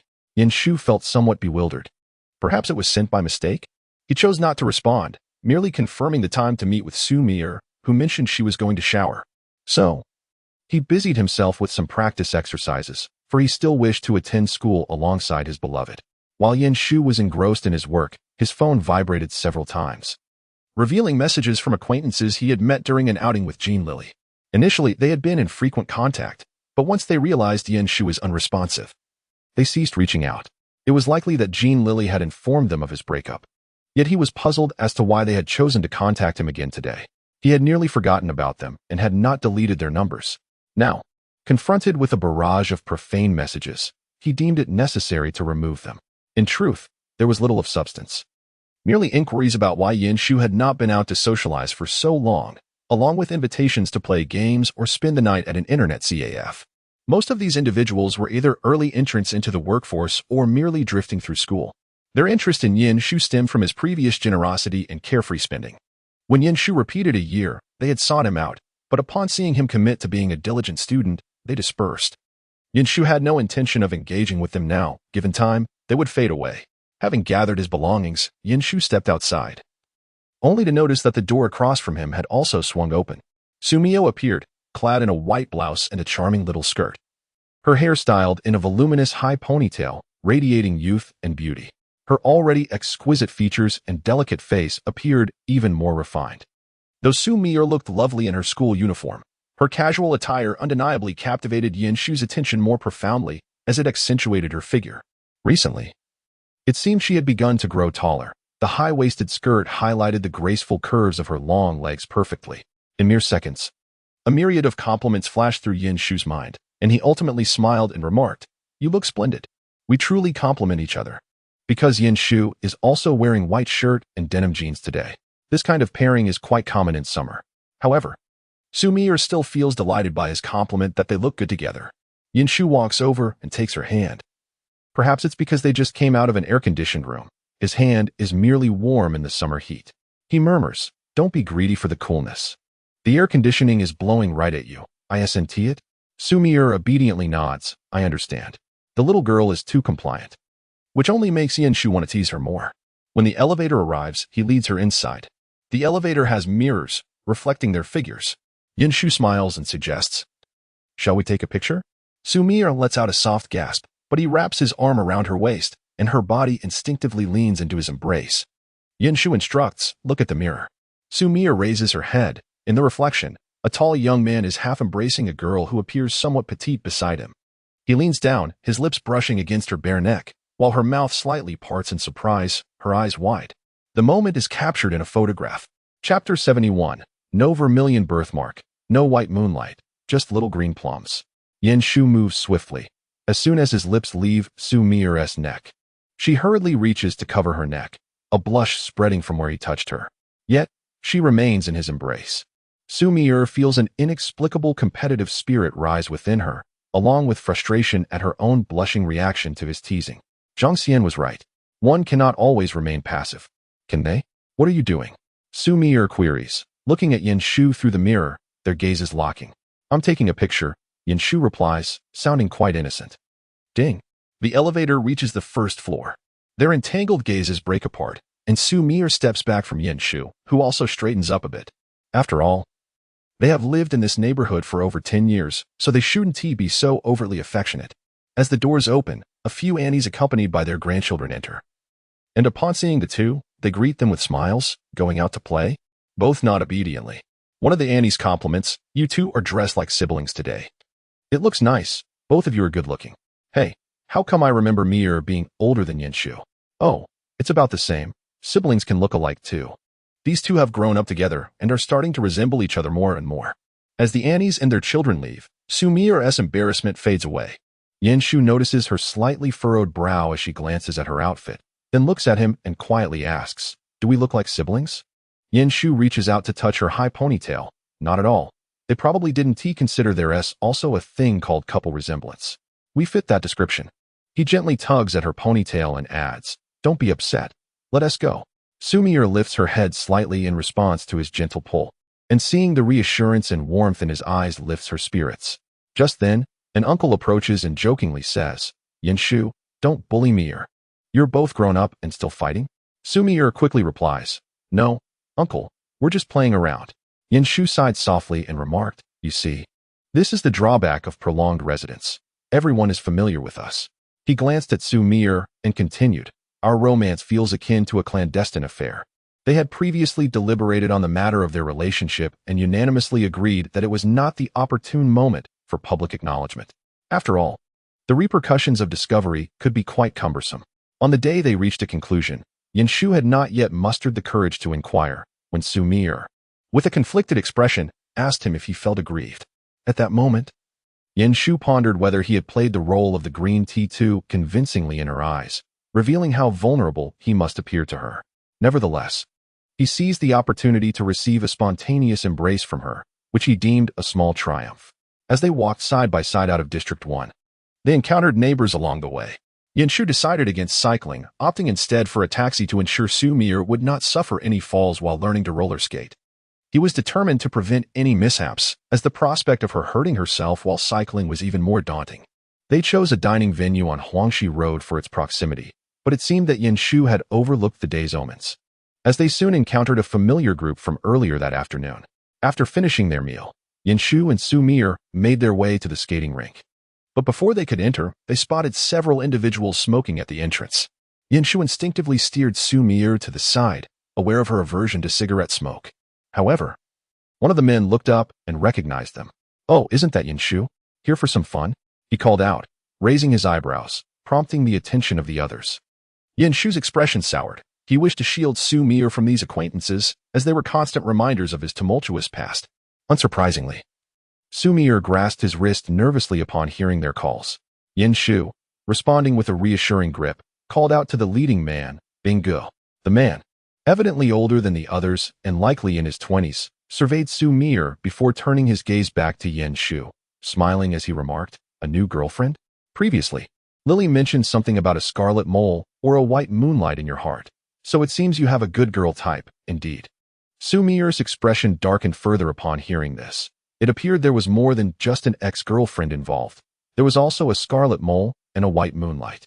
Yanshu chuckled lightly, declaring, "Binggu is just joking. There are no scarlet moles or white moonlights. It's all her. As for my past with Jin Lili, that's behind me." He intended to say no more on the subject. Fortunately, the group did not press them further, dismissing them as mere children playing house. "Enjoy yourselves," they said with a wave, turning their attention elsewhere.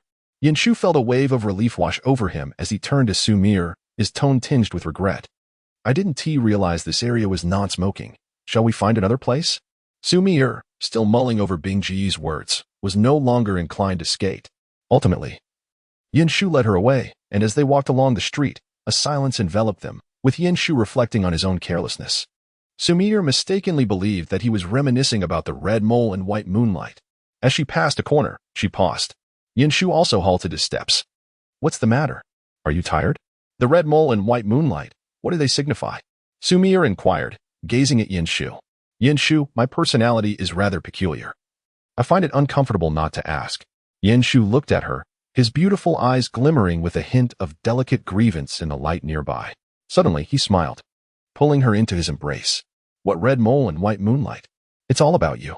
It was merely a recollection of the first outing with Jin Lili and the others, playing truth or dare, where the choices were either revealing a truth or kissing Jin Lili. Yanshu chose truth, and the question posed was whether he had a favorite red mole or white moonlight. His immediate thought was of that dream that had sparked his awakening. "I suppose so."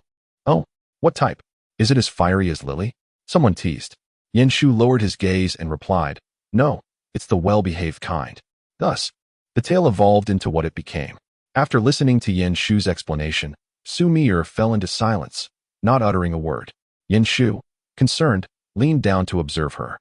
"What's wrong? I truly don't have anyone. I only have my little green plum." Just as he was about to lift her chin, she unexpectedly pushed him back with some force.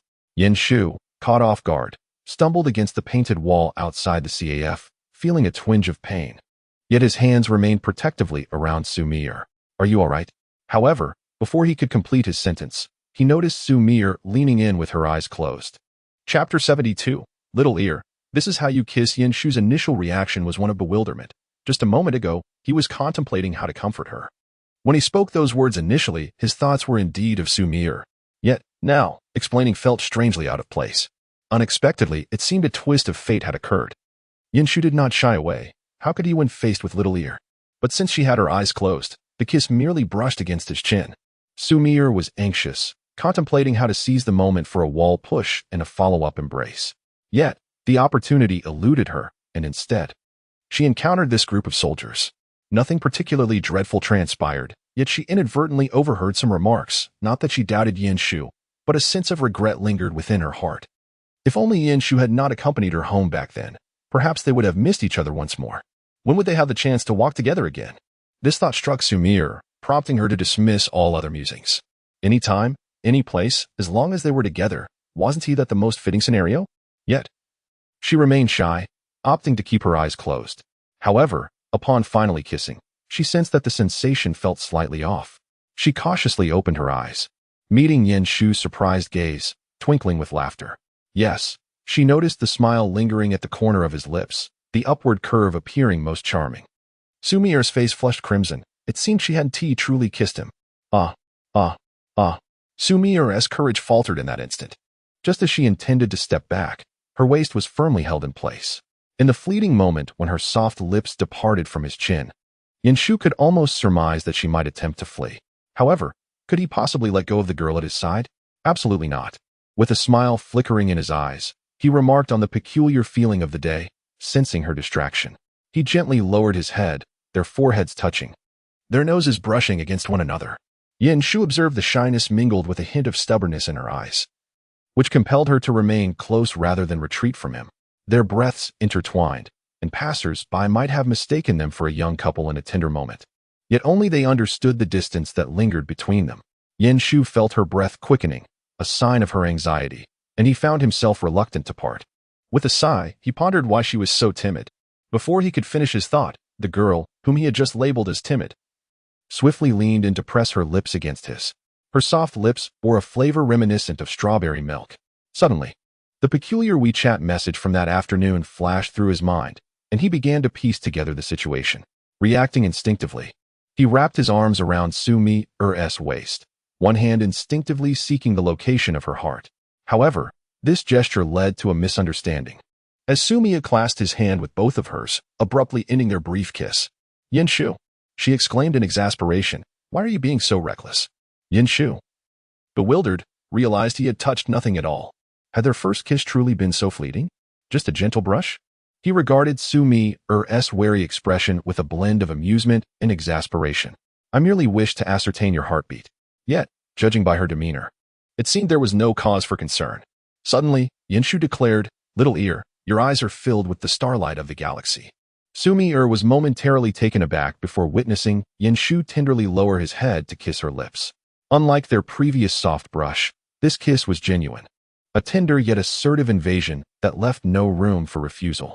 Unable to contain herself, Xu Mier released his hand, which gently rested over her heart as he continued to kiss her with tenderness. Her eyelashes fluttered nervously, a realization washing over her that one ought to close their eyes while kissing. Finally, her beautiful eyes, brimming with the starlight of the galaxy, closed in anxious anticipation. Yin Shu was adept at kissing and knew precisely the kind of kisses Xu Mier cherished. Consequently, she soon found her legs weakening under the sweet onslaught. Yin Shu's arms held her waist securely, while his other hand remained over her heart, cautious not to provoke her too much. As her heartbeat raced far beyond its usual pace, when Yin Shu withdrew from her lips, a glimmer of moisture lingered on them. He gently placed a kiss upon her closed eyelids. "Little Ear, this is what kissing truly is." Her trembling eyelashes gradually opened. Yin Shu gazed into her eyes, now shimmering with a misty sheen, whispering softly, "Now they are adorned with the fog of starlight, still remarkably beautiful." To Yin Shu, Xu Mier was forever enchanting.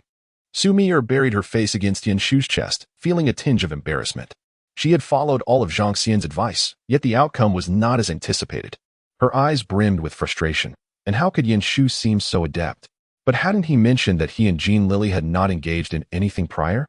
Was it true that boys instinctively understood such matters? Nonetheless, the thought that kissing Yin Shu was remarkably pleasant made her nuzzle closer into his chest, shyly reprimanding herself for the chaotic thoughts swirling in her mind. Yin Shu embraced her, conveniently shielding his own awkwardness.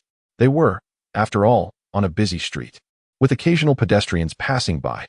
It genuinely surprised Yin Shu that Xu Mier chose such a location. Given her nature, one would expect her to seek a more secluded corner. The two remained silent, lost in their quiet embrace. After some time, Xu Mier finally broke the silence, asking if anyone was nearby. Yin Shu couldn't help but chuckle, teasing her about her intentions if there were indeed people around. Xu Mier responded with a subdued humph, her tone resolute, indicating that she would proceed regardless. Yin Shu's palm gently rested on her head, bemused by her shyness yet audacity to wallop him and initiate a passionate kiss in such a public setting. Xu Mier abruptly lifted her head. Had Yin Shu not evaded swiftly, their chins might have collided. She gazed at him, stammering, "I wouldn't call that a forceful kiss." "Would you?" Her voice diminished, betraying a hint of guilt. "You returned the kiss too, didn't you?" Her words were muddled, lacking clarity. Yin Shu understood, nodding in acknowledgement. "Indeed. I kissed you back." His radiant smile illuminated his face. "Thank goodness you took the initiative. Otherwise, I wouldn't have had a suitable reason to kiss you. So tell me, what made you so bold all of a sudden?" Xu Mier glanced at him before quickly diverting her gaze. "Well, is it wrong to suddenly want to kiss?" With that, she rose on her toes and swiftly pecked his lips, this time with permission. Afterward, still flushed, she feigned composure. "Is it not acceptable for me to kiss my own boyfriend? Must I seek excuses?" Yin Shu's eyes sparkled with delight. "Wow, Xu Mier, you are utterly adorable. All right. Kisses are absolutely warranted," he said with a playful tone, lightly touching her face. "Don't be upset. You can tease me as you wish." Xu Mier pondered if her thoughts were somewhat risky. Hearing Yin Shu's words felt a tad suggestive. Her heart raced, not to the point of distress, but rather in a manner typical of a girl who had just kissed her boyfriend. Noticing her flushed silence, Yin Shu refrained from teasing her further. After a brief embrace, he softly murmured, "Little ear, I am very happy." Xu Mier looked up at him, recognizing the joy and unmasked delight in his eyes from the very beginning. A faint smile crept onto her lips. "I feel the same, and you must not be unhappy. It's all in the past now." Yin Shu was acutely aware of her sensitivity to emotional fluctuations, yet he found himself somewhat astonished that, despite her recent unhappiness, she could still perceive the subtle shifts in his own feelings. Unable to restrain himself, he leaned down and placed a gentle kiss on her cheek, murmuring, "As long as you remain untroubled, I shall not be discontented." He paused briefly, mustering the courage to share a fragment of his past with Xu Mier for the first time. "Have you seen Binggu and the others? There was a time when I, too, was among them. I fear that seeing them might evoke memories of a me that I would rather you forget." At this point, Yin Shu let out a self-deprecating laugh. "I worry you might suddenly deem me a wretched person, unworthy of your regard." The light in Xu Mier's eyes sparkled brilliantly, more luminous than the street lamps lining the road, and within those eyes, which seemed to hold galaxies, there was a reflection of a small part of himself. Her voice, though soft, conveyed a profound truth. "But Yin Shu, I know every facet of who you are." Xu Mier gazed at him with a hint of discontent. "Who do you look down upon? My affection for you far surpasses your expectations." A smile graced her lips as she continued. "Do you know why I have persistently sought you for all this time? It is because I am aware that you frequent only a select few internet cafes, ensuring I could always find you. Each time I entered, you would invariably emerge, preventing me from lingering too long." Although he bore an expression of impatience, he would not permit anyone to treat her with disrespect, even if it meant adopting a harsh tone. "Xu Mier, you should return home. This is no place for a well-behaved child like you." For Xu Mier understood that Yin Shu was merely a boy waiting for someone to take him home. And though his parents may have forgotten him, she would not. Many believe that rebelliousness stems from idleness, yet Xu Mier held a different opinion. One should not hastily judge what they have not experienced. She knew that even during what was deemed his rebellious phase, Yin Shu remained the same person she had cherished for over a decade. He was the boy who had held her hand on their way to kindergarten, the one who bled from a nosebleed after fighting another boy for her sake, exclaiming, "Why are you crying? It looks awful." The same boy who, after receiving a beating from his father, had fiercely declared, "If they bully Xu Mier again, I will retaliate." Every memory was intertwined with Yin Shu. Xu Mier, perceptive and mature beyond her years, remembered it all. Their childhood bond was not merely a description, but a living verb. For over a decade, Shu had fought countless battles on her behalf, often impatiently calling her little ear, yet he was always hers. He was the one who shielded her. Thus, Xu Mier repeatedly ventured from home to seek out the boy who awaited someone to take him home. If you remain as you are, I will continue to seek you out. Shu, I am your little childhood sweetheart. I will bring you home. You protected me back then. Now it is my turn to protect you. Affection is reciprocal. Shu felt his eyes prick with emotion. In a past life, he had thought her naive. Yet he could not help but yearn for the moment she would come looking for him. He dared not change internet cafes, opting instead for simpler ones. Whenever new cafes opened, his friends would call out to him, but Shu would merely respond with an impatient lazy. It turned out that Xu Mier understood him better than he had imagined. Two individuals stood at the street corner, where pedestrians passed by incessantly. Shu blinked. Feeling a surge of emotion, "What should I do?" showered Wa. "You are about to make me cry." Xu Mier reached out to touch the area around his eyes, but found no contact. "Do not cry, or I shall be at a loss for words to comfort you. I have always been rather inept with words." Shu grasped her hand gently and pressed it to his lips. "All right, no tears. Let us return home." Yet, Xu Mier stood there, lips pursed, unmoving. Shu looked at her in surprise. "What is the matter?" Xu Mier, her expression slightly awkward, replied, "My foot is gone numb." Shu chuckled with a hint of exasperation. "And yet you remained silent while standing still?" He squatted before her and lightly touched her slender calf. "Which one?" Xu Mier winced. "It's numb. Please do not touch it." Her voice trembled with the admission. Shu's hand brushed against her delicate skin, and despite himself, he instinctively caressed it gently. Sensing Xu Mier's desire to pull away, her soft hand rested upon his shoulder. Shu's voice took on a different tone, tinged with shyness and trepidation. He lifted his gaze, and indeed, he noticed a flush of redness and unease on her face. Her legs were particularly sensitive. Shu swallowed hard, eventually releasing her hand and turning his back to her. "Shall I carry you back?" Xu Mier hesitated, glancing at her little dress, wondering if it would appear indecorous to be carried. Although she wore leggings and her skirt was not particularly short, she still wavered. Yet, observing Shu's back, she could not help but bend down. Indecorous or not, it mattered little, for Shu could not see her. Shu felt the soft weight of her body against his back. Her fragrance reminiscent of camellias lingered. Perhaps it was not merely the flower scent, but rather the allure of Xu Mier that made it delightful. Standing upright with her on his back, he voiced his dissatisfaction. "You are quite light." He carried her away, remarking, "Fortunately, you are not wearing a short skirt today. Otherwise, I would have had to resort to a princess carry, and everyone would have been staring at us." Xu Mier's petite face rested against Shu's shoulder, tilting slightly to catch a glimpse of his countenance, noting that many were indeed observing them. "Let them look, let them feel envious." "What is there to envy?" he replied. "I carry my entire world upon my back.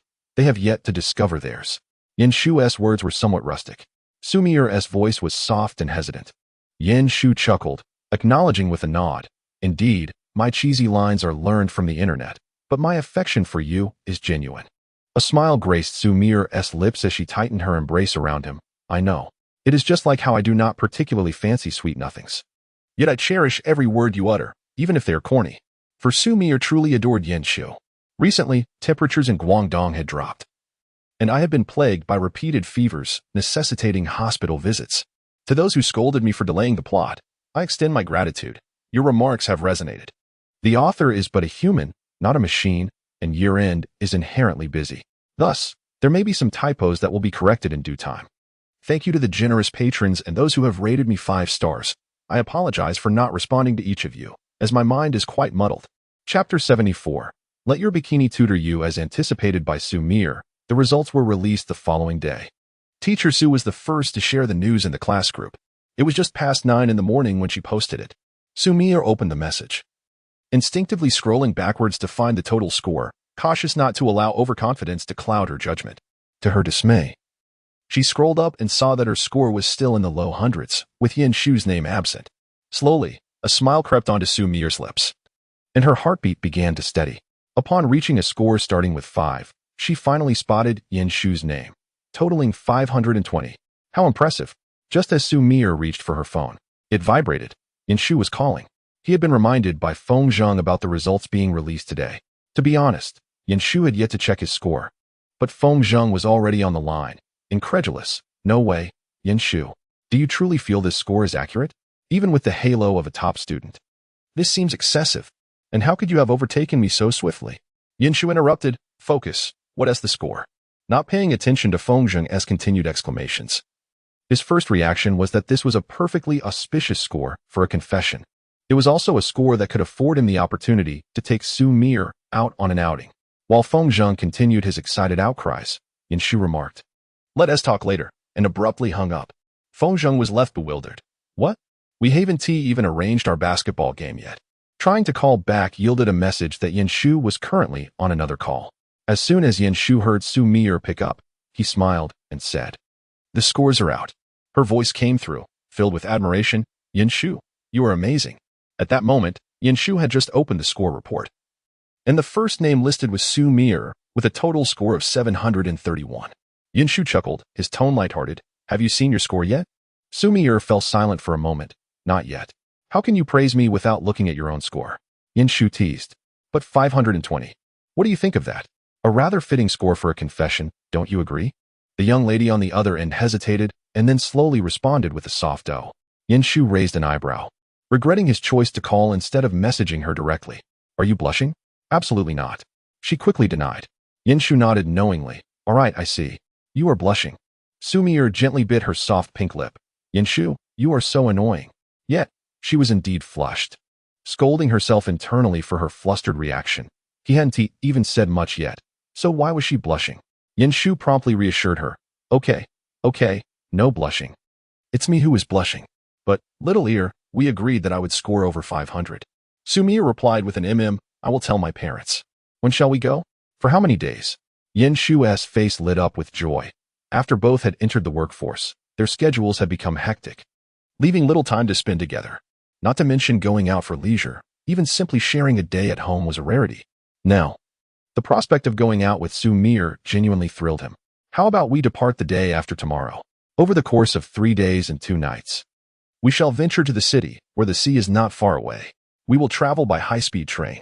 Yin Shu's light-hearted and uplifting voice resonated with Xu Mier, eliciting a smile from the corners of her lips. All right, I will discuss this with my parents tonight. Xu Mier faced no significant issues on her end. Although her parents harbored some concerns, the duration of the trip was brief, and with Yin Shu accompanying them, they quickly relented.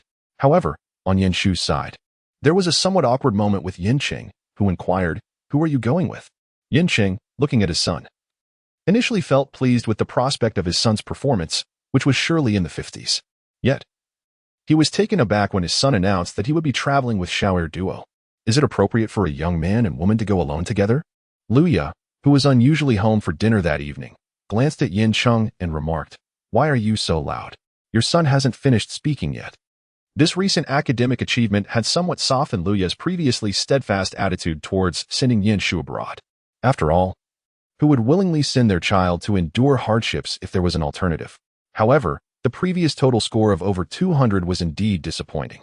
Yin Shu interjected with a smile. Xiaoer duo, our classmate Feng Zheng, and a girl named Zhang Xian will also be joining us. Yin Qing responded with an "oh." Casting a meaningful glance at his son, Yin Shu met his gaze with calm assurance. Yin Qing began to question whether he was being overly sensitive. Perhaps the children were merely going out to enjoy themselves? Ultimately, this point was settled amicably. Later that evening, Su Wang approached Yin Shu with a request to take good care of Xu Mier. To be honest, neither her mother nor I feel entirely at ease. However, it's a rare opportunity for her to spend time with her classmates. The children are growing up. It's her life. Yin Shu listened patiently and assured Su Wang that he would look after Xiaoer duo. Upon returning home, Su Wang mused that Yin Shu indeed seemed to have matured considerably. He appeared to be quite reliable for a young man. Yet, Xu Mier found herself contemplating the chat history on her phone. Thinking mature? Not at all. Her expression turned somewhat unnatural, and she hastily excused herself to her room, fearing her parents might discern something amiss. Meanwhile, Yin Shu was intently staring at their chat history, awaiting a reply. The last 3 messages he had sent half an hour ago remained unanswered. He had just sent the messages when Su Wang arrived, and Yin Shu initially feared he had been caught being flirtatious. However, that was not the case. His phone displayed 3 neglected messages. Xiaoer duo. We are going to the seaside, the summer seaside. So, will you go into the water? Yes, wearing a swimsuit. But no bikinis. I will get jealous. Throw a tantrum. Half an hour passed without a response. Shu sighed and sincerely apologized. I'm sorry, I was just joking. Please respond. Still, no reply came. Are we having tutoring tonight? The other party was typing. A minute later, the response arrived. Perhaps your bikini can tutor you. Humph. Mentioning the seaside immediately brought up bikinis. Xu Mier tossed her phone aside and glanced at her open wardrobe. She had previously visited the seaside with her parents, but she did not own a bikini. Her swimsuits were rather conservative. However, it seemed that perhaps due to Shu's words, she developed a rebellious spirit. She picked up the phone she had just discarded and sent Zhang Xian a message. Shall we go shopping tomorrow? I want to buy a swimsuit. The reply came swiftly, accompanied by an emoji. Coincidentally, I want one too. Let us wear matching ones. Mier. At the beach, we must have bikinis. Xu Mier chuckled at Zhang Xian's message, but soon hesitated as she glanced at her own figure. Would she look good in such a bikini? Her legs weren't particularly long, though her waist was somewhat slim. But her chest wasn't very ample, was it? It said that boys all prefer that. Does Shu like it too? Chapter 75. The Sweetness of a Crush. Shu indeed had a fondness for her, after all. In their previous life when they were in love, Xu Mier was just like that. Ahem, truth be told, she isn't lacking now either. Moreover, as long as it was Xu Mier, any version of Shu would be enamored, but this particular Xu Mier remained unaware. That night, Shu truly dreamt of Xu Mier in a bikini, tutoring him by the seaside. The beach was deserted, just the two of them, in a realm where they could do as they pleased. Ultimately, however, he found himself quite embarrassed. Upon waking, he hoped to invite someone to study together. But Xu Mier informed him she was going shopping. She had made plans with Zhang Xian. Shu pondered. Could she still be upset about yesterday? Yet by noon, this thought was dispelled when Zhang Xian sent him another message. Go. Although I'm a girl, I genuinely envy you. Shu responded with 3 question marks. To his surprise, Zhang Xian insisted on keeping it a secret. Honestly, this half-spoken manner of communication would have earned a reprimand from him had it been Feng Zhang. However, Zhang Xian was different. This young lady made Shu feel as though he was neglecting her when he treated her to a meal. Thus, he could only endure. Though he could somewhat guess the context, especially since they were heading to the beach tomorrow while Xu Mier was out shopping with Zhang Xian today. Zhang Xian then sent him a message expressing her good fortune. How predictable. Shu felt a tinge of anticipation. The following morning, Cheng drove the 2 girls to the high-speed train station to meet with their classmates. Throughout the ride, Cheng offered numerous reminders, primarily urging Shu to pay attention to Xu Mier and not to be overly absorbed in his own enjoyment. Xu Mier felt it was rather peculiar that Uncle Yin emphasized she should keep an eye on Shu and not indulge him too much, learning to refuse him. Nonetheless, Xu Mier had always been obedient to her elders, so she simply acquiesced. Upon arriving at the train station, they unexpectedly found an additional companion, Luo Yulin, the girlfriend of one of their friends. Both girls awkwardly explained their lack of prior notice, attributing it to Luo Yulin's uncertainty earlier. Xu Mier had a favorable impression of this girl, and Zhang Xian was also easy to get along with. The 3 soon bonded. Generally, in such matters, if the girls were unbothered, the boys had no objections either. However, once they boarded the train, Zhang Xian remarked, "Wait a minute, Zhenggu. It seems we're left out." In a gathering of couples, it was indeed them who felt solitary. Feng Zheng wore a look of exasperation. As we were the kind of individuals who trailed behind young couples, capturing their moments. Let us make do and sit together, Xu Mier suggested shyly. But before she could finish her sentence, Zhang Xian had already cheerfully settled beside Feng Zheng. Shu cast a glance at Xu Mier, acknowledging that she had no choice but to sit with him now. Xu Mier returned his gaze, but remained silent. It was only after the car commenced its journey that Shu inquired, "Are you still upset?" Xu Mier wore an expression of bewilderment. "Why would I be angry?" Shu raised an eyebrow. "You haven't spoken to me all day." As he spoke, he took her hand, placing it beside him. Xu Mier shifted slightly, leading Shu to believe she intended to withdraw her hand, prompting him to tighten his grip. "I was mistaken. I won't dare again. I truly dislike bikinis," he declared earnestly. To his surprise, Xu Mier merely intertwined their fingers, a mischievous smile gracing her lips. "Oh, you don't like them? Then don't look." "Huh? What do you mean? You actually brought one?" Shu's voice rose in pitch, but Xu Mier tugged at his hand, prompting him to lower his tone. Slightly flustered, "I was just teasing you. Who would want their partner flaunting a bikini for others to see?" While it is indeed an era of fashion freedom, who could deny a hint of possessiveness? Initially, Shu had merely contemplated glimpsing his beloved in a bikini, yet now he envisioned Xu Mier strutting along the beach. Her porcelain skin glistening under the sun, her alluring figure attracting the attention of passers-by. Shu thought, no, absolutely not. However, Xu Mier had already donned her earplugs. Ignoring him, her lips curling into a smile. All along, Shu had been playfully teasing her, and it seemed the tides had turned. As Shu contemplated speaking further, Xu Mier had already popped a candy into his mouth, whispering, I'm going to take a nap. I didn't tease sleep well last night. Her voice was soft and sweet, almost like a playful pout. When Shu glanced over again, she had already closed her eyes, the candy still lemon-flavored. Watching the smile at the corner of her mouth, he couldn't help but smile himself. Those little ears were intentional. Yet, it mattered not.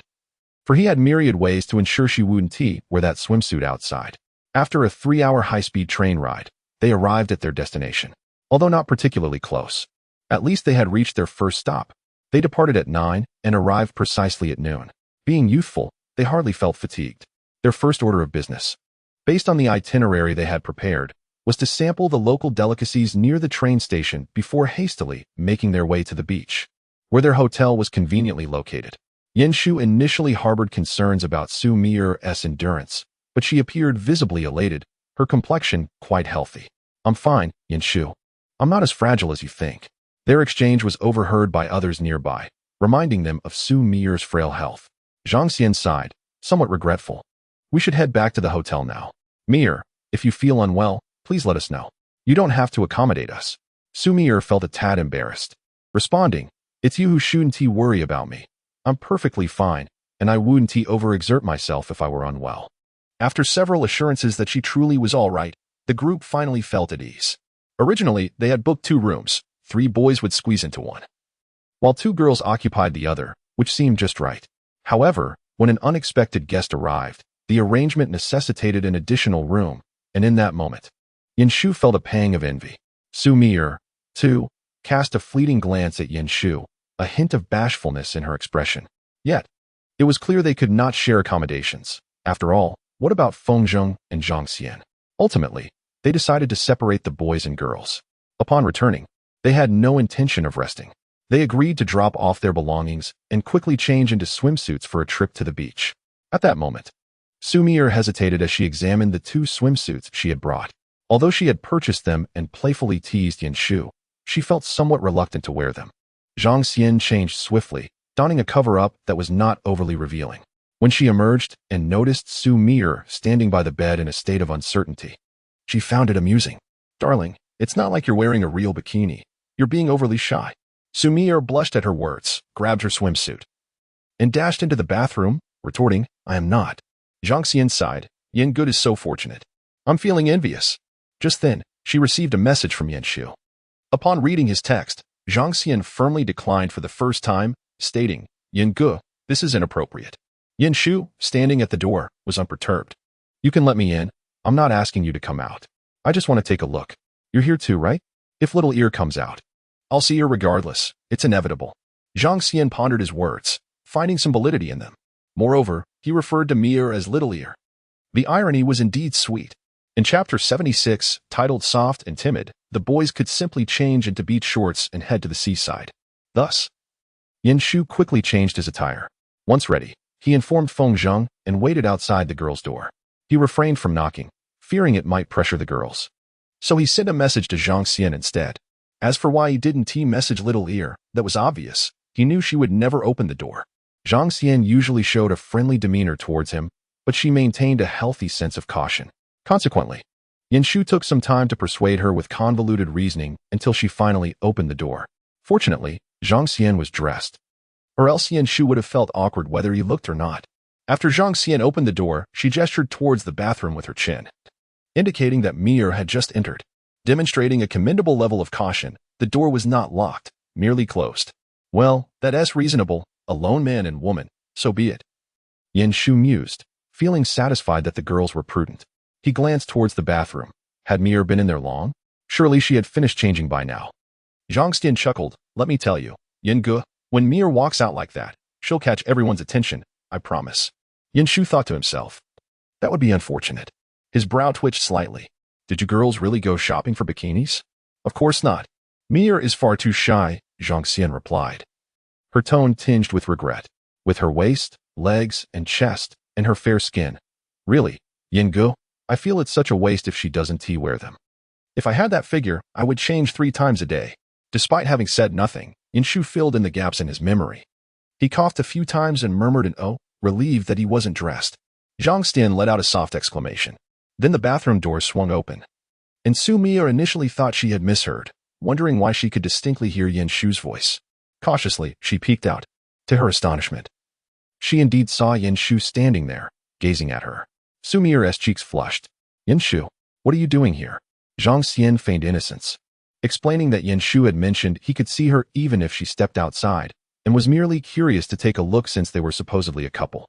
Her voice trailed off, becoming somewhat hesitant. Xu Mier noticed the smile on Yinshu's face and felt an ominous premonition. She realized she would likely not be able to wear this outfit outside. Fortunately, she also felt it was too revealing and preferred not to wear it, blushing as she asked Zhang Xian to fetch the black swimsuit from her bed. However, Yinshu had overheard and swiftly grasped the black swimsuit, which was quite modest. Yet, he still found it somewhat revealing and walked over, requesting, "Let me see your bikini." At that moment, Zhang Xian wished to capture the scene on her phone.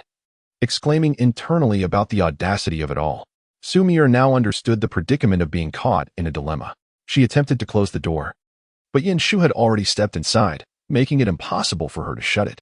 His voice, low and likely only audible to her, urged, "Just a quick glance. Otherwise Zhang Xian is still here. Do you want to let me in for a moment, or shall we remain in this stalemate?" He had accurately gauged that Xu Mier was quite shy, exceedingly so, and he worried that her face might flush to the point of fainting. Yet, the delicate white hands that had been pressing against the door relaxed their grip.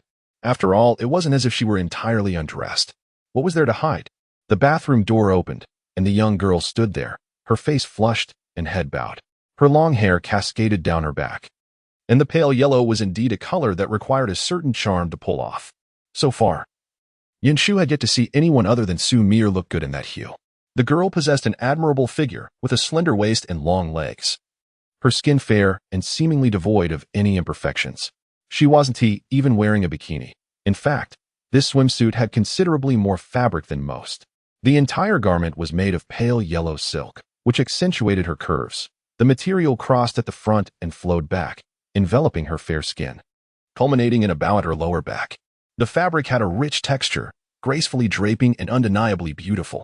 Yinshu's gaze lingered on the silken material, captivated by the sight of her back, while he could not see the front. She was simply too enchanting. Thus, Yinshu could not allow someone like Xu Mier to step outside in such a state. Zhang Xian chimed in, "Hee, isn't it lovely?" I picked it out. Yinshu smiled at her sideways, affirming, "It's indeed beautiful. Now, could you temporarily close your eyes?" Xu Mier's voice was soft as she exclaimed, "You've finished with the clothes. Give them to me. I want to wear this." Yinshu replied affirmatively before stepping into the bathroom. Zhang Xian gasped, as Yinshu's words were abruptly cut off by the closing door. Xu Mier's eyes widened in surprise before she could react. Yinshu had already grasped her arm with a gentle yet firm tug, pulling her into his embrace. Zhang Xian outside let out a sound of protest. "No." Yinshu stated, "Just a minute, let us converse." Silence enveloped the outside. Xu Mier, feeling somewhat guilty, murmured, "I didn't intend to wear it." It looks lovely." Yinshu's breath seemed to grow heavier. He pressed a soft kiss upon Xu Mier's face, then, taking advantage of her momentary daze, covered her beautiful large eyes with his hand. He then turned her body, his warm hand resting on her waist, finally leaning down to place a delicate pink plum blossom at the bow on her waist. "My dear, I am rather possessive, even a simple swimsuit. I do not wish for others to see it. It belongs solely to me." Yinshu spoke, his breath cascading over Xu Mier's waist. Once stripped of light, the sensations across her skin intensified. Xu Mier felt a shiver spread from her waist, raising goosebumps across her body. Instinctively, she acquiesced with a soft, trembling okay. The initial instinct warned her that failing to comply could lead to severe consequences. Hearing her obedient response, Yinshu smiled in satisfaction. His free hand glided slowly from her waist to gently caress the exquisite pink plum blossom. "Good girl." Finally, he stood, releasing his hold over Xu Mier's eyes. Upon seeing her breath quicken, her chest rising and falling, and her eyes glistening with unshed tears. He sighed. I haven't done anything. Yet you appear as though you've been wronged. With a mischievous grin, Yanshu added, your demeanor only makes me want to tease you further. Xu Mier attempted to glare at him, but found herself lacking the strength. Moreover, this side of Yanshu instinctively filled her with trepidation. All she could weakly declare was, I want tea with a swimsuit. Her voice was soft and timid. Yanshu, unable to resist, pinched her cheek lightly. Our little darling is so obedient. Chapter 77. Taking you to seek the romance I owe you. The atmosphere in the bathroom was laden with ambiguity, while outside, Zhang Xian was anxiously fixated on her phone. At the slightest odd sound from Mier, she was prepared to storm in. The minute elapsed just perfectly, and Yanshu emerged. Xu Mier, still within, had barely registered before she declared, I'm changing my clothes, and the door closed once more.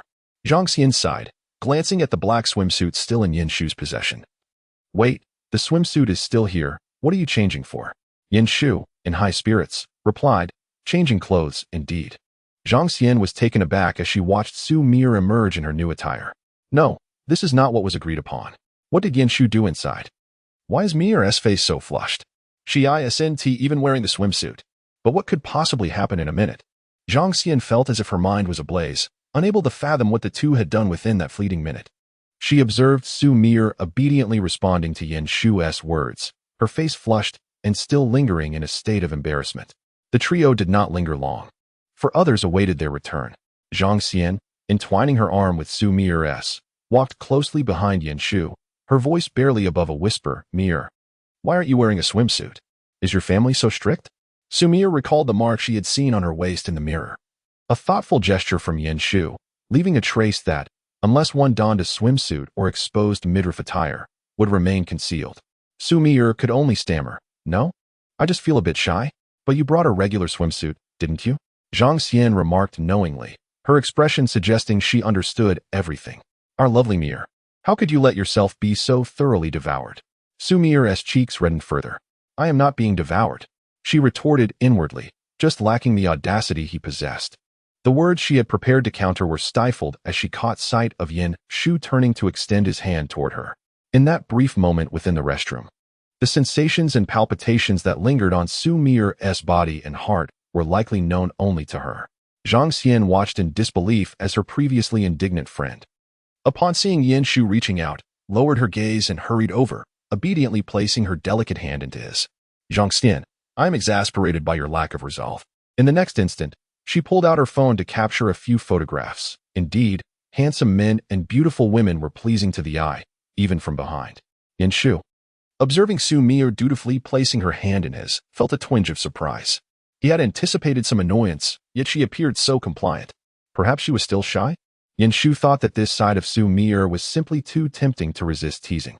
Luo Yulin noticed Xu Mier had not changed her outfit and, somewhat surprised, glanced at the hand Yanshu was holding, teasing, your possessiveness is rather strong, isn't it? Chen Yu cast a wary look at his girlfriend, reminding her, I told you not to wear a swimsuit. And yet, you still provoke me. He added defensively, you can't claim I am less possessive than her boyfriend. The survival instinct was palpable, leaving the others momentarily stunned. Luo Yulin, blushing, playfully slapped him a few times. You talk too much. It was evident that the pair shared a deep bond. They had been together for 2 or 3 years since their middle school days. Yanshu noticed Xu Mier gazing enviously at the playful couple and gently squeezed her small hand in his palm, whispering, do not envy others. We two shall remain together for a long time. He added, until the end of our lives, we will continue to love each other. Xu Mier raised her gaze to meet his, a smile finally gracing her lips as she softly responded with an affirmative hum. Feng Zheng deliberately sighed loudly, then turned to the seriously focused Zhang Xian, who was capturing photos of the two couples. Wait, Zhang Xian, are you really taking pictures? Zhang Xian replied, oh, you wouldn't understand. This is a long-term investment. If these two couples ever get engaged or married, they will need photos. It's a guaranteed profit. Feng Zheng was taken aback, staring incredulously at Zhang Xian, who remained earnest in her photography endeavor. Feng Zheng exclaimed, could it be that you are some kind of business prodigy? Zhang Xian, feeling satisfied with her photography, withdrew her phone and turned to Feng Zheng, replying, what else could it be? Capturing the beauty of life while earning a little extra is quite delightful. At that moment, the two had already fallen behind. and Feng Zheng glanced at the two couples ahead, lowering his voice to ask, "What if they break up?" Zhang Xian remarked, "I can understand why Yin Gu often takes it out on you. Your words truly leave much to be desired." She gazed at Yin Shu and Xu Mier in the distance and took a bet, confident that at least Yin Gu and Mier would not part ways. No one could see more clearly than her the careful affection the young woman harbored for Yin Shu, though she had never been in love. She could discern the emotions in Yin Shu's casual glances at Xu Mier. How to put it? She was still too young, only aware that they undeniably cherished one another. Feng Zheng chuckled and shook his head. "I won't bet. Feelings are exceedingly unpredictable, and no one can claim certainty. Let us proceed." Yin Shu and the others turned to look back at the lagging pair, inquiring, "What are you doing?" "We're coming." In truth, there was little for Xu Mier to enjoy at the beach. She was too timid to try jet skiing or paragliding. Indeed, Xu Mier could not swim. Yet, simply witnessing the azure sky and white clouds could uplift one's spirits, especially the pure blue that seemed capable of healing all wretched emotions. Seated on a beach chair beneath a sunshade, Xu Mier had Zhang Xian's belongings beside her. Yin Shu was not far away, purchasing water for her. Xu Mier gazed at Yin Shu's silhouette while her friends frolicked by the shore. All of this brought her a sense of comfort. At that moment, Yin Shu noticed fireworks for sale at the shop, and a thought flashed through his mind. "Excuse me, do you sell fireworks?" "Of course," the shopkeeper replied with a smile. "Why else would I have them?" Yin Shu asked for clarification. "Can they be set off here by the beach?" "Yes, just be sure to clean up afterwards." The shopkeeper, noticing Yin Shu's interest, eagerly promoted them. Many young people enjoy setting them off at night. Yin Shu nodded. "I'll take them all, but I'll come back to collect later." When Yin Shu returned to Xu Mier with juice in hand, he noticed her cheeks were flushed, even though she hadn't been in the sun much. Xu Mier appeared at the juice shop and asked, "What were you discussing with the shopkeeper?" Yin Shu smiled at her. "I won't tell you, it's a secret." Xu Mier pouted, "What's so special about it?" Yet, Yin Shu truly kept the secret. "Humph, I'll be mad for 10 minutes. Later that evening, after Xu Mier finished her shower, she discovered Zhang Xian was not in the room, just as she was about to reach for her phone to call her. A knock at the door accompanied by Yin Shu's voice echoed, "Little ear, open the door." Xu Mier hurried to pull the door open, asking, "What's up?" Yin Shu, with a smile in his eyes, ruffled her hair and said, "Come, I'll take you someplace. But Zhang Xian isn't here. I need to let her know." "No worries. I know where she is. So where are we going?" Yin Shu shushed her. "It's a secret. I'm taking you to reclaim the romance I owe you." Chapter 78. Yin Shu always brings color to her world. His cryptic words only deepened Xu Mier's curiosity. Primarily, she recalled that when she inquired about it from Yin Shu in the afternoon, he had smiled and said it was a secret. Moreover, during dinner, upon returning from the restroom, she found them collectively engrossed in their phones. Strangely, the usually fastidious Zhang Xian insisted she bathe first, and by the time she emerged, everyone had vanished. All things considered, was it not evident that they were concealing something from her? Unable to contain her curiosity, Xu Mier asked, "Have you prepared a surprise for me?"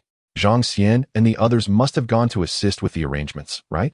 Yin Shu remarked, "Sometimes, having a wife who is too astute can be burdensome." He sighed. "No, little ear, your perceptiveness puts me under considerable pressure." Casting a sidelong glance at her, he continued, "However, you surely cannot guess what the surprise is? Now that you know it's a surprise, you should be able to alleviate some of your anticipation, shouldn't you?" Xu Mier chuckled at his playful banter. "I can't guess, and I won't let myself get too excited." Yin Shu laughed as well, leading her out of the hotel's grand entrance. Curiously, Xu Mier inquired, "Are we going out?" She had initially imagined some charming decorations of balloons and flowers within the confines of their room, perhaps leading to a heartfelt confession. Just the thought of it brought her joy, primarily because it was Yin Shu. Yet, why were they venturing outside? The evening sea breeze carried a slight chill, yet remained sticky. Yin Shu, remembering to bring a jacket, draped it around her shoulders, for the surprise awaited them outside. Xu Mier's curiosity intensified. What could this surprise be? As Yin Shu guided her toward the shadowy shoreline, Xu Mier felt a twinge of anxiety. The night sea appeared rather unwelcoming. Despite some scattered lights, the darkness enveloped everything, creating an oppressive atmosphere as if all the negative emotions of the day were being released into the night. She tugged at Yin Shu's sleeve. "Must we go to the beach?" Yin Shu tightened his grip on her hand, reassuring her, "We need not go too close to the water. We can remain quite distant." Leading the visibly anxious Xu Mier, Yin Shu found the spot where she had sat earlier that day. Glancing at the time, He guided her to sit on a beach chair, saying, "Just a moment." He then took out his phone, positioning himself to shield her view of the ocean. Xu Mier, filled with a mix of anticipation and trepidation, pondered what awaited her. Yin Shu discreetly sent a red envelope in their group chat, inscribed with the words, "You may begin." After approximately a minute, a sound reached Yin Shu's ears, and Xu Mier, surprised, exclaimed, "Someone is setting off fireworks." One by one, the fireworks ascended, bursting into brilliant displays across the night sky. Her gaze was captivated by the fireworks above.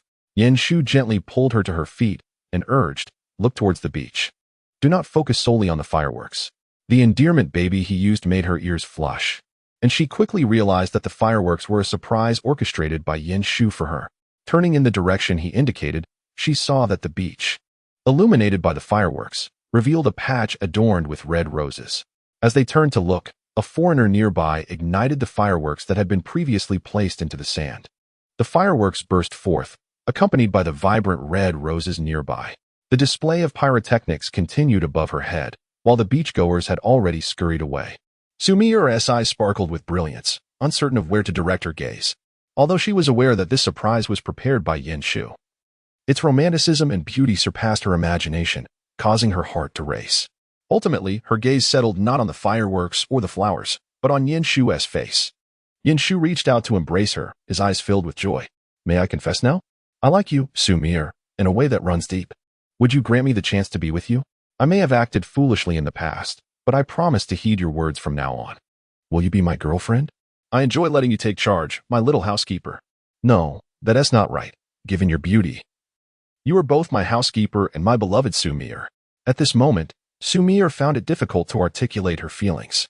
His mention of housekeeper brought to mind Jin Lili's mockery, yet Yin Shu transformed that mockery into affection through his own unique way. Fireworks, though dazzling, are ephemeral, slowly. Even the most magnificent displays must come to an end. The cluster of red roses would soon fade into the darkness. Fireworks may extinguish, flowers may wither. But the presence of Yin Shu remained irreplaceably vibrant in her eyes and heart. Xu Mier heard herself softly say, "All right, even without this confession and surprise, I would still be your girlfriend. Can I take charge of you?" "Of course," Yin Shu replied without hesitation, "as long as you wish." He leaned down, ready to kiss her lips. At that moment, Feng Zheng rushed over from the beach in a flurry, exclaiming, "Damn, this wind is treacherous. No wonder you stood so far away. You did it on purpose." His words were laced with mock irritation. Xu Mier flushed and gently pushed Yin Shu's face away. "Feng Zheng, you better keep both eyes on duty tonight," Yin Shu said, gritting his teeth as he turned away, just in time for Feng Zheng to arrive. Xu Mier and Yin Shu could not help but burst into laughter. Feng Zheng's face was covered in soot. In fact, he was not alone. The other three approaching were similarly smudged. Zhang Xian teased, "Yin Ge, you did this on purpose, didn't you? This romantic gesture is exhausting for friends. You'll find it hard to maintain friendships." Cheng Su extended a hand to wipe Luo Yulin's face. However, Luo Yulin's eyes shone brightly. "But it is truly romantic." Cheng Su looked at her soot-covered face and said, "No, my dear, be rational. We are not the protagonists here." Xu Mier smiled and thanked them, unable to contain her laughter as she looked at their grimy faces. Once Xu Mier laughed, the others could not hold back either. They exchanged glances and erupted in laughter. Feng Zheng chuckled while cursing, "Damn it, Yin Shu, you better help me out when I pursue girls in the future." Cheng Su begrudgingly remarked, "But I don't need to pursue anyone." Zhang Xian reminded, "You'll need to propose someday." Luo Yulin blushed and exclaimed, "What are you all talking about?" Xu Mier gazed at the playful scene before her, taking in Yin Shu's radiant smile. This was a moment she had never anticipated. Initially, she thought her youth would simply unfold in a monotonous and conventional manner over the course of 3 years. However, due to Yin Shu, everything has changed. It is as if a dull canvas has transformed into a vibrant watercolor masterpiece. Yin Shu consistently infuses her world with color. After exchanging a few words with Feng Zheng, he lowered his gaze and met Xu Mier's bright eyes. He once again covered Xu Mier's eyes with his hand and, with a voice laden with helplessness, whispered, "Please don't look at me like that. I want to kiss you, but circumstances do not permit it." Indeed, he felt compelled to confront Feng Zheng. Had he hesitated for even a moment longer, he would have succumbed to the temptation. Chapter 79. I wish to present you a gift, the moonlight of Natsume Seiki. Romance has certainly blossomed, yet the six of them must dutifully tidy up the aftermath. The vibrant red roses swayed in the wind as Xu Mier bent down to gently pluck them from the sand, cradling them in her arms. With thorns trimmed away, even the prickly roses had grown docile. The others swiftly gathered the remnants, tossing them into pre-prepared garbage bags with ease. This was a complimentary gift from the proprietor. While cleaning, Feng Zheng remarked, "Brother Yin truly possesses great wealth. One must understand that fireworks burn not only with romance, but with money as well." Yin Shu intended to downplay the situation, but, upon considering his words, he simply said, "Oh, it's fine. We can save a bit for later." It was evident that Xu Mier cast him a sympathetic glance, prompting Yin Shu to mentally check off a task. Today's mission to elicit my wife's concern has been accomplished. Zhang Xian had already set up her phone on the other side, running over while exclaiming, "Stop chatting and look at the camera."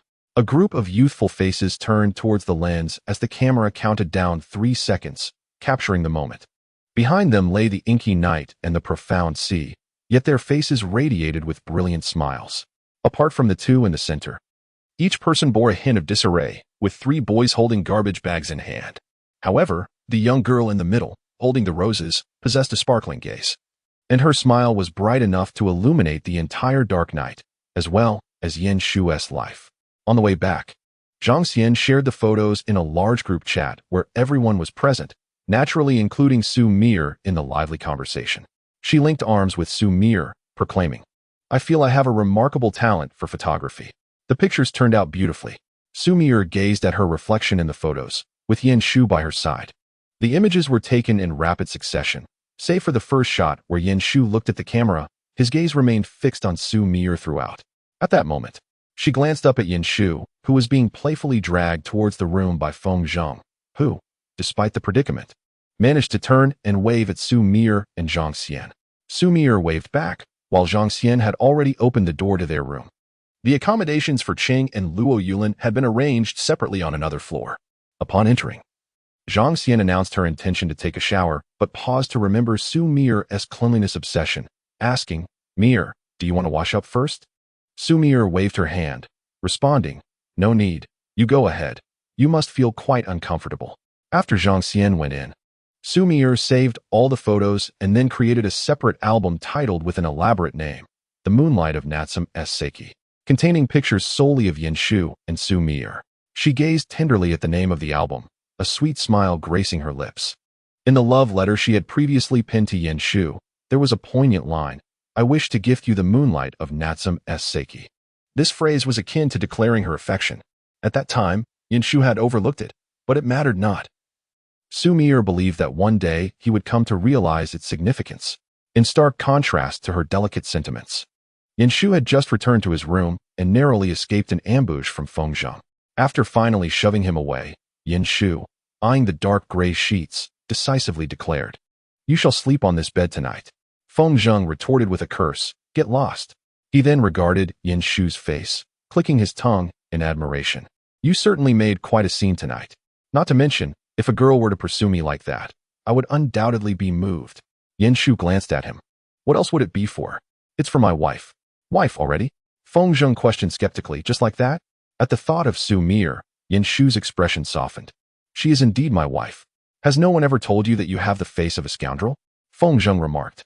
Yin Shu's expression stiffened momentarily before he forced a smile and replied, "No, but I'm certain someone has informed you that you are quite the punchable nuisance.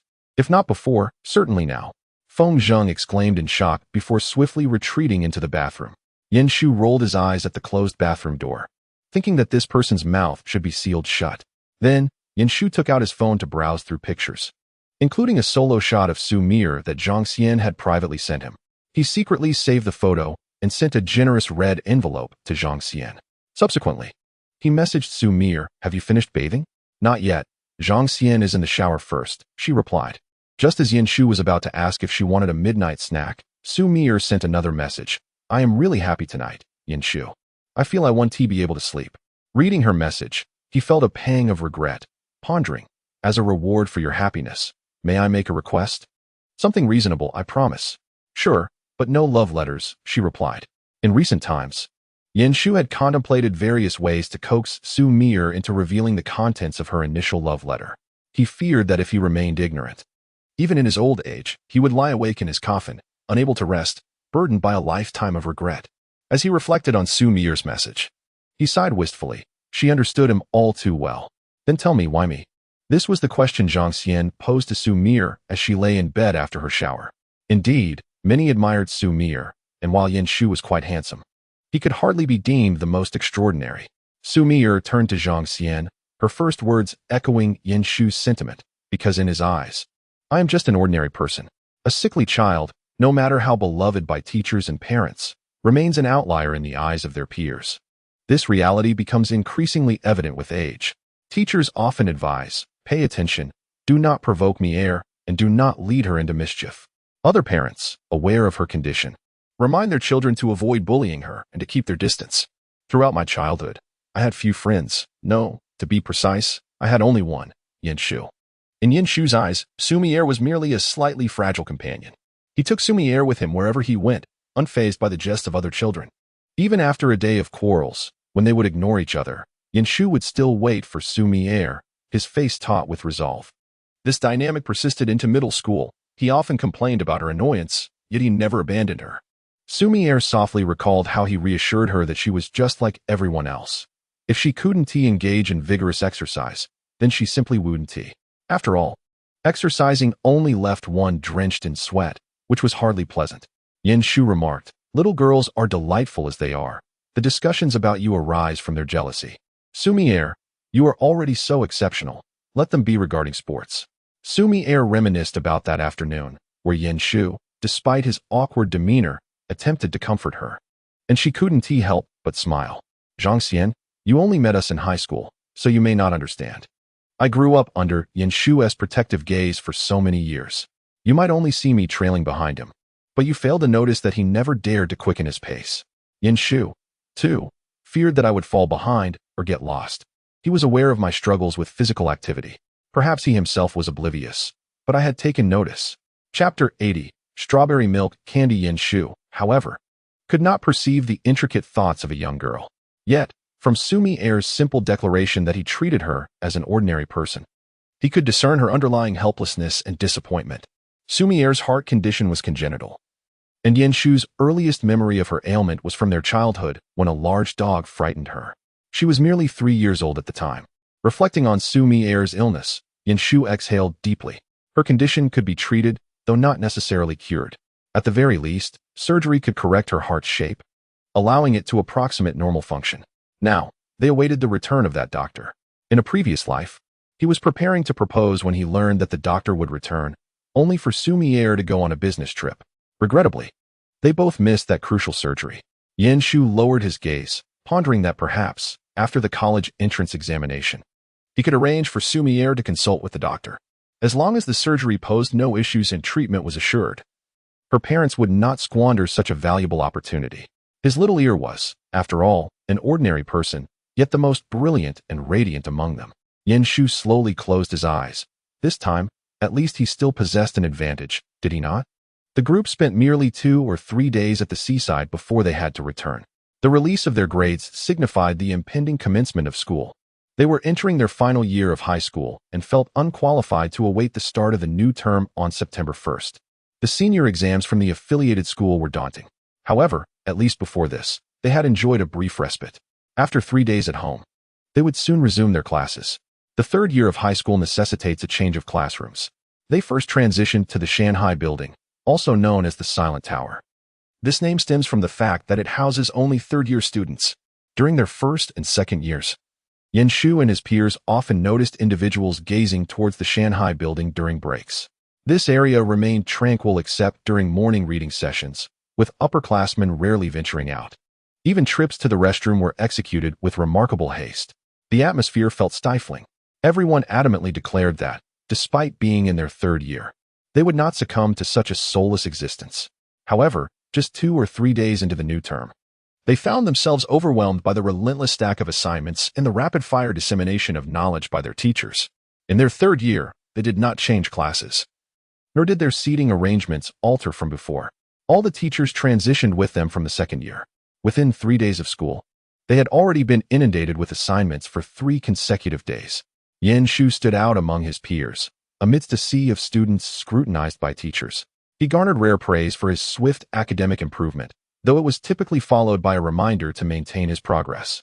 Even Teacher Wang, known for his stern demeanor in physics, had softened considerably. Yet, the amiable demeanor of the teachers could not assuage Yin Shu's anxiety regarding the third-year workload. He had endured 3 years already. With this final year, it amounted to 3 years of high school. Who could truly comprehend this, his friends? 3 years. That equates to countless days and nights. An adult's disillusionment with education does not manifest in loud protests, but rather in a palpable lethargy. Xu Mier, seated beside Yin Shu, quickly discerned his emotional state. Over these 3 days, the teachers had not afforded them any acclimatization period. From the very first day, a countdown to the college entrance examination had been displayed on the board, ushering in immense pressure to solve problems and review assignments. Even Xu Mier, typically adaptable to studying, found herself momentarily disoriented. Thus, as she observed Yin Shu, whose expression was devoid of emotion as he scribbled furiously on his draft paper, a pang of sympathy tugged at her heart. Glancing at the draft paper, she found herself unable to decipher his scrawls. Reaching into her pocket, she retrieved a piece of candy, but recalled his previous complaint of a toothache. Ultimately, she placed a small packet of crispy noodles on his desk. Yin Shu paused, noticing a small hand, akin to a squirrel gathering provisions for winter, delicately depositing items on his desk. Crispy noodles, jelly, energy bars. His earlier numbness began to dissipate, replaced by a hint of a smile. He continued to watch her as she presented a multitude of snacks, yet he remained silent. Finally, as she set down a small bag of chips and attempted to retract her hand, he gently held her soft, delicate hand in place. "Where's the candy? Are you not going to give me any?" Xu Mier quickly glanced around, fearful of being seen, and tried to withdraw her hand. "Let go. Aren't you in pain? You shouldn't have candy." However, Yin Shu did not acquiesce to her request. He playfully protested, "I don't care. I want candy today." Xu Mier, lacking his audacity, retrieved a handful of candy from her desk and placed it on his table. "There, now let go. It's break time. What if someone sees us?" Xu Mier wished to remain unnoticed at that moment. After all, if their relationship were to be discovered, their teachers would likely take turns confronting them. With the time spent in such conversations, she could have completed several exercises instead. Her mind had already been drawn into the rigors of senior year. Yin Shu, sensing the moment, blushed upon seeing her and gently released her hand. He then selected a single strawberry milk candy from a pile, deeming one sufficient. Xu Mier's cheeks flushed deeper upon noticing the candy in his hand for that morning. Feeling somewhat lethargic as she left home, she had popped a strawberry milk candy into her mouth. In the elevator, Yin Shu had noticed and inquired about her treat, to which she replied it was milk candy. At that moment, she had failed to notice the mischievous glint in his eyes. To invigorate oneself? Yes. Xu Mier replied affirmatively as the elevator arrived at the ground floor. Given their senior year, they had departed earlier than usual, thus encountering few neighbors. Just as they exited the elevator and passed through the ground floor stairwell, Yin Shu unexpectedly grasped her wrist and asked, "Do you know an effective way to wake up?" Xu Mier, surprised, looked at him with confusion, responding, "I become alert once I get to school." "Well, if you were awake now, you could memorize a couple more words in the back seat of my car," Yin Shu remarked with a tone of mock authority. Xu Mier yearned to clarify that she had already memorized them all, but before she could speak, he pulled her into the stairwell. Yin Shu held her backpack in one hand while carrying his own on his back, yet this did not prevent him from wrapping his arms around Xu Mier. Indeed, she felt a sudden clarity, jolted awake by his gesture. Just as she was about to speak, Yin Shu leaned down and said, "I want to taste the candy, but my tooth hurts. Just let me savor the flavor." It was a kiss flavored like strawberry milk. Upon exiting, Yin Shu had indeed tasted the candy, and Xu Mier felt remarkably refreshed. The effect was evident, for when she spotted the strawberry milk candy in his hand, her previously sluggish mind became alert once more. She shot Yin Shu an admonishing glance and swiftly retrieved all her candies. Yet, she softened, leaving a table full of snacks behind. Chapter 81. The issue was that he was blushing now. Yin Shu observed her pouting profile as she turned away, suddenly realizing that perhaps senior year was not so arduous after all. At least this third occurrence was far better than the previous two. A boy passing by noticed the snacks on Yin Shu's desk and called out, "Hey, Yin, can I grab some?" Among boys, it had become customary to help themselves to whatever snacks were on someone else's desk without much thought. No one kept strict accounts, However, this time, Yin Shu quickly shielded the snacks on his desk, stating, "No, this one tea do." He then retrieved some cookies he had snatched from Feng Zhang's desk that morning, saying, "Take these instead." The boy chuckled, accepting the cookies from Yin Shu's hand, playfully commenting, "Yin, you're not picky about snacks, are you?" Feng Zhang, who had been observing the entire exchange during the break, interjected with a laugh, "He not picky. He just selective about people." "Yin Shu, you're truly a dog." Feng Zhang's voice was filled with indignation. The program appeared to be a mere muddle, yet it essentially conveyed encouragement to engage in a scuffle. "Zhang, let it go, let it go. Isn't it just your favorite cookies that were snatched away?" While urging them to fight, he added, "Come on. If you can't win, just step outside and settle it."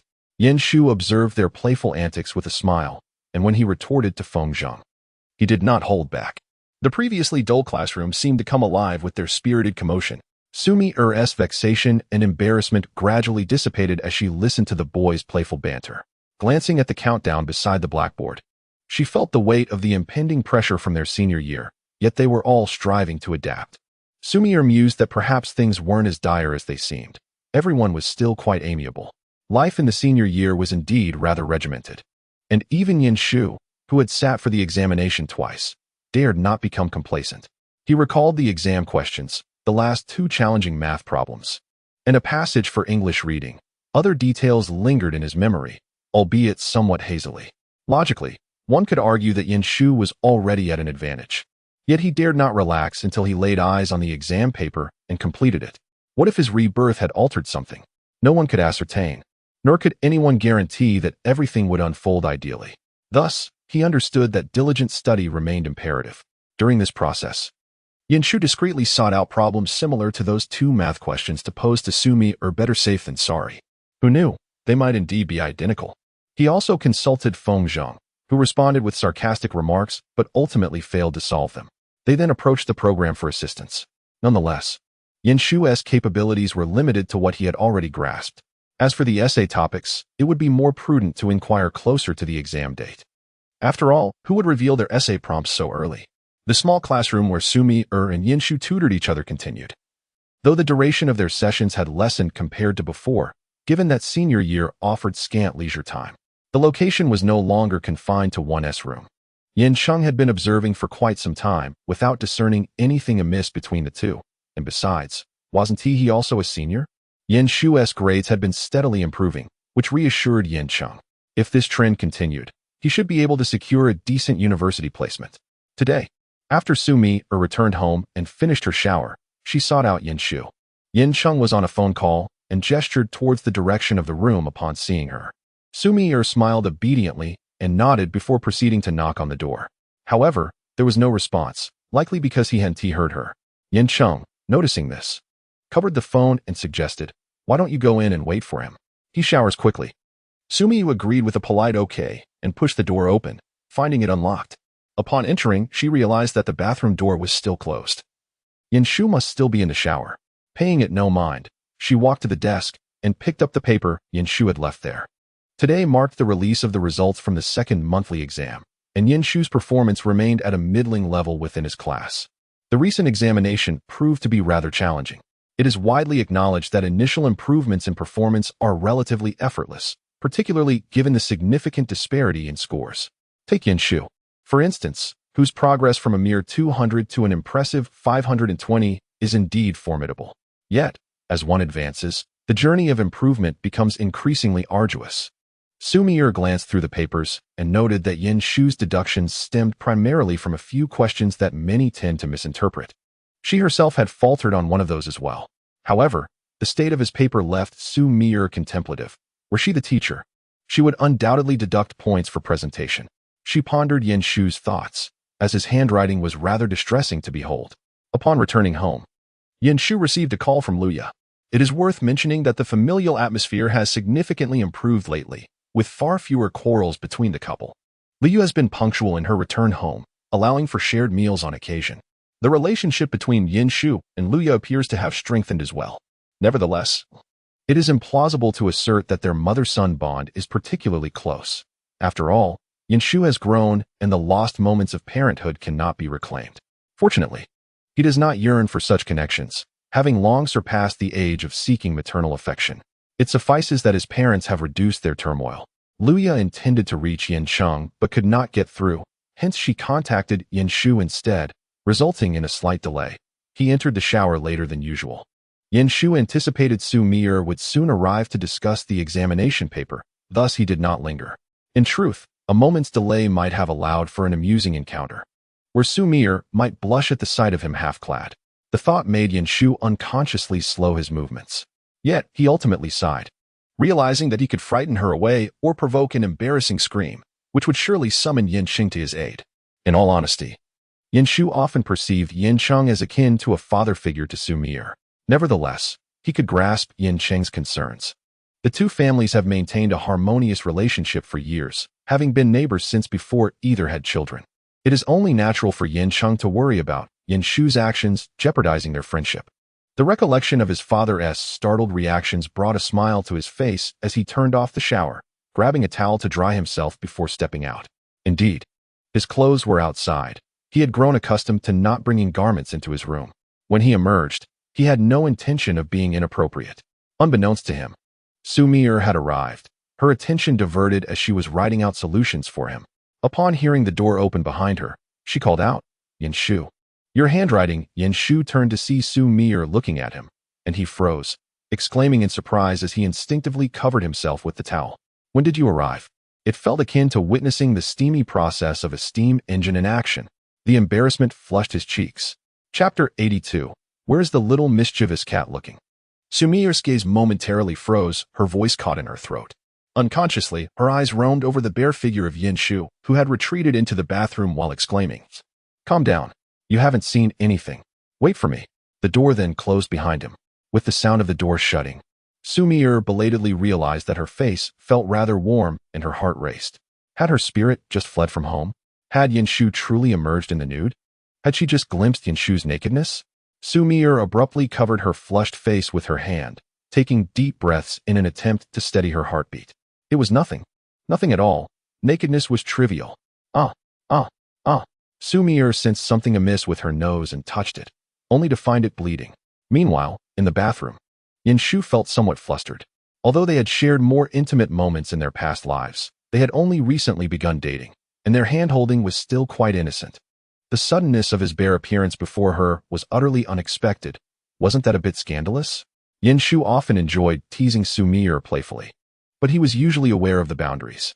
Aside from the impulsive actions he had taken upon his rebirth, every step he took towards her was carefully calculated.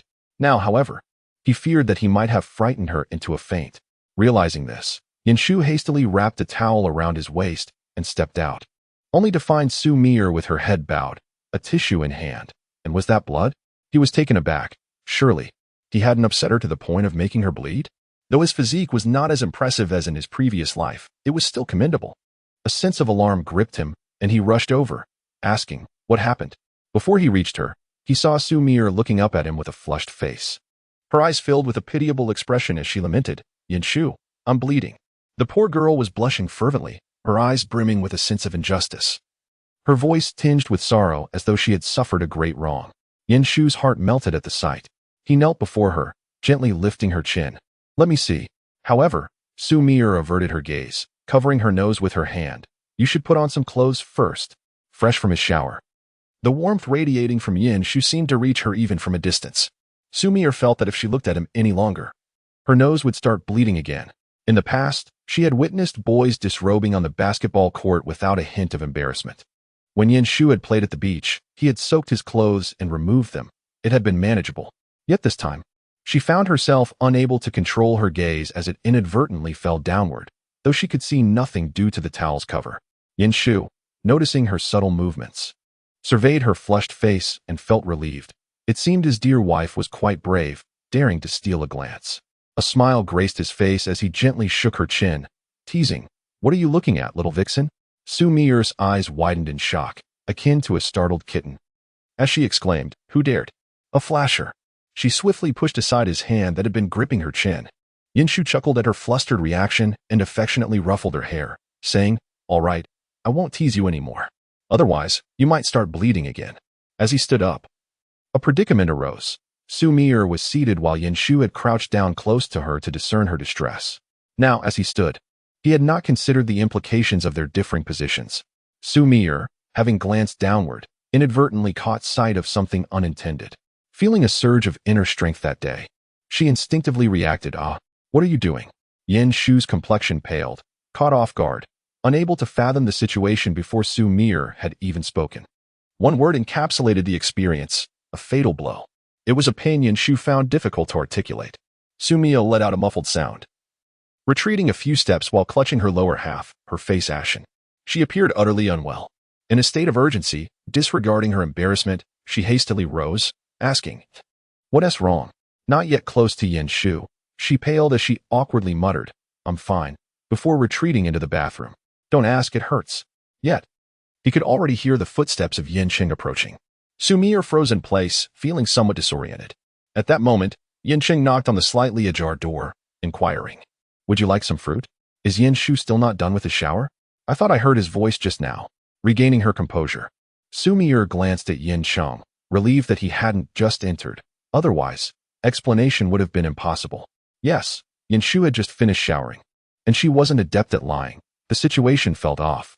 Fortunately, the bathroom door opened swiftly, and a still pale Yin Shu emerged, fully clothed. Casting Xu Mier a reassuring glance before spotting Yin Cheng. "Dad, was the soup not quite right today? I feel like I might need to stay in the restroom." Yin Cheng observed the paleness on Yin Shu's face, unable to suppress his concern as he asked, "Did you have an upset stomach? Why didn't you say anything sooner? I'll fetch you some medicine. You shouldn't eat any fruit." He set down the fruit platter and headed outside, watching Yin Cheng's retreating figure. Yin Shu silently apologized to his father while also feeling a wave of relief. Turning to Xu Mier, who stood helplessly, he smiled and remarked, "How is it that you're so grown yet still unable to tell a lie?" However, Xu Mier looked at him with worry. "Are you all right? Does it hurt a lot?" "I'm sorry," her voice trailing into a somber tone. "Can this not hurt?" Yet, witnessing Xu Mio's guilty expression, Yin Shu felt a pang of reluctance. He approached her and gently tousled her hair, reassuringly stating, "It's nothing. It will stop hurting soon. Do you need a rub? I have some Yunnan Baiyao spray at home, but can it be used there?" As he sighed, he covered her chattering mouth with his hand. Xu Mier's face was small, and with his hand covering most of it, only her innocent, pleading eyes remained visible, gazing up at him. Yin Shu gazed intently into her eyes and spoke earnestly. "Do not utter another word. If you do, I cannot bear your incessant chatter." Xu Mier blinked slowly, her long eyelashes fluttering twice. In that moment, Yin Shu could feel the warmth radiating from her face even through his hand that cradled her small visage. Chapter 83. Yin Shu should forever shine brightly. Radiating splendor, Xu Mier comprehended his sentiment, and her heart began to race uncontrollably. She wished to clarify that she did not mean it in that way, that she merely felt a sense of urgency. Yet, her hand instinctively tightened its grip at her side. Just moments ago, she had indeed brushed against something profound. "Son, you're not feeling nauseous, are you? If so, we must see a doctor."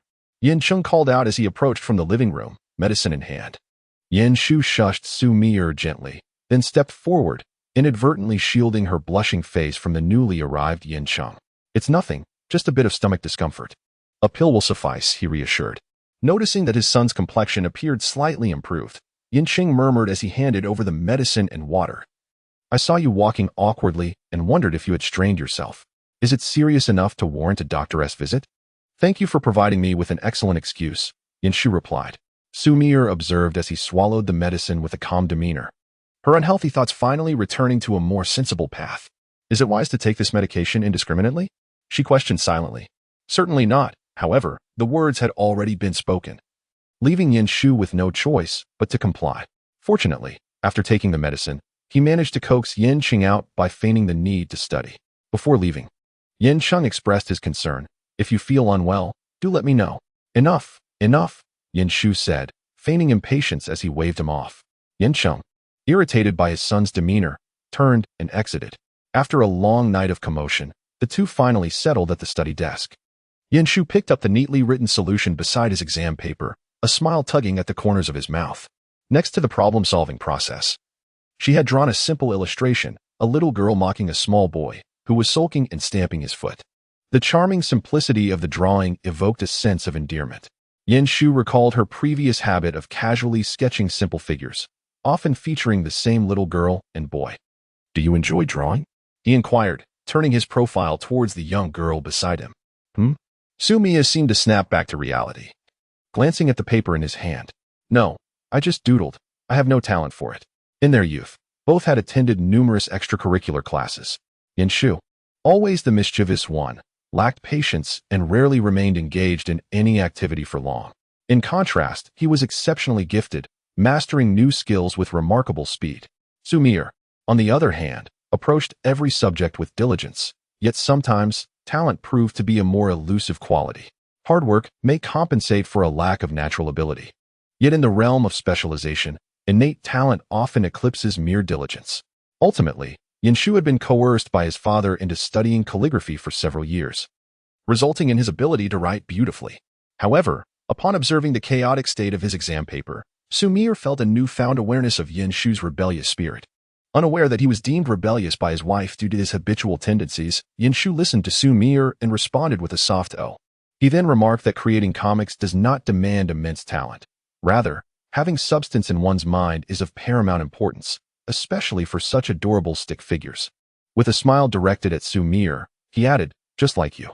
Xu Mier, momentarily pausing her pen twirling, gazed at Yin Shu's slender fingers gently tapping on the two charming little figures. They truly were delightful, and she held a fondness for them.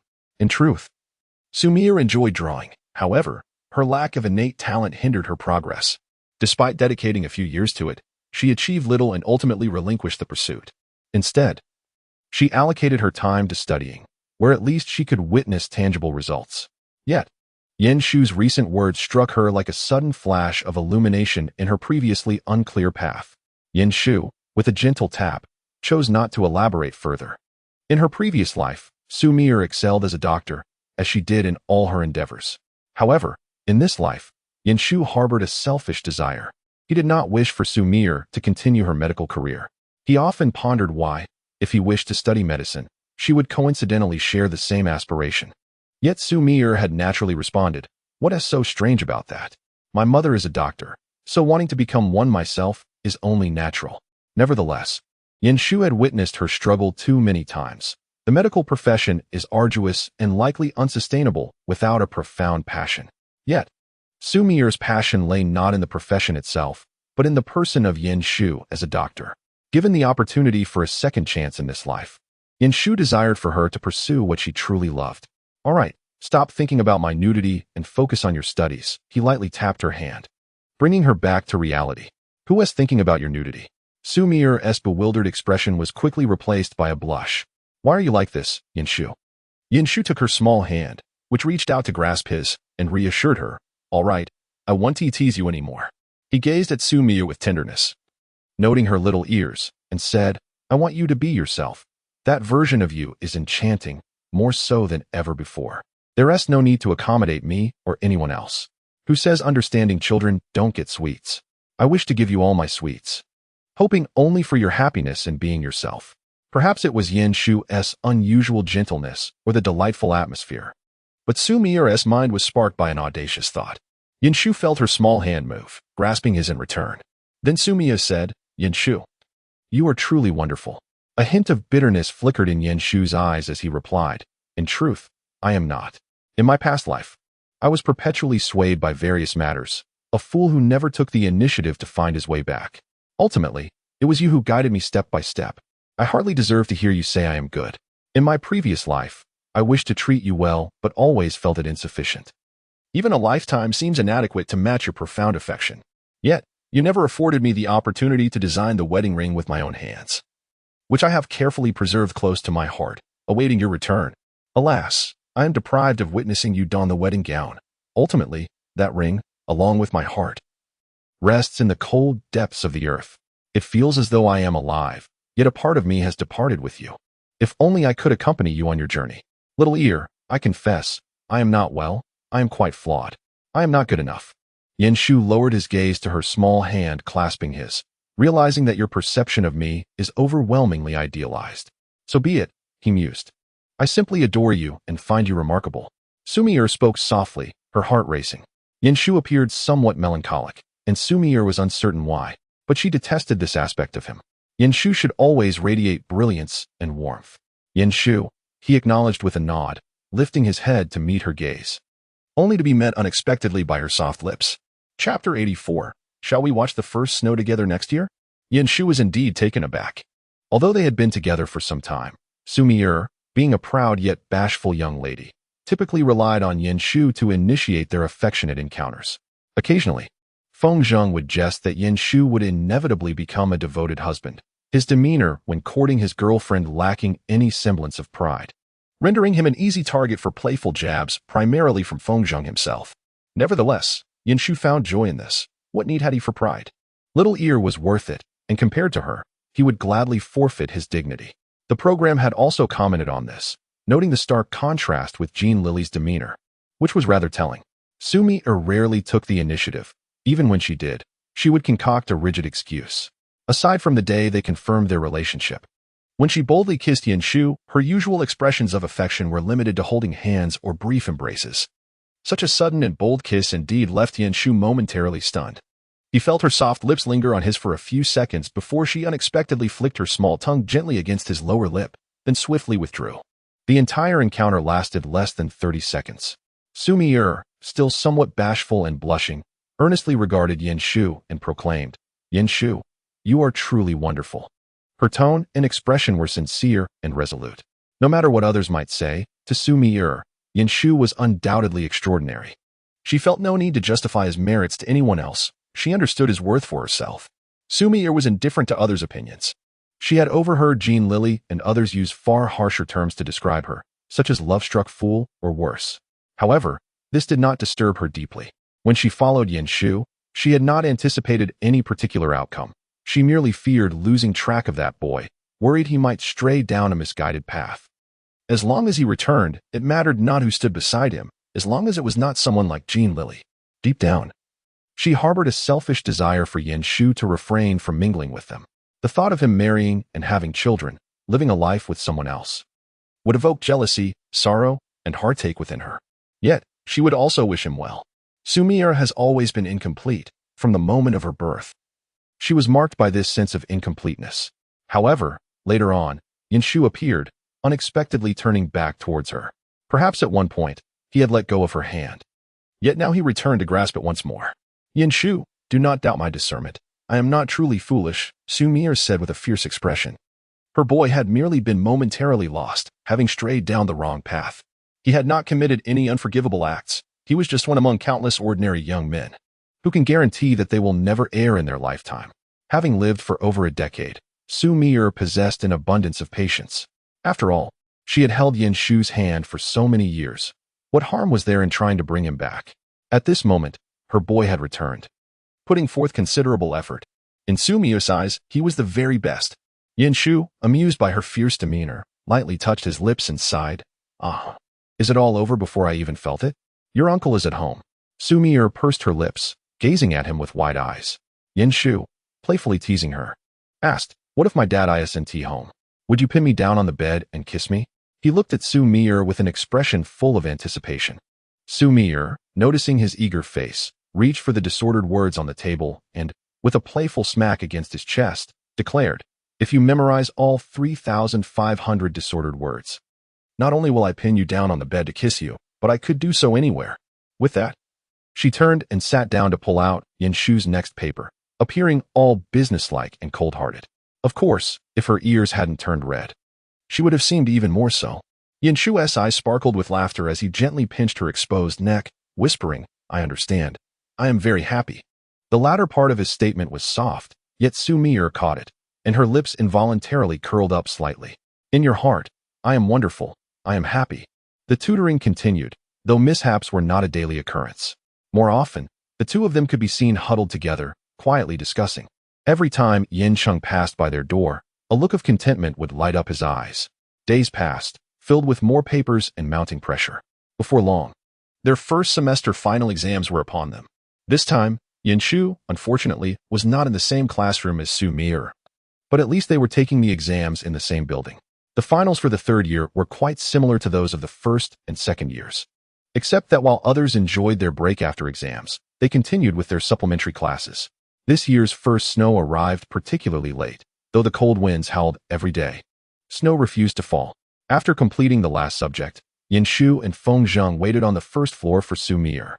Indeed, Yin Shu was now in the same classroom as Feng Zheng, which put pressure on Feng Zheng, who muttered daily about wanting someone to provide him with extra help.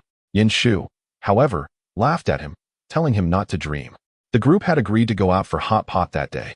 Yin Shu realized that in this new life, some things had changed. For instance, at this time in his previous life, Feng Zheng should have already encountered the ex-girlfriend who caused him to miss the college entrance examination. However, in this life, this fellow was incessantly trailing behind him, either playing basketball or using his mouth to irritate him. Do not speak of the young lady. Even the female mosquitoes seemed to divert their paths upon encountering him.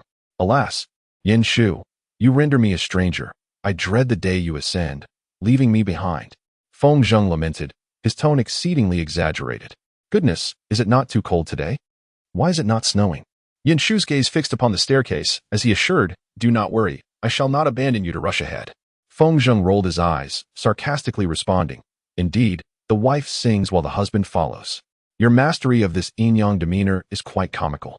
Yin Shu, with utmost seriousness, accomplished his daily ritual of teasing Feng Zheng. Thus, when Xu Mier and Zhang Xian descended, they beheld Feng Zheng chasing after Yin Shu, cursing under his breath. Zhang Xian chuckled, saying, Mier, they are so childish. Xu Mier's gaze followed Yin Shu, who seemed to sense her attention, slowing his pace and turning to look back. At that moment, the long-awaited first snow began to fall gracefully. Several girls exclaimed in delight, oh, it is snowing. Yin Shu and Feng Zheng halted, lifting their gazes skyward. Yin Shu, watching the snowflakes descend, wore a smile as he rushed towards Xu Mier, saying, little ears, it is snowing. Xu Mier could not resist taking a few steps forward, allowing the snow to land upon her. Then, a pair of warm hands enveloped hers, signifying that they would witness this year's first snow together. Yin Shu gently pulled the hoodie over her head, its ample size accentuating her delicate features. Zhang Xian, standing by the corridor, decisively took out her phone. Xu Mier looked up at Yin Shu, extending her small hand in a futile attempt to shield herself from the falling snowflakes. Shall we also watch next year's first snow together? Chapter 85. The techniques of a girlfriend urging him to study differ from others. Yin Shu released her tiny hand, questioning what it could shield against, and intertwined her chilly fingers within his own. Not just next year, but every year henceforth, we shall witness the first snow together. The phrase every year was precisely what Xu Mier had intended to say, yet she hesitated, for the notion of the future felt overwhelmingly heavy. She feared unintentionally placing pressure upon Yin Shu, yet he spoke those words with such ease. A smile graced Xu Mier's face. Many students, having completed their exams, found joy in the onset of the first snow, particularly those in their first and second years, as they coincidentally began their holiday. Even the seniors were cheerful, exclaiming, it is snowing. This winter storm perfectly mirrors the solemnity of my recently concluded exam. Another one has gone mad. Feng Zheng and his group had gathered, noticing that Yin Shu and Xu Mier were still engrossed in their affection. Hey, you lovebirds over there, are you coming or not? Do you need an umbrella? Don't catch a cold. Yin Shu rolled his eyes and shouted back at him. Feng Zheng retorted, do you think everyone is blind? The teacher surely noticed your secret of laughter. At that moment, Teacher Su peered out from the second floor, questioning, what is happening? Do I hear Feng Zheng's voice? The group exchanged glances, and for reasons unknown, they instinctively turned and fled. Teacher Su sighed. However, this group of individuals had already run far ahead. Xu Mier was unable to run too swiftly, so Yin Shu accompanied her at the rear. Although Teacher Su said nothing, Yin Shu found their frantic sprint rather foolish. Yet, the unmistakable sparkle in Xu Mier's eyes suggested she was enjoying the moment. Thus, Yin Shu refrained from voicing her thoughts and joined in the run. Upon reaching the school gate, Feng Zheng and the others were already waiting for them. Once the group was gathered, Zhang Xian suddenly inquired, what exactly are we running for? The others exchanged glances, their gazes collectively landing on Feng Zheng. Feng Zheng started it. They exclaimed in unison. Feng Zheng, taken aback, retorted, no, it was a reflex. The moment a teacher calls my name, I instinctively want to run. It's a remnant of sneaking out to play basketball during class. With a sigh, he conceded, all right, this one's on me. I'll treat you all to milk tea. Let us go. Laughter erupted among them. Adolescence seems to be characterized by such moments. devoid of specific times or places, and absent any particular punchlines. There are always individuals around you who, simply by being in their company, evoke genuine laughter. This bond is indeed rare. Often, once this phase passes, one realizes such friendships become elusive. They had previously agreed to indulge in hot pot after finishing their final exams today, and since they did not need to attend evening study sessions, they had ample time. After their hot pot feast, it was already past 9. Cheng Su and Luo Yulin went off for a movie date, leaving Feng Zhong, Zhang Xian, Yin Shu, and Xu Mier behind. Glancing at one another in the hot pot restaurant, Zhang Xian sighed. How about you two? Yin and Mier, go see a movie? She looked at Feng Zhong, suggesting, shall we each head home then? Feng Zhong, with a resigned nod, replied, all right. I can manage to play a couple of rounds at home. Shall we share a cab? Consequently, before Yin Shu and Xu Mier could utter a word, their plans were neatly arranged. Feng Zhong and Zhang Xian departed together. Watching their retreating figures, Xu Mier suddenly spoke. Have you ever wondered why those two never seemed to connect? It was indeed perplexing. After all, they had grown accustomed to moving as a group of 6 following their senior year. Yin Shu and Xu Mier were a pair, while Cheng Su and Luo Yulin formed another. Yet, Feng Zhong and Zhang Xian were perpetually left behind, and despite their proximity, no spark ever ignited. It was quite strange. Yin Shu glanced at Xu Mier, teasing, I never knew you had a penchant for matchmaking. Xu Mier shot him a look, retorting, I don't. I'm merely conversing. I just feel I've never heard Zhang Xian express an interest in anyone. Of course, she would comment on Yin Shu's handsomeness or similar topics. But those were more discussions, akin to boys in a dormitory debating which girl in class was attractive. Complimenting someone's looks does not necessarily imply affection. Having seen their figures depart, Xu Mier broached the topic. Yin Shu held her hand as they walked forward. As for the rest, I'm uncertain. But if it's Feng Zhong, he likely isn't drawn to someone like Zhang Xian. In a previous life, the moment Feng Zhong was with Xu Mier, he continuously changed girlfriends without ever settling down.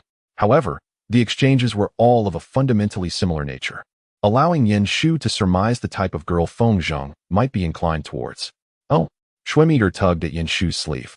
Do you boys generally prefer the same type? A sudden sense of unease washed over Yin Shu. He halted and gazed at Xu Mier. What do you intend to do? Xu Mier feigned innocence. Just chatting. Why are you so sensitive, Yin Shu? Internally, Yin Shu chuckled, having spent considerable time together.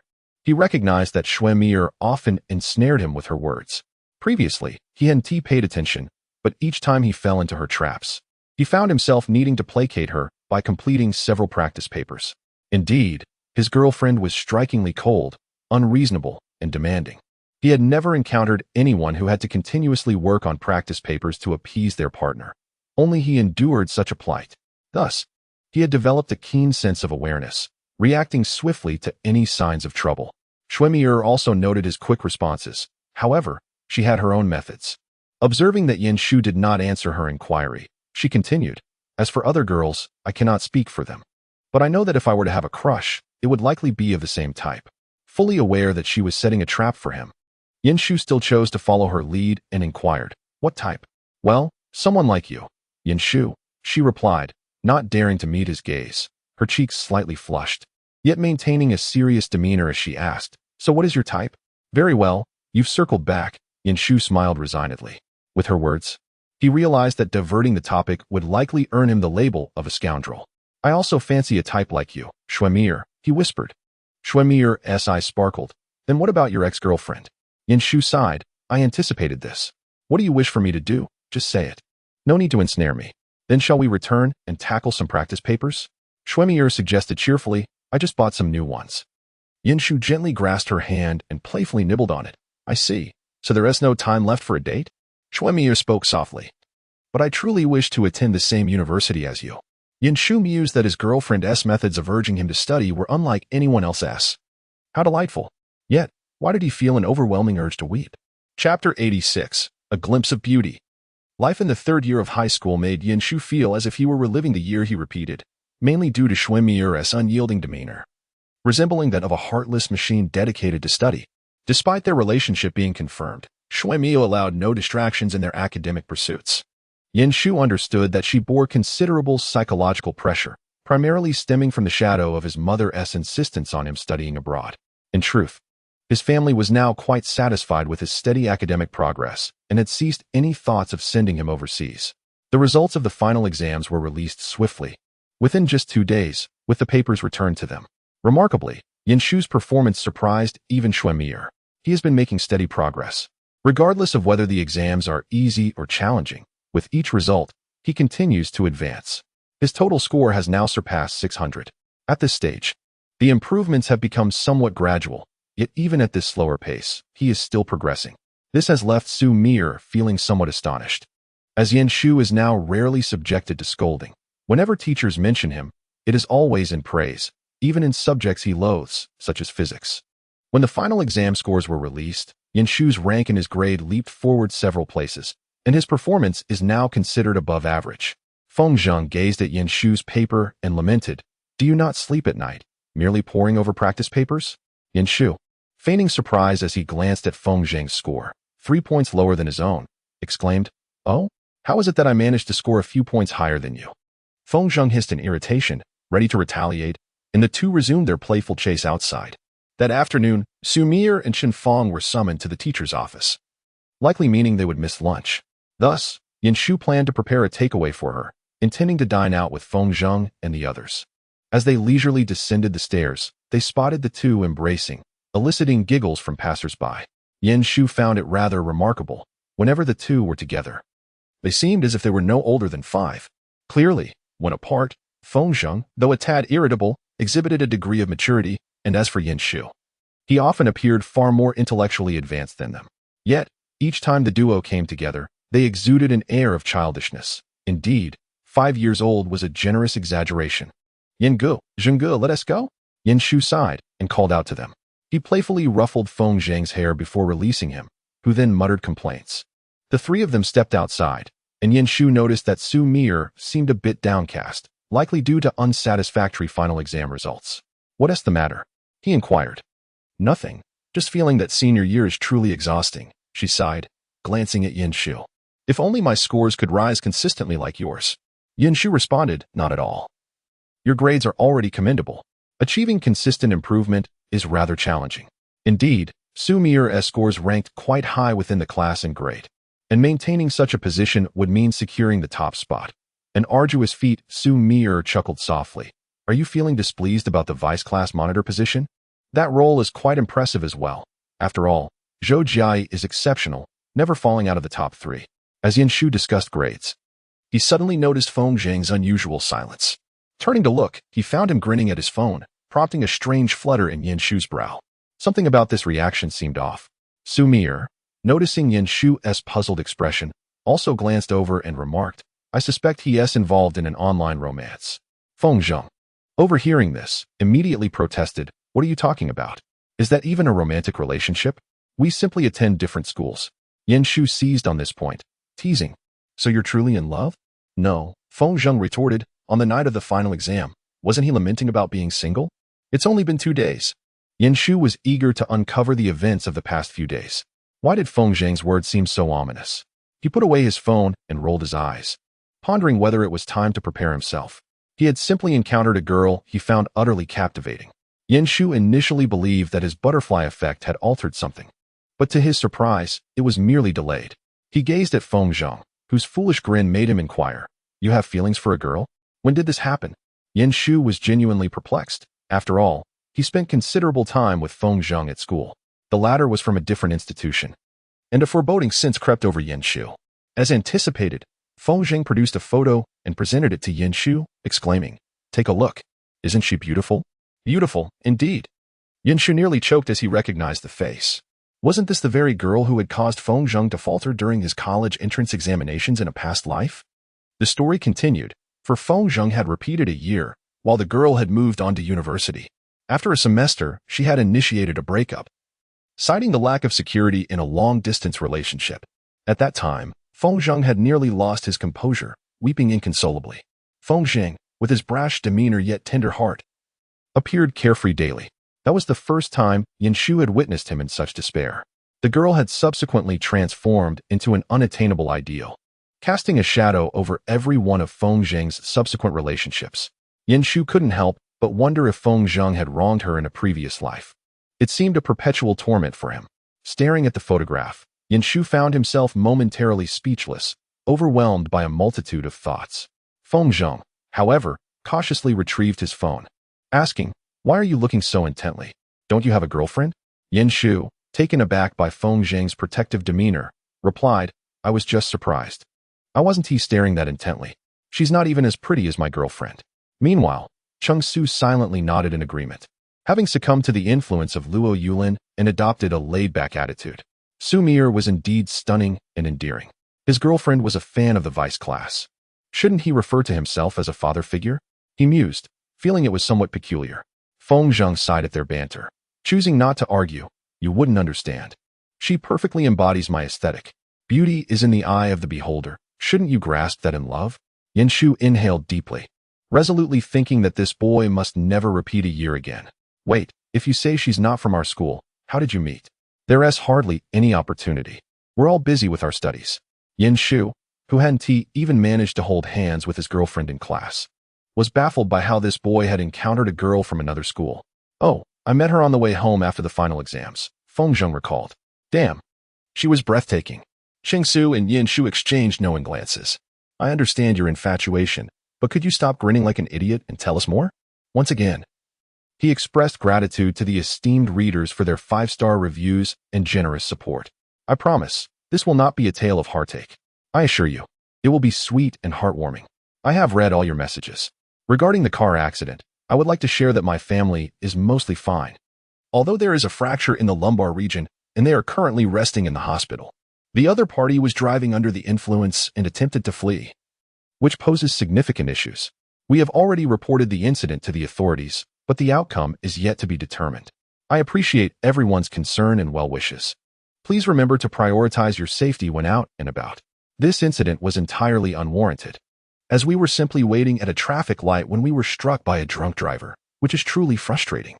Ultimately, I wish for everyone's safety. And let us all be cautious during gatherings." Chapter 87. My dear, your comforting words warm my heart. Feng Zheng also noticed the unspoken understanding in their gazes, feeling a rare sense of embarrassment himself. As the three of them made their way outside, Yin Shu finally grasped how the two had met. That day, Feng Zheng initially descended with Zhang Xian to hail a cab, only to call for one himself after watching Zhang Xian leave. Unexpectedly, there was an inexplicable absence of available cabs along that route. Not pressed for time, he decided to take the bus instead. The bus departs from the commercial area, making it rather crowded. There was a middle-aged man, seemingly respectable, who likely perceived her petite and charming appearance as an opportunity to prey upon. Feng Zheng recounted the incident with a frown, his tone laden with disdain. Such public lewdness is utterly repugnant. To his surprise, the seemingly delicate girl retaliated with a swift slap and shouted to the driver, demanding he stop, declaring there was a pervert on board, with numerous passengers present. The man vehemently denied the accusation, claiming the bus was too cramped and that the girl was merely being overly sensitive, asserting he had no interest in such a young girl. Among the crowd, only a few women offered support, emboldening the man's audacity. I promptly reported the incident and stepped in to assist. Feng Zheng's eyes sparkled with admiration. She was indeed incredibly brave, unflinching in the face of ridicule. Cheng Su inquired, "So was that man indeed a lecher?" Yin Shu nodded, asking if he had been detained. Feng Zheng replied, "You truly are oblivious. Why do you focus on such trivialities?" "Yes, he was detained, and he even had a criminal record." Feng Zheng sighed in relief. After leaving the police station, they exchanged contact information. In the days that followed, while chatting, he discovered her delightful character and found himself genuinely fond of her. Feng Zheng chuckled, feeling elated. Yin Shu sighed internally, observing the joy radiating from Feng Zheng, unsure how to express his thoughts. Clearly, Feng Zheng was infatuated, and anything he said now would feel inappropriate. Cheng Su, however, interjected, "Liking someone doesn't guarantee they will reciprocate." Feng Zheng responded with a smirk, thanking him while asserting that she was not lacking in qualities either. Previously, he had often received requests for his contact details from admirers after basketball games. He muttered softly, glancing at Yin Shu, "Right, Yin Ge?" Yin Shu regarded Feng Zheng's visage. Indeed, she was not lacking, and many girls would undoubtedly be drawn to him in the future. He sighed, acknowledging the situation as rather pleasant. However, if he were a girl, he suspected that at this juncture, she would not wish to engage in a romantic relationship, especially since they had already reached their senior year. Would it not be more prudent for him to pursue her after the college entrance examination? This was the only solution Yin Shu could conceive at the moment, having previously thought that their paths would never cross again. To his surprise, they had indeed met. Upon hearing Yin Shu's words, Feng Zheng hesitated for a moment before nodding, as if he truly found merit in what was said. He glanced at his phone, realizing that the impending college entrance examination next semester rendered the timing unsuitable. Observing Feng Zheng's demeanor, Yin Shu felt a wave of relief wash over him. The situation did not escape the notice of the program, which sensed that Yin Shu appeared somewhat anxious. This peculiarity led him to recall something unsettling he had encountered on Luo Yulin's phone, which involved Yin Shu and Feng Zheng. A shiver ran down his spine, and the hairs on his neck stood on end. Comparing his own position with that of Feng Zheng in his mind, he concluded that as long as Yin Shu's eyesight remained intact, he likely harbored no ill feelings towards Feng Zheng. This realization brought him some comfort. Due to the complexities surrounding Feng Zheng, Yin Shu found himself somewhat distracted during evening study sessions at home. Xu Mier, naturally attuned to his state, noticed his lack of focus after completing her answers and observing his erratic doodles on the draft paper. "Are you exhausted today?" she inquired. Yin Shu met her concerned gaze, replying, "No, just a bit lost in thought." Unable to suppress her concern, Xu Mier reached out to touch his face, remarking, "You seem to have lost weight recently." Yin Shu instinctively leaned into her soft hand, noticing how her eyes sparkled with joy. Recently, Yin Shu had discovered that whenever he displayed vulnerability or engaged in playful antics before Xu Mier, it brought her immense happiness. He pondered whether his beloved harbored grand aspirations of her own, perhaps to surpass him in strength. This was an intriguing realization. Thus, he had begun to subtly test this theory, and it now seemed that his suspicions were indeed valid. Xu Mier's tone softened considerably as she suggested, "Shall we forego math tonight? Let us delve into some English reading instead?" There was no room for doubt. This was Xu Mier's way of showing tenderness. After all, Yin Shu excelled in English. Unable to stifle a chuckle, he replied, "Darling, your consolation warms my heart." Xu Mier blinked in response, unable to resist a smile of her own. She regarded Yin Shu intently, asking, "So, what are you truly thinking?" She posed a question. "Is it that girls cannot accept long-distance relationships?" Yin Shu asked hesitantly, to which Xu Mier replied with conviction, "We shall not engage in a long-distance relationship. And I believe that claiming one cannot accept it is merely an excuse. It stems from a lack of love." She fluttered her eyelashes, adding, "I have a cousin who lives in the city. She and my brother-in-law maintained a long-distance relationship for many years. He went off to serve in the military, and upon his return, they wed.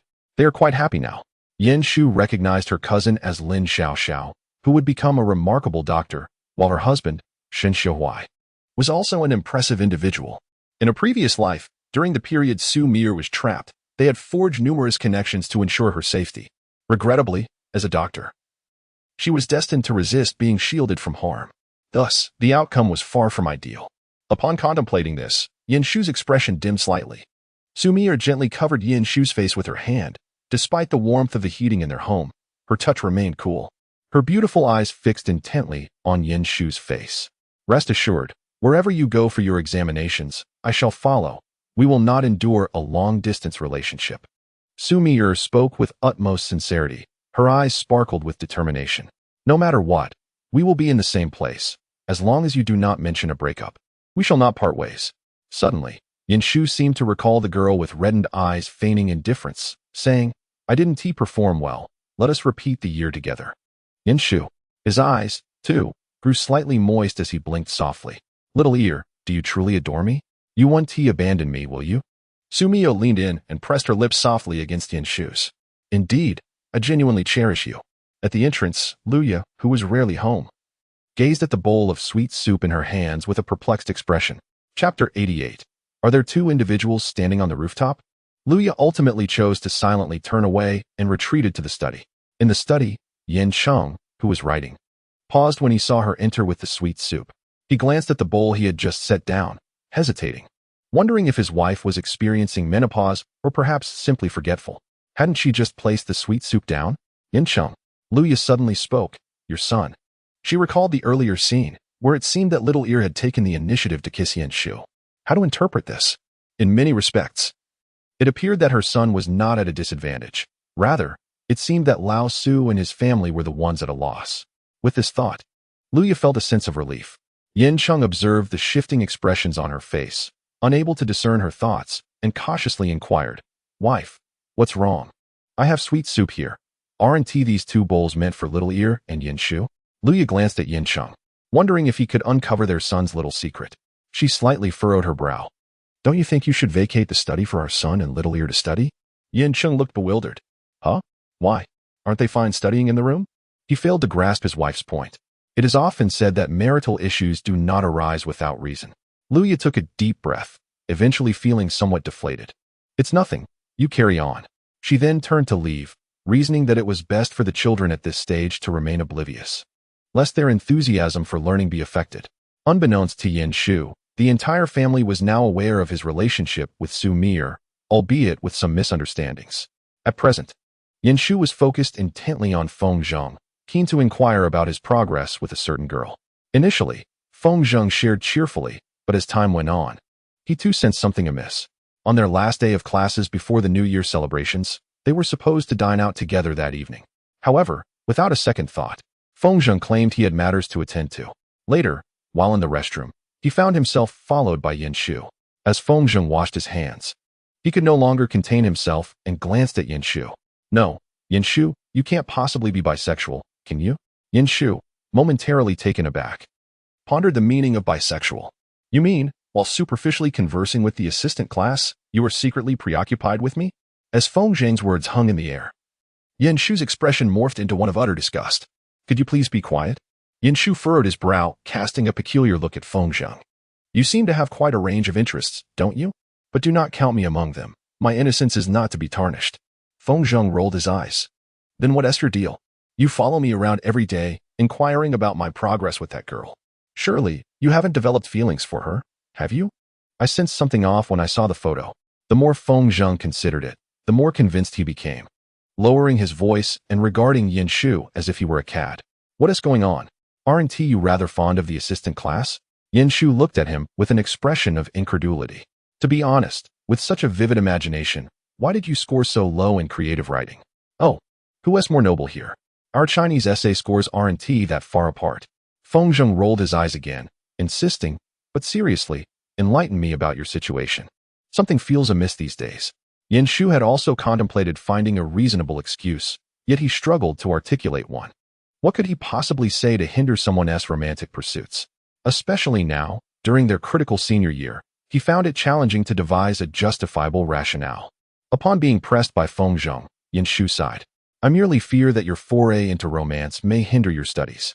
But I'm not in a relationship." Feng Zheng exhaled heavily. "I truly do have matters to attend to today. My aunt is visiting, and the family is dining together." "Are you really following me to the restroom for this?"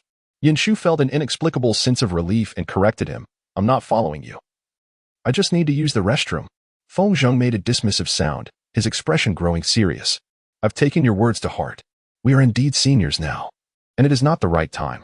I plan to address this after the college entrance examination. Rest assured, I am fully aware of the significance of our final year." He smiled faintly, acknowledging the rarity of encountering a girl he genuinely liked. Feng Zheng's words allowed Yin Shu to relax significantly. At least the outcome was not disastrous. If Feng Zheng claimed he understood, then he truly did. As long as Feng Zheng focused on his studies for the exam, everything else would eventually fall into place. Yin Shu silently thought, "Brother, I can only assist you to this extent." In truth, Yin Shu felt considerably lighter. Ever since learning that Feng Zheng had encountered the ex-girlfriend who would alter his destiny, insomnia had plagued him. He feared that his rebirth would fail to prevent past events from repeating. Did that mean that, despite changes in the journey, the outcomes remained the same? What about that little ear? What would become of it? Thus, Yin Shu's mental state had indeed been quite strained lately. However, hearing Feng Zheng's articulate remarks provided him with a sense of reassurance. It seemed that Feng Zheng's attitude towards that girl was no longer as intense as it once had been. Thus, Feng Zheng was still able to heed Yin Shu's words. As they emerged from the restroom, they noticed that many classmates had already departed for home. Today was a holiday, and even the oppressive atmosphere seemed to have lightened. However, upon returning to the classroom, Yin Shu found that Xu Mier was absent, although her backpack remained on the desk. "Zhang Xian." Upon seeing Yin Shu and the others enter, remarked that just moments ago, a class representative from Class 1 had come to inform her that Teacher Su was looking for Mier and had asked her to wait. Yet, Feng Zheng, without a moment's hesitation, countered, "That can't be right. Teacher Su's office was locked just now." Yin Shu's expression shifted, as they had indeed passed by the teacher's office on their way to the restroom, and it was undeniably locked. There was no one inside. Yin Shu, disregarding the fact that others were still in the classroom, took out her phone and dialed Xu Mier's number. However, the sound of a phone vibrating emanated from her backpack. It seemed Mier had not brought her phone, likely because she had been informed to go to the teacher's office. Zhang Xian, noticing the oddity, asked with concern, "What's wrong?" Yet, it was confirmed that a representative from Class 1 had indeed called for her. At that moment, a startled voice rang out from outside. "What the hell? Is there someone standing on the rooftop of the opposite building? Or two people?" Yin Shu's face paled as she turned and dashed outside. At that moment, Xu Mier stood on the rooftop, observing a girl beside the railing, while she cautiously maintained her distance, her expression shifting as she questioned, "What do you want? Please, don't act impulsively." The primary concern was that her heart could scarcely endure such a fright. Chapter 89. A colossal misunderstanding. The girl was petite, adorned with a pair of thick black-framed glasses. She was Chun Huihui, a representative from Class 1. With a smile, Chun Huihui reassured Xu Mier, "Don't be anxious. I know you aren't well. I merely seek someone to talk to, as I'm feeling quite overwhelmed." Xu Mier gestured for her to come closer. "Why not join me for a chat in a different location? The wind here is rather strong." At that moment, she regretted not bringing her phone, primarily fearing that any incoming messages would cause it to vibrate, creating an awkward situation if she were in the teacher's office. It was common knowledge that the school tacitly permitted them to carry phones, yet it should not be done so brazenly. When Chun Huihui had come to summon her, Xu Mier had not given it much thought. However, upon arriving at the office, Chun Huihui had claimed that Teacher Su was in the administrative office. The administrative office was not located in Shanghai Building, but Xu Mier followed her without further contemplation. There appeared to be nothing amiss during their walk. Chun Huihui even held a test paper, leading Xu Mier to assume it was meant for the teacher. Upon arrival, she inquired, "What does the teacher want with us?" Yet, Chun Huihui did not respond, instead asking, "Xu Mier, do you feel a lot of pressure? Although you probably don't, considering your grades are quite stable." Xu Mier was aware that Huihui had performed poorly on her final exams. Previously, Huihui had consistently ranked within the top 10, occasionally even breaking into the top 3. However, this time, she had fallen to the 25th position in the grade. Xu Mier quickly discerned that her emotions were off-kilter. Though she was not particularly adept at offering comfort, she managed to say, "Who doesn't experience pressure in their senior year? A couple of poor grades don't define you. What's important is to maintain a steady mindset." Chun Huihui responded with a soft "oh" and smiled at her. They arrived at an old 6-story building, where the administrative office and the principal's office were located on the 5th floor. However, as Xu Mier ascended, she immediately noticed that the office door had already been closed. Before she could utter a word, she was seized by Chun Huihui, who, possessing greater strength, effectively pulled her onto the rooftop, which was locked. It was unclear where Chun Huihui had procured the key, but she persistently dragged Xu Mier inside. The school day concluded earlier today, and the sky remained bright. Yet, the wind was fierce, causing Xu Mier to feel a sense of trepidation. Fortunately, Chun Huihui released her grip upon reaching the rooftop and walked alone to the edge of the railing, gradually tossing a stack of papers over the side. Xu Mier felt an urge to leave but hesitated, uncertain of Chun Huihui's mental state. What if her departure provoked an adverse reaction?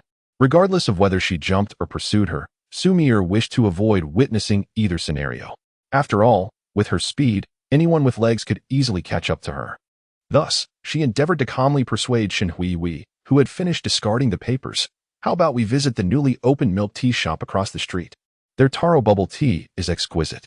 Chun Huihui removed her glasses, instinctively squinting her eyes, yet still directing her gaze towards Xu Mier. "I envy you, Xu Mier. Are you with Yin Shu? I've seen you two secretly holding hands. You are beautiful and academically accomplished, and it seems a relationship doesn't hinder your studies." She sighed softly, adding, "You have so many friends around you, which is completely unlike my situation." In a hushed tone, Chun Huihui continued, "Your family treats you well, doesn't it? When you return home, there must be no insults or mockery." Xu Mier observed the girl, whose voice was tinged with the onset of tears. Yet, She exhibited no intention of harming Xu Mier.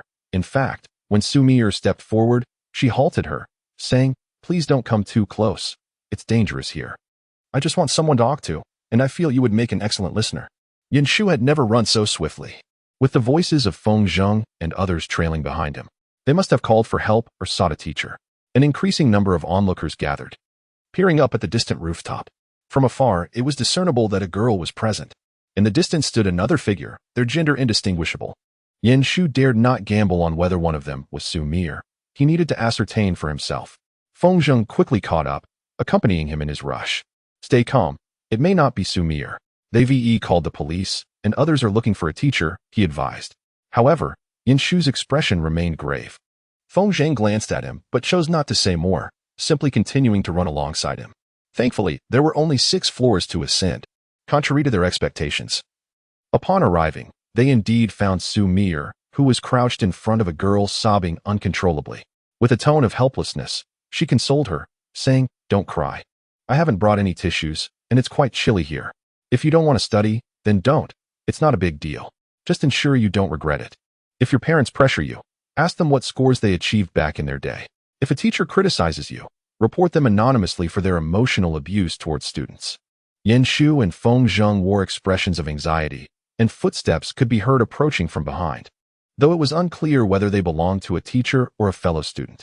Yin Shu's hands trembled, his legs felt weak, and his voice became hoarse. Upon hearing the noise, Xu Mier turned abruptly, her face lighting up with surprise. "Yin Shu, do you have tissues?" Yet, upon seeing the look on his face, the rest of her words faltered. Yin Shu felt his legs give way, and it was only with Feng Zheng's support that he remained upright. "You scared us half to death," they exclaimed, but before they could finish, teachers and campus security rushed in, questioning who was attempting to jump. The ensuing chaos was somewhat frantic.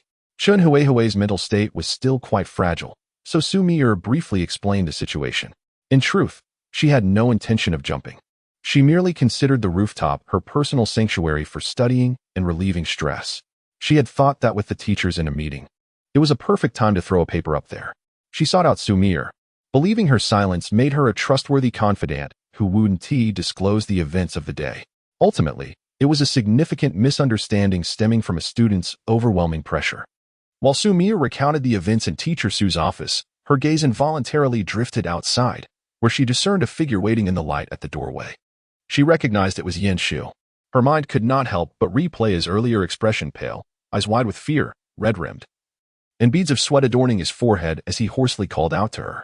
This moment caused a fleeting lapse in her thoughts. "All right, Mier, you should head back now. You're truly all right, aren't you?" Teacher Su's concerned inquiry brought her back to reality. She nodded obediently. "Teacher, I really am fine. That is good to hear. Please return home now. You requested us not to inform your parents, and it's getting late. Can you manage to go back on your own?"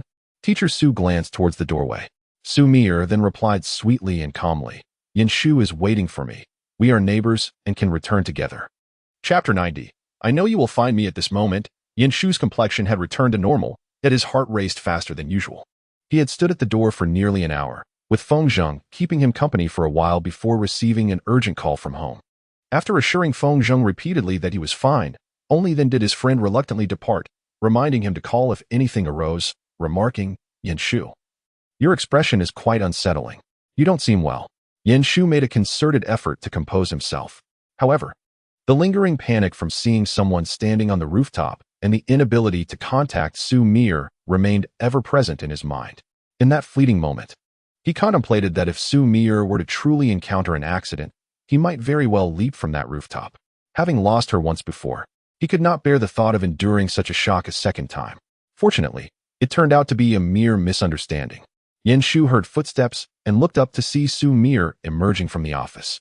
He gazed at her, longing to utter something, yet found himself rendered speechless, ultimately managing only to say, "Are you all right? Let us go home." Xu Mier glanced at the bag he held in his hand and replied with a soft emma.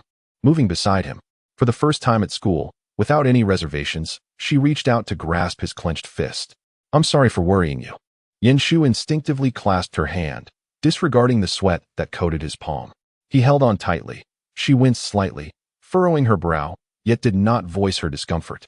Though Yin Shu noticed, he eased his grip just a touch, yet did not relinquish her hand.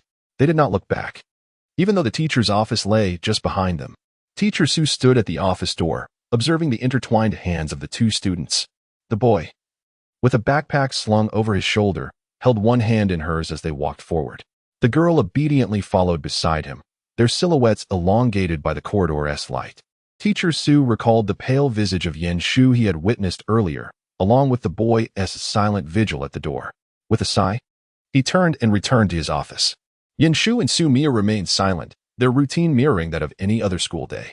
He rode his bicycle, while she sat behind him, gently tugging at his shirt.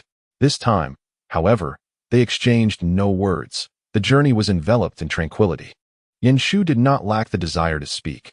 Rather, his mind was in turmoil. Whenever matters concerning Xu Mier arose, his judgment seemed to falter. This was not always the case. It had transformed during the final days spent with her in a past life.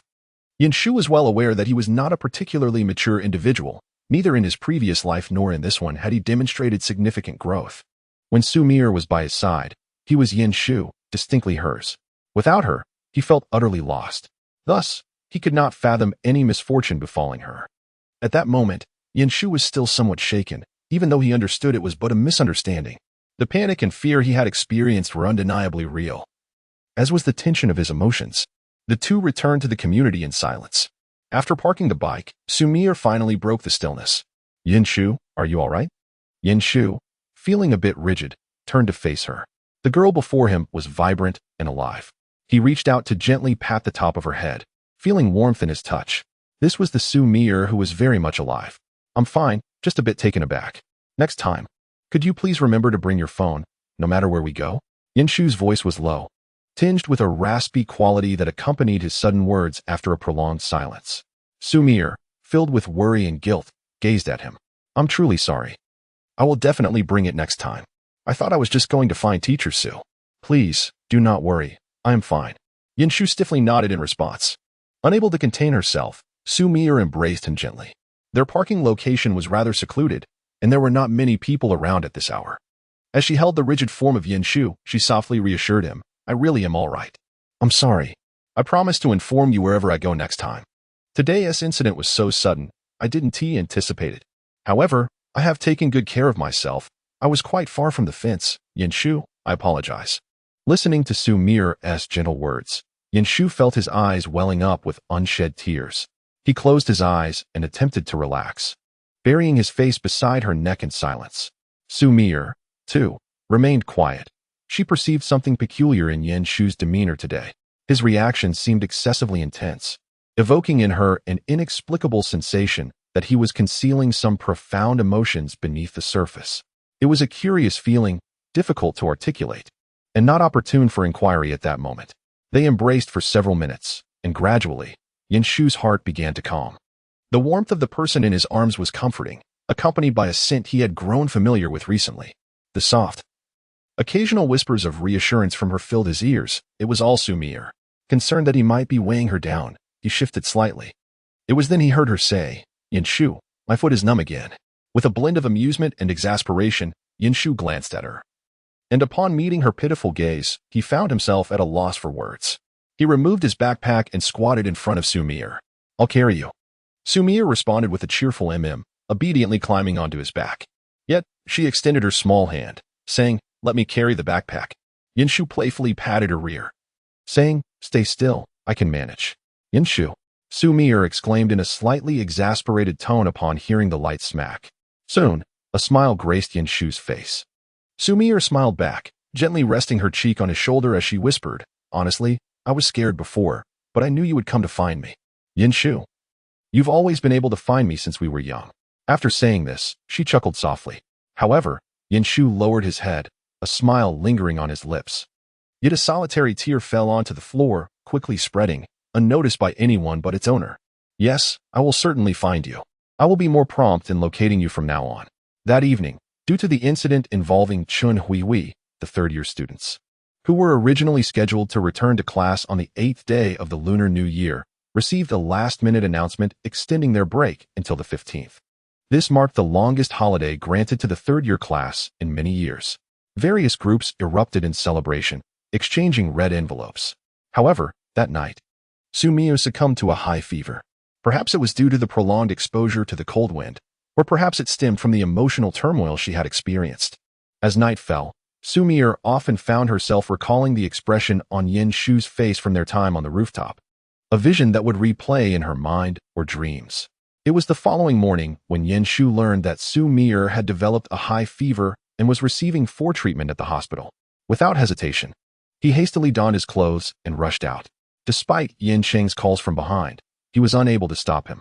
Yin Shu was the first to arrive at the hospital, where Xu Mier was in the emergency room of her mother's facility. Weariness etched on his face. Yin Shu had not slept well the previous night, likely due to the emotional turmoil that had stirred up memories from the past. The events at school the day prior were kept from their families, as both were concerned about causing worry. Thus, when Yin Cheng mentioned encountering Xu Wang, who was rushing home after discarding garbage that morning, he learned that Xu Mier had fallen ill in the early hours.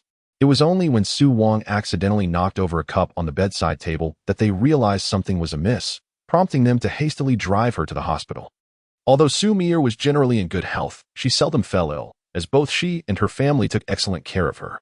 However, each bout of illness came with its own set of complications. Rubbing his eyes, Yin Shu felt a twinge of anxiety. Even though Xu uncle had assured him that everything was fine, he sent a message to Xu Mier, but as anticipated, there was no response. Upon arriving at the hospital, he called Xu Wang, who was surprised by his early visit, but provided him with the room number nonetheless. Huang Yi was still at work, attending to patients in the outpatient clinic. Therefore, when Yin Shu entered, he only encountered Xu Wang. The room, not being a single occupancy, was somewhat noisy and felt cramped. Seeing Xu Mier lying on the bed with her eyes closed and her complexion pale, Yin Shu's own expression darkened. Unpleasant memories swirled in his mind, leading him to question whether he truly wished to pursue a career in medicine. It seemed he had begun to fear the hospital. Or perhaps it was not the hospital itself, but the sight of Xu Mier in such a vulnerable state that filled him with dread. Xu Wang waved him over. Expressing concern, "Yin Shu, what brings you here? Is it snowing outside?" Recent heavy snowfall had made travel quite inconvenient. Yin Shu seemed startled by Xu Wang's voice. Snapping back to reality, he slowly approached the bedside, finally shifting his gaze from Xu Mier to Xu Wang's face, and gently shook his head in response to the latter's concerned expression. "No, uncle, the weather is quite pleasant today." His tone was slightly off, prompting him to clear his throat. "How is little ear doing?" "She's fine. The fever has subsided. Just a couple more bottles to finish, and she can go home," Xu Wang said, gazing tenderly at his daughter, muttering about how she had suddenly fallen ill. Yin Shu quietly suggested, "Perhaps it was the wind yesterday. I should have been more attentive." "I'm sorry, uncle." His apology was instinctive, a habitual response shaped by a past where he had always cared for Xu Mier.